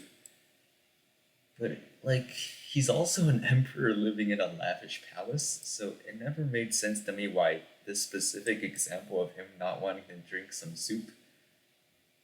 I never understood why that was used as an example of his benevolence. And in all respects, he was a rather unremarkable emperor. The most important development during his reign was called the Qingli reforms, and the Qingli reforms were these was a response to the Song dynasty's pressure to reform. Because while the economy is doing very well, the central government's starting to have some difficulties extracting this wealth from the south, and the Qingli reforms are essentially intended to ease that. but there's this very strange focus on like changing the curriculum and establishing schools across the country, and they really didn't go far enough. And then without the emperor's support, because he supported it early on, but then he kind of lost interest. Without the reforms, without the emperor's support, they kind of just fizzled out and failed. Uh, they were headed by these two, as we'll say, literati giants. Two of the early ones, called Ouyang Xiu, who actually writes this new history of the Tang Dynasty, and Fan Zhongyan, and they're kind of this older generation of literati. There's going to be a newer generation that is far more interesting to me personally. But those two guys are still pretty interesting. Uh, so Renzong dies. Was there anything else that happened during his reign? I can't think of anything. Don't worry. Well, when we get to the Shenzong era, my knowledge on these matters is gonna ramp up a lot. Oh, right. I guess it's time to introduce Wang Anshi, who is the reformer. I've actually got a sticker of him at the back of my iPad. This case. There's him, Wang Anshi. His political career hasn't started yet, but essentially, he writes this 10,000 character memorial to Emperor Renzong with these plans, with basically a framework for how he wants to reform the Song dynasty. Renzong doesn't listen to him because Renzong's like becoming kind of lazy, but um, Renzong's successor's successor is going to listen to him. Around this time, there's also this guy called Sima Guang, who I'm gonna flex a little here, but I actually worked a lot on his Wikipedia article. Um, I wrote these sections. I wrote basically the political ideology and under all the emperor sections, and also the historiography sections. Give it a read if you have time. Uh, yeah, I'm quite proud of it. But Sima Guang, he also um, kind of submits memorials during the Renzong reign. Otherwise, Renzong's reign is rather unremarkable. He's succeeded by his, well, I don't know if it was his son or his brother, but he's succeeded by Emperor Yingzong of Song. Yingzong is also really unremarkable. Literally, the only notable thing about his reign is factionalism. And it's not like the interesting factionalism of the later emperors, but just really petty, like, um, ritual controversies. Basically, the controversy was whether he should honor his adoptive father, who was Emperor Renzong, or his biological father, who was this other guy. And that, for some reason, is this huge controversy that kind of paralyzes the government. It does set the tone for the later emperors, but it's so petty to me. I mean, it's gonna happen more, like during the reigns of the Jiajing and Wanli emperors of the Ming Dynasty. But it's like, man, is this really worth like wasting your time over? I don't know. And it was important to them for sure. I mean, filial piety and stuff, but I don't know. It's not a very interesting thing to study personally. But Yingzong dies pretty quickly, and we are suddenly thrust into what is for me personally the most one of the most fascinating periods of Chinese history, which is the age of Wang Anshi's new policies. And oh, this is gonna be a lot of fun. I'm so hyped for this. So we first need to recognize the pressures that caused the Song Dynasty reform under Wang Anshi. And there was really two main factors. And the first one was that the Song Dynasty was at the time undergoing some kind of financial crisis. the bureaucracy was way too large because you have to pay salaries for all the officials. The army was absolutely gigantic. Even some of the lower estimates put it at like maybe 800,000 or 1 million. And this actually didn't make the Sung dynasty's military more effective because most of these troops, they were either poorly led or they were weak and old or poorly trained, or probably a combination of all of them. So the Sung dynasty, even though it's arguably the richest of the Chinese dynasties, it's also having a lot of struggles because the military is actually placing this huge strain on the budget. It's something like 83% of the cash revenue is actually being spent on the military, and kind of related to that is the second pressure for the new policies, and this kind of goes down to the personal philosophies of the reformists. Um, the most important um, guy to sort of want this reform is going to be Emperor Shenzong of Sung. And he is mainly known for his irredentism, I mean, aside from sponsoring the new policies. But unlike his predecessors, which were Zhenzong, Renzong, and Yingzong, Emperor Shenzong of Song, he really wanted to reconquer the lands that were lost during the Five Dynasties and Ten Kingdoms period. So, particularly the 16 prefectures and the Western Xia dynasty. And also, he does some wars in Vietnam. Although, just a bit of a spoiler, none of them really go that well. But Emperor Shenzong, he basically tries to build up this war chest, and that would require a lot of revenue. So what he does is he sees this.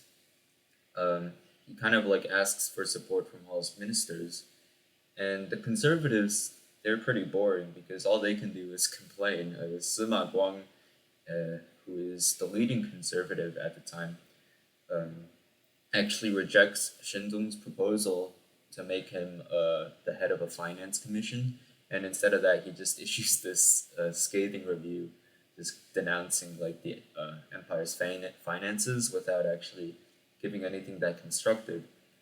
So, more aligned with Shenzong's personal philosophy was this guy called Wang Anshi, and Wang Anshi is going to initiate what's called the new policies, 王安石新法. And I've got the new policies kind of summarized here. And we're gonna go through these are just the major ones, we're gonna go through them. The Green Sprouts Law essentially gave rural farmers these very low interest loans. And the idea was that the rural farmers, they were getting very high interest loans from like local powerful landowners, and Wang Anshi basically wanted to replace the loans that were being taken from landowners with government issued loans, and the interest rates were very very low for the time. Although I'm not quite sure how low they exactly were. But now we have to introduce a common issue with the reforms. It's that, well, they were successful in the sense that they did, in fact, give Shenzong a war chest. They did drastically improve the government's revenue, and there was a very high budget as a result for them. But they were also a very big burden on these rural peasants, which was really unfortunate because the new policies were intended to target and extract revenue from these very rich people, particularly the the rich landowners and merchants. Um, so yeah, that's why the Green Sprouts Law is oftentimes considered a policy failure because the government officials that were issuing the Green Sprouts Law actually started increasing the interest rates and basically harassing peasants into taking loans from the government.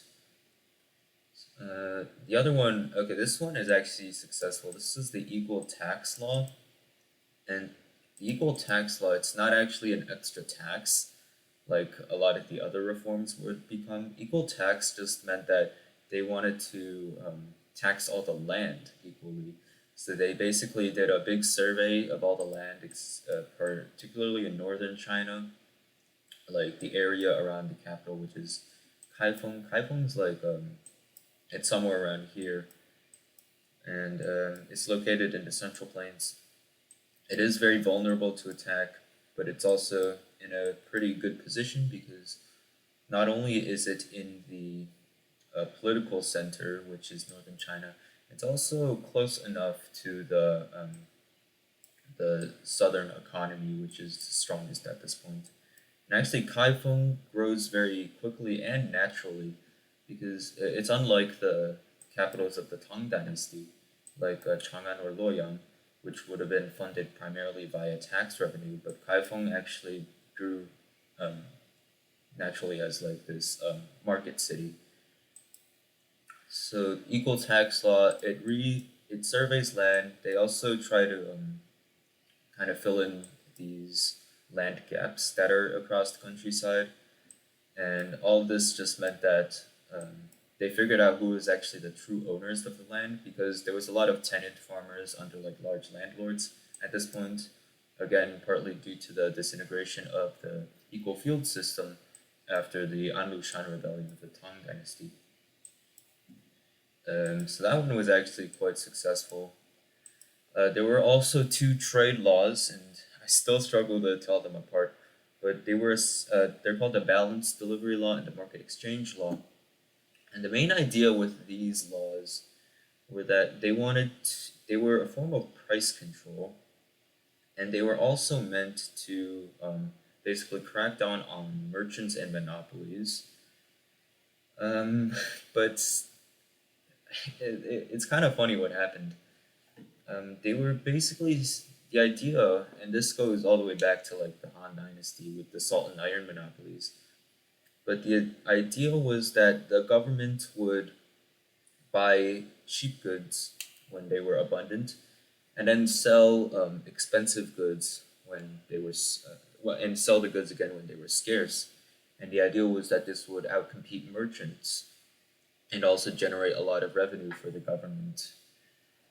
But what ended up happening is you're only kind of supposed to do this for like grain and stuff, not really staple goods. And but they took it too far basically. And what ended up happening is these price controls began to be applied to all the different little goods. So even things as minor as like berries or something or like utensils would have been put under some kind of government price control or even a monopoly. And just like the Green Sprouts Law, these laws kind of became basically an extra tax imposed on the people. And speaking of extra taxes that weren't meant to be extra taxes, the labor recruitment law. So, yeah, okay. Labor recruitment law. The idea for this was they saw that the main form of labor, like for like government projects, such as building canals and walls, was the corvier system. I'm not sure if I've mentioned it before. I think I have, but corvier basically means that the peasants have to work for a certain amount of days per year and some kind of government job. It's basically just legalized slavery, and it can be seen as quite a burden, but it's pretty common across a lot of systems in the world at this time. Um, so, what the labor recruitment law does is you can be exempted from performing corvée labor if you pay money to the government. And then the government would then use that money to fund volunteers who would then work on the different projects. And it sounds like a good idea at first because, well, Well, does it sound like a good idea? I'm not sure, but it was definitely good for generating revenue. What also happened is the idea was that the poorest people in society would be exempted regardless of if they paid the tax or not. But what ended up happening is that even the poorest people started to have to pay these exemption fees for Corvier, and meanwhile, the rich people they could simply not perform Corvier at all with but only like pay a certain tax, right? So this was a very hated law, which is I mean it was hated by the conservative faction. We'll get to the conservative opposition soon enough. But labor recruitment law, it had a very good intention, but it can also be said to have been a failure. That's kind of the common theme with a lot of the reforms, is that they fail not really due to the theory, but due to the way they were implemented. There's definitely an argument to be made that if they were um, implemented with like the actual intent of trying not to harm the peasants while still generating revenue, then they could have been more effective.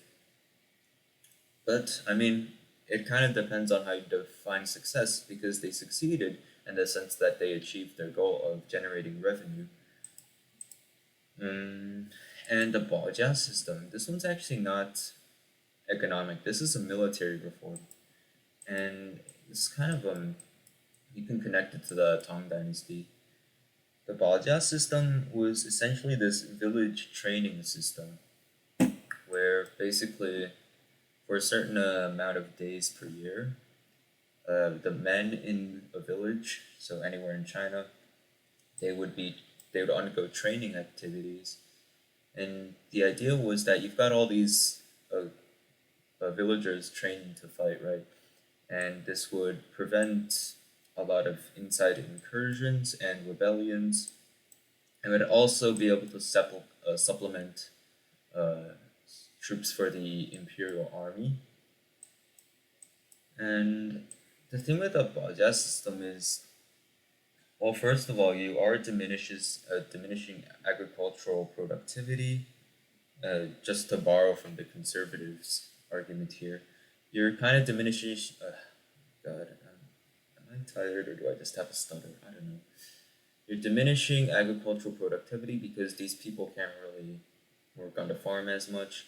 But you're also training a lot of people in how to fight against the government because they might not necessarily use their newfound knowledge to protect the government.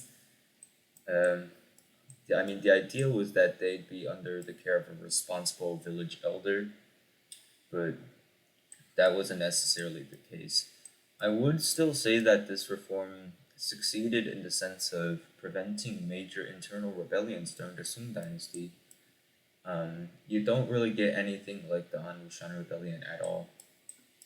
But on the other hand, they also didn't do their job of supplementing the imperial army, and well, the army remained massive despite attempts to like cut down uh, the size of the troops while increasing the quality.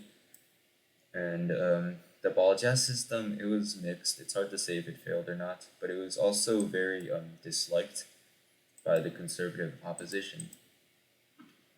And what the main failure of the new policies, though, was not the policies themselves, but actually the factionalism it created.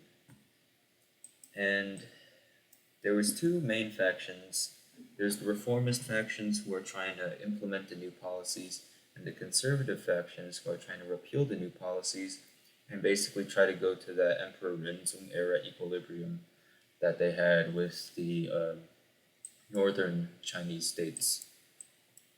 And what it really is crippling because even when the government changes hands between factions, right? For example, after Shinzong dies, the conservative faction does a bunch of purges to remove the reformists, and then when Zhezong comes of age, the reformists basically do the same thing to the conservatives. This basically really causes a lot of gridlock in the government sometimes whenever there's a regime change, I mean, a government change. But also, it just makes being like a civil servant very undesirable because who knows, there could be a new guy in a few years that will exile you to like Guangdong or Hainan, which was what happened to Su Shi.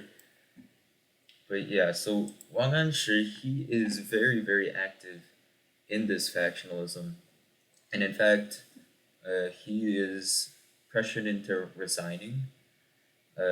He like misbehaves a lot, which, and his son like overworks himself to death, and even his sponsor Sung Shinzong gets pretty disgusted with him, so he gets kicked out and is made to retire.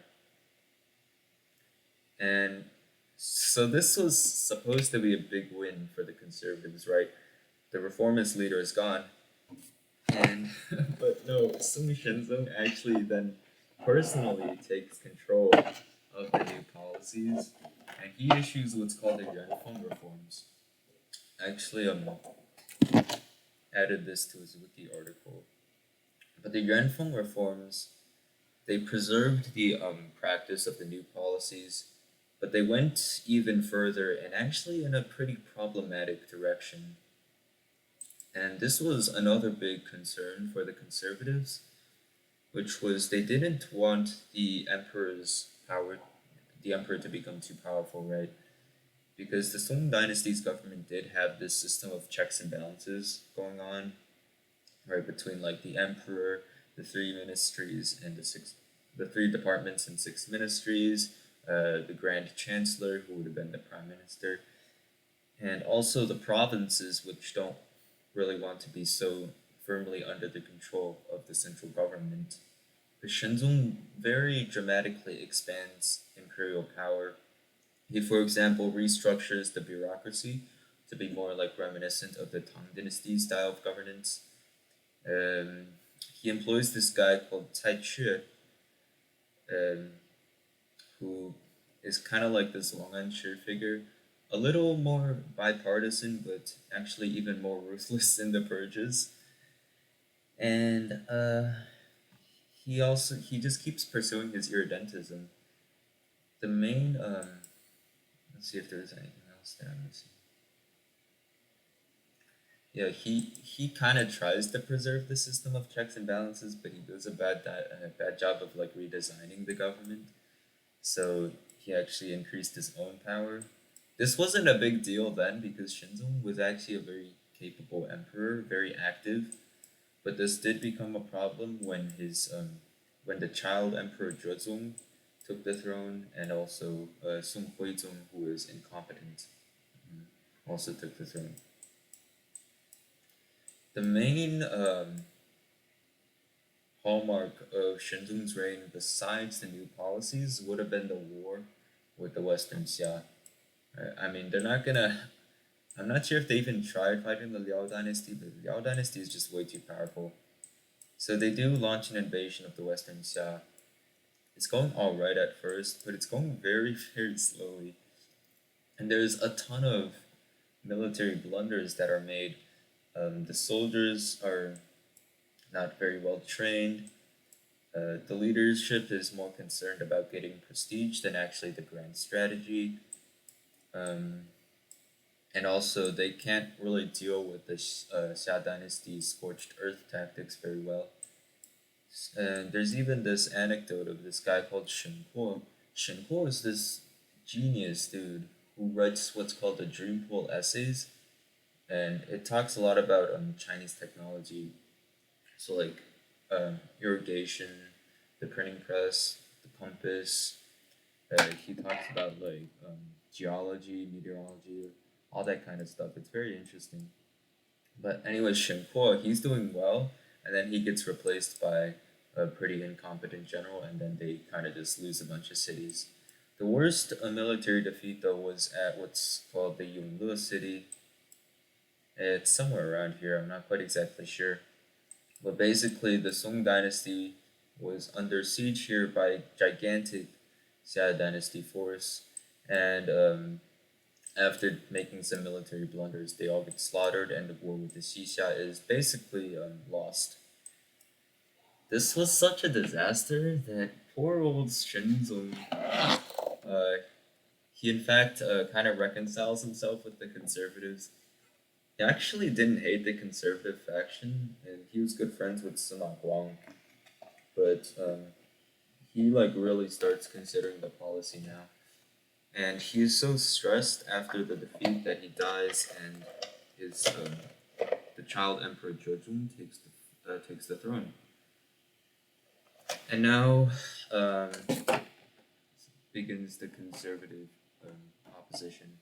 It's headed by this the Empress Dowager, who is the mother of Sung Shenzong, so the Grand Empress Dowager actually, which she basically heads this coalition of conservatives, and they basically start to purge all these reformists from the court. Sima Guang is recalled from his retirement in Luoyang because uh, he didn't want to be in Kaifeng anymore because no one would listen to him. So all this time he's been like kind of heading this conservative government in Luoyang. But yeah, he gets called back. Uh, he's actually very, very loved by the people, and I'm not even gonna say it was propaganda. It's probably partly propaganda, but we do need to recognize that the new policies at this point were um, in many ways a failure. So it's very plausible that he was in fact well liked when he came back, and a bunch of other dudes got recalled, such as the poet Su Shi, who has a pretty interesting story later on, as well as some founders of Neo-Confucianism, like Cheng Hao and Cheng Yi. If you remember Fan Zhongyan from the Qingli reforms, well, his son Fan Chunren is also recalled. So yeah, now you basically got the conservatives versus the reformist faction, which is headed by Cai Che and this guy called Zhang Dun, and also this guy called Wang Hui. But Wang Hui is literally uh, his most notable act is not being notable. That's literally the only reason why he got given a high office was because he was like easy to control and stuff. But yeah, the conservatives, after maybe a year under Sima Guang's leadership, and Sima Guang's like old at this time. He's been writing this history book called the Zhi Tongjian. So he's old, but he's like trying his best, and he's actually able to unite the conservatives to oust a lot of the reformists. Cai Che gets exiled to Guangdong, well, somewhere around here, where he actually like dies of malaria or something. So it's basically an execution. That becomes relevant later on. Zhang Dun also gets demoted to basically this prefectural level post, and the conservatives they repeal a lot of the laws one by one. The issue with repealing the laws is that Sima Guang kind of rushed it. For example, with one of the laws, let me see which one it was. He wanted it to be repealed in just under 5 days. Yeah, the labor recruitment law. He wanted to repeal it in under 5 days, and this in fact caused a lot of conservative opposition because they were trying. A lot of the conservatives were trying to be like pragmatic with this restoration, and they wanted to do things a bit more slowly and moderately. But Sima Guang was like, no, no, no, it must be done in 5 days. And well, just by sheer force of personality, he does get it through. But after Sima Guang dies, which he does like a year later, um, the conservatives basically split into three factions. And the three factions are there's a Hebei faction, there's a Henan faction, so that's like centered around the capital. There's also a Sichuan faction, which is headed by Su Shi, the poet, and his younger brother Su Zhe. And basically, the conservatives are never able to unify from within in the same way that the reformists are. And They basically there's this is probably the worst period of political gridlock in the whole dynasty because I mean they're all just bickering with each other and they can't get anything done. And this was already on an inherently like non-action platform. So yeah, basically nothing's getting done, and it's not good. But this whole time, Emperor Zhuozong, who is the child emperor, he's been getting tutored, and he really hates his tutors. His tutors are these conservative dudes, and he actually inherits his father's reform-minded, like his father's reform mindset, and also his father's irredentism. So when Juezong actually reaches his majority, aka becomes an adult, he he goes crazy and like the conservatives are like, oh shit, and then Zhang, it's a mess. Zhang Dun gets recalled to the capital, and they start like um, putting the conservatives on the chopping block, and like one by one, they're all exiled to like random ass places down here, where the hope is that they'll all die of malaria. The funny thing about this Jozu restoration is that while the means for it coming about are far less extreme than that of Wang Anshi, the actual policies that they brought back were done in a lot of moderation. And you could even argue that Wang Anshi's policies succeeded during the Joseon reign because they weren't as exploitative as they were during the Shenzong reign, but they were also able to generate revenue. And the revenue wasn't wasted on military expeditions either. There was another campaign against the Western Xia dynasty. It was called the Advance and Fortify campaign, where they basically built forts as they went. And this one actually succeeded. So, as the Song dynasty's borders that even grew a little, there's even campaigns in Tibet and Qinghai to try to outflank the Western Xia. So the Zhejiang era reforms are actually very successful. So that could be an argument for why Wang Anshi's policies did succeed. Um, Zhejiang, though, he's not as active as Shenzong, and he actually dies pretty quickly. He only reigns like by himself for like 6 or 7 years, and he is replaced by the Emperor Huizong of Song.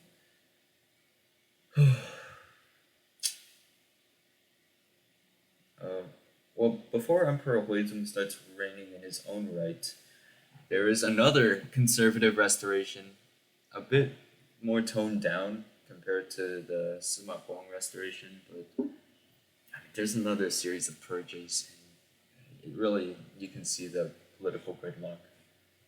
But Song Huizong is actually the little brother of Song Zhezong, and he also has this reformist mindset. Okay, I'm not as familiar with the reforms during his reign, but the means of the reformers maintaining control is once again very extreme, and they basically like exalt Shenzong as basically a second dynastic founder, as this perfect dude who is just thwarted by the conservatives. The reason why this period is very like difficult to study sometimes is just because of how much propaganda is being produced by both sides. Um, yeah, I mean that's what political polarization does to you. But Song Huizong, he is well, he's let's just say he's an incompetent administrator, which is really weird because he's also one of the most cultured emperors in history, probably the most cultured emperors. He has these very beautiful paintings. One of my favorites is one of a bird, but he has one of him and some homies like chilling under a tree. Uh, this is the bird picture I really like. Look how nice it is. Pay attention to also the calligraphy. He invents his own style of calligraphy. It's called the thin gold style. But I mean, just admire this painting for a second. Look at how incredible that tree is. I mean, wow. Song Huizong, he has a minister called Cai Jing. It's this guy in red here, and Cai Jing is one of the most hated ministers in all of Chinese history because let's analyze the diplomatic situation at the time. Oh right, Song Huizong also wrote a treatise on how to drink tea, which is it's pretty funny. But that's how cultured he was. But essentially, the Liao dynasty, right? They've got all this. They've conquered parts of Mongolia also, and there is this rebellion actually in kind of like central slash northern Manchuria today by this guy called the Wanyan Arguda, and he is the leader of the Jurchens, and the Jurchens actually managed to do very well against the Liao dynasty, and they actually ally themselves with the Sung dynasty. So the idea is that there'd be a pincer attack on the Liao dynasty. It's called the Treaty of the Sea because right the diplomats are kind of traveling like this, and the deal was basically the Sung dynasty would get this stuff, and then the Jurchens would replace the Liao dynasty. And well, the Jurchens certainly succeeded. The Liao dynasty, meanwhile, is forced to flee west. And this is the most random thing ever. But they flee west into like modern day Xinjiang. They established the country of Karachitai, where they actually stayed for a few hundred years. I don't know if it's Karachitai or Karakitai. Karachitai sounds cooler though. But you'll never guess this. Um, Karakitai is actually where the European word for Kathai comes from. And Kathai is the the European way of um, talking about China, which is, it's so random, it's so out there. But I mean, because Karachitai, they're also famous for getting conquered by the Mongols, which we'll get to later. But yeah, um, so the Song dynasty unfortunately is not able to win any battles against the Liao dynasty as usual. And then the Jurchens, they actually realize that the Song dynasty's military is insanely poor, so they go further. Uh oh, uh oh, and they actually siege down Kaifeng. And fortunately, the first siege of Kaifeng fails for the Song dynasty. Fortunately for the Song dynasty, but it freaks out Song Huizong enough that he actually abdicates, and it's so stupid. He puts his son Qinzong onto the throne, and Qinzong was like, "Oh my God, Dad, you can't do this for this. Let me chill out. You do this yourself, you." But you might. This is similar to the Tang Shenzong situation, where he also abdicates when things are getting difficult and makes his son try to like clean up the mess. Well, this is very hard for me to go through because it's very unfortunate. Because I love the Song dynasty, but I mean, the Jin dynasty, they're just that much better, you know, at like fighting. They launch another expedition. This time, they know how to siege down Kaifeng, and Kaifeng falls to the Jurchens. It's called the Jinkang incident, and it is an absolute disaster. Um, because Sung Huizong and Sung Jinzong both get captured, and they get sent north to like live in northern Manchuria, where they get insulted. They are given these terrible titles like besotted duke. It's just an absolute mess, and soon enough, the Jurchens have occupied most of northern China, and they're even campaigning into southern China. And yeah, well, the good thing is the Song dynasty gets reestablished in modern day Hangzhou. Hangzhou is here. It's this is the Hangzhou Bay, and it's formed by the Qiantang River. Hangzhou Hangzhou is like right here somewhere, or maybe here. But it's called a temporary capital because the idea is that they'll keep on. The hope is that they'll reconquer the north, and the guy who actually establishes the southern Sung dynasty is called Emperor Gaozong of Sung. And actually, the attempts to retake the north are actually relatively successful. There's two generals in particular.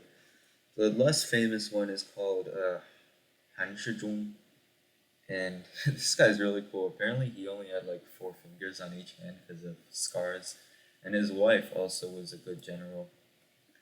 But the far more famous guy is this general called Yue Fei. Yue Fei, he goes on this basically streak of military victories, and the most important comparison is to Emperor to Liu Yu, the founder of the Song dynasty, who was before that a general during the Jin dynasty, and remember he also tried taking back the north and did very well. Yue Fei was doing too well, and you do have to like realize here, there's a lot of stories idolizing Yue Fei and making him a hero, and making the guys who opposed him, particularly Qin Hui, basically the villains in the story. But if you look at it from like Qin Hui and Sun Gozong's perspective, there's really no political benefit to actually retaking the north. It's not even an economic benefit anymore because the south is just so far ahead of the north by this point in terms of economy. Um, so Song Gaozong, he doesn't want this random general to get too powerful, right? To get too popular and then threaten his own secure reign. Because he's got Song Gaozong, he has his own power base in Hangzhou already. So like I mean you really do have to like understand that there is definitely reason to kill Yue Fei. And yeah, he gets these basically tablets telling him to call off the reconquest, and he is taken back and executed. And that was probably the last possibility of actually taking back the north. There are attempts later on, for example, Sung Xiaozong, I think, attempts some campaigns, as well as either Ningzong or Lizong, but they're not as successful. Again, it's kind of like that situation in Europe during like the Napoleonic Wars, where France had a really strong army, but Britain had the really strong navy, so they basically couldn't touch each other. That's basically what happens here because the Jurchen navy is not strong enough to defeat the Song dynasty's navy, which is super super strong. But the Song dynasty's army is not good enough to stand up to the Jurchen's heavy cavalry, aka the cataphracts. And this kind of equilibrium is actually similar to the one established by the Changyuan Treaty, just like maybe a century and a half ago.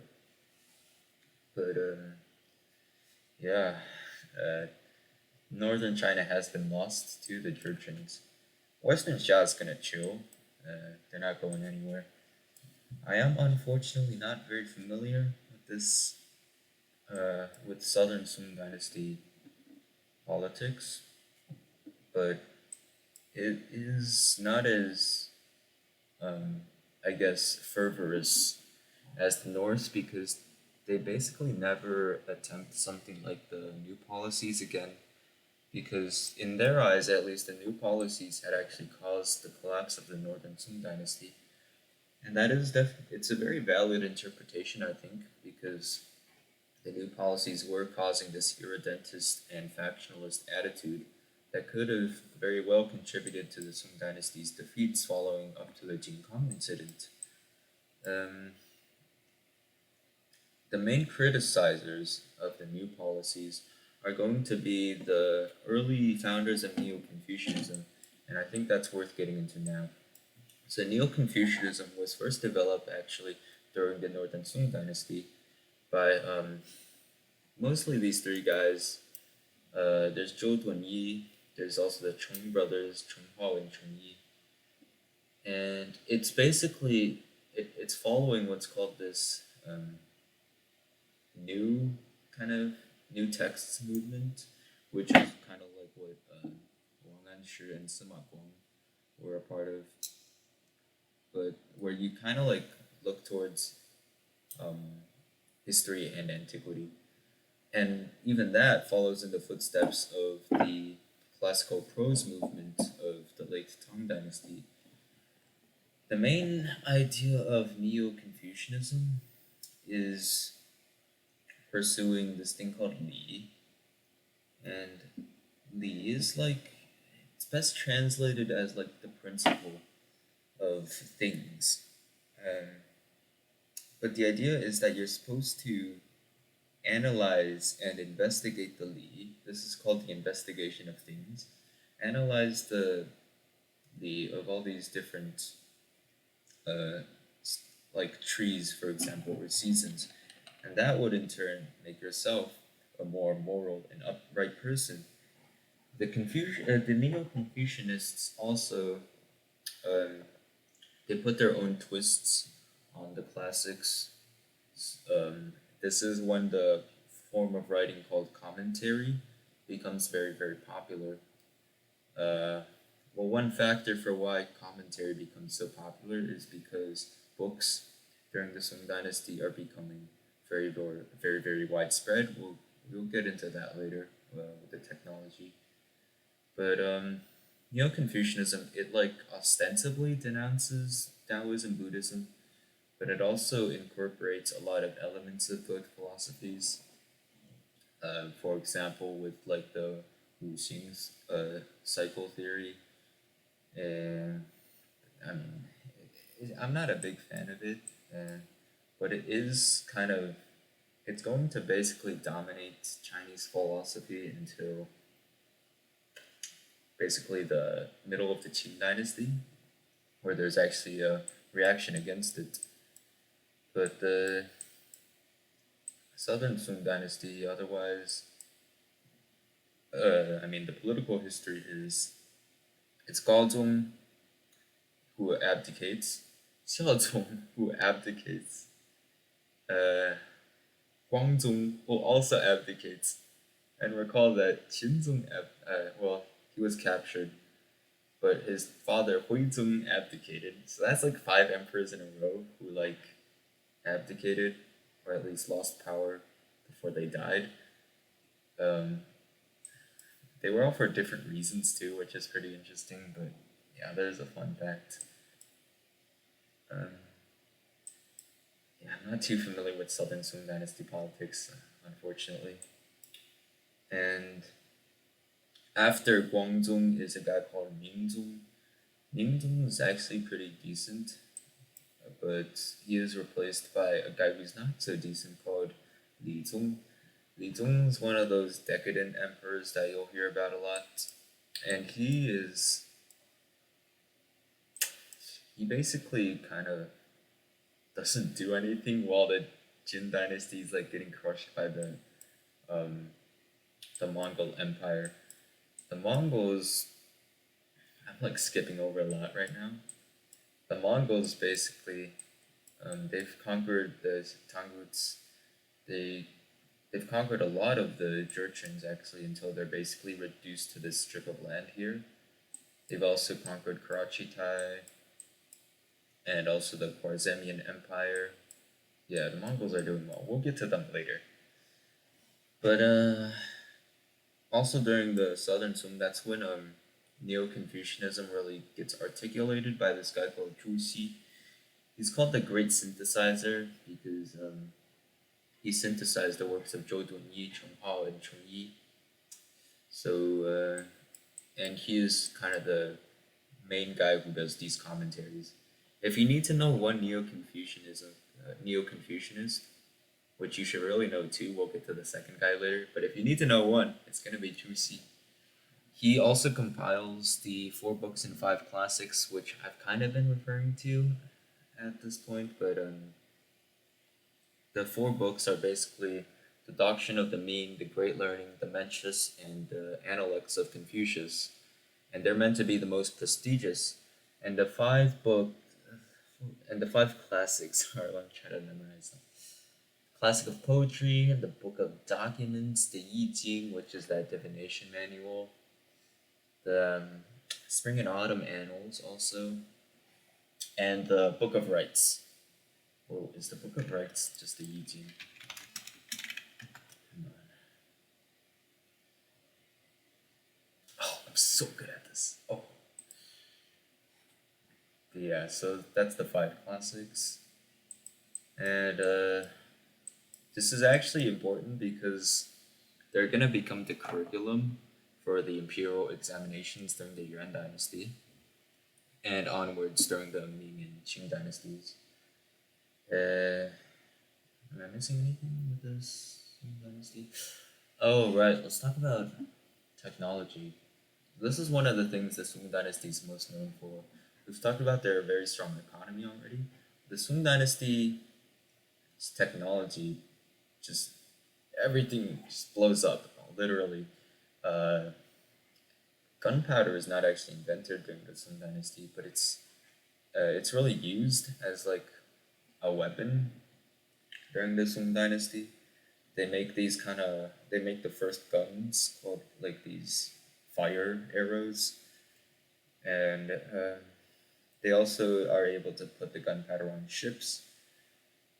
The thing with is that the military technology doesn't help the Sung dynasty in wars at all. So that's if you ever need an argument against the technological argument for military supremacy, then you can always cite the Sung dynasty. Uh, the other big technology of the Sung dynasty is actually the movable type printing press, and they basically put a bunch of like wood blocks into this giant frame, and then you can press the blocks to a bunch of paper, and then print books very quickly. And it's actually makes books much cheaper and accessible, and literacy rates actually increased quite a bit during the Sung dynasty. That also makes it easier for a lot more people to try a hand at taking the imperial examinations, which is another reason for why the Song dynasty's bureaucracy was so large. And there's some other inventions during the Song dynasty. Pretty sure the compass was invented. It is described by no, this compass absolutely was not invented during the Song dynasty. Let me see.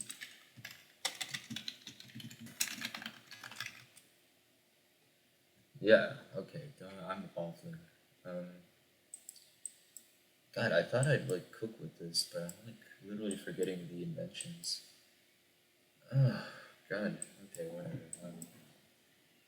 We can talk about the Jin dynasty's administration a bit, and they kind of pursue this hybrid Church and Confucian kind of administration.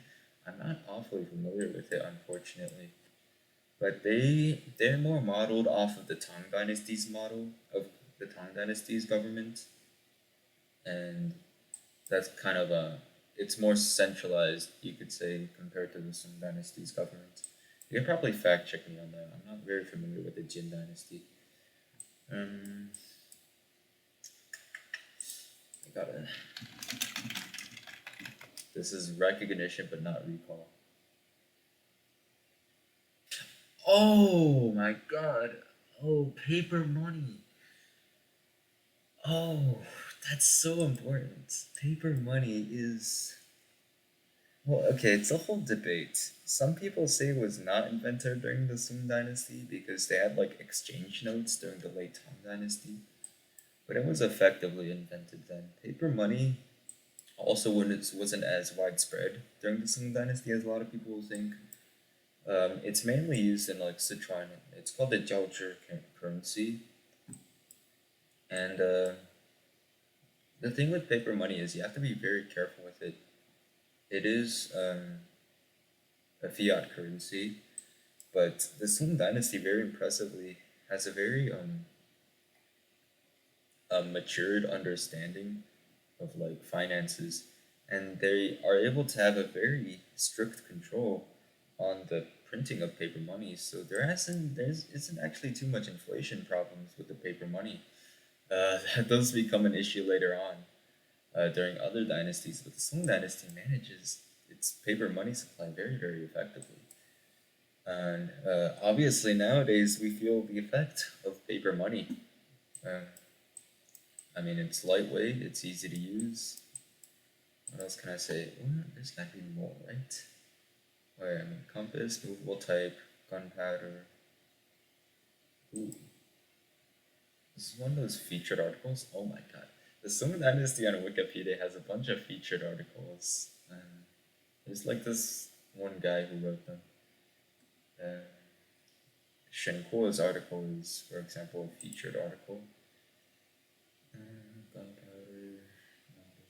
We talked about the navy of the Song Dynasty already. Yeah, okay. I think that's the main ones. We've covered them mostly. Oh, I just thought of one. Iron production.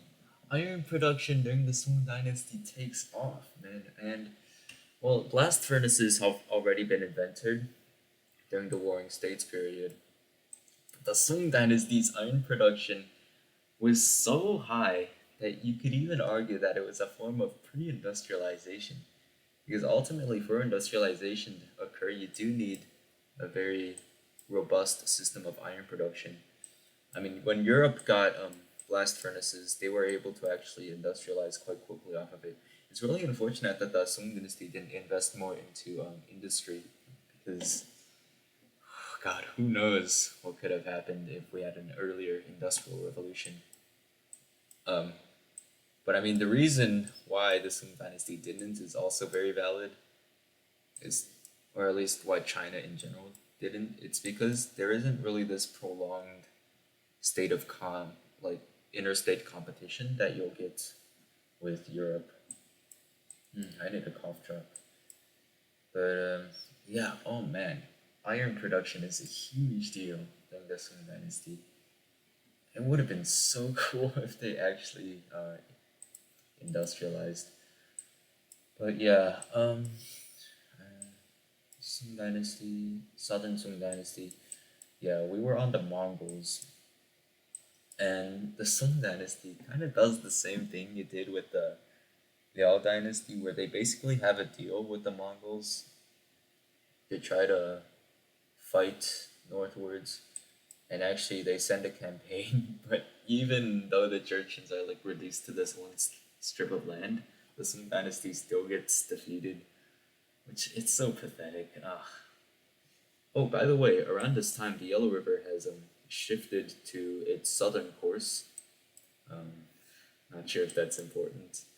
It's important during the late Yuan dynasty, but southern Song. Yeah, now they have to deal with the Mongols in the north, and the Mongols, they really want to conquer China. At the time, the Mongol Khan was Mongke Khan, and he he sees that the Mongol navy isn't strong enough to defeat the Sung dynasties. So he, I really need a cough drop. He basically conquers the kingdom of Dali, which is in Yunnan. Dali is not actually part of this whole interstate system the Sung dynasty had going on because it's mostly non-contact with the Sung dynasty. Because I mean, they didn't want a repeat of Nanzhao with the Tang dynasty. He conquers Dali, but the idea was that they could then flank the Sung dynasty and launch further campaigns. But I mean, this part's just way too mountainous, so it's too easy to defend. So for maybe like 40-ish years, the Mongols like make preparations to invade the Sung dynasty, and the whole time the Sung dynasty is like, oh shoot, oh shoot. So they're like um, sending these generals to defend the Yangtze River. One such general was this guy called Jia Sidao. He goes to Xiangyang and actually mounts a pretty good defense there against Kublai Khan. But I think he gets removed in some like court conspiracy because of course he was. And Kublai Khan actually after building up all his navy for all these years, is in fact able to basically get into the Yangtze, defeat the Song Dynasty's navy, and sail down to Hangzhou and Nanjing, and basically make a big mess. And while the Song Dynasty actually keeps resisting, there comes what's called the Battle of Yamen. Oh, come on. And it's like in modern day what, Guangdong? Yeah. But basically, the remnants of the Song Dynasty's navy are all piled up here. And what happens is they get defeated by the Mongols again, and basically one of the ministers grabs the child emperor, and they drown themselves into the water. And the another minister, this guy called Wen Tianxiang, is actually he survives. He gets captured and gets sent to the capital of the Yuan dynasty, which is Daru, aka modern day Beijing. And he refuses to like surrender to the Yuan dynasty, so he gets killed. Uh, Kind of like a UFA kind of figure. Very very useful for nationalist politics and political legitimization for later dynasties. Because right, like just tell people to be more like Wen Tianxiang, and you can be sure that they're not gonna betray you. But yeah, I mean, Mongol conquest of China, it's mainly a naval thing that they got going on, and that's why it's not as deadly as the Mongol conquest of northern China. Because northern China, it's much easier. Well, there's two reasons for it really. The first is geography, and northern China is much flatter in geography, so it's much easier to destroy all the little cities there. Uh, Southern China, it's more riverine and more mountainous. The other reason, though, is that Kublai Khan is a very, very cultured emperor. He is a lot more cynicized than his more like steppe-oriented ancestors, and he basically doesn't really see the point in killing all of these people, and so he avoids doing that. He's kind of like viewed as a softie by like other Mongols, but you know what? We'll get into the Yuan Dynasty more. It's very interesting. It's definitely antagonized a lot by traditional Chinese historians, but I mean that's Han nationalism at again. Uh, the Yuan Dynasty is yeah, we'll get into it. So the Yuan Dynasty is a bit of a blur to me until the very end of the Yuan Dynasty. But the basic idea is that the first emperor of the Yuan Dynasty and the last emperor, they both have very long reigns, about 30 years each. But all the Yuan emperors in between, they all die after like a few years of reigning, maybe 5 years on average. And what this causes is a lot of succession crises. And these emperors weren't necessarily bad, and I might get to a few good ones later. But this was very destabilizing. So, okay, we're at Kublai Khan, and he's just conquered southern China, and he's kind of the first Mongol to address this tension that's kind of developed. And the tension that's actually going to define a lot of the Ren dynasty is whether to promote a Chinese system of governance or a Mongol steppe system of governance. Kublai Khan actually leans more towards the Chinese system, but some of his successors will have a more steppe-oriented system of governance. Um, there's actually this interesting story about a guy who wanted to turn the entirety of North China into grassland so that they could feed their horses, but he was talked out of it because um, it would have been more efficient to just tax the farmers there.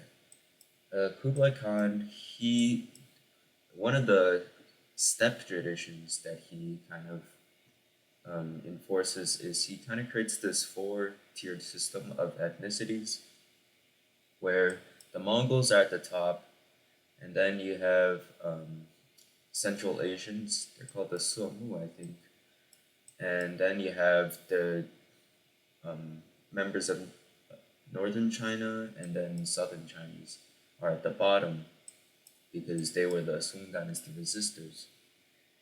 And it's definitely seen as very problematic by historians, basically all the way after the Yuan Dynasty. But I mean, it's not terribly unusual for a Chinese dynasty to do this because during the Sung Dynasty, for example, there were similar instances of having the Han Chinese be the dominant ethnicity. In fact, the Yuan Dynasty can be said to be the last truly cosmopolitan dynasty after the Tang Dynasty because they actually did employ people from really all different ethnicities, such as Uyghurs and Turks and Jurchens and Han Chinese. And so that's kind of the administrative structure Kublai Khan set up. Uh, Mongols are still preferred in government offices. There's quotas that are given for Mongols to give them a slight advantage over the Han Chinese. And he also, so that's the kind of Mongols step side of things. In terms of pursuing the Chinese tradition, he leans more into it. Um, for example, he legitimizes himself via the Confucian rites. Um, the capital he constructs in modern day Beijing, called Dadu or Kanbalik, is also constructed in a very Chinese manner. And I'm not sure if this was him, but the Yuan dynasty also uses the four books and five classics in the curriculum, and that's actually going to stay for the rest of Chinese history. So, after conquering southern China, Kublai Khan tries to embrace his inner Mongol and attempts some other expeditions. Most famous are two expeditions into Japan. They both failed due to a combination of poor leadership and bad weather. There's also an attempt to conquer Vietnam. This one's an amphibious invasion, but that one also goes very poorly. And probably the most interesting one for me is their attempt to basically subjugate Java, which is this Indonesian island here. And the island was originally ruled by the kingdom of Singasari, and the king there actually refused to send Kublai Khan tribute, so Kublai just sent an expedition there. But then, like, I might be getting the order wrong. Hang on. But essentially, the kingdom gets replaced, and then the Mongols there get kind of confused. Okay, so the kingdom of Kadiri sent tribute, and then it got replaced by the kingdom of Singasari, which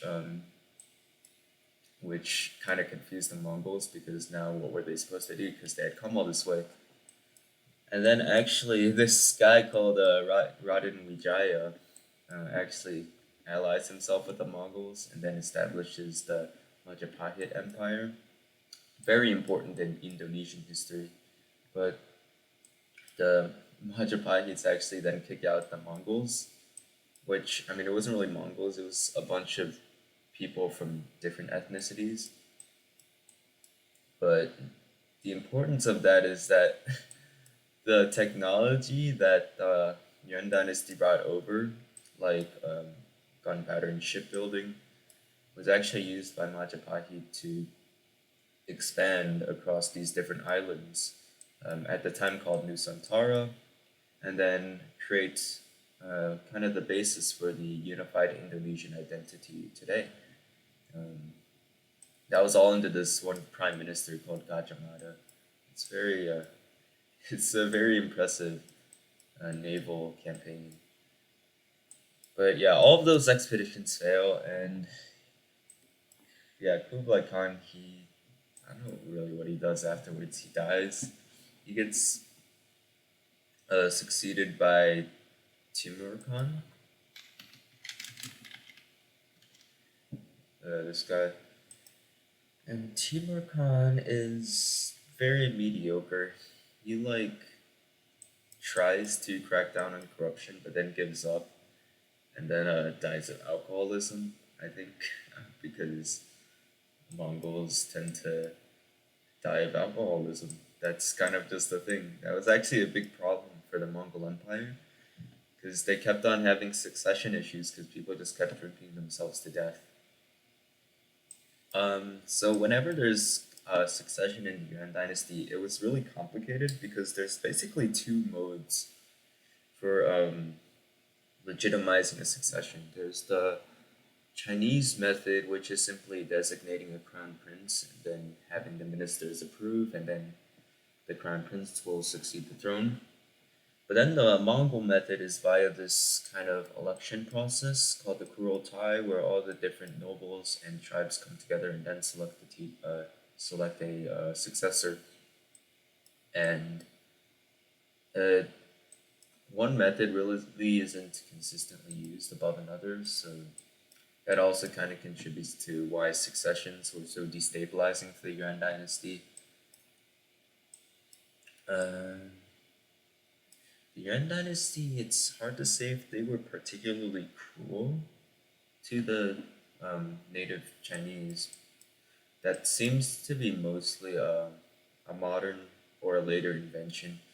But really, it doesn't really make sense from the Mongol perspective either, because obviously they do want to maintain legitimacy by um, presenting themselves as this benevolent Confucian empire that's um, really just like the others that came before. In fact, the literati or the scholar officials who were the elite of the time also were employed by the Yuan dynasty because there was just avenues for that, and really nothing in like Confucianism says that you do have to follow a Han Chinese leader. So yeah, you can really see the bad effects of Han nationalism on the Yuan dynasty. There's also the fact that they only lasted 100 years, but there's actually a very good reason for that, and we'll get to that.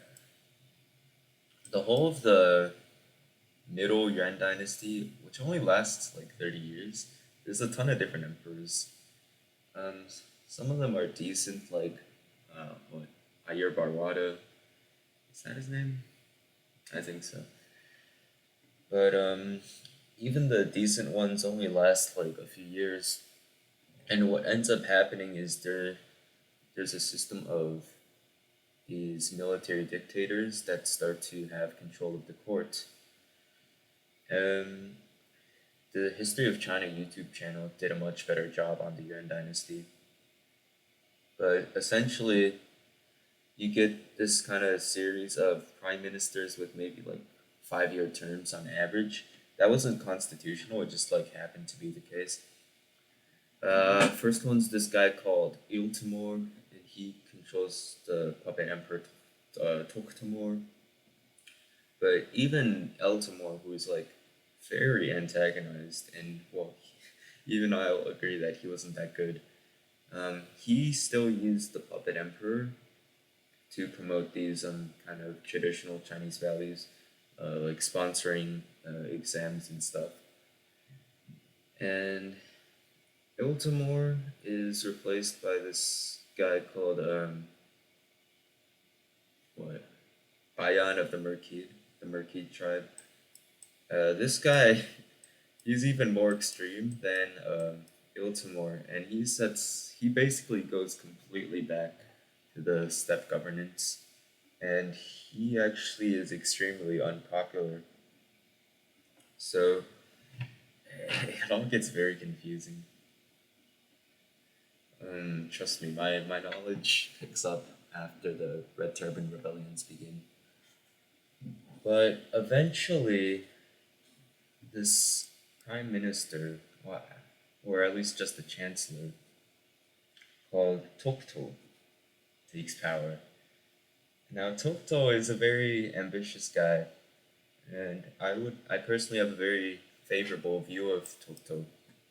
But essentially, he tries to he has this very activist model of government where he promotes like big spending and also personally leading military expeditions.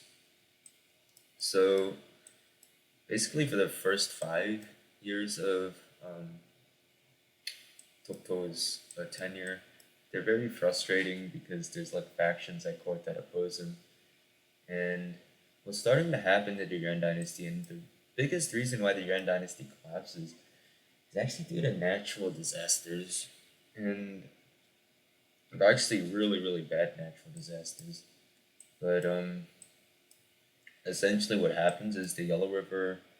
Well, this is slightly later, but the Yellow River is going to not just flood, but it's going to completely change its path, and this is going to cause a ton of devastation. And like millions of peasants are going to suffer because of it.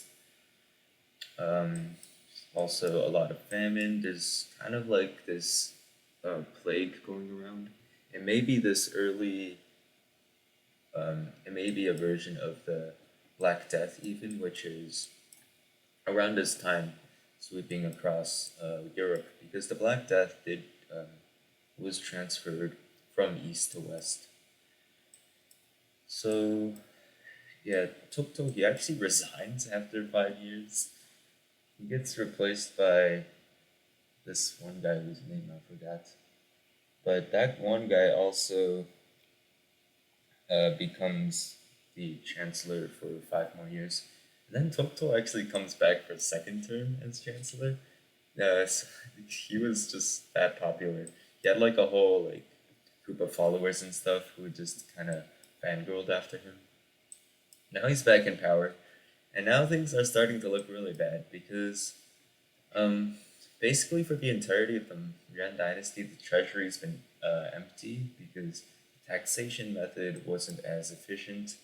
Um, Northern China was basically economically defunct due to basically centuries of invasion.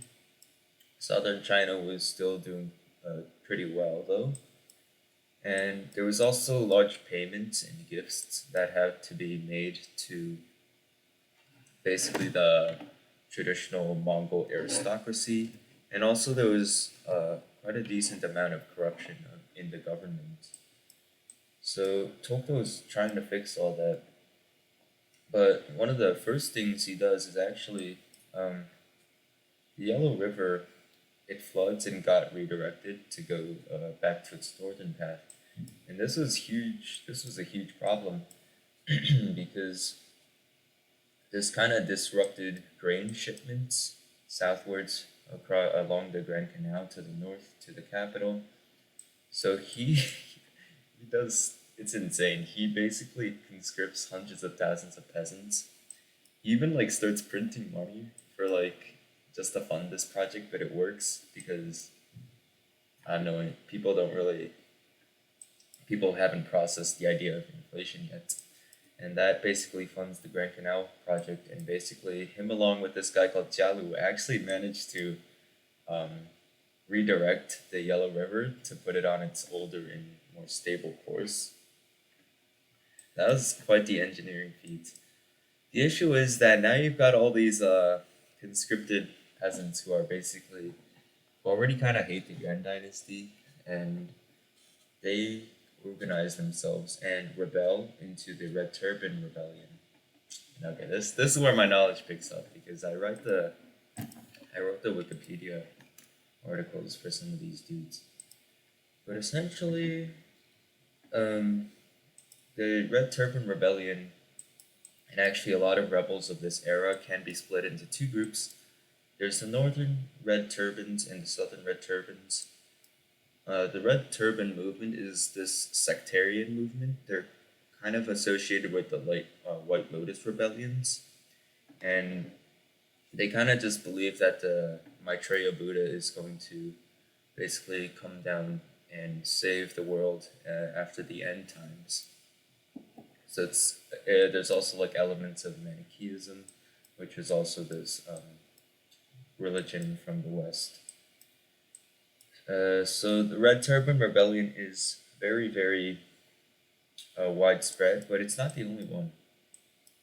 Uh, there's two other rebel groups to be aware of. The first one is these nominal Yuan loyalists, or the Yuan regional leaders, and they are loyal to the Yuan dynasty, but they will sometimes act in their own interests. One of them is He Jun, who is a guy in Guangzhou. Another one is Chen Youding, who is active in modern day Fujian. And there's a guy called Basilawarmi in Yunnan. And there's a few more in the north that I'll get to. But and so the last of the categories of rebels are called the bandits. The two main ones to be aware of. The most powerful is Zhang Shicheng. He controls basically this entire area here, so a very very rich area. And the other one is Fang Guojin, who's kind of this coastal pirate guy.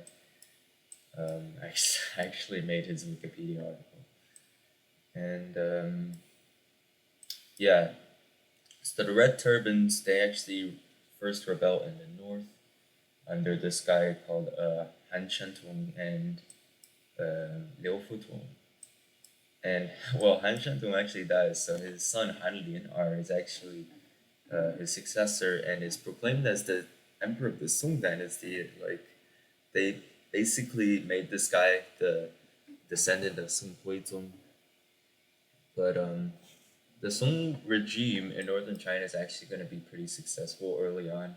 They're going to basically capture Kaifeng, capture Shandong, and even send an expedition to the capital. It actually goes wrong. It's pretty funny.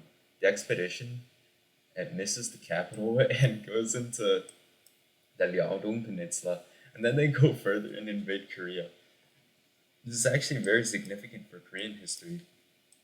The red turbans that invade Korea are put down by this guy called Yi Sung-gye.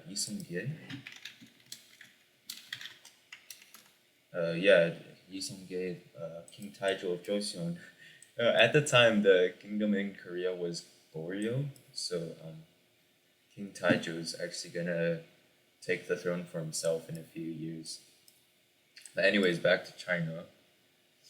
Unfortunately, the northern red turbans are going to be put down primarily by this guy called Chagan Timur. He's the main Yuan Dynasty regional warlord in the north, and he's actually a pretty capable dude. He takes back Kaifeng. He beats the northern red turbans in Yofutung back to this one city, and it's like Anfeng or something. And while he's trying to reconquer Shandong, there's like this one city called Yidu, and actually he gets assassinated by two of his subordinates. This wasn't the end for his regime, though. His son Koko Timur, also called Wang Baobao, was his successor and actually quite capable. But then there's this idea where the northern warlords, if they unified, they would have been easily able to put down the red turbans. But they kind of grew complacent and just started fighting each other. Like there's this guy in northern Shanxi who controls the Yuan court called Bola Timur. Also a guy called in Shanxi called Li Siqi, who also opposes Koko Timur. And Koko Timur is basically not able to focus on the Red Turban rebellions. So meanwhile, in the south, the Red Turbans have mainly organized around this guy called Xu Shouhui. And Xu Shouhui actually goes crazy. He conquers basically the entire middle Yangtze River Valley region. He also sends this general called Ming Yujin to conquer Sichuan. That's going to become important later. But then Xu Shouhui, he is assassinated, and his land's basically divided into two. There's Sichuan, which is ruled now by Ming Yujin, and the very important warlord who actually assassinated him, Chen Youliang. And he basically controls this entire middle Yangtze region. And okay, I've been I've been skipping around the most important guy of this era,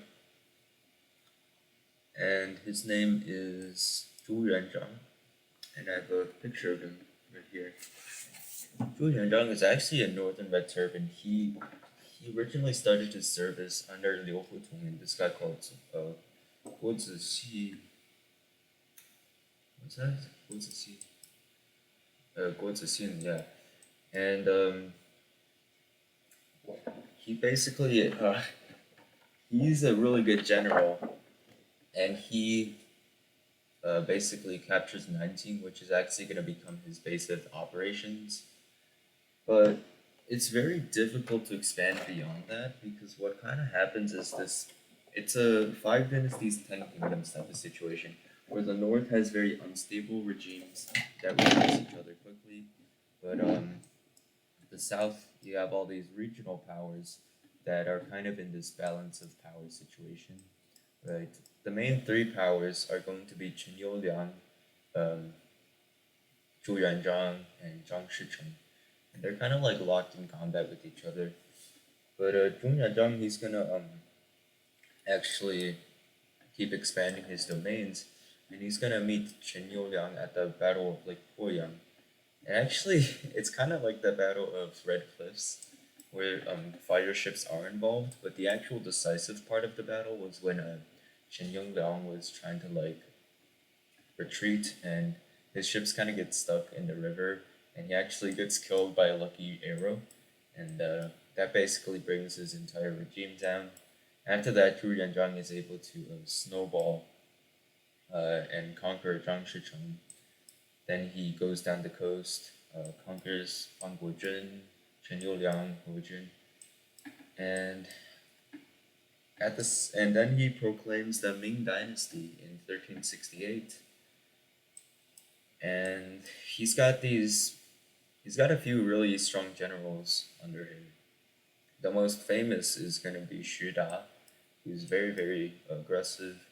There's also Chang Yuchun, who's called like what 100,000 Chang because that's how many men he's worth. There's also a helper guy, a scholar, who's actually very close to Zhu Yanzhang called Li Shenchang. Don't get too used to these guys though. Some of them will suffer some bad fates. And there's also a guy called Liu Bowen, who's also a scholar and actually helps Zhu Yanzhang set up his basically system of governance.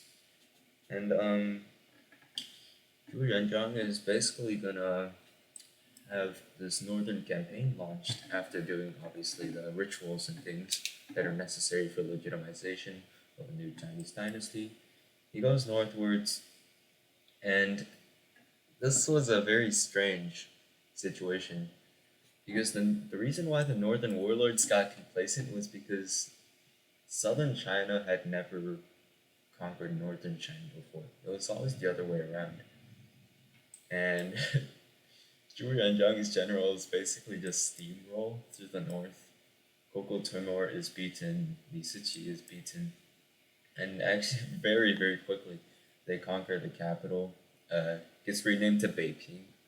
It's gonna become relevant later, and they also conquered Shanxi and Shanxi. And now and actually they try to keep pursuing into the steppe, but Koko Timur actually defeats the Ming Dynasty in quite a few battles. So the Mongols are still going to be an existential threat for a few more centuries. They're going to retreat northwards under the last emperor, who's Togong Timur. And the successor of Togong Timur is actually able to consolidate power as the Northern Yuan emperor in the steppes. And the Northern Yuan is actually going to last basically as long as the Ming Dynasty. They're both going to be conquered by the Qing Dynasty. And it's actually going to be a pretty significant factor in basically Ming Dynasty politics. But yeah, basically the Ming Dynasties unified most of China proper, with the exception of Sichuan. Um, Also, I didn't mention this before, but this guy, Fu Renzhang, aka the Hongwu Emperor, actually started off as kind of this beggar monk. Uh, he was also he also taught himself how to read, which is pretty impressive. But he is one of the two examples of basically a Chinese emperor starting off as a peasant and then climbing his way to the top. The other one being, of course, Liu Bang. And yeah, so he's pretty impressive. He's actually from the modern day uh, Anhui, which the city of Fengyang specifically.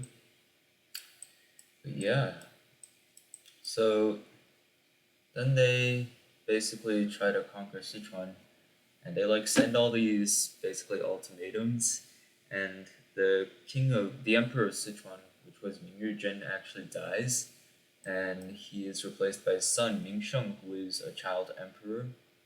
And there's this very interesting paper written about how basically the it's called the Mingxia dynasty, but basically how the Mingxia dynasty tried to legitimize itself, even though it was so marginal compared to the rest of China.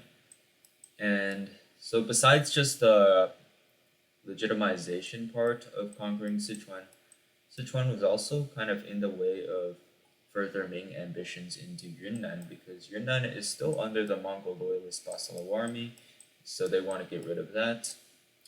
And so they conquer Sichuan.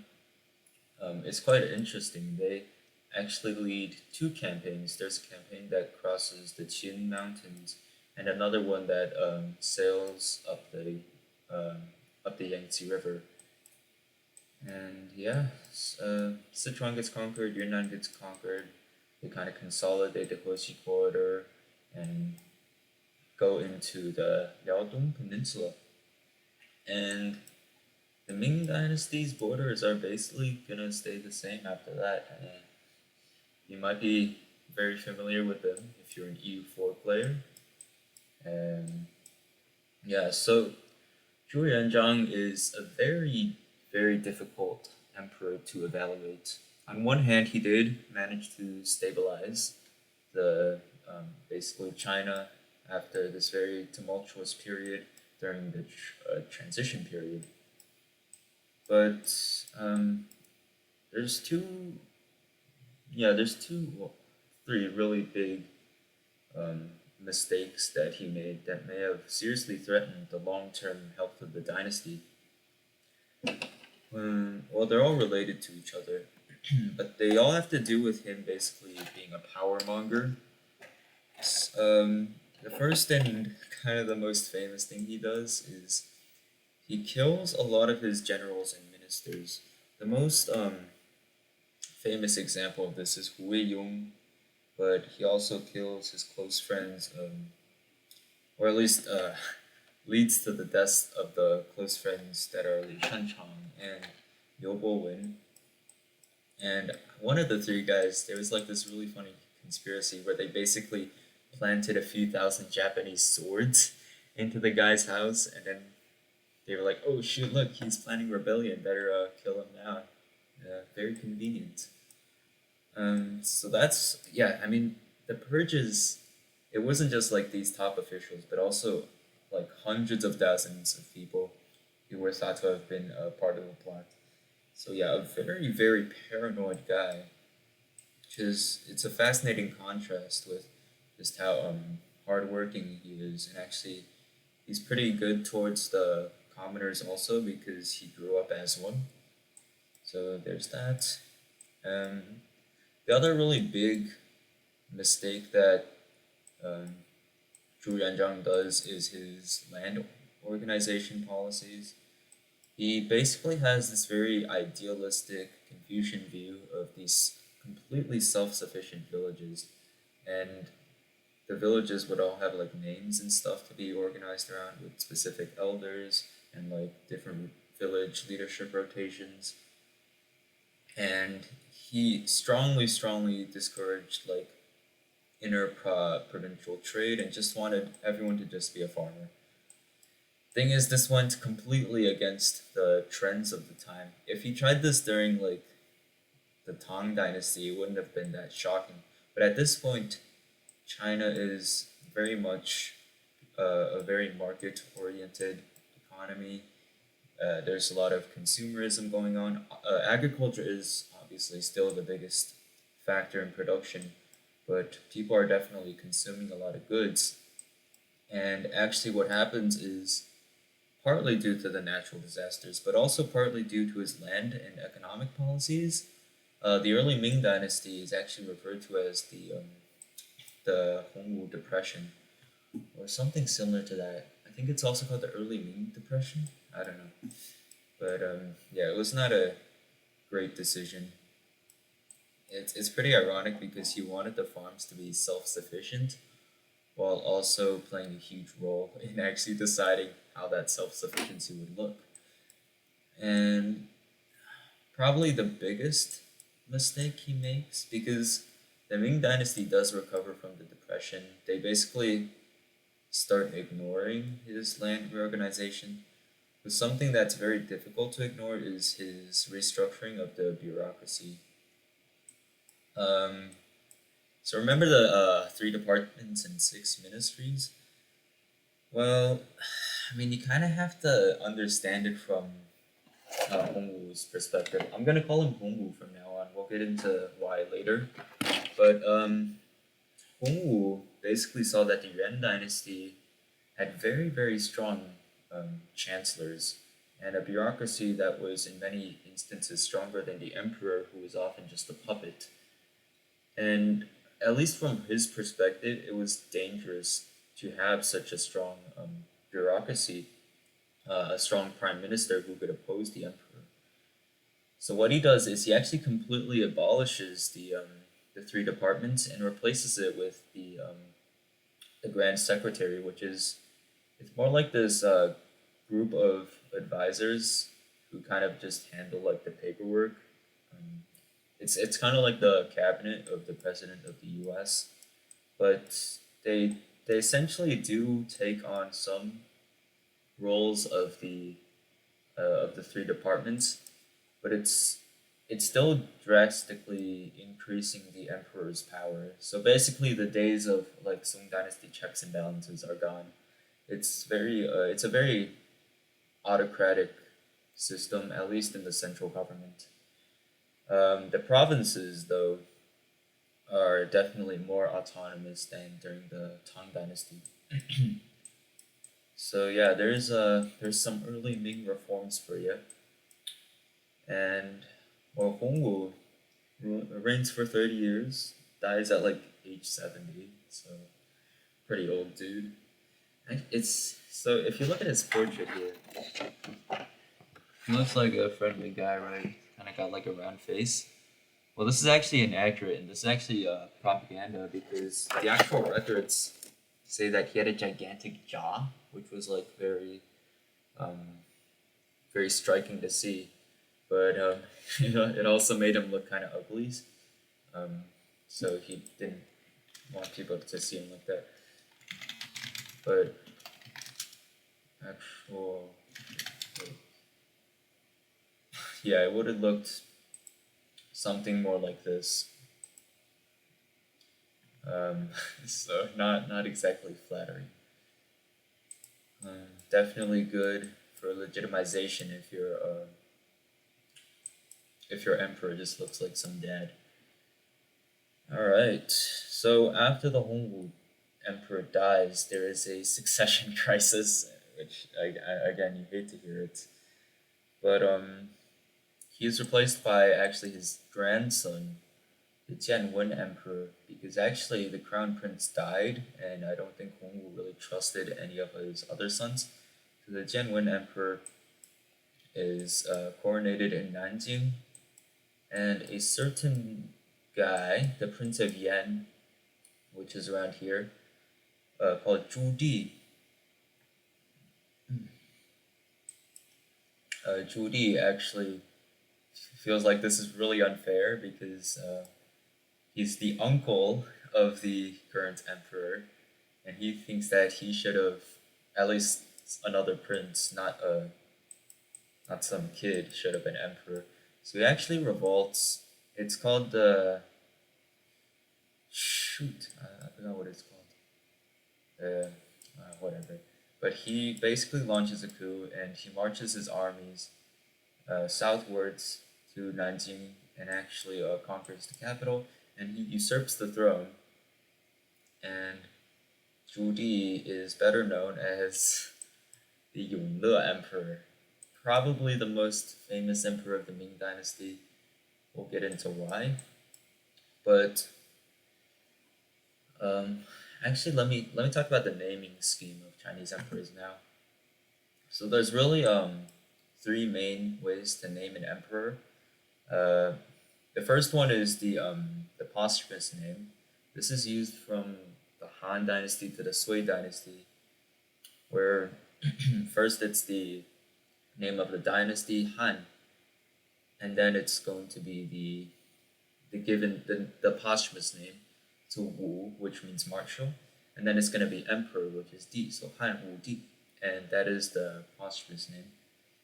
And during the Tang Dynasty and Song Dynasty, this is um, the temple name becomes more popular. It's also a name that's given posthumously, though. And how this works is the dynasty's name comes first, so Song, and then it's the temple name, Shen. And then depending on if they're the founding emperor or not the founding emperor, you can either be Zu or Zong. In this case, Shenzong was not the founding emperor, so he gets Zong. So Song Shenzong for the temple name. And then for Ming and Qing dynasties, you get what's called the era names, and that's what becomes more popular. Now, Chinese eras prior to the Ming dynasty, you would get multiple eras per emperor, but for the Ming and Qing dynasties, each emperor would only proclaim a single era, and they wouldn't change it. That was also one of the precedents that Zhu Yanzhang Hongwu established. But basically, it's just first the era name, and then Emperor Di. So Hongwu Di would be what most people might call emperors of the Ming Dynasty. And this was established, the era name would have been used during the emperor's reign, so it was not posthumous. So yeah. Uh, and I mean, I guess there's the most obvious name, which is just their real name. In this case, just Zhu Renzhang. Obviously, with the surname coming first and the personal name coming second and or third. So yeah, Yongle, he usurps the throne, and as with all usurpers, he's very very concerned with legitimization. We already discussed this with Wang Mang, Wu Zetian, Tang Taizong, Zhao Kuangyin. Yonglu is gonna take this really to quite another level. Um, One of the minor things he does is he constructs the porcelain tower in Nanjing. Another thing he does is he actually moves the capital from Nanjing to what's now Beijing, which is still the capital of China today. And really, the idea behind well, there was two ideas behind this. The first was that he wanted to campaign against the Mongols, so Beijing would have been a better power base for that. But the second reason is that he would have been unpopular in Nanjing. Plus, he already had a power base in Beijing established while he was the Prince of Yan. So that's another reason for moving the capital north. This also does make grain shipments necessary again because northern China is poor. So the Grand Canal is kind of constructed along this axis. And yeah, I mean, this is kind of the reason why northern China is still the political center, despite how poor it is compared to the south. You can thank Yingluo for that. And so I mentioned campaigns against the Mongols. That's something he does. That's also a very common legitimization strategy, which is to simply wage war against an enemy.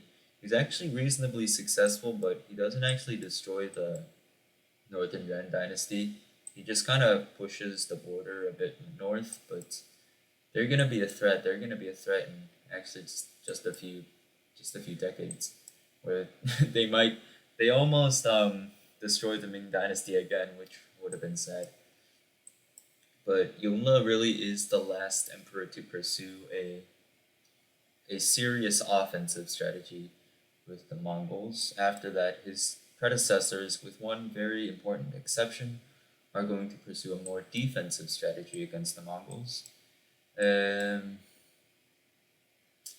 yeah, I mean, I'm really ignoring. I'm thinking of what other things Yongle did.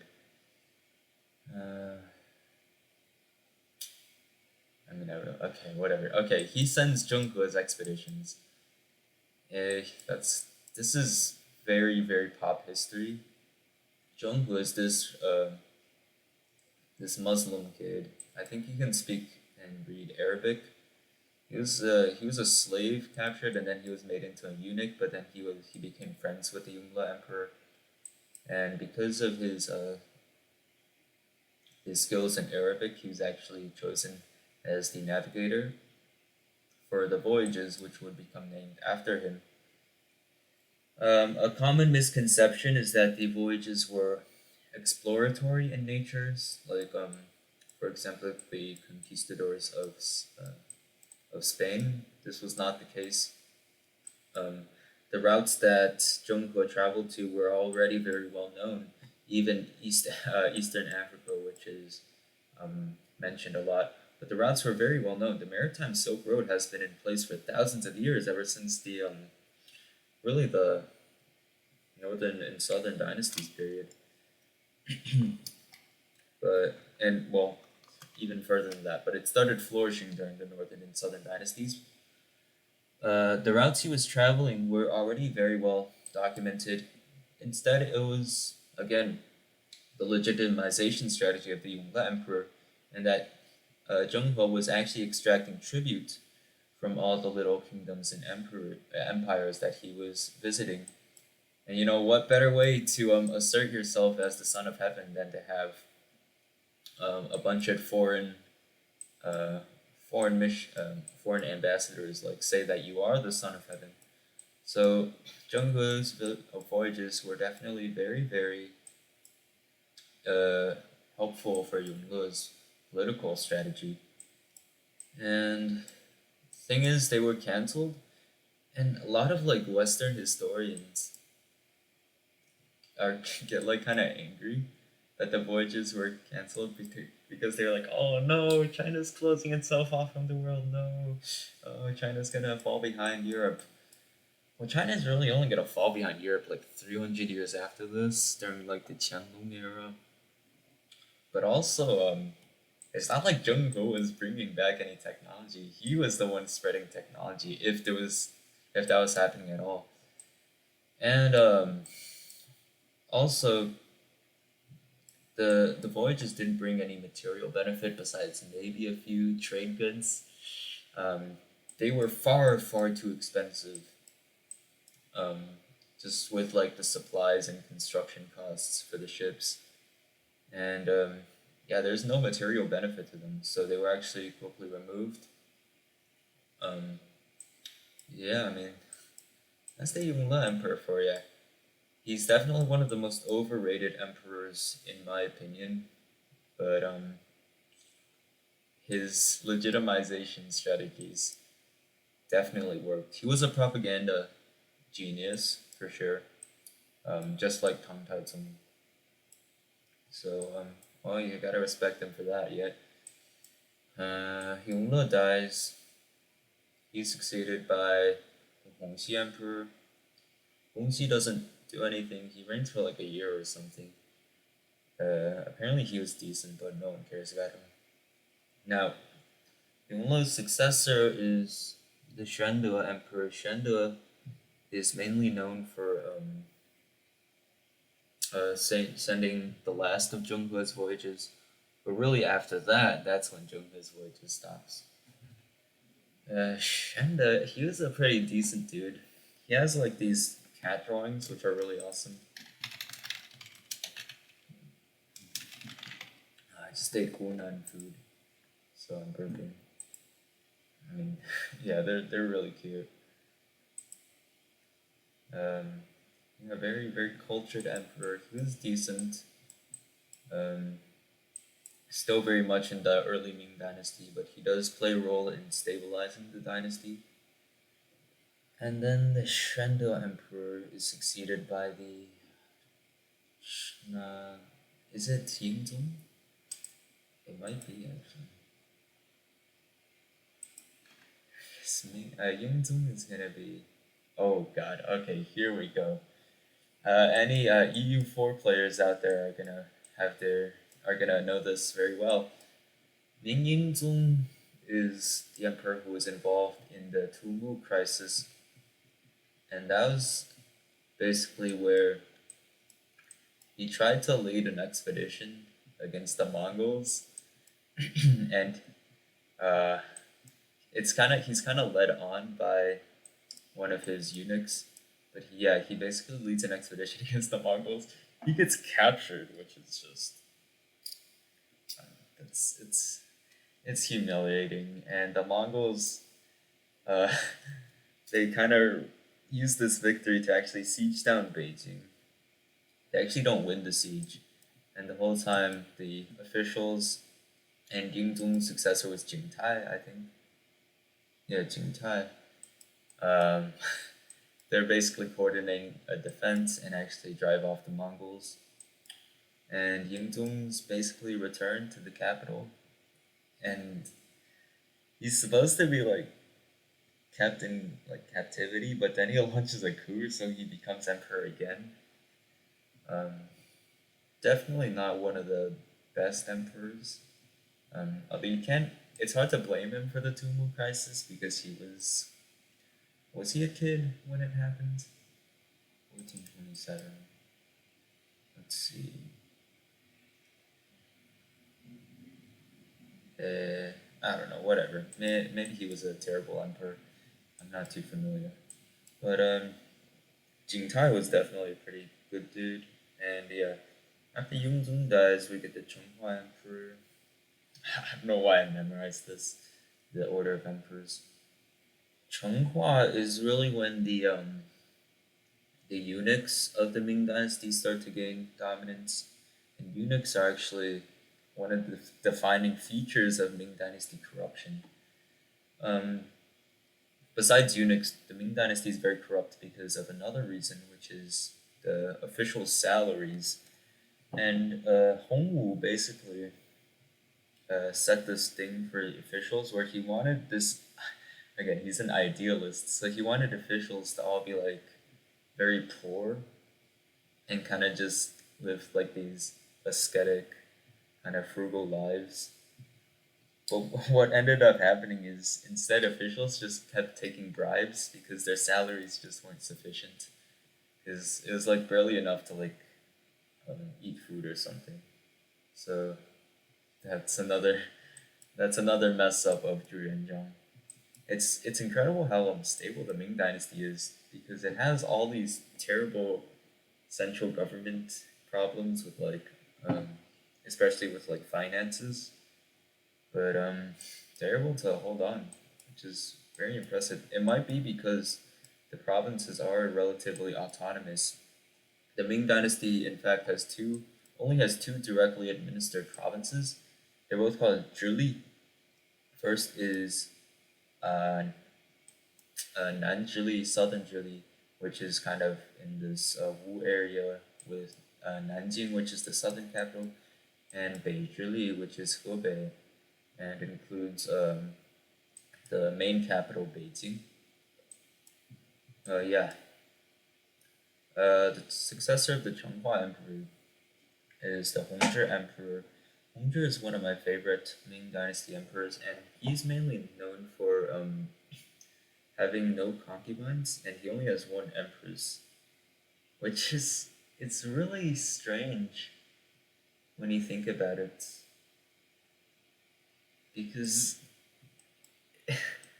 that's one one wife is only like a Westerner thing, and even like Western kings had mistresses.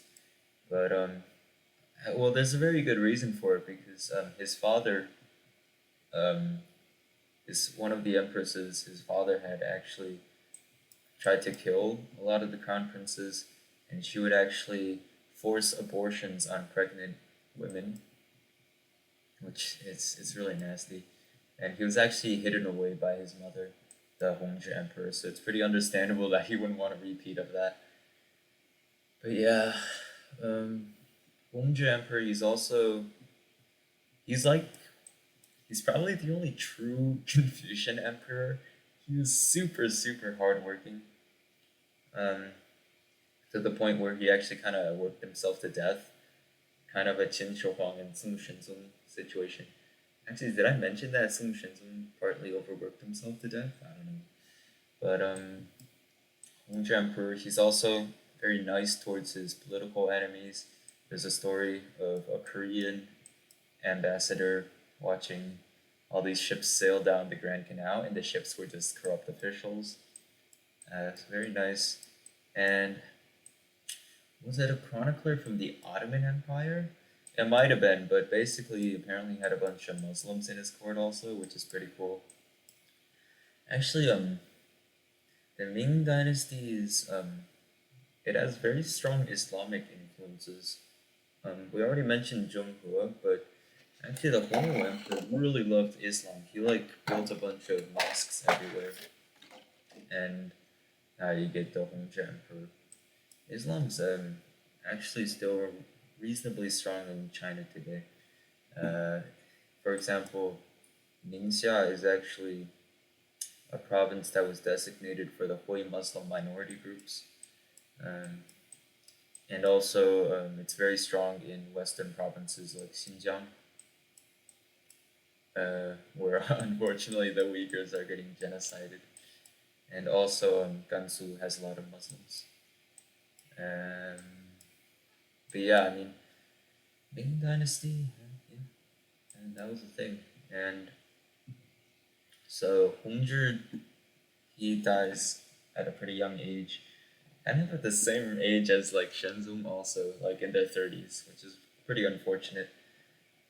He is replaced by one of the most degenerate emperors in Chinese history. Was he degenerate? No, he. I think he was just immature. His this guy's successor was definitely degenerate. I I'm almost scared to like say what he did, but the Zhongde emperor, he was very immature. He like partied all day and he like role played as a general, and he what was it? He fell off a ship and drowned, and yeah, that happened. I mean, okay, the successor of the Zhongde emperor is extremely debauched. He's the Jiajing emperor. He's the second longest reigning emperor of the Ming Dynasty, and well, early on he actually tries to be active, but he gets involved in what's called the Great Rights Controversy because it was kind of a Song Yingzong situation where he kind of argued over whether to perform rites for his father or his adopted father. I think that was it. I might be confusing it with the one the emperor.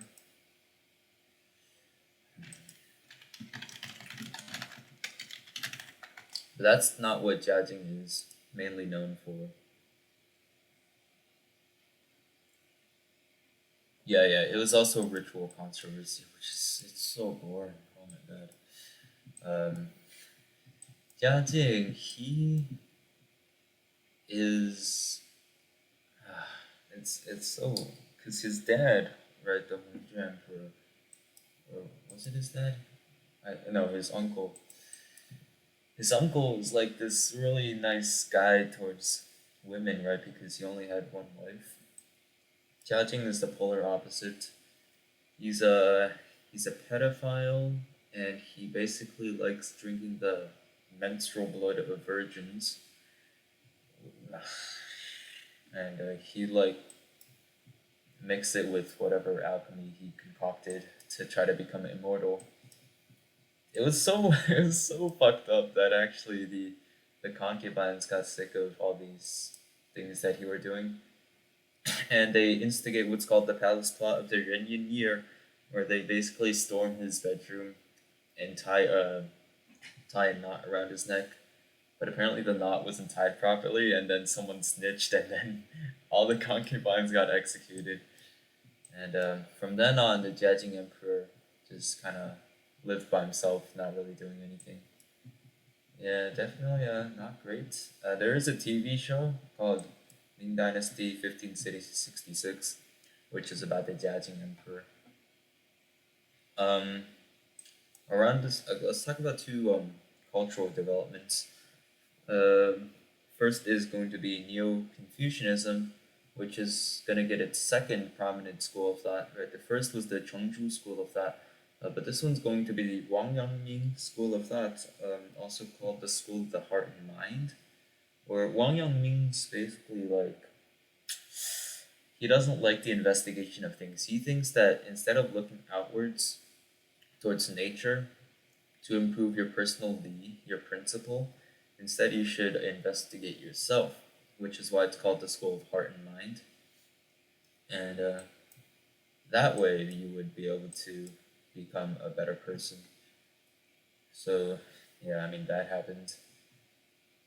Uh, yeah, so I mean, that kind of, I mentioned this actually very early on in this video, but um, Confucianism's gonna keep evolving.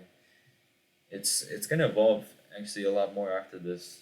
There's gonna be a response to Neo Confucianism, for example, during the Qing Dynasty, and the other big, well, it's cultural. It's basically the spread of the novel as a form of literature, because um, books were very popular during the Sung Dynasty, but not really these long form fiction books. That really becomes a thing during the Ming Dynasty. You get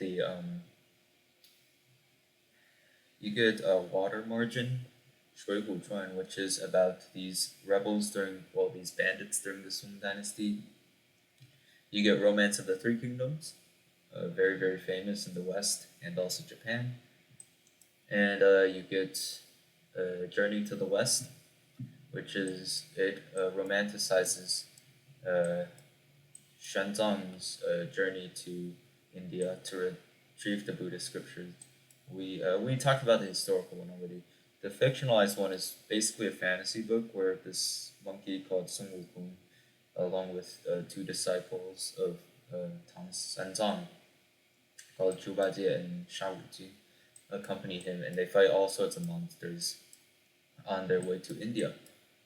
So yeah, uh, there's a nice cartoon about it. I would definitely check it out. I think it's the 1998 one.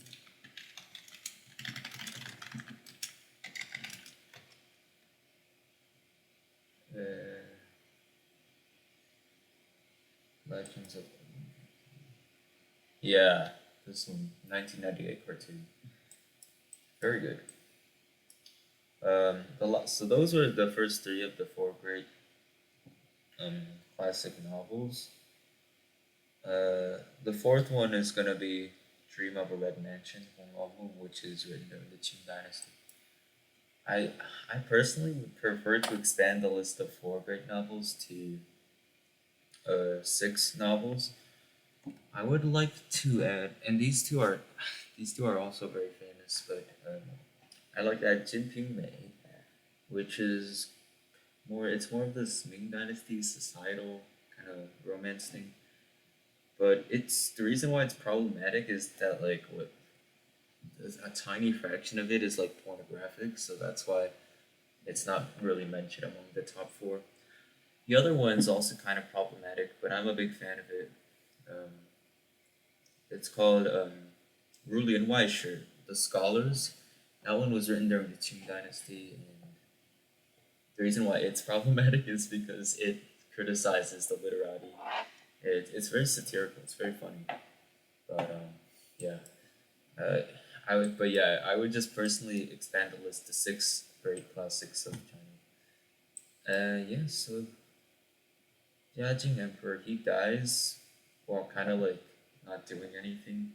He basically like retires. And he's succeeded by the Longqing Emperor, who I really have no idea what this guy did. He was definitely better than Jia Jing. He was active, somewhat, but then he like wasn't active, and then he dies. The Ming Dynasty is going way faster than I thought it would. And it's one of my less. I don't like the government as much, but it's one of my more favorite. It's one of my favorite periods to study. So the culture of the Ming Dynasty is quite interesting. Um, I mean, God,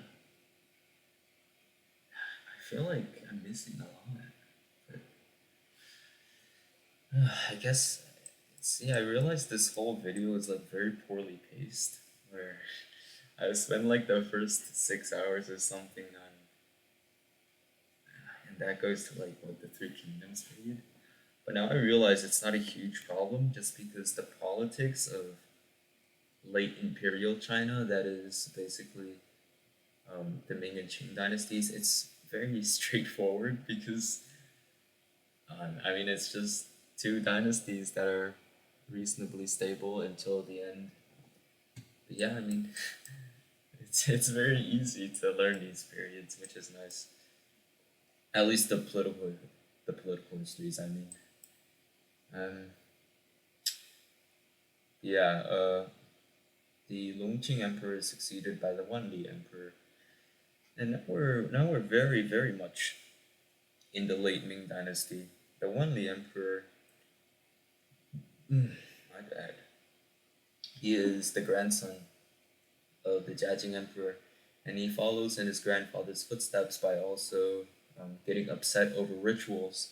This time it was who was going to be the crown prince. He gets upset over that and basically also withdraws from the palace and refuses to do anything, which was really bad. Now, well, he succeeded the throne as like a kid, and his prime minister, this guy called Zhang Juzhong, is actually super capable. Zhang Juzhong, like, he institutes a bunch of like economic reforms that were very needed.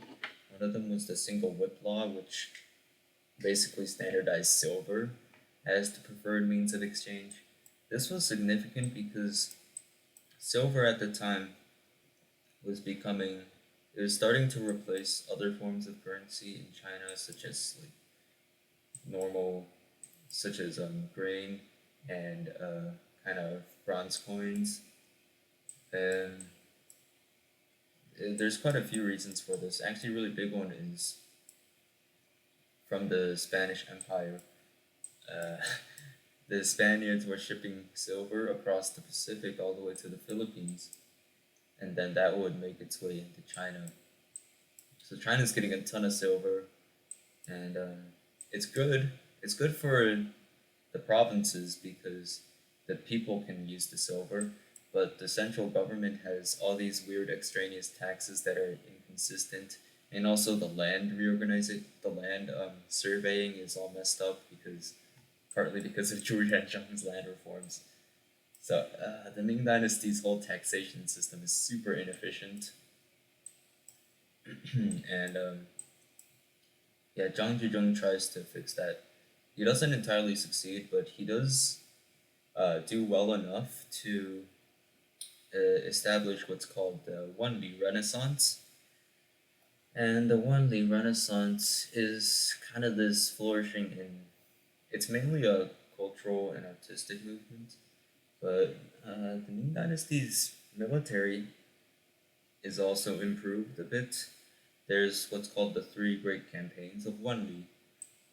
First is this this random rebellion somewhere here. I have no idea. It's irrelevant. There's another one in like Ningxia that also gets put down. Now, the last one is far more interesting because let's talk about Japanese and Korean history a bit. Japan, for basically a few centuries, had its own warring states period, and it's called the Sengoku Jidai. And basically, near the end of their Sengoku Jidai, you get um, three great unifiers of Japan. First one's gonna be Oda Nobunaga, and he's gonna do like most of the unifying work, but um, he's like his subordinate, who's gonna be Toyotomi Hideyoshi, is the one we're more interested in.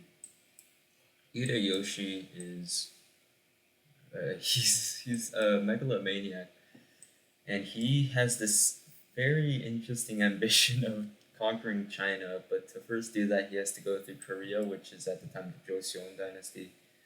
So he gets all these samurai gathered up, and he sends them on ships, and they're actually very successful in Korea. It's called the Imjin Wars, but the samurai do kind of rely on supply shipments from the Japanese mainland. And this one general who a lot of people I've heard of, Yi Sung Sin basically has these turtle ships um, that are able to destroy Japan's supply ships, and this causes a logistical nightmare that forces Hideyoshi to retreat. And that happened for both the Imjin Wars. But very importantly, the Ming Dynasty actually sent um, very large forces to actually help out Korea. So I guess kind of fulfilling its obligation to the tributary state. That's why the Ming Dynasty and Joseon have a very close alliance. It's very nice. The For example, the Koreans are referred to as like the cultured fellows of the East, and meanwhile Korea looks towards the Ming Dynasty as like a political example. So yeah, there's that. Japan, Hideyoshi's gonna die, but he's gonna get replaced by Ieyasu. What is it? No, Tokugawa Ieyasu, and Ieyasu's gonna establish the Tokugawa shogunate, aka the Edo period. It's basically a few centuries of peace for Japan. That'll get interrupted, but by the by the Meiji Restoration, but that's much later. Japan's just gonna chill for now. They're gonna close themselves off. A lot of people like conflate Japan's isolation with Ming China's, but Ming China is still very active in trade, particularly overseas trade, and yeah, I mean they have like this. They even allowed the Portuguese to establish this trading post in Macau. But that was after beating the Portuguese in a battle. So, yeah, that happened. And Wan Li, though, after Zhang Zhezhong dies, Wan Li, right, withdraws the court, and then he proceeds to have the longest reign of the Ming Dynasty.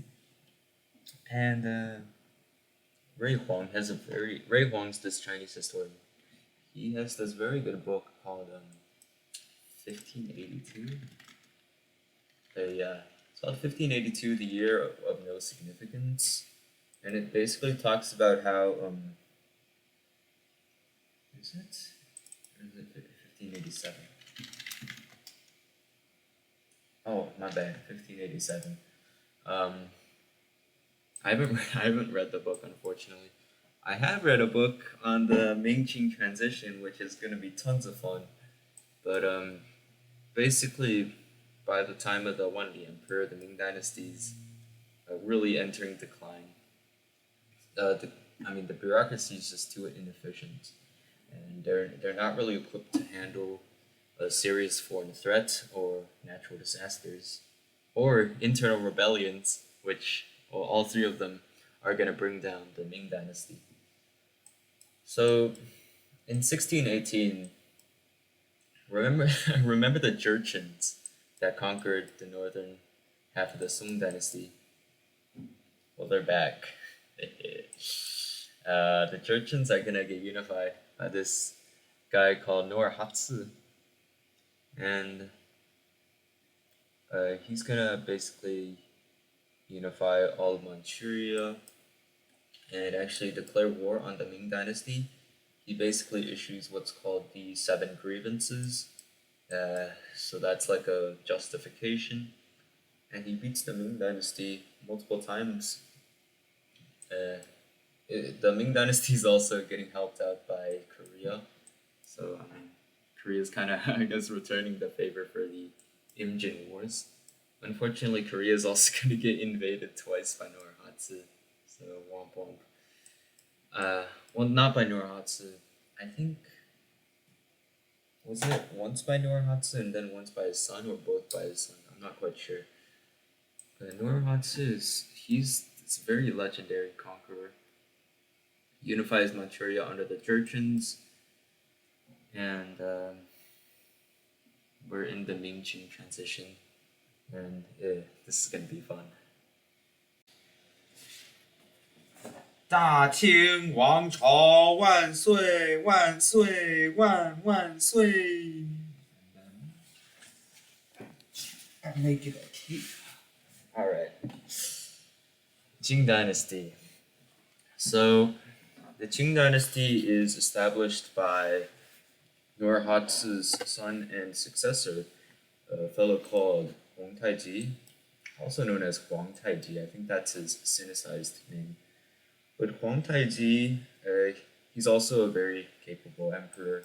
Invades Korea a few times. There's like succession issues with between him and his brothers, but essentially he's going to actually create the Manchu identity, which actually persists, which stays around to this day, and it's basically a legitimization strategy to actually further unify the Jurchens against the common enemy of the Ming Dynasty, and it's very very effective actually. For example, he creates the Manchu script, which is, well, the Manchu language is unfortunately almost dead now, which is pretty sad. It's always sad when a language dies. The same thing happened for Khitan for the Liao dynasty. But yeah, so the Manchus, they're rising here. They start making these military reforms, and they recognize that while their technology may not be as good as the Ming dynasties, for example, the Ming dynasty has far superior arquebuses, which is kind of like this musket, and also cannons. But the Qing dynasty can absolutely 100% beat the Ming dynasty in terms of organization. So Huang Taiji actually reorganizes the Qing dynasty into the eight banners, which is basically the system where there's eight armies of the Qing dynasty, um, usually of pretty mixed ethnicities. There's also this later thing called the Green Standard Army, which is just Han Chinese. But for now, you just have the eight banner army. And the Qing dynasty, due to its superior troop organization, and also many other factors. For example, there's a lot of defectors from the Ming dynasty, and also the Ming dynasty is getting very corrupt. It importantly has a lot of financial issues, so it's not able to pay or train its troops properly, and it also basically has this issue with similar to the Sung dynasty where they were making civil officials, eunuchs even, as basically these military officials, and that went very poorly. But yeah, well, that's kind of the general idea of the early parts of the Ming Qing transition. Meanwhile, on the Ming Dynasty side, the Wanli Emperor dies. He is succeeded by the Taichung Emperor, but the Taichung Emperor dies after like a few months, which really shakes things up. He is replaced by a truly fascinating guy called the Tianqi Emperor. And the Tianqi Emperor is a very good woodworker. He would he was such a good woodworker that he would in fact have his servants basically sell the wood onto the market secretly, and then see how high it was valued.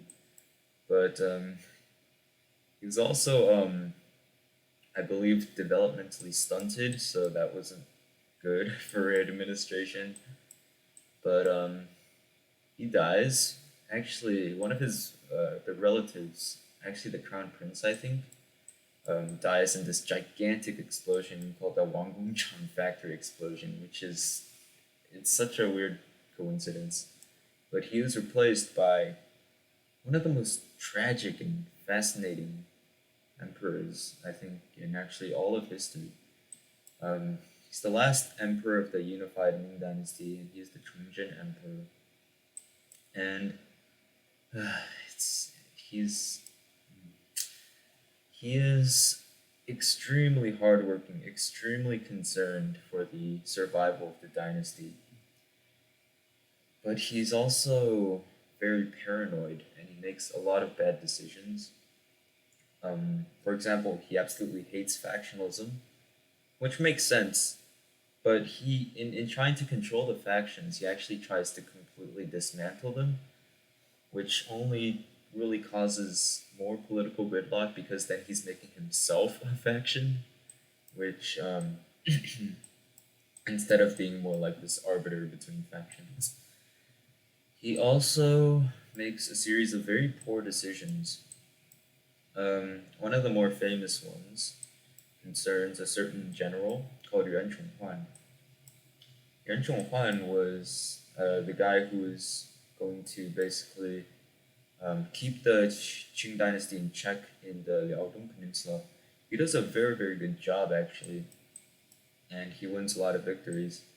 But he kind of screws up. Basically, there's this guy who's operating in Korea at the same time called Mao Wenlong. And Mao Wenlong is like, he's a very effective general, but he also does a lot of like smuggling and stuff. So Yuan Chonghuan actually chooses to execute Mao Wenlong.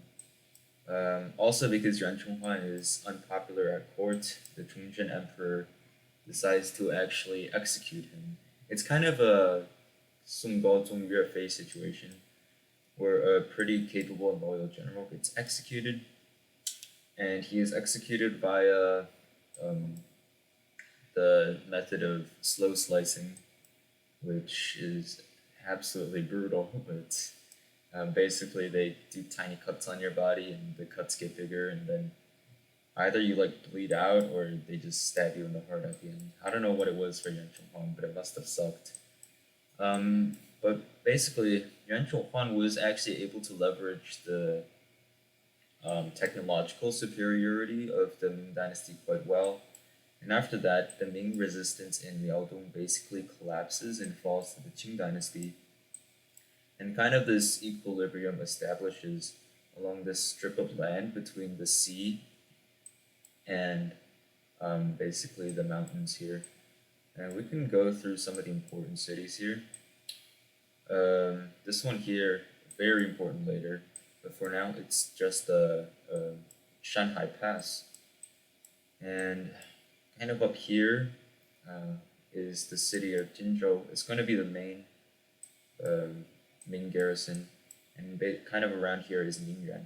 And there's going to be a lot of concentrated Manchu attacks on here, but the Ming's going to do a pretty good job of defending them until almost the collapse in 1644. But the Qing dynasty doesn't actually destroy the unified Ming dynasty. It destroys the southern Ming dynasty, but the unified Ming dynasty is actually destroyed by peasant rebels. And there's two main groups to pay attention to. The first one, okay, well, they both start off as one group, basically in kind of Shanxi and Guanan. At the time, there was a lot of droughts, so natural disasters taking place. There's droughts, famine. There's a plague going around called the Chongjin Plague, and the government really wasn't able to provide relief for it. In fact, they had to cancel a lot of jobs. In this case, the the postal jobs, for this one guy called Li Zicheng. Li Zicheng, he's like this mailman, right? And now he's lost his livelihood, and he's also starving, and because like grain prices are super high. So he joins a guy in revolt. I actually forgot his name, but there's another guy. So Li Zicheng's the main rebel. There's another guy called Zhang Xianzhong who is also going to rebel. Um, they're actually allies, so they don't really fight each other, but they do fight against the Ming Dynasty's generals. The Ming Dynasty has quite a few generals they employ against the peasant rebels. The peasant rebels are referred to as bandits by the official Ming sources, but you basically get such figures like Yang Sichang, who basically devises this plan of having these generals set up a net around the rebels and then kind of close in on them, but that was logistically impossible for the Ming Dynasty, which basically can't organize anything at this point. Um, there's also mostly in the south, is this guy called Zuo Liangyu. He's gonna try to keep Zhang Xianzhong in check until he also gets defeated. And in the north, the main general operating there is going to be Sun Chuanting, but he tries to keep Li Zicheng in check, but then gets basically annihilated at the Battle of Tung Pass. And well, the thing with the rebels is that it takes them quite a few years to actually start conquering large swaths of land. They're mainly more like kind of hit and run kind of dudes that will hide in the mountains or forests if like a regular army comes. Um, but they are the ones that caused the collapse. There are some other more minor rebel movements. For example, actually many years prior to the Ming-Qing transition, well, well, was it prior? It was early on at least. But basically, it's called the Shu'an Revolt. This was located in Sichuan. It was put down eventually, but the significance of this revolt is that it cost the Ming Dynasty a ton of silver to put down, and it kind of bankrupted the dynasty, and they weren't actually able to um, rebound from that. They try all sorts of like weird tax schemes, but the tax system, despite Zhang Zhizhong's reforms, was still very, very inefficient. And I mean, Zhang Zhizhong's reforms got mostly repealed by the Wanli Emperor, anyways. So yeah, it's like the common underlying thread for the falls of a lot of empires is simply the lack of money. Obviously, this isn't true all the time, but I mean, if you look at the Ottoman Empire, for example, financial issues rather than, for example, technology would have been really the really the blow for it. Um, so yeah, financial issues are definitely an underlying thread, and probably the Ming Dynasty is probably the worst example of it, or the best example of it. There's another weird rebel movement. It's basically this mutiny in Shandong, right? These dudes were supposed to be shipping grain from Shandong to Liangdong. It's led by this guy called Kong Youde. This is all really obscure. I don't know why I'm like telling you, but it's pretty interesting. But Kong Youde, he basically, I think like he doesn't get his paycheck or something, so he decides to revolt, and actually runs over to the Qing dynasty and defects. And that was another big problem for the Ming dynasty, which is that a ton of officials were defecting. Besides just Kong Youde, one of the best examples of this is this guy called Hong Chengchou. Uh, very antagonized as Chinese defectors tend to be. But it's like he lost the battle, and even though he's really talented, he like still went over to the Qing dynasty. This is kind of like causing brain drain on the Ming dynasty almost, because all these I mean really talented generals are leaving for the Qing dynasty. We saw this happen with the Jurchen conquest of the northern Sung dynasty also. So yeah, history repeats. technically it's also a Jurchen invasion again. And actually, people in China at the time weren't actually expecting the Qing dynasty to conquer the entire south, which they would go on to do.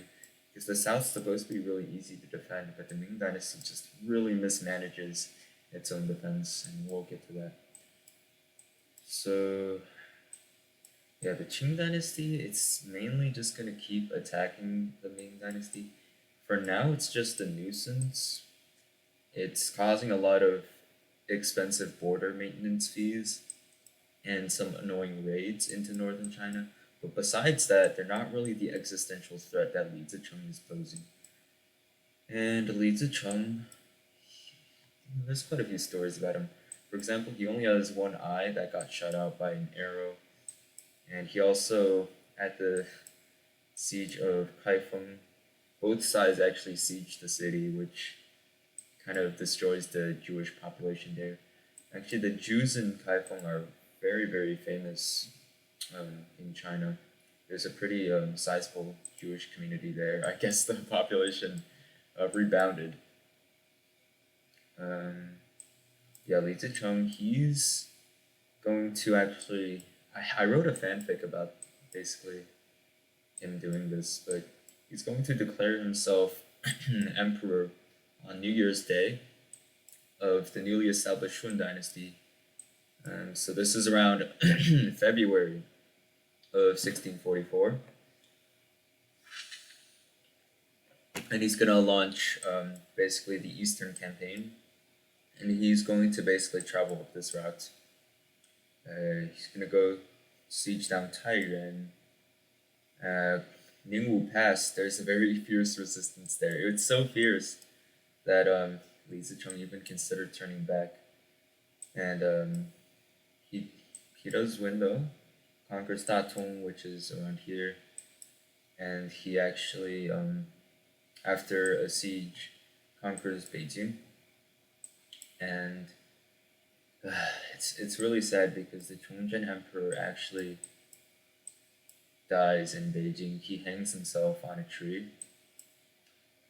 which I think it was a very poor miscalculation because personally I think if he escaped southwards and was able to establish a unified regime in the south, then possibly we could have seen at least the southern Ming dynasty survive, but instead the south was really torn apart by all these warring princes who claimed to be the most legitimate successor. But and I actually mentioned this very, very early on in the video, but Li Zicheng, he has a problem, and it's very similar to Xiang Yu's problem, which is that he's not ambitious enough. And he basically just wants to go back to Chang'an, but he faces an existential threat also because the general who's defending against the Qing dynasty, I'm running low on time. YouTube has 12-hour limit, which kind of sucks. But the general is in of the Ming dynasty is Wu Sangui. He actually withdraws from Ningwu and basically leaves Jinzhou and Ningyuan to the Qing dynasty. And Li Zicheng really wants Wu Sangui to defect him, but Wu Sangui actually rejects he actually defects over to the Qing dynasty, which makes him very much a villain in traditional historiography. But I mean, personally, I think it was the most pragmatic decision just because the Qing dynasty has a much superior geography. I need to talk faster, we're gonna run out of time. But Wu Sangui is going to confront Li Zicheng at the Battle of Shanghai Guan. At that point, Huang Taiji had died, so he is succeeded by his heir, the Shunzhe Emperor, who is under the regency of Duergon. And Duergon is actually going to lead the Qing attack at the Battle of Shanghai Guan because Li Zicheng and Wu Sangui are going to fight it out and make themselves tired, and then Duergon is going to sweep in and then crush Li Zicheng. And he does that, and Li Zicheng is like, oh shoot, he withdraws from Beijing, and the people of Beijing really hate him anyways because he like sacked the city a lot. He tried to maintain discipline, but his soldiers got overexcited. He like retreats all the way back to Chang'an and then dies somewhere in like Hunan. It's pretty pathetic. Meanwhile, the Qing dynasty, they conquer Beijing and they just sweep through northern China. And that's pretty easy. I mean, there's two main Qing dynasty generals besides Dorbong that are going to lead the advance. They're going to be actually two younger brothers of Huang Taiji, which is Ajiga and Duoduo. Duoduo is the more famous one, not just because he has a funny name, but also because of what he does to the city of Yangzhou. So, anyways, the Southern Ming Dynasty is still existing in the south, and they basically, at first, they set up a regime around the Hongguang Emperor. Actually, I wrote a Wikipedia article for the one of the ministers of the regime. I wrote this, and essentially, um, there's going to be a lot of factionalism. Ma Shiying is going to send this guy called Shi Kefa to defend the north in the city of Yangzhou, but then he resists the Qing advance at Yangzhou, and then the whole population gets massacred. So yummy, yummy Yangzhou fried rice. And meanwhile, the Qing dynasty is gonna actually cross the Yangtze, which is that's bad. They're gonna cross the Yangtze, capture Nanjing.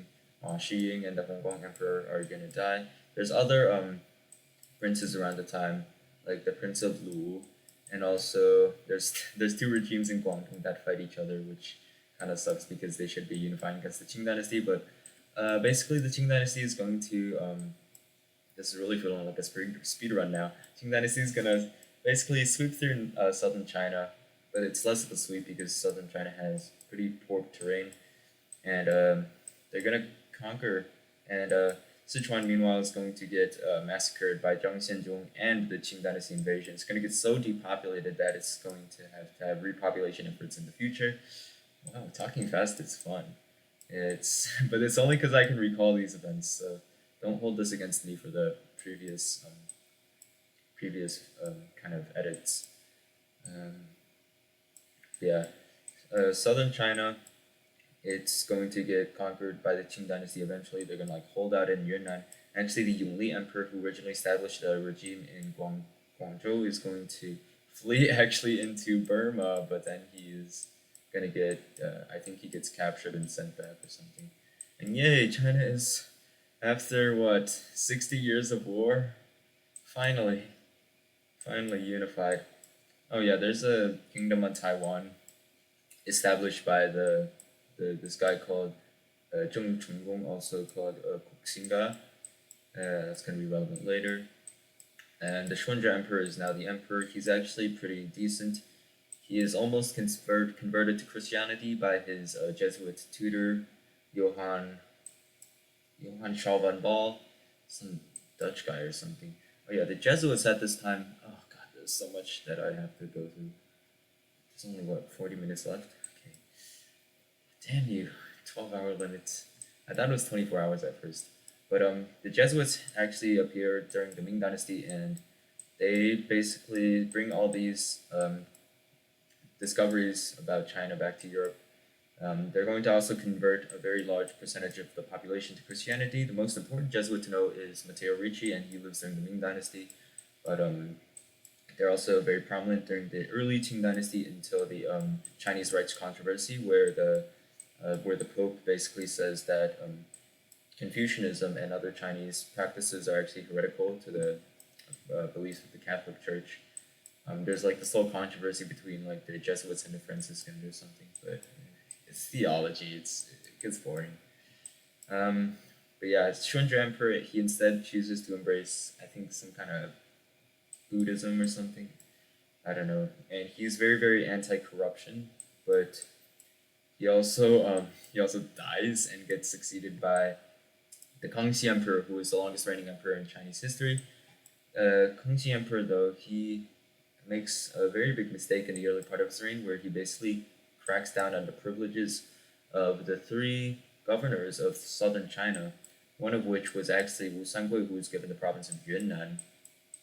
And yeah, my brain needs to catch up with what I'm saying. Yeah, so Wu Sangui and these other two warlords, along with the kingdom of Dongning, are going to actually revolt against the Qing dynasty, and this starts the revolt of the three feudatories, which is actually considered part of the Ming-Qing transition because it was nominally a Ming dynasty um, loyalist movement. It actually does pretty well at first, and it takes many years to be put down. It's a gigantic war that involves like huge parts of southern China, but it is eventually put down. And the Kangxi Emperor then actually turns his sights onto Taiwan and the kingdom of Tongning, and with his fleet, he actually conquers it. And let's see, anything else? Wuzengui, Kangxi. Yeah, okay. Kangxi is gonna be pretty chill, dude. I mean, he's gonna basically give the peasants some tax exemptions, tax remittances, and to kind of both help the country recover, but also kind of crack down on the landlords, which is kind of like hopeless at this point, anyways, because landlords have been well established since the Song Dynasty, and also he's gonna do some, I don't know, cultural stuff. He's gonna sponsor the Kangxi Dictionary, which it's very comprehensive. By the way, for the Yongle Emperor of the Ming Dynasty, I forgot to mention two big things that he did. The first was the Yongle Encyclopedia, which was like the biggest encyclopedia in the world until like Wikipedia, and also very good for legitimization because he's able to curate what philosophies he wants to put in there. The second, more famous thing that he did was the construction of the Forbidden City. The Forbidden City is actually smaller than previous palaces, like the Weiyang Palace of the Han Dynasty or the what was it called? The Daming Palace of the Tang Dynasty. So Weiyang was Han and Daming was Tang. And the reason why it's smaller is not because of manpower. China's never running out of manpower, but it was actually because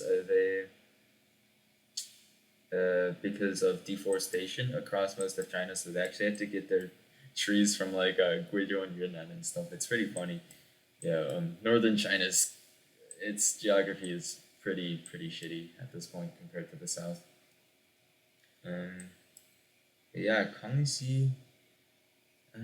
He he does this whole tax thing where he declares this tax ceiling, which it seems really benevolent at the time, and I'm sure it improved his legitimacy, but it causes some financial problems for the Qing dynasty later on, um, because they're going to also run into financial problems similar to those of the Ming dynasty. The Qing dynasty is the second dynasty of what we call the late imperial period, and by the way, I should be showing you these coins. I mean, we've already seen these, but we're on the. This is the Kangxi Emperor. We're on him right now. Yeah, the Qing dynasty is gonna have financial issues later on. But right now we have the start of the Hai Qing era, which is gonna be 120 years of a very peaceful time. The Hai Qing era is one of the reasons why I put the Qing dynasty in B tier in the tier list, and it's 120 years of peace and prosperity. You know, it's hard to get that from a lot of regimes in the world. So bravo. Um, yes, and this is called the late imperial era because the Qing dynasty inherits the institutions of the Ming dynasty.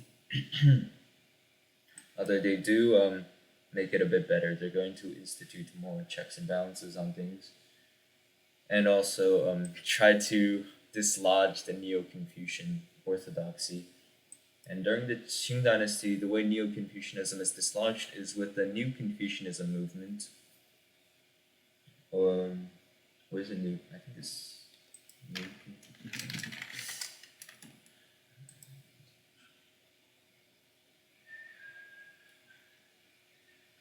Uh,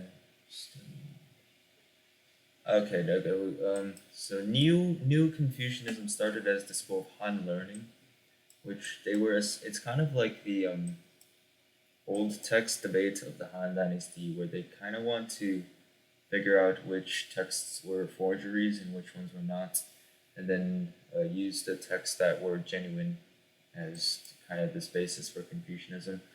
But the main importance of the Han learning movement is that it's very skeptical.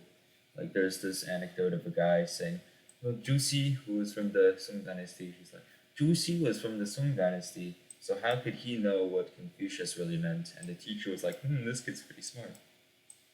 Yeah, there's Han learning. It's gonna develop into new Confucianism, which is going to it's gonna attempt to go back to very orthodox Confucianism and reject the very kind of heterodox at that point interpretations of Zhu and Wang Yangming. And yeah, so that's some philosophy. Meanwhile, the Kangxi Emperor is going to pursue military expeditions.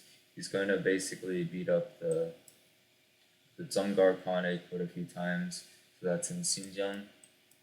And he's also going to kind of begin the conquest of Tibet. And that's kind of gonna bring the Qing dynasty to its maximum borders. By the way, there's border disputes with Russia at the time. They're actually gonna win the border disputes during the Kangxi Emperor's reign, but later during a treaty, the Russians are going to basically establish the modern day boundary with China, and kind of push the Qing dynasty to the Amur River, also called Heilongjiang, and now we get that outline we have today. But at this point, Qing dynasty is still militarily stronger than the Europeans. Or I mean, I guess Cossacks aren't that strong anyways. Yeah. And you know what? That would be interesting if the Russian Empire in 1700s fought the Qing dynasty. Who would win? I feel like it'd actually be pretty close, personally. Well, whatever. Um, not like the actual fight that took place, but if it was between the Russian motherland and also the Qing dynasty motherland, and they don't have to worry about logistics or something. Anyways, Kangxi Emperor. What else does he do? I might have to pull out the Wikipedia for this. I'm not as familiar with the kind of meat part of of these dynasties. Actually, I think I got most of them. Okay. So that's the Kangxi Emperor. Um, yeah, I'm much more familiar with the dynastic transitions. Uh, yeah, I mean Qing dynasty chilling. He's succeeded by his son, the Yungzhong Emperor, who actually takes the throne after the succession dispute that followed, which was basically the Kangxi Emperor. He removed the crown prince, and then all the other princes started fighting against each other. There's a lot of TV shows about this, but Yungzhong is actually gonna win. Yungzhong is gonna establish a lot of very pragmatic systems. One of them he learned basically from his experience in a succession struggle, where basically to ensure that succession will always be certain and peaceful, the emperor is going to write the name of the successor on one tablet and keep it, and then he's going to basically keep the other tablet hidden away in some vault or something. And then after the emperor dies, they consult the tablets, see if they match, and if they match, then they have the guy whose name is on the tablet become the successor. Not really much of primogeniture, I think that's the right word, going on, as you might see with earlier dynasties. And I mean, that's kind of also the Manchu influence, also, because I don't think the Manchus had this idea that the oldest son had to be the successor, because Huang Taiji definitely was not the oldest son. Nurhaci had a lot of very, very capable sons, and Nurhaci's oldest son was not, in fact, made the next emperor. So Yongjung, he's mainly going to be known for his economic reforms. I'm not familiar with them, but he's basically going to restructure taxes. He's going to like improve like the Qing dynasty's reliance on silver. He's going to kind of stabilize the currency a bit. And all this is going to give the Qing dynasty a very large budget surplus. And he's going to basically leave the Qing dynasty with basically a full treasury. And what better to squander a full treasury left behind by your father than with a bunch of military campaigns? And that's what the Qianlu Emperor does. By the way, this here is Yongjung. Not like you can see very well. And this here is Qianlong. Is that Qianlong? Yeah, it is Qianlong. And Qianlong, he is sometimes regarded as one of the greatest emperors of Chinese history. I think that is completely wrong. I think he's very overrated. I don't think he was terrible, but he is definitely not one of the best. He goes on a ton of military campaigns known as, he calls them the 8 Great Campaigns, but they all kind of either fail or end in stalemates. Kind of trying to become, he tried to make himself one of like the early Qing conquerors kind of figures, but he's not really going to change the Qing dynasty's borders at all. But yeah, that wastes a ton of money. On the bright side, his reign is also the most peaceful and prosperous period of the Qing dynasty, until something happens near the end of his reign. God, what else did he do? Qianlu Emperor. Oh, okay. So he becomes senile at the end of his reign, right? And he becomes senile for like, he's like 80 years old by the time he dies. So we could like say the last 20 years of his reign, he's gonna be senile. There's a ton of corruption that develops during the Qianlong era. For example, there's an official called Huishin who has this really unflattering portrait. Yeah. So this guy, he's gonna like hoard so much money via like corruption that he's gonna like have more money than the actual Qing dynasty, which is crazy. Let's see, what else is right, so what really ends the High Qing era actually occurs during the Qianlong reign, and that is the White Lotus Revolt. You might remember the White Lotuses from the fall of the Yuan dynasty. Well, they're back, and the White Lotuses, they're going to basically disrupt things, and from then on, the Qing dynasty, it's already like plateaued for a while, but it's gonna start declining slightly. It is during the Qianlong Emperor's reign that they have contact with the British, I think. I need to check. 1793, that's Qianlong, right? It is. So the McCartney embassy, it's sent by the British. They're basically gonna try to trade some industrial goods with the Qianlong Emperor. And how does the Qianlong Emperor respond to this great opportunity to improve his country? He sends a letter basically dissing on, what was it, King George III. And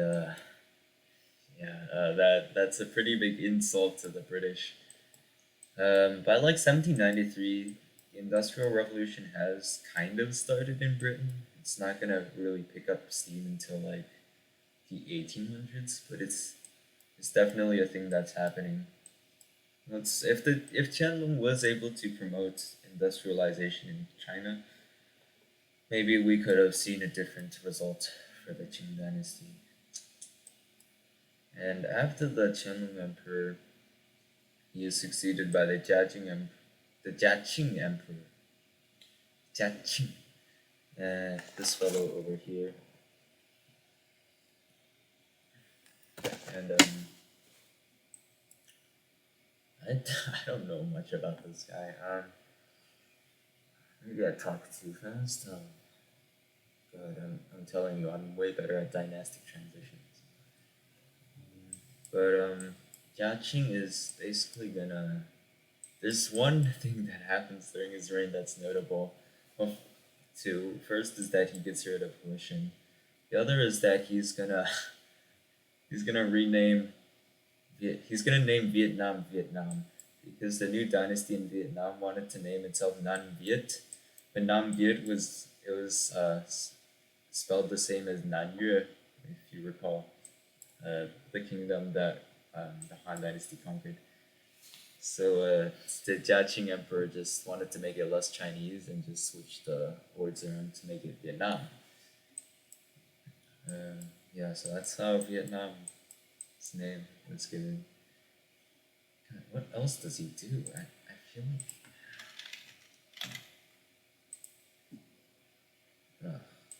history of China would be disappointed in me. Opposition to Christianity. That's not really specific to the Jiaqing Emperor, but it's kind of this thing that actually Kangxi Emperor, Yongzheng Emperor, and Qianlong Emperor all kind of do. This is kind of this decline in Christianity since the Ming Dynasty. The Ming Dynasty was very tolerant of foreign religions. Not just, it's probably partly due to its founding based on Manichaean principles, but as mentioned, Islam's going to be very strong, and Christianity is going to be tolerated by under with the Jesuits. What? I don't even know what year I'm gonna end this video. It's probably gonna be like 1912 or something. I don't want to get into the modern era. Um. Yeah. It's too political. Also, I don't know it very well. But yeah, Jiaqing Emperor, he doesn't do that much. Now during the Zhao Guang Emperor, this is when things really start to go downhill for the Qing dynasty. You have what's called, there's this economic depression called the Daguang Depression, and that's also when the first Opium War starts. I'll have to confirm. Opium Wars, basically the British are trading, yeah, opium with the Daguang Emperor and with the Qing dynasty, particularly in ports in southern China. Actually, the Qing dynasty sends this guy called Lin Zexu to try to destroy the opium. And I don't know, he gets killed or something. So, yeah, that happens. My, uh, yeah, Daguang Depression. What else? There's gotta be more. Opium. Well, the main significance of the Opium Wars wasn't that the Qing dynasty really lost it. I mean, that was definitely a humiliating aspect of it. But it was also the financial difficulties needed to fund the first Opium War. And it also was the first to kind of introduce the idea into the minds of the Qing dynasty that they needed to basically modernize. It's gonna take a few years for that to be seriously considered, though. After the Daguang Emperor, we're gonna get the Xianfeng Emperor. Yeah. Uh, yeah. That's Daguang. That's Xianfeng. Xianfeng Emperor is mainly known for kind of trying to defeat the British in the Second Opium War. I mean, his reign's just a disaster. It's not even really his fault. But he gets beat up by the British in the Second Opium War. The Taiping Rebellion happens during his reign, which is like it's deadlier than World War One, and kind of creates this whole warlord system. It's kind of similar to what happened to the Han Dynasty and the Tang Dynasty, where now regional warlords were becoming empowered because they were called on to fight back the rebellion. and it further exacerbates the Qing dynasty's economic problems. It is put down though eventually. The Taiping Rebellion, I think a lot of you might already be familiar with it, but it's basically created by this guy who thinks he's the brother of Jesus and who also fails the civil service examinations a lot of times. That's like a common thing that happens where basically an ambitious guy is gonna get salty at failing the examinations, and he's either gonna write a really good book, which is what happened with the four classics, or he's gonna start a revolt. And that's what Hong Xiuquan does. He starts in like Guizhou or something, but makes his way all the way to Nanjing. He even launches a campaign to the capital, but that fails. And he has a very debauched life in Nanjing, and is eventually killed. And part of the reason why he loses is also because his regime kind of started to have factionalism. Now, okay, it's not gonna be that gloomy. We're only in like what the the 60s, the 50s. Yeah, we're only in like the 60s, and it's things are gonna improve a little actually. The Xianfeng Emperor is gonna basically get addicted to opium and then die. Um, he's succeeded by the Tongzhi Emperor, who is a child, and the main regents for the Tongzhi Emperor, well, it's three dudes. There's a guy and two women. Uh, Both of the women are dowager empresses. The most important of the three is the dowager empress Cixi. I might have heard that name before. Um, Cixi is a whole can of worms that I'm not gonna try to debate it too much, but she is going to spearhead kind of what's called the self-restoration movement, also called the Tunzhi Restoration, where the Song dynasty is mainly gonna focus on embracing Western technologies, and also this Qing dynasty does have a period of relative peace, and it's going to actually stabilize a little bit. Um, it's not enough to actually halt the decline of the Qing dynasty, but it was definitely a pragmatic attempt because, as you'll see later, reforms that are too extreme are going to be put down by the conservative faction. Tongzhi Emperor comes of age.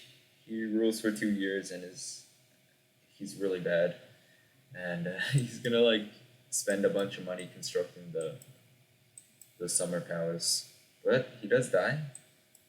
He is succeeded by the oh boy, I've been waiting for this. Just double checking I didn't get the order wrong because it'd be embarrassing if I did. Guess who succeeded by? Guangxi Emperor. Let's go. I got the merch again. $2,000 on my fake website. This pin is only $1,000. It's on sale. Guangxi Emperor. Let's go. Well, okay. He's gonna be a. I really need to double check that it was the Guangxi Emperor that succeeded. Just it'd be so embarrassing. Okay. Guangxi Emperor. Well, he also starts off as a child, and Cixi is kind of going to further her own influence at the court. But Guangxi, he is very heavily influenced by Western ideas, and he kind of sees that Qing dynasty needs to modernize not only in terms of technology, but also in their institutions. So when the Guangxi Emperor does come of age, he is kind of influenced by this guy. There's this whole TV show about this. It's very nice. called Towards the Republic. I tried watching a bit of it, but then I kind of got bored. But he's gonna get influenced by this guy called Kang Yo-wei, and Kang Yo-wei is gonna convince Guangxi to. Well, also Guangxi is gonna like convince himself into it, but they're going to launch the 100 Days Reform. And you do have to understand the motivations for the reforms, just like the new policies of Wang Anshi. There was pressure to reform, primarily economic, but also systematic in the Song Dynasty's case, because it wasn't just creating new agencies like the new policies were, but they were actually trying to create this whole constitutional monarchy system, which would have been insane if it actually got implemented. Because I mean, a lot of European countries had that. Um, for example, Great Britain and also Germany. It was also inspired by Meiji Japan's constitutional monarchy model, and in fact, the defeat at the hands of Japan during the First Sino-Japanese War are also going to be a very large factor in pressuring the Qing dynasty to try to reform. There's also this guy called Liu Yingzhang, who's going to try to reform, who's going to try to manage the navy, but he's gonna get, well, his navy's gonna get defeated, unfortunately. The thing with the 100 Days Reform is that they're called 100 days because that's how long they last. Because the Empress Dowager, who was herself once a part of the reform faction, would kind of be like, okay, this is way too extreme. She actually launches a coup against the Guangxu Emperor, and the Guangxu Emperor is actually going to try to call on this guy called Yuan Shikai to try to help aid him in the coup. But Yuan Shikai actually ends up joining Cixi, and they end up both. He ends up helping her in the coup, and the Guangxu Emperor is once again reduced to a puppet, and he's going to literally stare at clocks until he dies, and he dies, and he gets poisoned by the Dowager Empress the day before she dies. Just, it's a really shitty move. Like, Empress Cixi, on one hand, she did pursue successful reforms for the Qing dynasty, and was a very stabilizing factor for the Qing dynasty. For example, the Qing dynasty very uniquely doesn't really have that much like um like central political instability, if you know what I'm talking about. Like there aren't really any questions that the emperor is legitimate, or or like there aren't really civil wars or usurpations. Well, at least there aren't really civil wars concerned with just like one prince fighting another prince. It was more like peasant rebellions. But on the other hand, Cixi kills Guangxi.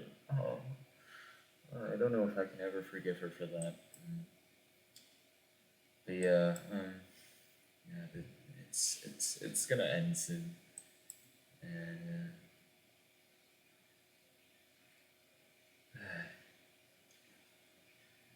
the last emperor of the Qing dynasty is going to be Aisengiro Puyi. Aisengiro is just the, I have his autobiography. Aisengiro is the surname of the Qing dynasty's ruling family, and Puyi, he never gets to rule as the emperor of China as an adult, but he's going to have a very interesting life. And but the Qing dynasty really, it's going to collapse in the Xinhai Revolt, which is this attempt by Sun Yat-sen considered by many the founder of modern China to establish a Republic of China. Although Yuan Shikai actually kind of halts that and creates his own empire of China by taking the throne for himself. And there's like this whole national liberation war against Yuan Shikai, but he defeats it, but then he dies, and then um, China enters what's called the warlord period, which is insanely confusing. There's like all these cliques that are going around. There's the Zhili clique in the north. There's the Fengtian clique in like Manchuria, which is industrialized at this point. There's the Anhui clique, which is like Duanqirei or something. I don't know. It's confusing, and also I don't have time. I guess I am gonna go to modern China.